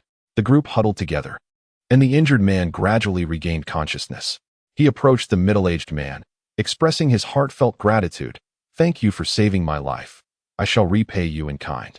The middle-aged man, amused, responded with a hearty laugh. "You appear to be around 20. If you don't mind, you may call me Uncle Jean."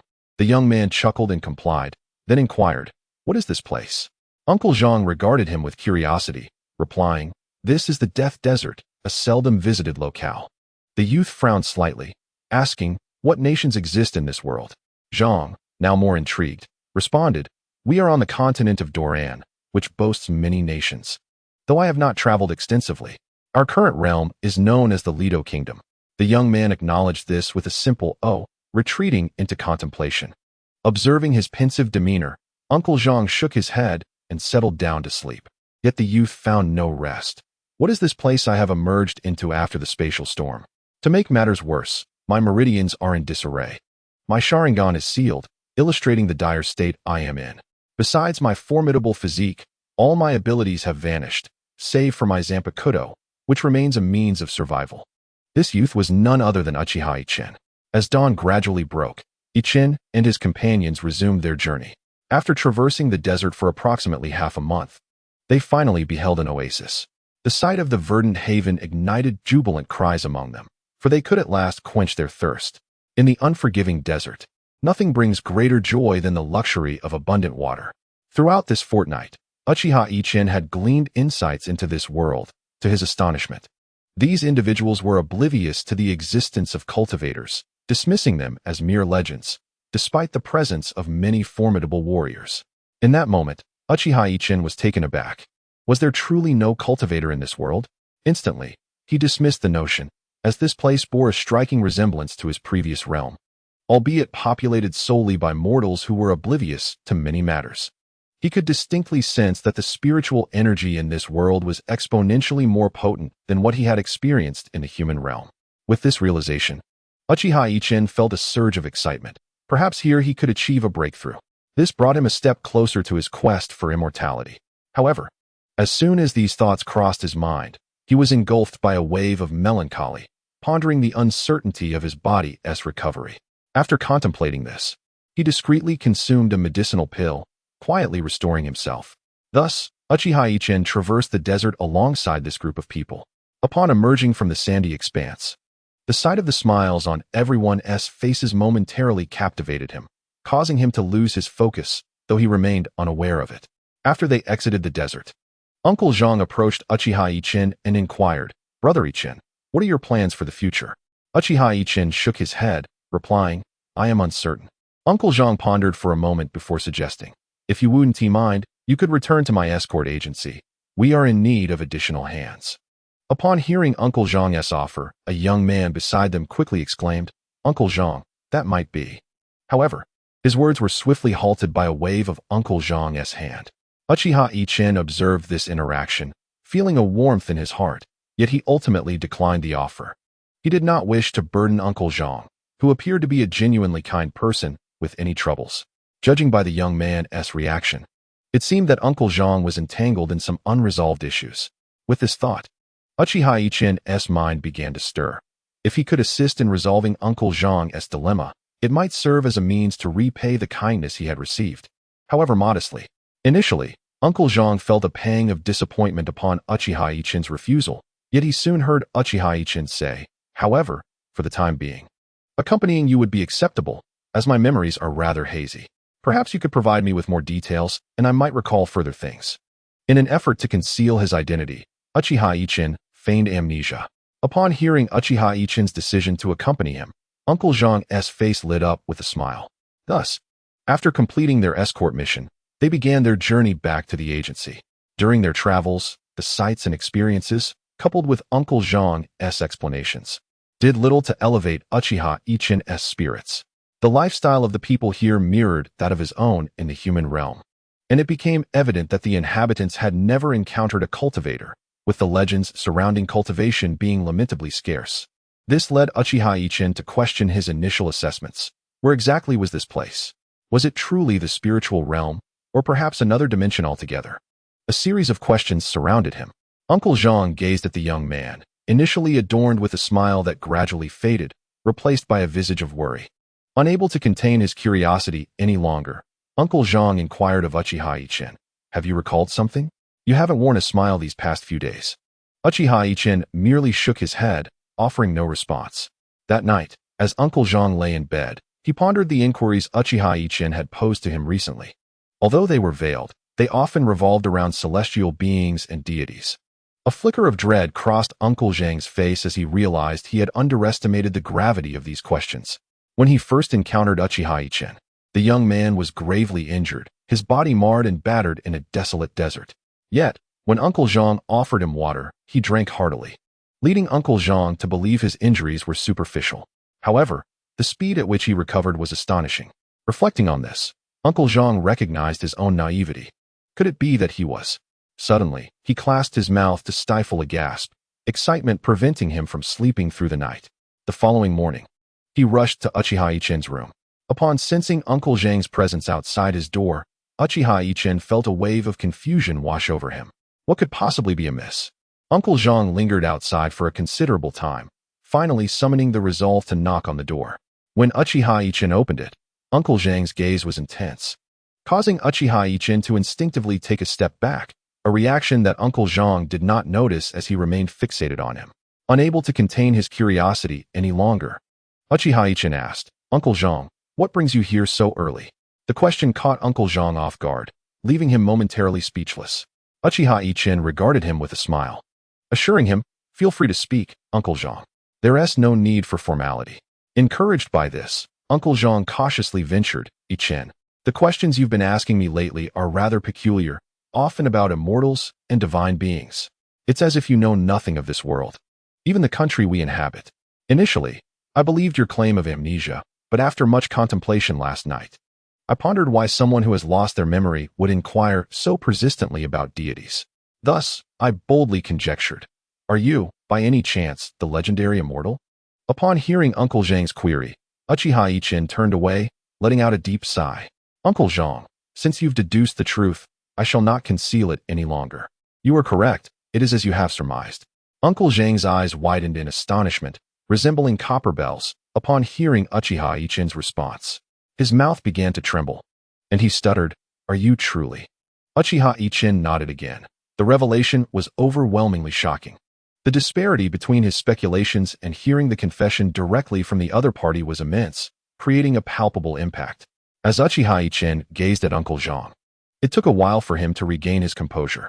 After a brief moment, he circled around Uchiha Yichen as if observing a rare creature, still clicking his tongue in disbelief.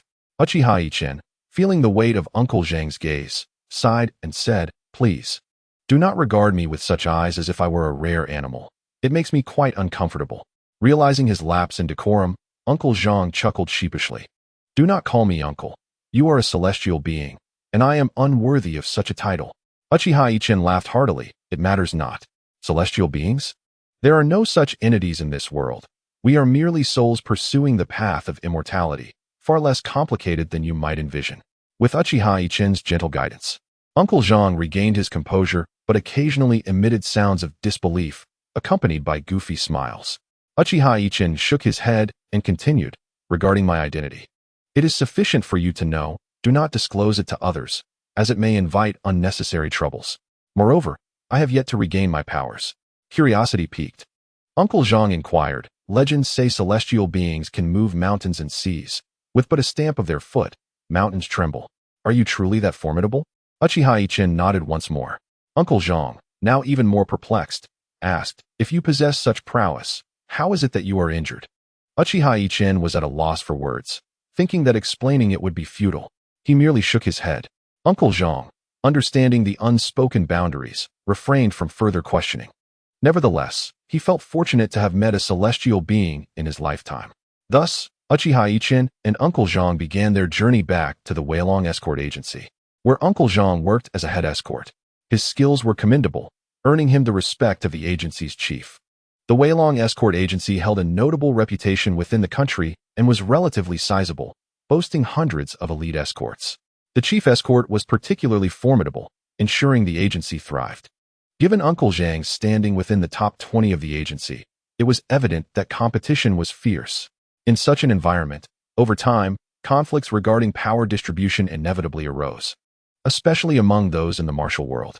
Individuals often engaged in cunning schemes to secure greater benefits and power, and it was not uncommon for disputes to escalate into serious confrontations. Such occurrences were inescapable. Black Hawk, a skilled escort leader, harbored a sinister disposition. Although this particular escort mission was initially designated for him, the chief escort inexplicably assigned it to Uncle Zhang instead, leaving Black Hawk profoundly unsettled. He wore a perpetual scowl, devising schemes to undermine Uncle Zhang. Upon the return of Uchiha Yichen and his companions to the escort agency, Uncle Zhang, accompanied by Uchiha Yichen, approached the chief escort to discuss the recent events. In a courtyard, they encountered Black Hawk. Uncle Zhang, upon seeing him, approached with warm greetings. Yet Black Hawk merely scoffed and turned away. Uchiha Yichen observed the entire exchange silently, as Uncle Zhang simply smiled and shook his head before departing. As they exited, Black Hawk reappeared from the shadows, casting a menacing glare in the direction of Uchiha Yichen. After a moment of contemplation, he sneered and departed. When Uchiha Yichen and his companions finally met the chief escort, the latter greeted them with evident delight. He clapped Uncle Zhang on the shoulder and inquired, "You've had a tough journey, I presume? Did you encounter any dangers along the way?" Uncle Zhang replied, "Thank you for your concern, Chief. The journey was uneventful. However, while traversing the Great Desert, I came across this young brother, who had nowhere to go, so I decided to bring him back. The chief escort glanced at Uchiha Yichen. Despite his high status, which naturally exuded an unspoken pressure, Uchiha Yichen felt none of it. The chief, noticing the youth's calm demeanor in the face of authority, felt a peculiar admiration for this unassuming yet confident young man. He asked, "Would you care to join our escort agency?" Uchiha Yichen, recognizing Uncle Zhang's hopeful gaze, nodded in agreement. The chief escort, displaying a generous spirit, proclaimed, "A hero does not question origins. Since you have chosen the Huelong escort agency, it shall henceforth be your home. Someone, show this young brother to a room so he may settle in. We shall discuss further matters in due time." At the chief's command, a robust man entered, bowing politely. Uchiha Yichen nodded in acknowledgement and followed him. Once Uchiha Yichen was ushered into a room to rest, the chief escort turned to Uncle Zhang and asked, "Are you familiar with this young man's background?" Uncle Zhang chuckled lightly. "I am aware, but due to a promise made, I cannot divulge his details. Nevertheless, his presence in our agency will only yield benefits, not detriments. Leave the rest to me. I assure you, I can handle it." With that, he playfully thumped the chief escort's shoulder, eliciting hearty laughter from the chief. Had outsiders been present, they would undoubtedly have been astonished to witness someone so audaciously thump the shoulder of the chief escort. Uncle Zhang and the chief escort, in fact, grew up together playing in the mud, fostering a bond that was exceptionally strong. As the chief ventured out into the world first and subsequently established this escort agency, he reminisced about his old friend.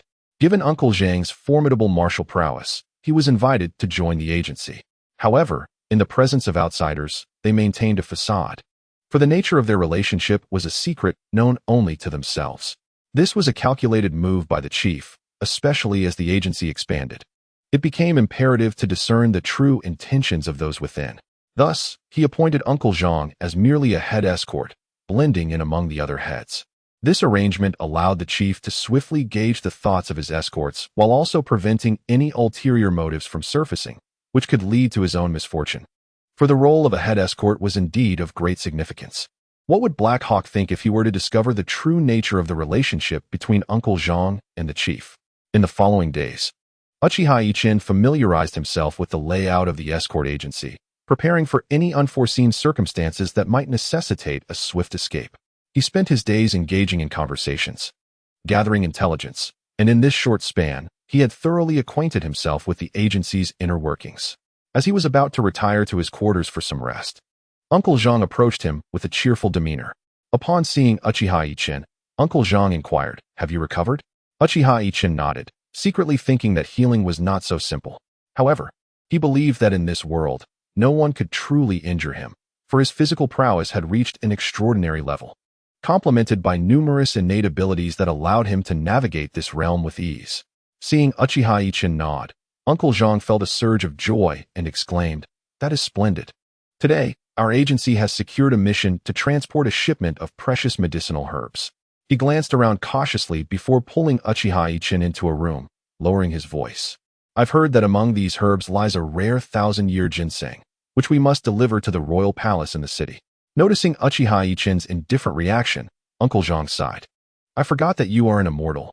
What rare treasures have you not encountered? To you, our 1,000-year ginseng might hardly warrant a glance." Uchiha Yichen smiled and shook his head, then asked, "Do you wish for me to accompany you on this escort mission?" Uncle Zhang's eyes gleamed as he nodded fervently. "This mission is of utmost importance to the agency, and I fear that something may go awry." Uchiha Yichen agreed to accompany him, though he became somewhat complacent, neglecting to extend his spiritual awareness to scan the surroundings for potential threats. Just as he and Uncle Zhang concluded their conversation, a shadow flitted across the roof above them. Had Uncle Zhang seen this figure, he would have recognized it instantly. It was Black Hawk. 3 days later, Uchiha Yichen departed from the Huelong escort agency alongside Uncle Zhang and his companions. Observing the solemn expressions on everyone's faces piqued Uchiha Yichen's curiosity. In the human realm, he had never encountered a 10,000-year ginseng, deeming such items worthless. However, this situation was different. Since he was involved in this escort mission, he seized the opportunity to take a closer look. Extending his consciousness, he scanned the cargo trucks, and, upon passing a mundane medicinal herb cart, he emitted a soft gasp of surprise. At the bottom of that cart lay a brocade box, within which rested a ginseng. This particular ginseng was not large, merely the size of a palm, yet it radiated a shimmering glow. What astonished Uchiha Yichen was not merely its presence, but its essence. This was no ordinary ginseng. This group had evidently procured such a rare spiritual item from somewhere, and it appeared to be in a state of slumber. With this discovery, Uchiha Yichen's mind began to race. Such a spiritual item would undoubtedly aid in his recovery from injuries. Yet, seizing it impulsively seemed inappropriate. He resolved to wait until the escort reached its destination safely. He could always take it from the royal palace afterward, thus avoiding any repercussions for the escort agency. A smile spread across his face as he thought. Indeed, this journey held great promise. The escort caravan traveled safely for a month, and upon reaching a mountainous region, Uchiha Yichen sensed a faint aura of danger.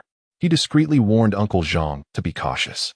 Uncle Zhang, sensing the gravity of the situation, signaled for the caravan to halt. He then declared loudly, "I am the head of the Hueco escort agency. As we pass through this area, we hope for your cooperation." Then, gesturing, a man approached, carrying a wooden tray laden with silver coins. At that moment, a group of masked individuals emerged from the forest. Uchiha Yichen paid them little heed, but he noticed one among them emanating a significant aura of spiritual energy, with a cultivation level reaching the 9th stage of chi refinement. This revelation astonished Uchiha Yichen, as it was his first encounter with a cultivator in this realm. Upon seeing the group emerge from the woods, Uncle Zhang felt a measure of relief. Typically, their appearance indicated that the situation was not dire. Just then, a burly man with a full beard approached wielding a large knife, clasped his hands together in greeting, and said, "So you are Zhang, the head of the Hueco escort agency. I am Wang Er. I apologize if my men have caused any offense." After receiving the silver, he waved his hand, and the group retreated into the mountains. Seeing this, Uncle Zhang took a deep breath and said, "Let us go." Uchiha Yichen remained silent. Despite his current injuries, he regarded these minor figures with indifference. In the face of absolute strength, all schemes and tricks appeared utterly futile.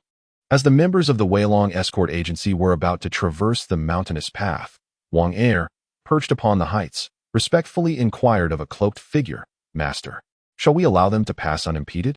The individual, referred to as the master, casually waved his hand and replied, "Heaven bestows mercy on living beings. We must refrain from unnecessary bloodshed. Ahead lies a mesmerizing formation of my design. Should they venture within, they shall lose their way. At that point, it suffices for us to trap them." Upon hearing this, Wang Er internally muttered, "Trapping them to their demise within the formation is hardly more merciful than delivering a swift end with a blade. You claim to eschew bloodshed, yet your hands are stained more than mine." As Uchiha Yichen and his companions neared the exit of the mountainous region, he instructed Uncle Zhang to halt. "There is a formation ahead. With your abilities, you would become disoriented and ultimately perish within." Uncle Zhang, upon hearing Uchiha Yichen's warning, felt an involuntary sweat trickle down his brow. However, he quickly regained composure and asked, "What do you suggest we do, young brother?" Uchiha Yichen shook his head and replied, "I am quite intrigued by the mastermind behind this formation. If you trust me, let us devise a plan to draw him out." Uncle Zhang, though eager to vacate the area, felt incapable of breaching the formation. With a resigned sigh, he nodded in agreement. Uchiha Yichen smiled, remarking, "It appears that Uncle Zhang still harbors doubts about me." Hearing this, Uncle Zhang's face flushed momentarily, yet he refrained from contesting the assertion. Uchiha Yichen remained silent for a time before stating, "We shall remain here. Their hesitation to enter the formation will undoubtedly arouse suspicion, compelling the mastermind to reveal himself." Uncle Zhang nodded and made the necessary arrangements for everyone to rest. Meanwhile, as Uchiha Yichen's group took a respite, Wang Er observed their reluctance to enter the formation and began to harbor suspicions. Yet, seeing that the master was not anxious, he chose to remain silent and wait. After several hours, unable to contain his curiosity any longer, Wang Er queried the master, "Why have they begun to rest at the edge of the formation? Have they discerned something?" The master, upon hearing Wang Er's question, was likewise struck by doubt. Could there be someone among them who shares our path? Nevertheless, he refrained from further actions and merely instructed Wang Er, "Let us wait a while longer." Thus, they lingered from noon until nightfall. As darkness approached, the Hueco escort agency continued to rest, showing no signs of departure. Finally, the so-called master could no longer remain patient. He rose and addressed Wang Er and the others. "Delay invites danger. Let us strike swiftly and seize what we desire.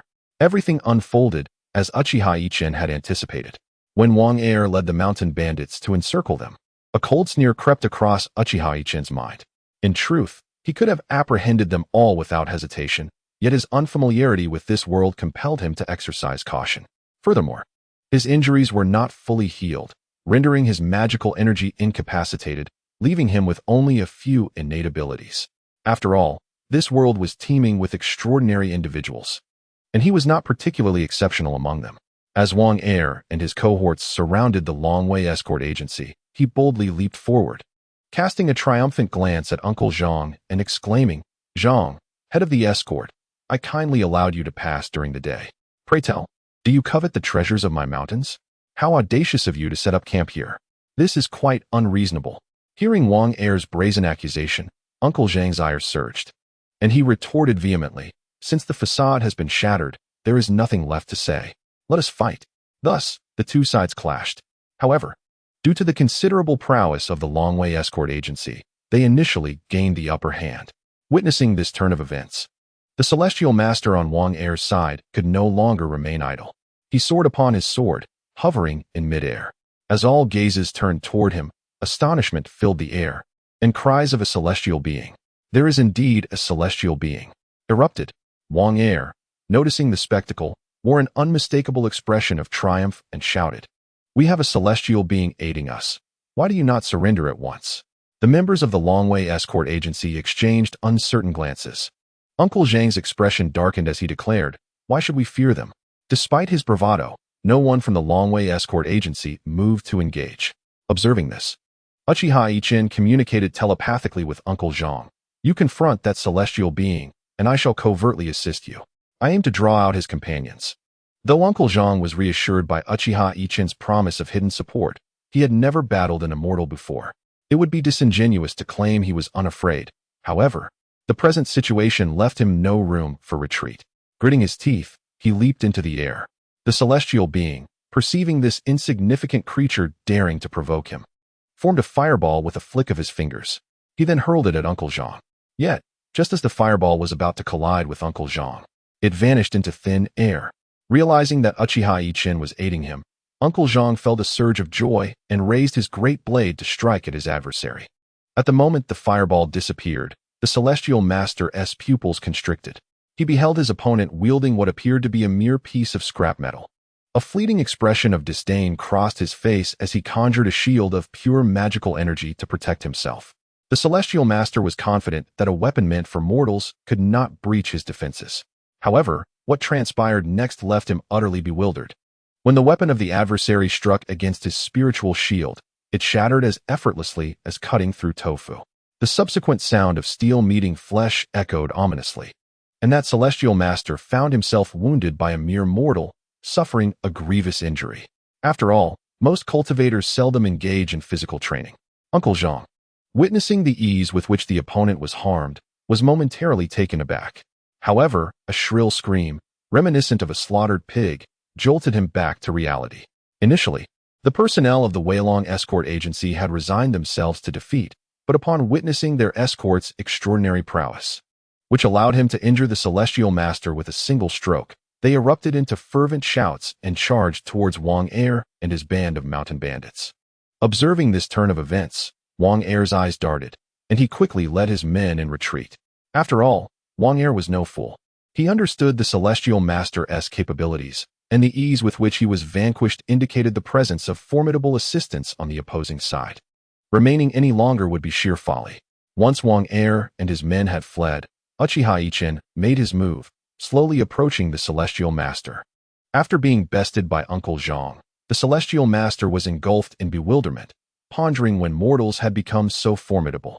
A nondescript weapon could inflict such wounds upon him? As his mind raced with these questions, a shadow loomed over him, and he looked up to find Uchiha Yichen standing before him. Upon seeing Yichen, his pupils dilated in alarm. If he could not deduce that someone had covertly assisted the one who had just injured him, he would be utterly foolish.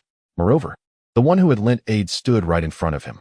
Though he could not ascertain the level of Yichen's cultivation, his spiritual sense failed to detect the man, causing his pupils to constrict further. The gravity of this realization weighed heavily upon him, while a mortal might remain oblivious. The inability of a cultivator's spiritual sense to perceive another signified something profound.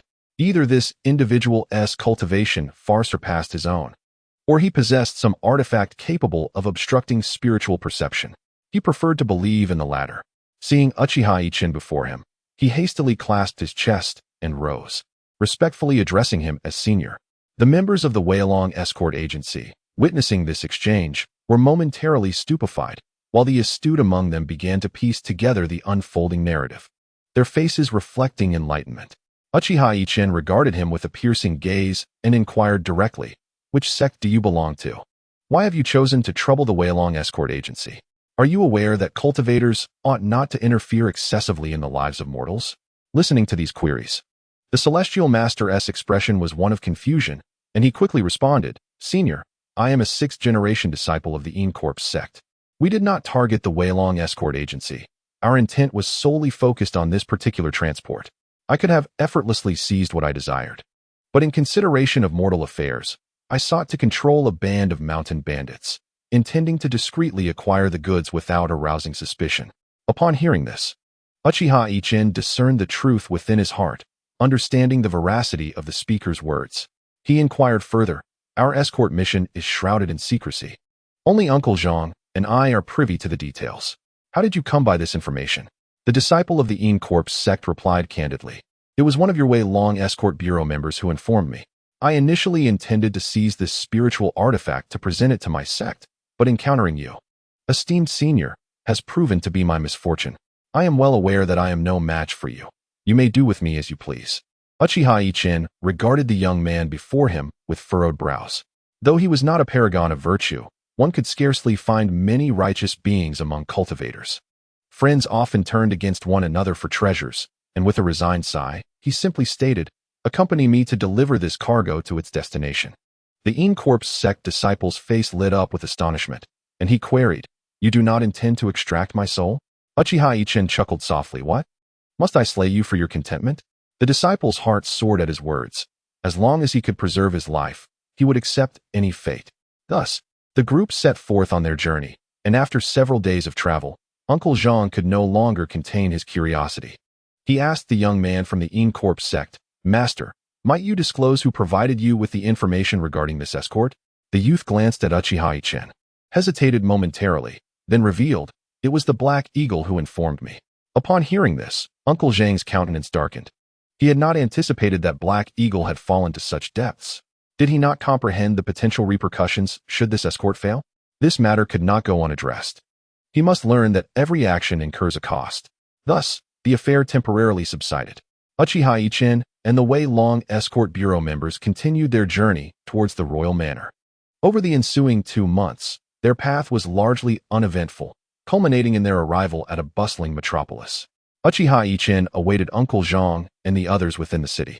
Once the escort reached its destination safely and the handover was successfully completed, Uchiha Yichen bid farewell to Uncle Zhang. However, the latter's expression was tinged with disappointment. Encountering Uchiha Yichen might have been his lifetime's opportunity. Every soul harbors selfish desires. Who does not long for immortality?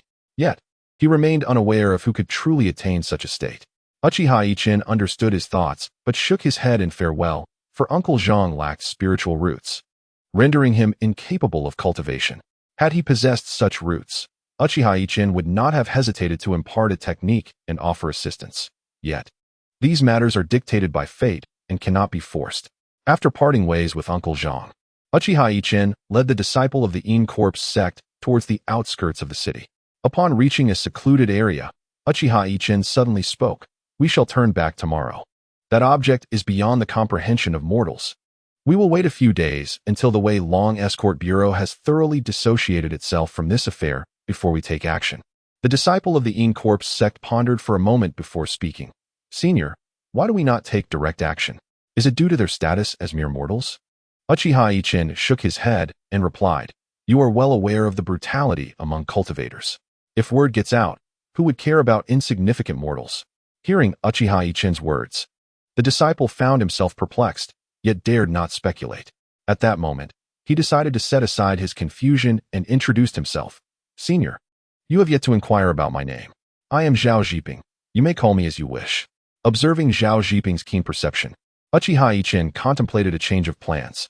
Initially, he intended to extract the soul of this individual after their task was complete, but witnessing his demeanor sparked a new idea. He addressed Zhao Zhiping. Do you wish to grow stronger? Do you aspire to reach the realm you envision in your heart? Upon hearing Uchiha Yichen's words, Zhao Zhiping was filled with exuberance and nodded vigorously. Uchiha Yichen laughed heartily 3 times and proceeded towards a grove, prompting Zhao Zhiping to hastily follow. Uchiha Yichen remarked, "If you heed my counsel, you shall reap unexpected rewards. For now, refrain from inquiries and simply accompany me." Although Zhao Zhiping was consumed with curiosity, Uchiha Yichen's insistence on silence deterred him from asking further. Days passed, and they returned to the city, seeking refuge in an inn. Once they were back in their room, Uchiha Yichen produced 3 talismans, causing Zhao Zhiping's eyes to gleam with excitement, nearly drooling at the sight. Noticing his reaction, Uchiha Yichen remained silent, yet amused. When Zhao Zhiping regained his composure, he inquired, "Are these for me?" Uchiha Yichen nodded, yet Zhao Zhiping hesitated, asking, "Does senior wish for me to undertake a task?" Uchiha Yichen chuckled reproachfully, "You are quite astute. Indeed, this evening, you shall procure that item for me. These 3 talismans are for your protection. Since you are here, there may be other cultivators present, and they are a precaution." Zhao Zhiping nodded in understanding. Uchiha Yichen continued, "I am testing your loyalty. Handle it as you see fit. Should you encounter any insurmountable difficulties, I shall intervene. You need not worry." Filled with elation, Zhao Zhiping reveled in the prospect of possessing the talismans, which alone brought him immense joy. Inspired by Uchiha Yichen's generosity, he resolved to win his favor and was determined to retrieve the item to demonstrate his loyalty. That night, Zhao Zhiping glanced toward Uchiha Yichen's room, then observed him forming a hand seal. A radiant light enveloped him, and he vanished without a trace. The 4th prince of the emperor, known for his cunning and penchant for befriending extraordinary individuals, held a high reputation among the common folk. Though he possessed the intellect and strength to ascend to the throne, a single event altered the course of his life forever. In his early years, while hunting in a forest, he rescued an elderly man. After the old man's injuries healed, he revealed his identity to King Xiong, astonishing the ruler, who discovered that the man was the legendary immortal. Consequently, King Xiong lavished all his resources to fulfill the old man's every wish, which deeply moved the elder. Originally lacking in talent, he encountered a fortuitous opportunity that enabled him to cultivate to the foundation establishment stage. In their region, reaching this level was already considered an impressive feat. Unfortunately, having been betrayed by a friend, he narrowly escaped with severe injuries. Witnessing King Xiong's kindness, he reflected that his cultivation might stagnate for the rest of his life. Thus, he chose to enjoy the earthly blessings and remained by the king's side. Once he settled in the royal court, King Xiong revered him like an ancestor. The elder soon discerned that the king possessed some aptitude for cultivation, albeit limited, which inspired him to take on a disciple. Moved by the king's daily attentions, he decided to impart all his knowledge to him. However, due to the king's poor aptitude, his cultivation reached a standstill at the 5th layer of qi refinement. He had anticipated this outcome and had warned King Xiong, yet who could resist the allure of immortality? True to his formidable reputation, King Xiong visited the emperor, and after an undisclosed conversation, the emperor commanded his subjects to seek out rare treasures for him. It was during this quest that the mythical 10,000-year ginseng was discovered. When this esteemed ginseng arrived at the palace, King Xiong did not hasten to consume it. Instead, he wished for his master to examine it first. On that day, he brought the ginseng to his mentor, who, upon seeing it, momentarily flickered with intense light in his eyes, a detail King Xiong missed. His master simply advised, "Do not rush to consume this ginseng. Wait until I can refine it into a pill. The results will undoubtedly satisfy you." King Xiong inquired, "When shall we commence the alchemy?" "Tomorrow," his master replied. King Xiong entrusted the ginseng to his mentor and stepped outside. However, he remained vigilant, opting not to leave immediately, but instead concealed himself just outside the door. The elder, complacent in his confidence, made a grave error. Although his cultivation was at the foundation establishment stage, which was no small feat, he fell prey to a moment of folly. Inside the room, he began to laugh heartily, exclaiming, "I never imagined I would be so fortunate today, acquiring this spiritual artifact. The prospect of forming my elixir is now within reach." King Xiong, overhearing his master's words, felt his heart constrict in alarm and quietly withdrew. Unbeknownst to his mentor, who was lost in dreams of his imminent alchemical success, he had made a fatal mistake as he remained oblivious to the king's presence. In the afternoon, he received a message from the palace servants, informing him that King Xiong wished to dine with him to discuss important matters. When the appointed time arrived, he made his way there. On that day, many of Xiong Wang's trusted confidants had gathered. Upon noticing the arrival of his master, he exchanged a meaningful glance with one of his subordinates, who responded with a reassuring look. Subsequently, Xiong Wang rose and invited his master to take a seat. The assembly then commenced discussions regarding future developments. Once matters were settled, they began to dine, which was, of course, a rather special meal. After everyone had indulged, Xiong Wang inquired of his master, "Master, where's that ginseng?" His master, taken aback by the question, simply replied, "It is in my storage pouch." Xiong Wang pressed on, "Master, how do you perceive your disciple's conduct over the years?" "Well, exceedingly well. Otherwise, I would not have taken you as my apprentice," came the reply. Xiong Wang continued, "Does the master have any parting words? I shall fulfill them without fail." At this utterance, the old man's expression shifted dramatically. Yet, Xiong Wang was quicker. Aware of his master's prowess, he retreated, signaling his confidants to encircle the elder. Seeing this, the master laughed heartily. "What can you lot possibly do?" Xiong Wang chuckled lightly. "Are you truly incapable of doing anything?"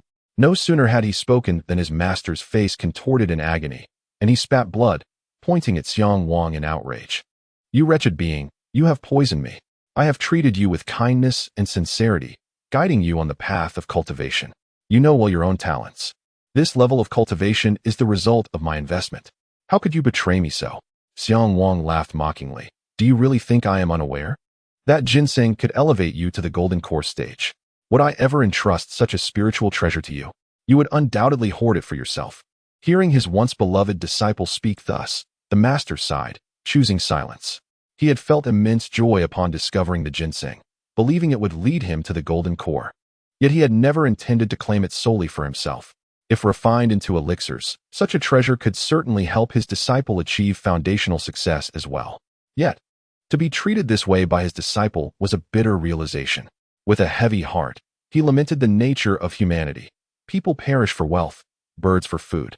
How much more would a cultivator betray even a friend for treasure? As memories of past experiences flooded his mind, he lifted his gaze to his disciple. Disappointment etched across his face. He retrieved the ginseng, gazed at it with a sigh, then plucked a long root from it and placed it in his mouth. The root melted instantly, flooding him with potent energy that surged into his dantian, purging all his toxins.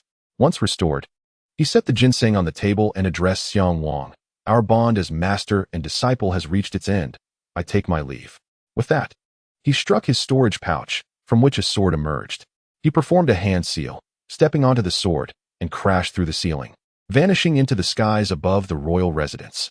In truth, the master of the crown prince had already sensed Zhao Zhiping, yet their cultivation levels were on par, leaving him uncertain of victory. Furthermore, the sudden maneuver of the crown prince compelled him to flee decisively. As for why he did not take the ginseng, it was because he perceived that Zhao Zhiping had come specifically for it. If he were to carry it away, he might indeed face calamity. Thus, he wisely uttered a few words of righteous indignation and vanished, leaving this predicament for his disciple. Zhao Zhiping observed the cunning nature of the master and disciple, inwardly cursing. Truly, they make a formidable pair. The disciple seeks to betray his master while the master aims to eliminate the disciple through another's hand before escaping himself. What would the crown prince think if he were to learn of his current plight? Although Uchiha Yichen had instructed Zhao Zhiping to pilfer from the royal residence, he had followed discreetly for precaution. Despite his meridians being severed, his innate abilities remained unaffected. Utilizing the spatial prowess of his Sharingan, he concealed himself nearby, witnessing all that transpired between the crown prince and his master. As the master prepared to flee, a glint of cold light flickered in Uchiha Yichen's eyes. The tomo in his gaze spun rapidly, and he vanished from sight, reappearing 1,000 miles away, precisely on the escape route of the old man. Upon encountering Uchiha Yichen, the elder's heart brimmed with confusion, but before he could utter a word, Uchiha Yichen materialized beside him. With a seemingly effortless punch, the elder was reduced to a mist of blood before he could even react. Uchiha Yichen sighed, stating, I am not one who revels in slaughter. However, this particular spiritual artifact is of great significance, and I require it for my recovery, wishing to avoid unnecessary complications. With that, he vanished once more, and when he reappeared, he found himself in an inn, opting not to return to the royal residence, confident that Zhao Zhiping would handle matters appropriately. As expected, by midnight, Uchiha Yichen heard the sound of footsteps approaching his room. With a wave of his hand, the door opened of its own accord. Upon entering, Zhao Zhiping knelt before him, declaring, Senior, I have succeeded. Uchiha Yichen nodded and inquired, Did you utilize the illusionary talisman I provided? Rest assured, Senior, I would not dare disobey your instructions. All those individuals fell under the spell of the illusion, Zhao Zhiping replied. Uchiha Yichen smiled and remarked, You have executed this task well. Here are pills for advancing to the mid and late stages of foundation establishment. Take them. Delight surged within Zhao Zhiping, and he immediately bowed in gratitude. Uchiha Yichen continued, Rise. This spiritual weapon was once mine, and it possesses considerable power among its peers. Refine it as you see fit. Zhao Zhiping's heart swelled with genuine appreciation for Uchiha Yichen, for within the sect, he had always been wary of his peers, and his master had never granted him pills or spiritual artifacts. This truly was a spiritual instrument. In Zhao Zhiping's eyes, moisture glistened as he gazed at Uchiha Yichen and said, Senior, rest assured, whether you are utilizing me or genuinely care for my well-being, it matters not. As long as you have need of my assistance, be it through perilous paths or fiery trials, I shall face death without hesitation. Uchiha Yichen, upon witnessing his fervent attitude, waved his hand dismissively, stating, It is not so grave. I am not hesitant to share the truth. I am not of this realm. During my traversal through the spatial storm, my meridians were severed. Yet my physique remains robust, sustaining only superficial injuries. When the storm cast me into this realm, I was fortuitously rescued by the people of the Weilong Escort Agency. I am currently in need of recuperation, and this item serves a purpose for my affliction, which is why I had you procure it. My intentions are not ulterior. I simply seek to understand this realm through the insight of a local. Upon hearing Uchiha Yichen's revelation of not being from this realm, and that he had arrived here through the storm, Zhao Zhiping's eyes widened in astonishment, his mouth agape as he stammered, celestial being? A true celestial being. Uchiha Yichen smiled silently, choosing not to elaborate further. Once Zhao Zhiping fully grasped this information, his perspective shifted. He had not anticipated that his senior was indeed a genuine celestial being, for only such an entity could traverse the treacherous spatial storm unscathed. How fortuitous he was to encounter a senior of this caliber. If only the senior would take him as a disciple, or at the very least, share a cultivation technique. There would be no limit to where he could venture in this realm. With this thought, he vowed to serve Uchiha Yichen with utmost devotion. Uchiha Yichen found amusement in Zhao Zhiping's apparent misunderstanding. While it was true that he had traversed the spatial storm, it was the mysterious small cauldron that facilitated his survival. Otherwise, even with his formidable physique, he would have been torn to shreds by the storm. Reflecting on that harrowing experience now sent shivers through him. Although Zhao Zhiping had misconstrued his intentions, he found no desire to clarify, as it spared him considerable trouble. Thus, after acquiring the Millennium Ginseng, Uchiha Yichen departed the town alongside Zhao Zhiping. Upon reaching a secluded area, Uchiha Yichen inquired about the location of Zhao Zhiping's sect. When Zhao Zhiping heard this, he feared that Uchiha Yichen intended to seize control of his sect, causing him to hesitate. Despite his dissatisfaction with his current life there, it was still his home. Observing Zhao Zhiping's expression, Uchiha Yichen pondered the environment that had shaped such a character.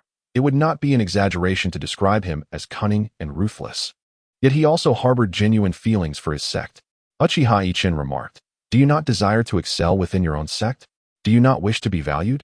I merely seek a place to heal, not what you suspect. Zhao Zhiping, his face flushed with embarrassment, replied, Senior, you have discerned my thoughts. Uchiha Yichen shook his head.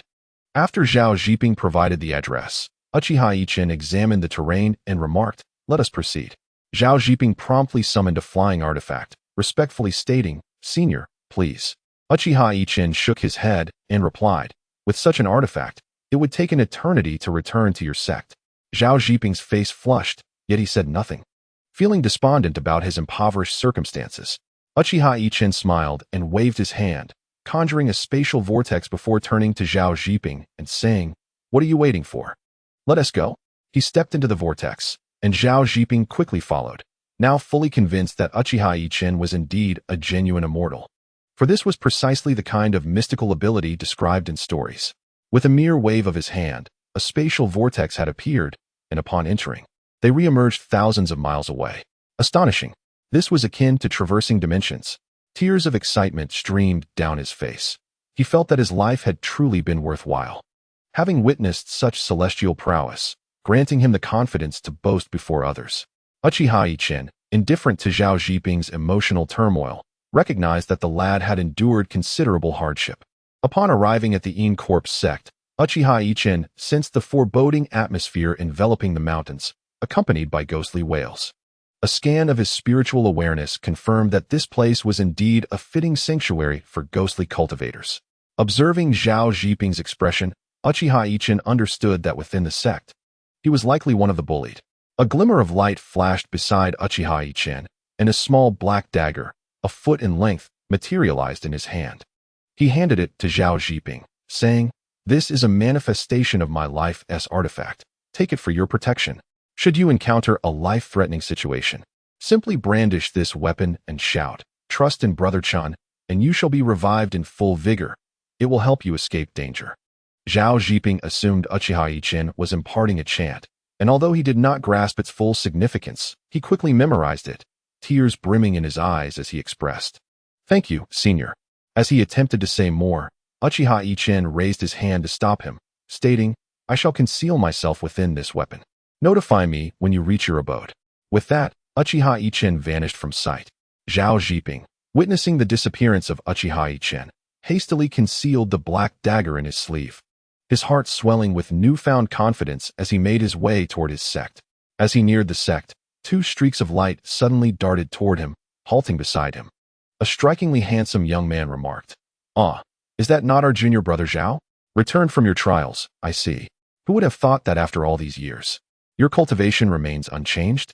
It appears you stumbled upon some fortuitous luck back then to successfully establish your foundation." Hearing such words, Zhao Zhiping gritted his teeth, but ultimately refrained from responding, simply proceeding into the sect.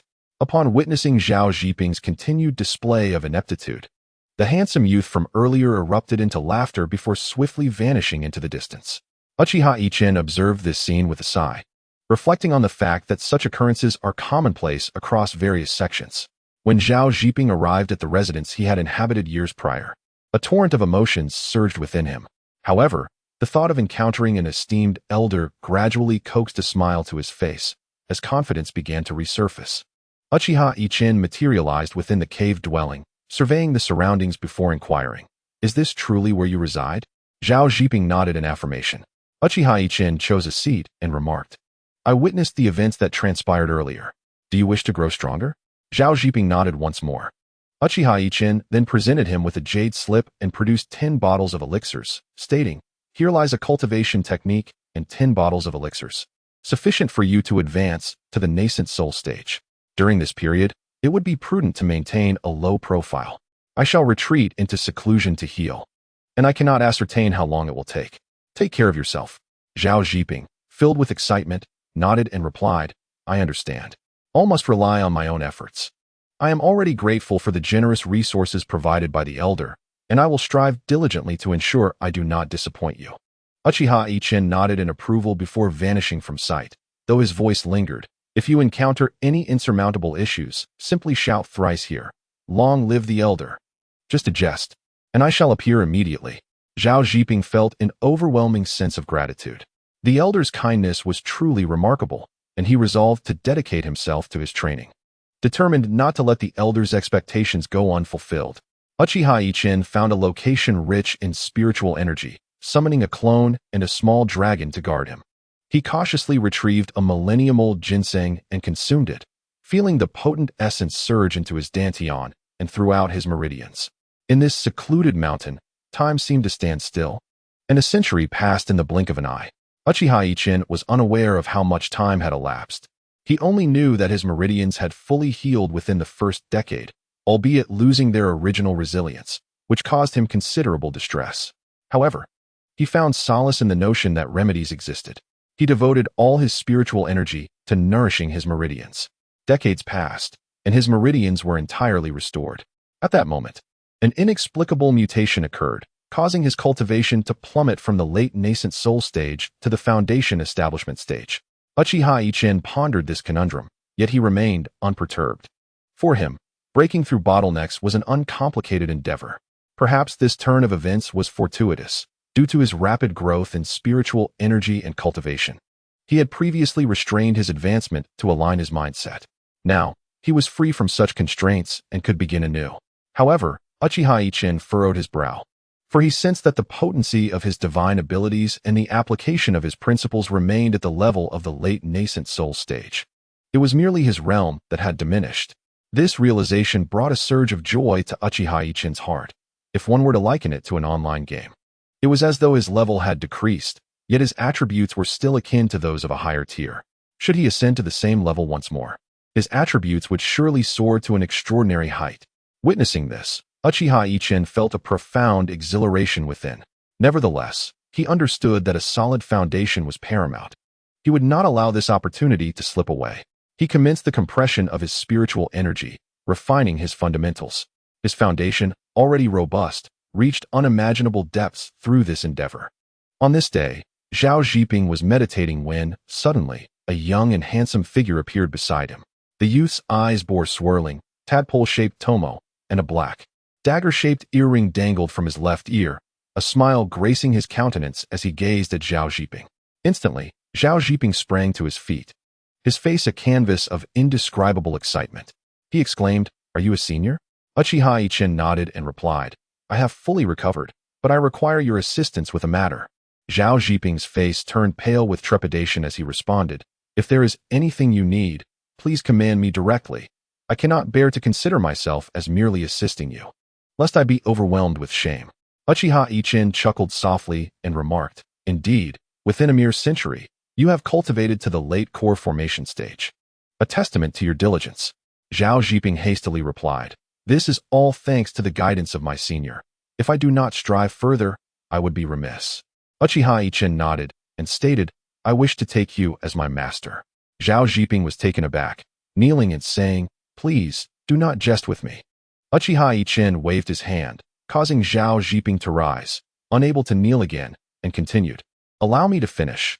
I need to disguise myself as a disciple at the chi refining stage. You will embark on a journey and encounter me, claiming I am your kin, after which I shall take you as my master, and you will return me to this sect. I wish to experience life anew." Without a moment's hesitation, Zhao Zhiping replied, "Very well, I shall make the arrangements." 3 days later, Zhao Zhiping departed from the In Corps sect to travel. After 5 years, he returned with a dashing disciple, informing the In Corps sect of the situation. Thus, Uchiha Yichen naturally became Zhao Zhiping's disciple. In those intervening years, Zhao Zhiping's status within the sect fluctuated significantly. When he embarked on his travels, he was at the late core formation stage, yet upon his return, he had ascended to the nascent soul realm. A decade later, he broke through to the mid-nascent soul stage, a disparity in status that was remarkable. For even the elders of the In Corps sect were merely at the mid-nascent soul level. With Zhao Zhiping's rise in stature, Uchiha Yichen's standing within the sect also flourished, as he was indeed the disciple of Zhao Zhiping. Those who once tormented Zhao Zhiping now regard him with an entirely transformed demeanor. Zhao Zhiping increasingly perceives this metamorphosis as a gift bestowed by Uchiha Yichen, a benevolence he can never forget. In the blink of an eye, 50 years have elapsed. Uchiha Yichen's cultivation, in the eyes of outsiders, has ascended from the chi refining stage to the late foundation establishment stage. Throughout these decades, Uchiha Yichen has diligently compressed his spiritual energy, yet his cultivation continues to grow at a gradual pace. Upon awakening from his meditation, he realized he was on the brink of another breakthrough. Indeed, he was about to form his golden core once more. However, he dreaded the tumultuous scene that had accompanied his previous ascent, so he informed Zhao Zhiping of his impending absence before vanishing from sight. Approximately 100,000 miles from Inshur sect lies a seemingly ordinary mountain range. On an unremarkable hilltop, the air shimmered, and a vortex materialized, from which a figure emerged. He surveyed his surroundings with a slow, deliberate gaze, and nodded in satisfaction. With a wave of his hand, numerous array flags soared in all directions. Then, forming a hand seal, he uttered a single word, "Swift," and the scenery around him abruptly transformed before returning to normal. Uchiha Yichen observed the formation he had arranged. Nodding in approval as he mused, this should pose no problem. This intricate array should be able to withstand even the onslaught of cultivators at the out-of-body stage for several days. This was not mere bravado. He had engaged briefly with such cultivators and possessed a general understanding of their formidable combat prowess. Once everything was in place, Uchiha Yichen commenced the process of golden core formation anew. As he began to compress his spiritual energy into his dantian, the procedure unfolded remarkably smoothly. Contrary to his earlier apprehensions, before long, the golden core within his dantian swelled in size until it reached the dimensions of an egg, at which point its growth ceased. As the golden core successfully formed, the heavenly tribulation descended, not as ferociously as before, for having endured it once, the heavenly Tao seemed to acknowledge him, sparing him further tribulations. However, due to the deepening of his foundational strength, the tribulation was merely several times more formidable than that faced by an ordinary cultivator. Yet still within his capacity to endure. In that moment of golden core completion, he once again grasped the principles of the universe. This being his second experience, the comprehension flowed effortlessly, deepening his understanding of the laws even further. Just as he believed all had come to a conclusion, an unforeseen anomaly transpired, catching him completely off guard. It was not the arrival of another heavenly tribulation, but rather a transformation occurring within his own body. His cultivation abruptly regressed to the foundation establishment stage, and the nascent soul within his dantian vanished. Initially, Uchiha Yichen assumed that it had reverted to spiritual energy. However, upon forming the golden core anew, he was astonished to find that the original nascent soul had not transformed back into mere spiritual energy, but had instead re-emerged as a golden core, now concealed within his dantian. What had once been well was now complicated, for having formed yet another golden core altered the circumstances entirely. Originally, the dantian was the domain of this golden core, yet now an intruder has breached its sanctum, beginning to repel the newly formed golden core. Uchiha Yichen has once again lost control of his own body. A look of helplessness etched across his face. He pondered the absurdity of the situation, his own body, inexplicably slipping from his grasp. With a sigh, Uchiha Yichen found himself at a loss, left to observe the unfolding chaos. Before him, the two golden cores clashed violently, each rejecting the other. Sweat streamed down Uchiha Yichen's brow as he felt the turmoil within his dantian, where these restless entities battled fiercely. He yearned to faint and escape this torment, yet for reasons unknown, despite losing control of his body, he remained painfully aware. The agony radiated through his entire being, leading him to contemplate the unthinkable. Fortunately, this torment did not endure for long. The conflict between the two golden cores ceased abruptly with the intervention of a third party. Unbeknownst to him, the divine markings on Uchiha Yichen's forehead had inexplicably migrated to his dantian. A cascade of dark light emanated from him, enveloping both golden cores and forming a black cocoon. Upon witnessing the tranquility return to his dantian, Uchiha Yichen exhaled in relief and began to regulate his breathing slowly. 3 days slipped by in the blink of an eye, with Uchiha Yichen still in a meditative state, oblivious to the passage of time. This unexpected turn of events left him ensnared in a wondrous condition, unaware of the happenings within his body, as his consciousness lay submerged in an abyss of darkness. Just as he succumbed to this extraordinary state, the tomo in his eyes manifested spontaneously, swirling with frenetic energy before coalescing into a unified form, transforming his gaze into rippling waves adorned with the tomo. This was Uchiha Yichen's Rinnegan, which had awakened long ago yet remained dormant, not due to a lack of desire to wield its power, but because he felt something essential was missing. Now, however, the Rinnegan revealed itself unbidden. As is widely known, the abilities of the Rinnegan encompassed the 6 paths: Deva path, Asura path, human path, animal path, hell path, and Preta path. The very names evoke the extraordinary nature of these powers, which exist within the fabric of the universe itself. The fact that Uchiha Yichen's eyes possessed such capabilities suggested that the laws of nature do not grant such gifts lightly. The clash of the two golden cores within Uchiha Ichen's dantian catalyzed the arrival of the divine markings. Once the markings enveloped the two cores, they began to inscribe intricate patterns upon them. With the emergence of these divine markings, a direct connection formed between the golden cores and the Dragon Balls through Uchiha Ichen's meridians, thus establishing a triangular relationship. As the Dragon Ball intertwined with the golden elixir, it suddenly extended the divine patterns outward, subsequently reaching towards Uchiha Ichen's eyes. When the divine patterns merged with the ripples in his gaze, a commotion ensued, giving rise to unforeseen complications. Originally, Uchiha Ichen possessed several primordial sources, with the devouring source taking precedence. The devouring source, alongside the other 5 elemental origins, joined the fray, merging with the divine patterns. At the moment of this successful fusion, a peculiar figure emerged within Uchiha Ichen's body. Remarkably, his magical energy began to circulate in tandem with this figure, and as the circulation intensified, the strength of his physique gradually increased. His body refinement technique experienced a breakthrough, as if this enigmatic circulation existed solely to enhance his physical prowess. While his body was steadily strengthening, the spiritual realm suddenly dimmed, and a new entry appeared on the divine artifact leaderboard. This entry, located at the bottom, went largely unnoticed by most, revealing unknown object, juvenile form. Astonishingly, Uchiha Ichen's physique also made it onto the leaderboard. Should the powerful beings become aware of a body's presence on this list, it would surely prompt them to seek out Uchiha Ichen, either to possess his body or to refine it into an external incarnation. Once all was said and done, Uchiha Ichen's eyelids fluttered, and he opened his eyes to discover that the powers of the Rinnegan were now accessible to him.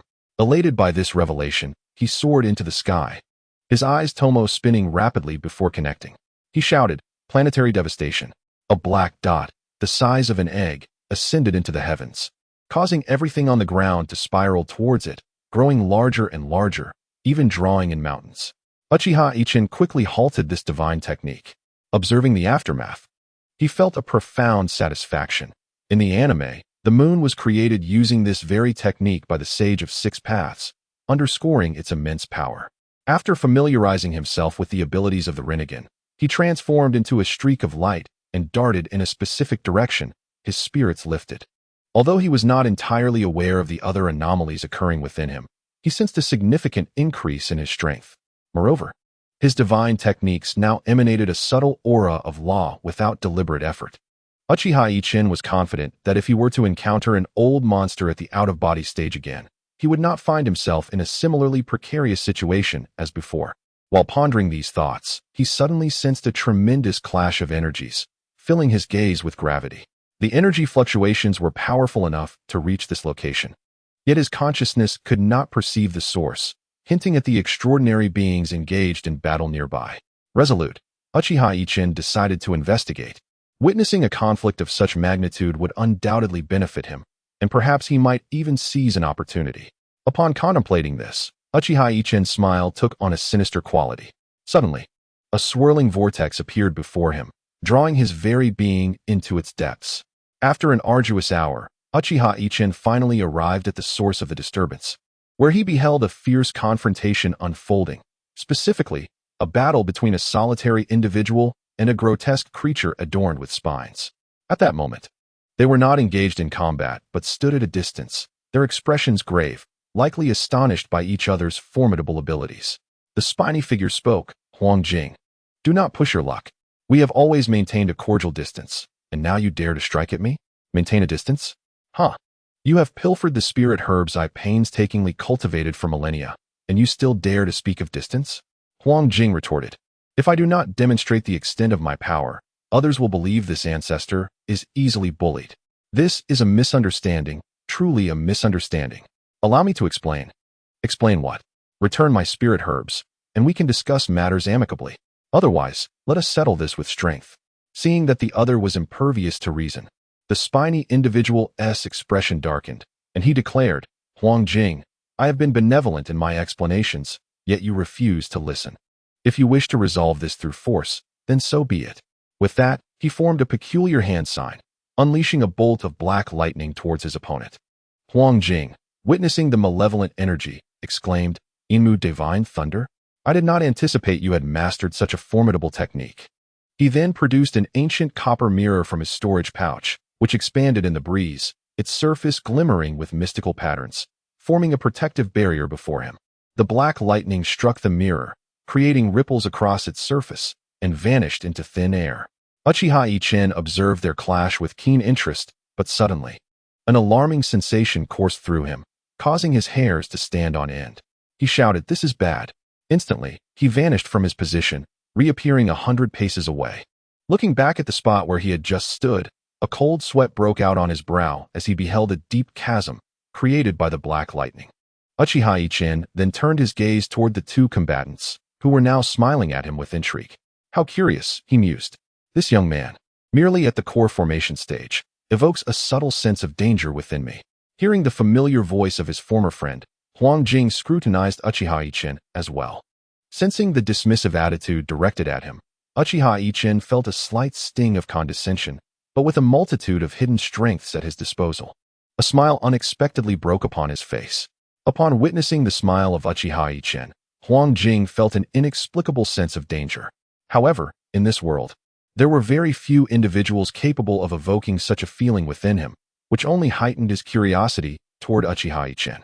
He observed as Yichen glanced at the grotesque old monster, whose body was adorned with bone spines, and calmly remarked, "Demon Lord, we shall settle our matters later. At present, I find this little fellow far more intriguing." Hearing his friend's words, Huang Jing felt a sense of relief. He then watched in astonishment as all the bone spines retracted into the old monster's body, revealing a handsome middle-aged man. Witnessing this stark transformation, Uchiha Yichen clicked his tongue and inquired, "Why do you all prefer to render yourselves so hideously? You were quite presentable before." In response, the Demon Lord exclaimed, "It's due to the nature of my techniques. Do you understand the implications? Is this a transformation I desire? I am, after all, a figure of charm and charisma." Uchiha Yichen was taken aback that the Demon Lord genuinely replied to his comment. As he noticed the smile at the corner of the Demon Lord's mouth, he realized that these two were not adversaries at all. Additionally, given their previous exchange, they appeared to be good friends, albeit engaged in a rather heated dispute over some matter, lacking any serious intent, with the emphasis on sparring rather than animosity. With the atmosphere no longer fraught with tension, Huang Jing spoke up, "Little fellow, what brings you here? Surely, you do not seek to take advantage of us?" Uchiha Yichen's face briefly displayed an awkward expression, and before he could respond, the Demon Lord continued, "I find you quite fascinating. For someone at the core formation stage, your magical prowess is remarkably potent, and your comprehension of the laws rivals that of seasoned practitioners like us. I am genuinely curious about the master who has guided you to become such an exceptional disciple. Would you be interested in visiting my cave abode?" After a moment of contemplation, Uchiha Yichen nodded in agreement. The two old monsters then ascended into the air, their forms enveloped in a luminous escape, soaring into the distance. Uchiha Yichen observed their movements, smiled, and transformed into a streak of yellow light, pursuing them. Indeed, Uchiha Yichen had activated the powers of the devil fruit, allowing him to catch up to the two ancient beings in an instant. The two old monsters were taken aback, as they had merely intended to gauge each other's capabilities. After all, it was inconceivable for a core formation practitioner to instill a sense of danger in someone at the out-of-body stage. Perhaps he possessed some extraordinary treasure. However, upon witnessing Uchiha Yichen's speed, the two old monsters pondered, could this fellow be at the out-of-body stage as well, masquerading as a mere novice? Shaking their heads, they decided to dismiss such thoughts. This young man was shrouded in mystery, and it would be wise not to provoke him, otherwise they might find themselves in a precarious situation.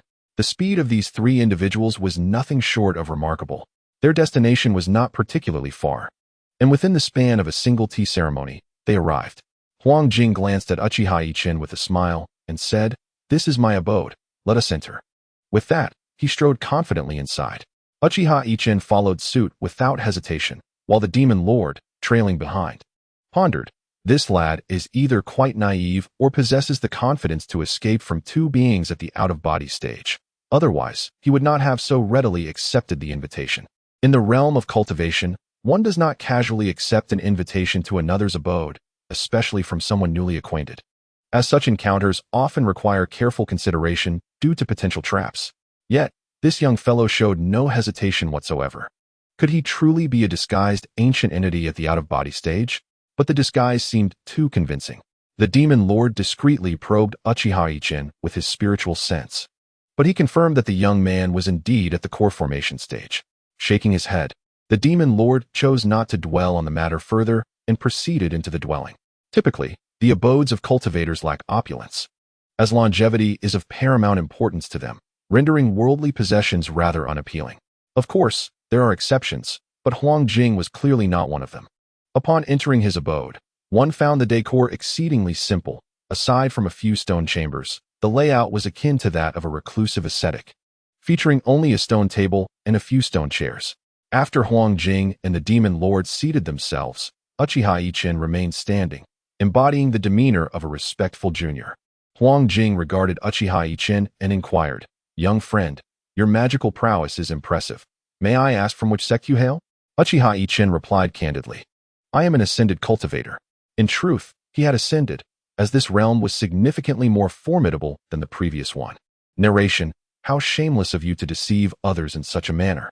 Upon hearing Uchiha Yichen declare himself an ascended cultivator, both men were momentarily taken aback before comprehension dawned upon them. Ah, so the young friend is indeed an ascended cultivator. No wonder his strength is so formidable. Huang Jing realized he had misjudged the youth, while Uchiha Yichen reveled inwardly in his success, relishing the very situation he had hoped for. The demon lord remarked, "I have previously heard that ascended cultivators are several times stronger than those born in this realm. I was skeptical until now. However, I must ask, why is your cultivation level only at the core formation stage?" This inquiry was precisely what Huang Jing wished to know. Uchiha Yichen responded, "The explanation is rather lengthy. During my ascension, I encountered a spatial storm, and by sheer luck, I survived. However, my body suffered considerable damage, causing my cultivation to regress to the core formation stage." He chose to say merely that his cultivation had fallen to the core formation stage, omitting the detail of having descended from the nascent soul stage. His ambiguous phrasing instilled unwavering belief in his interlocutors. To escape with my life, I took advantage of the weakening spatial storm to employ a secret technique, the cost being a decline in my cultivation level. Yet, I did not anticipate such a drastic drop, landing me squarely at the core formation stage. Huang Jing nodded, evidently convinced by Uchiha Yichen's account. The demon lord himself was a warrior at heart, and upon encountering the legendary ascended cultivator, he was determined not to let this opportunity slip away. He boldly declared, "I wish to engage in a spar with you." After a moment of contemplation, Uchiha Yichen acquiesced. The demon lord's face lit up with joy, and he continued, "You are currently at the core formation stage. I can suppress my own cultivation to match yours, thus ensuring a fair contest." Little did he expect Uchiha Yichen to shake his head in refusal. Taken aback by this dismissal, the demon lord felt a surge of irritation and thought, "This young man harbors a profound disdain for others. Even if you were formidable in the past, can your former prowess be wielded with your current core formation capabilities?"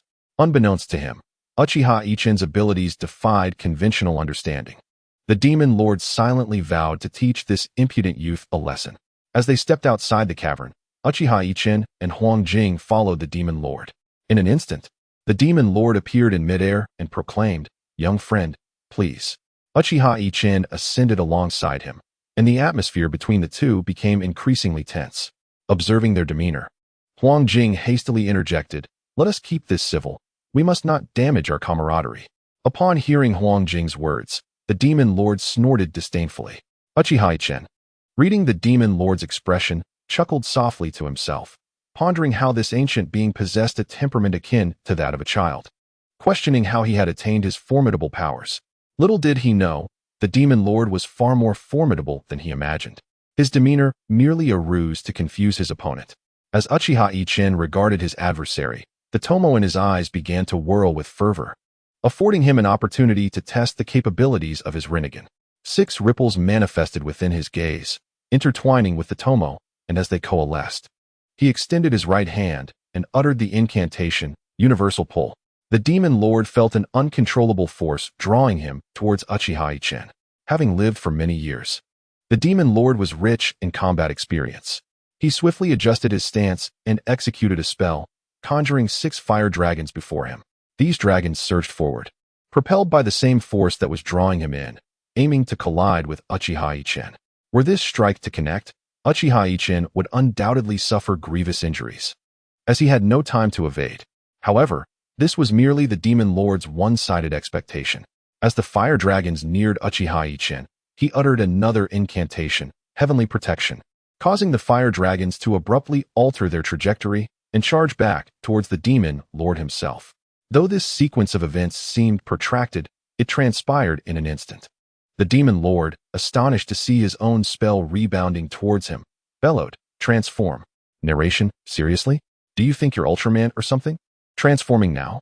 As the Demon Sovereign completed his transformation, his stature abruptly surged by a full yard, and grotesque bone spurs erupted from his joints. Uchiha Yichen, witnessing this direct metamorphosis, felt a profound gravity in his gaze.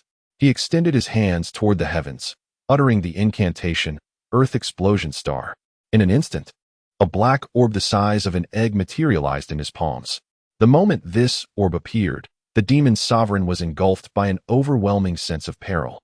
Without hesitation, he struck his storage pouch, conjuring several shield-like talismans, and with a deft gesture of his fingers, these protective artifacts enveloped him. Just as he was shielded, he sensed a terrifying gravitational force emanating from the sky, drawing in everything around: mountains, soil, and all matter. Huang Jing cried out in alarm, "This is bad. Young friend, cease at once. Your actions will devastate the entire mountain range." Uchiha Yichen waved his hand, withdrawing his magical influence.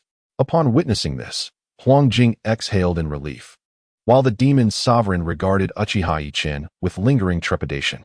This peculiar young man wielded an extraordinary power, yet compelling him to bow to anyone would prove a formidable challenge.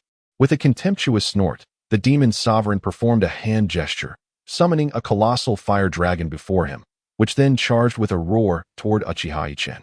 The latter, amused by the dragon's audacity, merely uttered, "Hungry Ghost Path," and absorbed the fire dragon effortlessly.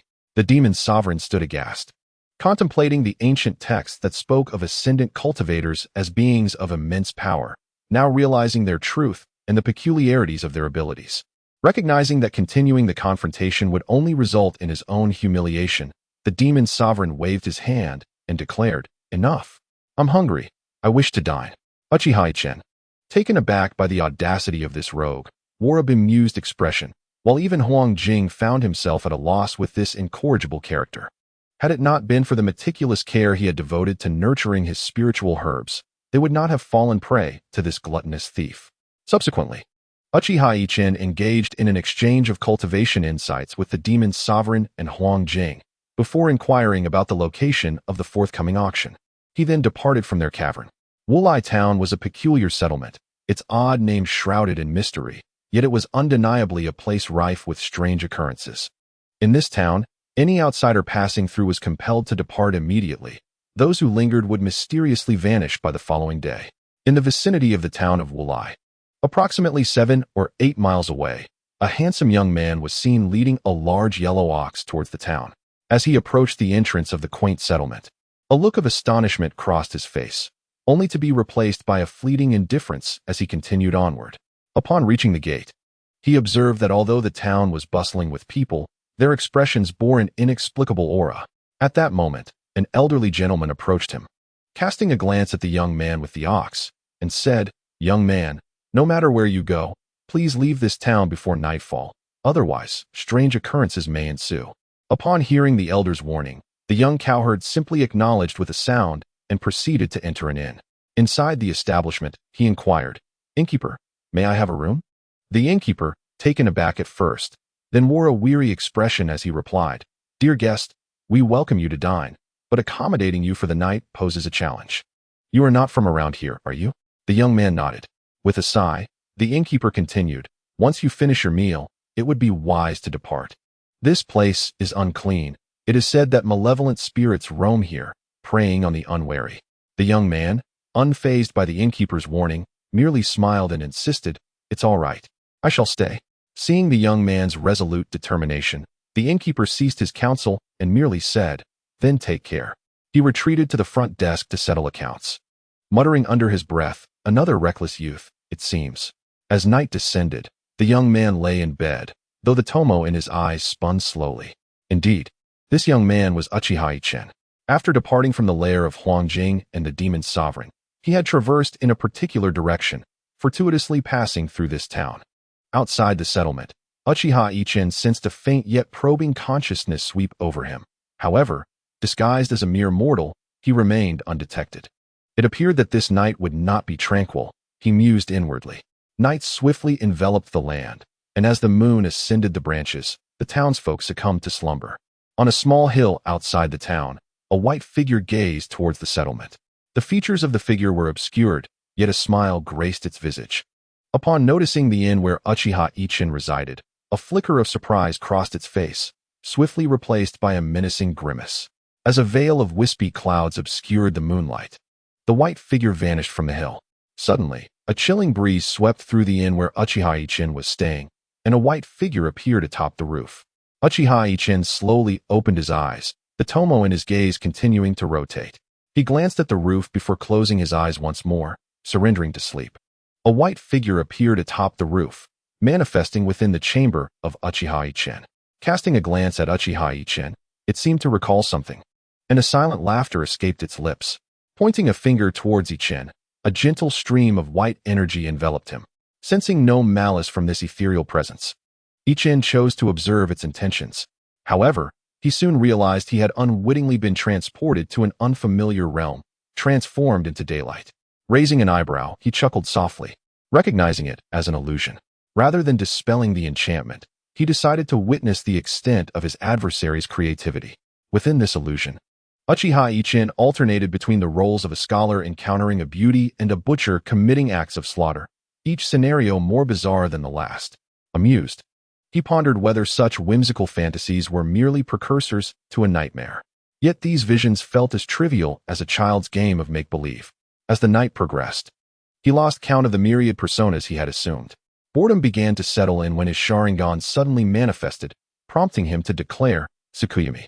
The white figure, sensing the unwavering resolve of this youth, realized that no matter how elaborate the illusions, Yichen remained unfazed, as if he were merely watching a play. While ensnaring others in illusions was not inherently problematic, the continual shift of scenes proved mentally taxing. Frustration brewed within the figure as it acknowledged Yichen's resilience against the enchantments. Just as it contemplated a change in strategy, the surroundings morphed into an entirely different world. Upon arriving, the scenery appeared astonishingly vivid, instilling fear in the white figure's countenance. It dawned on the figure that this youth was, in fact, a formidable expert. No matter the intricacies of the illusions employed, Yichen remained unperturbed. Regret washed over the figure. It lamented that it should have recognized Yichen's prowess sooner. Had it done so, perhaps an escape would have been possible. The whims of playfulness had led to this predicament. As the white figure spiraled into self-reproach, Uchiha Yichen's form materialized before it, a smile gracing his features as he regarded the spectral presence. However, upon discerning the true nature of this apparition, even Yichen found himself momentarily taken aback, curiosity illuminating his expression. The white shadow was revealed to be a soul, exceptionally pure, devoid of any signs of cultivation. Such a soul ought to have been reincarnated, not wandering the mortal realm. Most perplexing was the fact that, despite lacking any signs of spiritual development, this soul possessed strength comparable to a foundational cultivator, further piquing Yichen's interest. In the realm of Tsukuyami, Yichen conjured a chair and seated himself, his Sharingan's tomo spinning languidly. The white figure regarded Yichen with palpable fear, an instinctual dread awakening within it, especially when confronted with the intensity of his gaze. At this moment, Uchiha Yichen inquired, "What is your name?" The white shadow merely parted its lips to respond, yet emitted no sound. Nevertheless, an extraordinary vibration allowed Uchiha Yichen to comprehend its words. It proclaimed its name to be Chiener. A wave of incredulity swept over Uchiha Yichen, compelling him to exclaim, "Don't tell me you're awake, and your name is Nie Xiaoqian." Upon hearing Uchiha Yichen's utterance, the white shadow momentarily froze, instinctively producing a ripple that conveyed, "How do you know?" Now it was Uchiha Yichen's turn to be taken aback, and he shouted, "This is utterly ludicrous. You are indeed named Nie Xiaoqian?" Nie Xiaoqian, perplexed by the sudden outburst of this enigmatic figure with peculiar eyes, timidly inquired, "Where is this place?" Why have I suddenly appeared here? Wasn't I in your room? In response to her question, Uchiha Yichen inhaled deeply and replied, "This is a realm of my own creation. As for your presence here, it is I who brought you into this space. I merely wish to discern your intentions, as well as to unravel the mystery of why this town is named Wulai Town.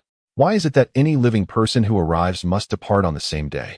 If they fail to leave, they inexplicably vanish. Are these matters of your doing?" Faced with this barrage of inquiries, the white spirit found itself momentarily at a loss for words. Uchiha Yichen remained unperturbed. After all, time within the realm of Tsukuyami flowed at a different pace than in the outside world. 3 days here equated to mere moments beyond. Gradually, Nie Xiaoqian began to recount her tale. "I do not know why I have become this way.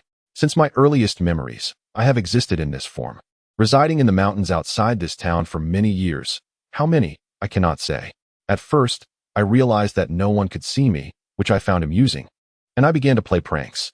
Soon, fear took root among the townsfolk. Though they could not perceive me, I sensed their terror. They summoned numerous monks and Taoists to perform rituals, yet those charlatans were merely after their money, not wishing for their hard-earned wealth to be swindled. I drove those frauds away.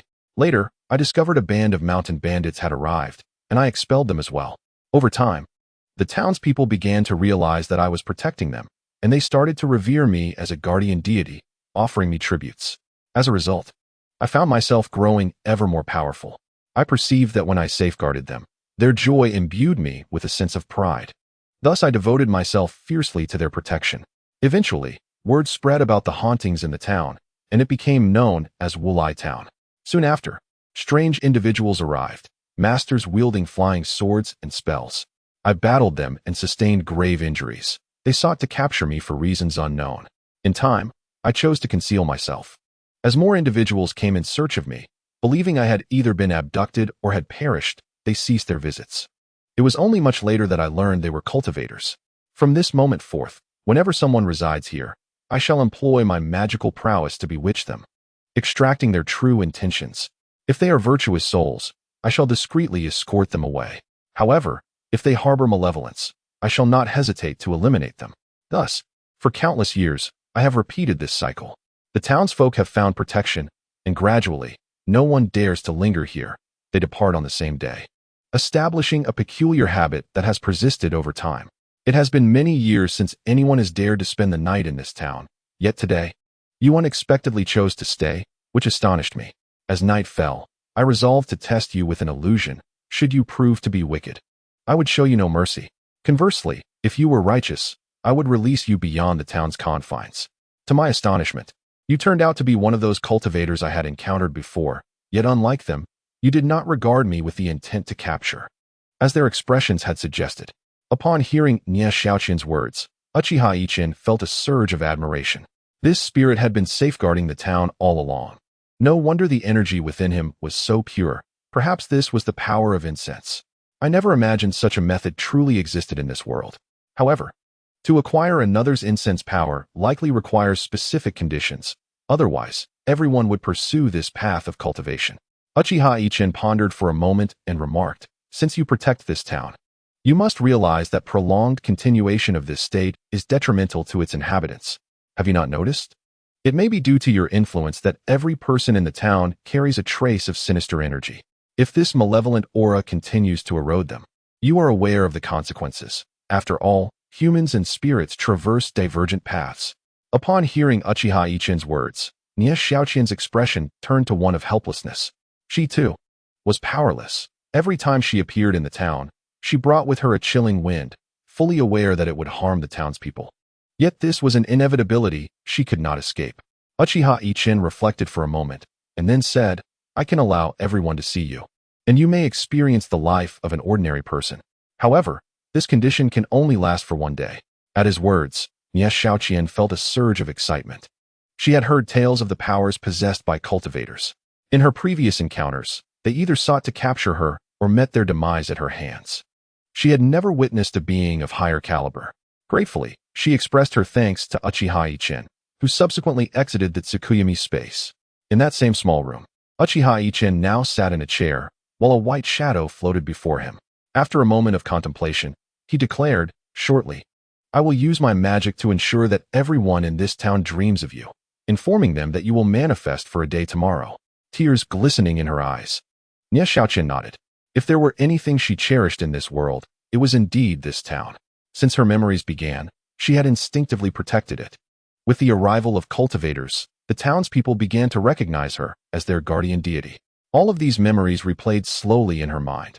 As dawn approached, the inhabitants of the quaint town found themselves united by a singular, enchanting dream from the previous night. In this ethereal vision, a captivating woman smiled at them, proclaiming that she would appear at the town's gates with the break of day. Initially, the notion seemed absurd to any individual reflecting on the dream. Yet as the realization dawned upon the townsfolk that they had all shared the same dream, a wave of exhilaration swept through their faces. They were on the verge of encountering the guardian who had safeguarded their town for countless years. On this momentous day, the townspeople set aside their daily toils, congregating at the town gates in anticipation. Would the tales passed down through generations finally be validated? As they gazed down the road leading to the town, two figures gradually materialized before their eyes, a strikingly handsome young man and a woman clad in resplendent white garments. The young man possessed a remarkable countenance, while the woman exuded beauty, and together they appeared perfectly matched. As the pair drew closer, all eyes were fixed upon them. Uchiha Yichen, witnessing this spectacle, slowly ascended into the air, followed closely by Nie Xiaoqian. At that moment, the mayor exclaimed, "Immortal! It truly is an immortal. The legends passed down by our ancestors are indeed real. Our town has been under divine protection all along." With that proclamation, the townsfolk knelt in reverence. Uchiha Yichen discerned a mysterious aura emanating from each person in the town, gradually converging towards Nie Xiaoqian. As this essence fused with her being, her form solidified significantly, piquing Uchiha Yichen's curiosity. However, when he attempted to touch this enigmatic substance, he found himself passing right through it, unable to make contact. Nie Xiaoqian, silent yet profoundly moved by the sight of the townspeople gathered before her, felt a torrent of emotions well up within her, tears cascading down her cheeks. After a moment of composure, she spoke, "You all know my identity. Indeed, I have been the protector of this town, for it has always felt like home to me. Over the years, I have witnessed the town's gradual decline, which pains me deeply. What saddens me further is that my essence has begun to affect your well-being. I have come to you today with a decision. I must leave this town. You must protect yourselves and safeguard this place." Upon hearing Nie Xiaoqian's heartfelt words, the townsfolk fell into a hushed silence. Sensing the weight of the atmosphere, Uchiha Yichen produced several formation flags from his storage pouch. With a series of intricate hand gestures, he commanded the flags to take flight, directing them towards the four corners of the town. Once they settled into their designated positions, he executed another gesture, causing the flags to emit a soft, ethereal glow, forming a protective dome around the town. Gradually, the luminous shield faded from view, leaving the town enveloped in an aura of safety. After accomplishing all of this, Uchiha Yichen spoke, "You need not worry about the safety of the town any longer. I have just established a protective formation that will safeguard your settlement for centuries." With that, he soared off in a particular direction. Nie Xiaoqian, witnessing Uchiha Yichen's actions, felt a surge of gratitude within her. Resolute, she glanced at the townsfolk and, with a firm resolve, pursued Uchiha Yichen. The townspeople remained in a daze for quite some time, watching the two figures vanish from sight. Gradually, a sense of desolation enveloped the town. After all, their guardian, who had promised to protect them for hundreds of years, had departed. In this world where the existence of spirits and deities was a stark reality, the ordinary citizens held a deep-seated belief in such entities, especially after having encountered one firsthand. Upon returning home, they crafted a longevity plaque for Uchiha Yichen, vowing to honor him. As the first incense stick was lit in his honor, a faint and mysterious aura traveled across vast distances, merging with Uchiha Yichen's being. When this enigmatic essence integrated into his body, the divine markings upon his forehead emanated a soft glow, drawing in the mysterious energy. Following this absorption, a thunderous sound resonated in Uchiha Yichen's mind, causing him to stumble and plummet from the sky. Nie Xiaoqian instinctively reached out to catch him as he fell, but the radiant light emanating from Uchiha Yichen rendered her unable to approach. Fortunately, his formidable physique ensured that he would not shatter like an ordinary cultivator upon impact. Meanwhile, a cataclysmic transformation was unfolding within Uchiha Yichen's consciousness.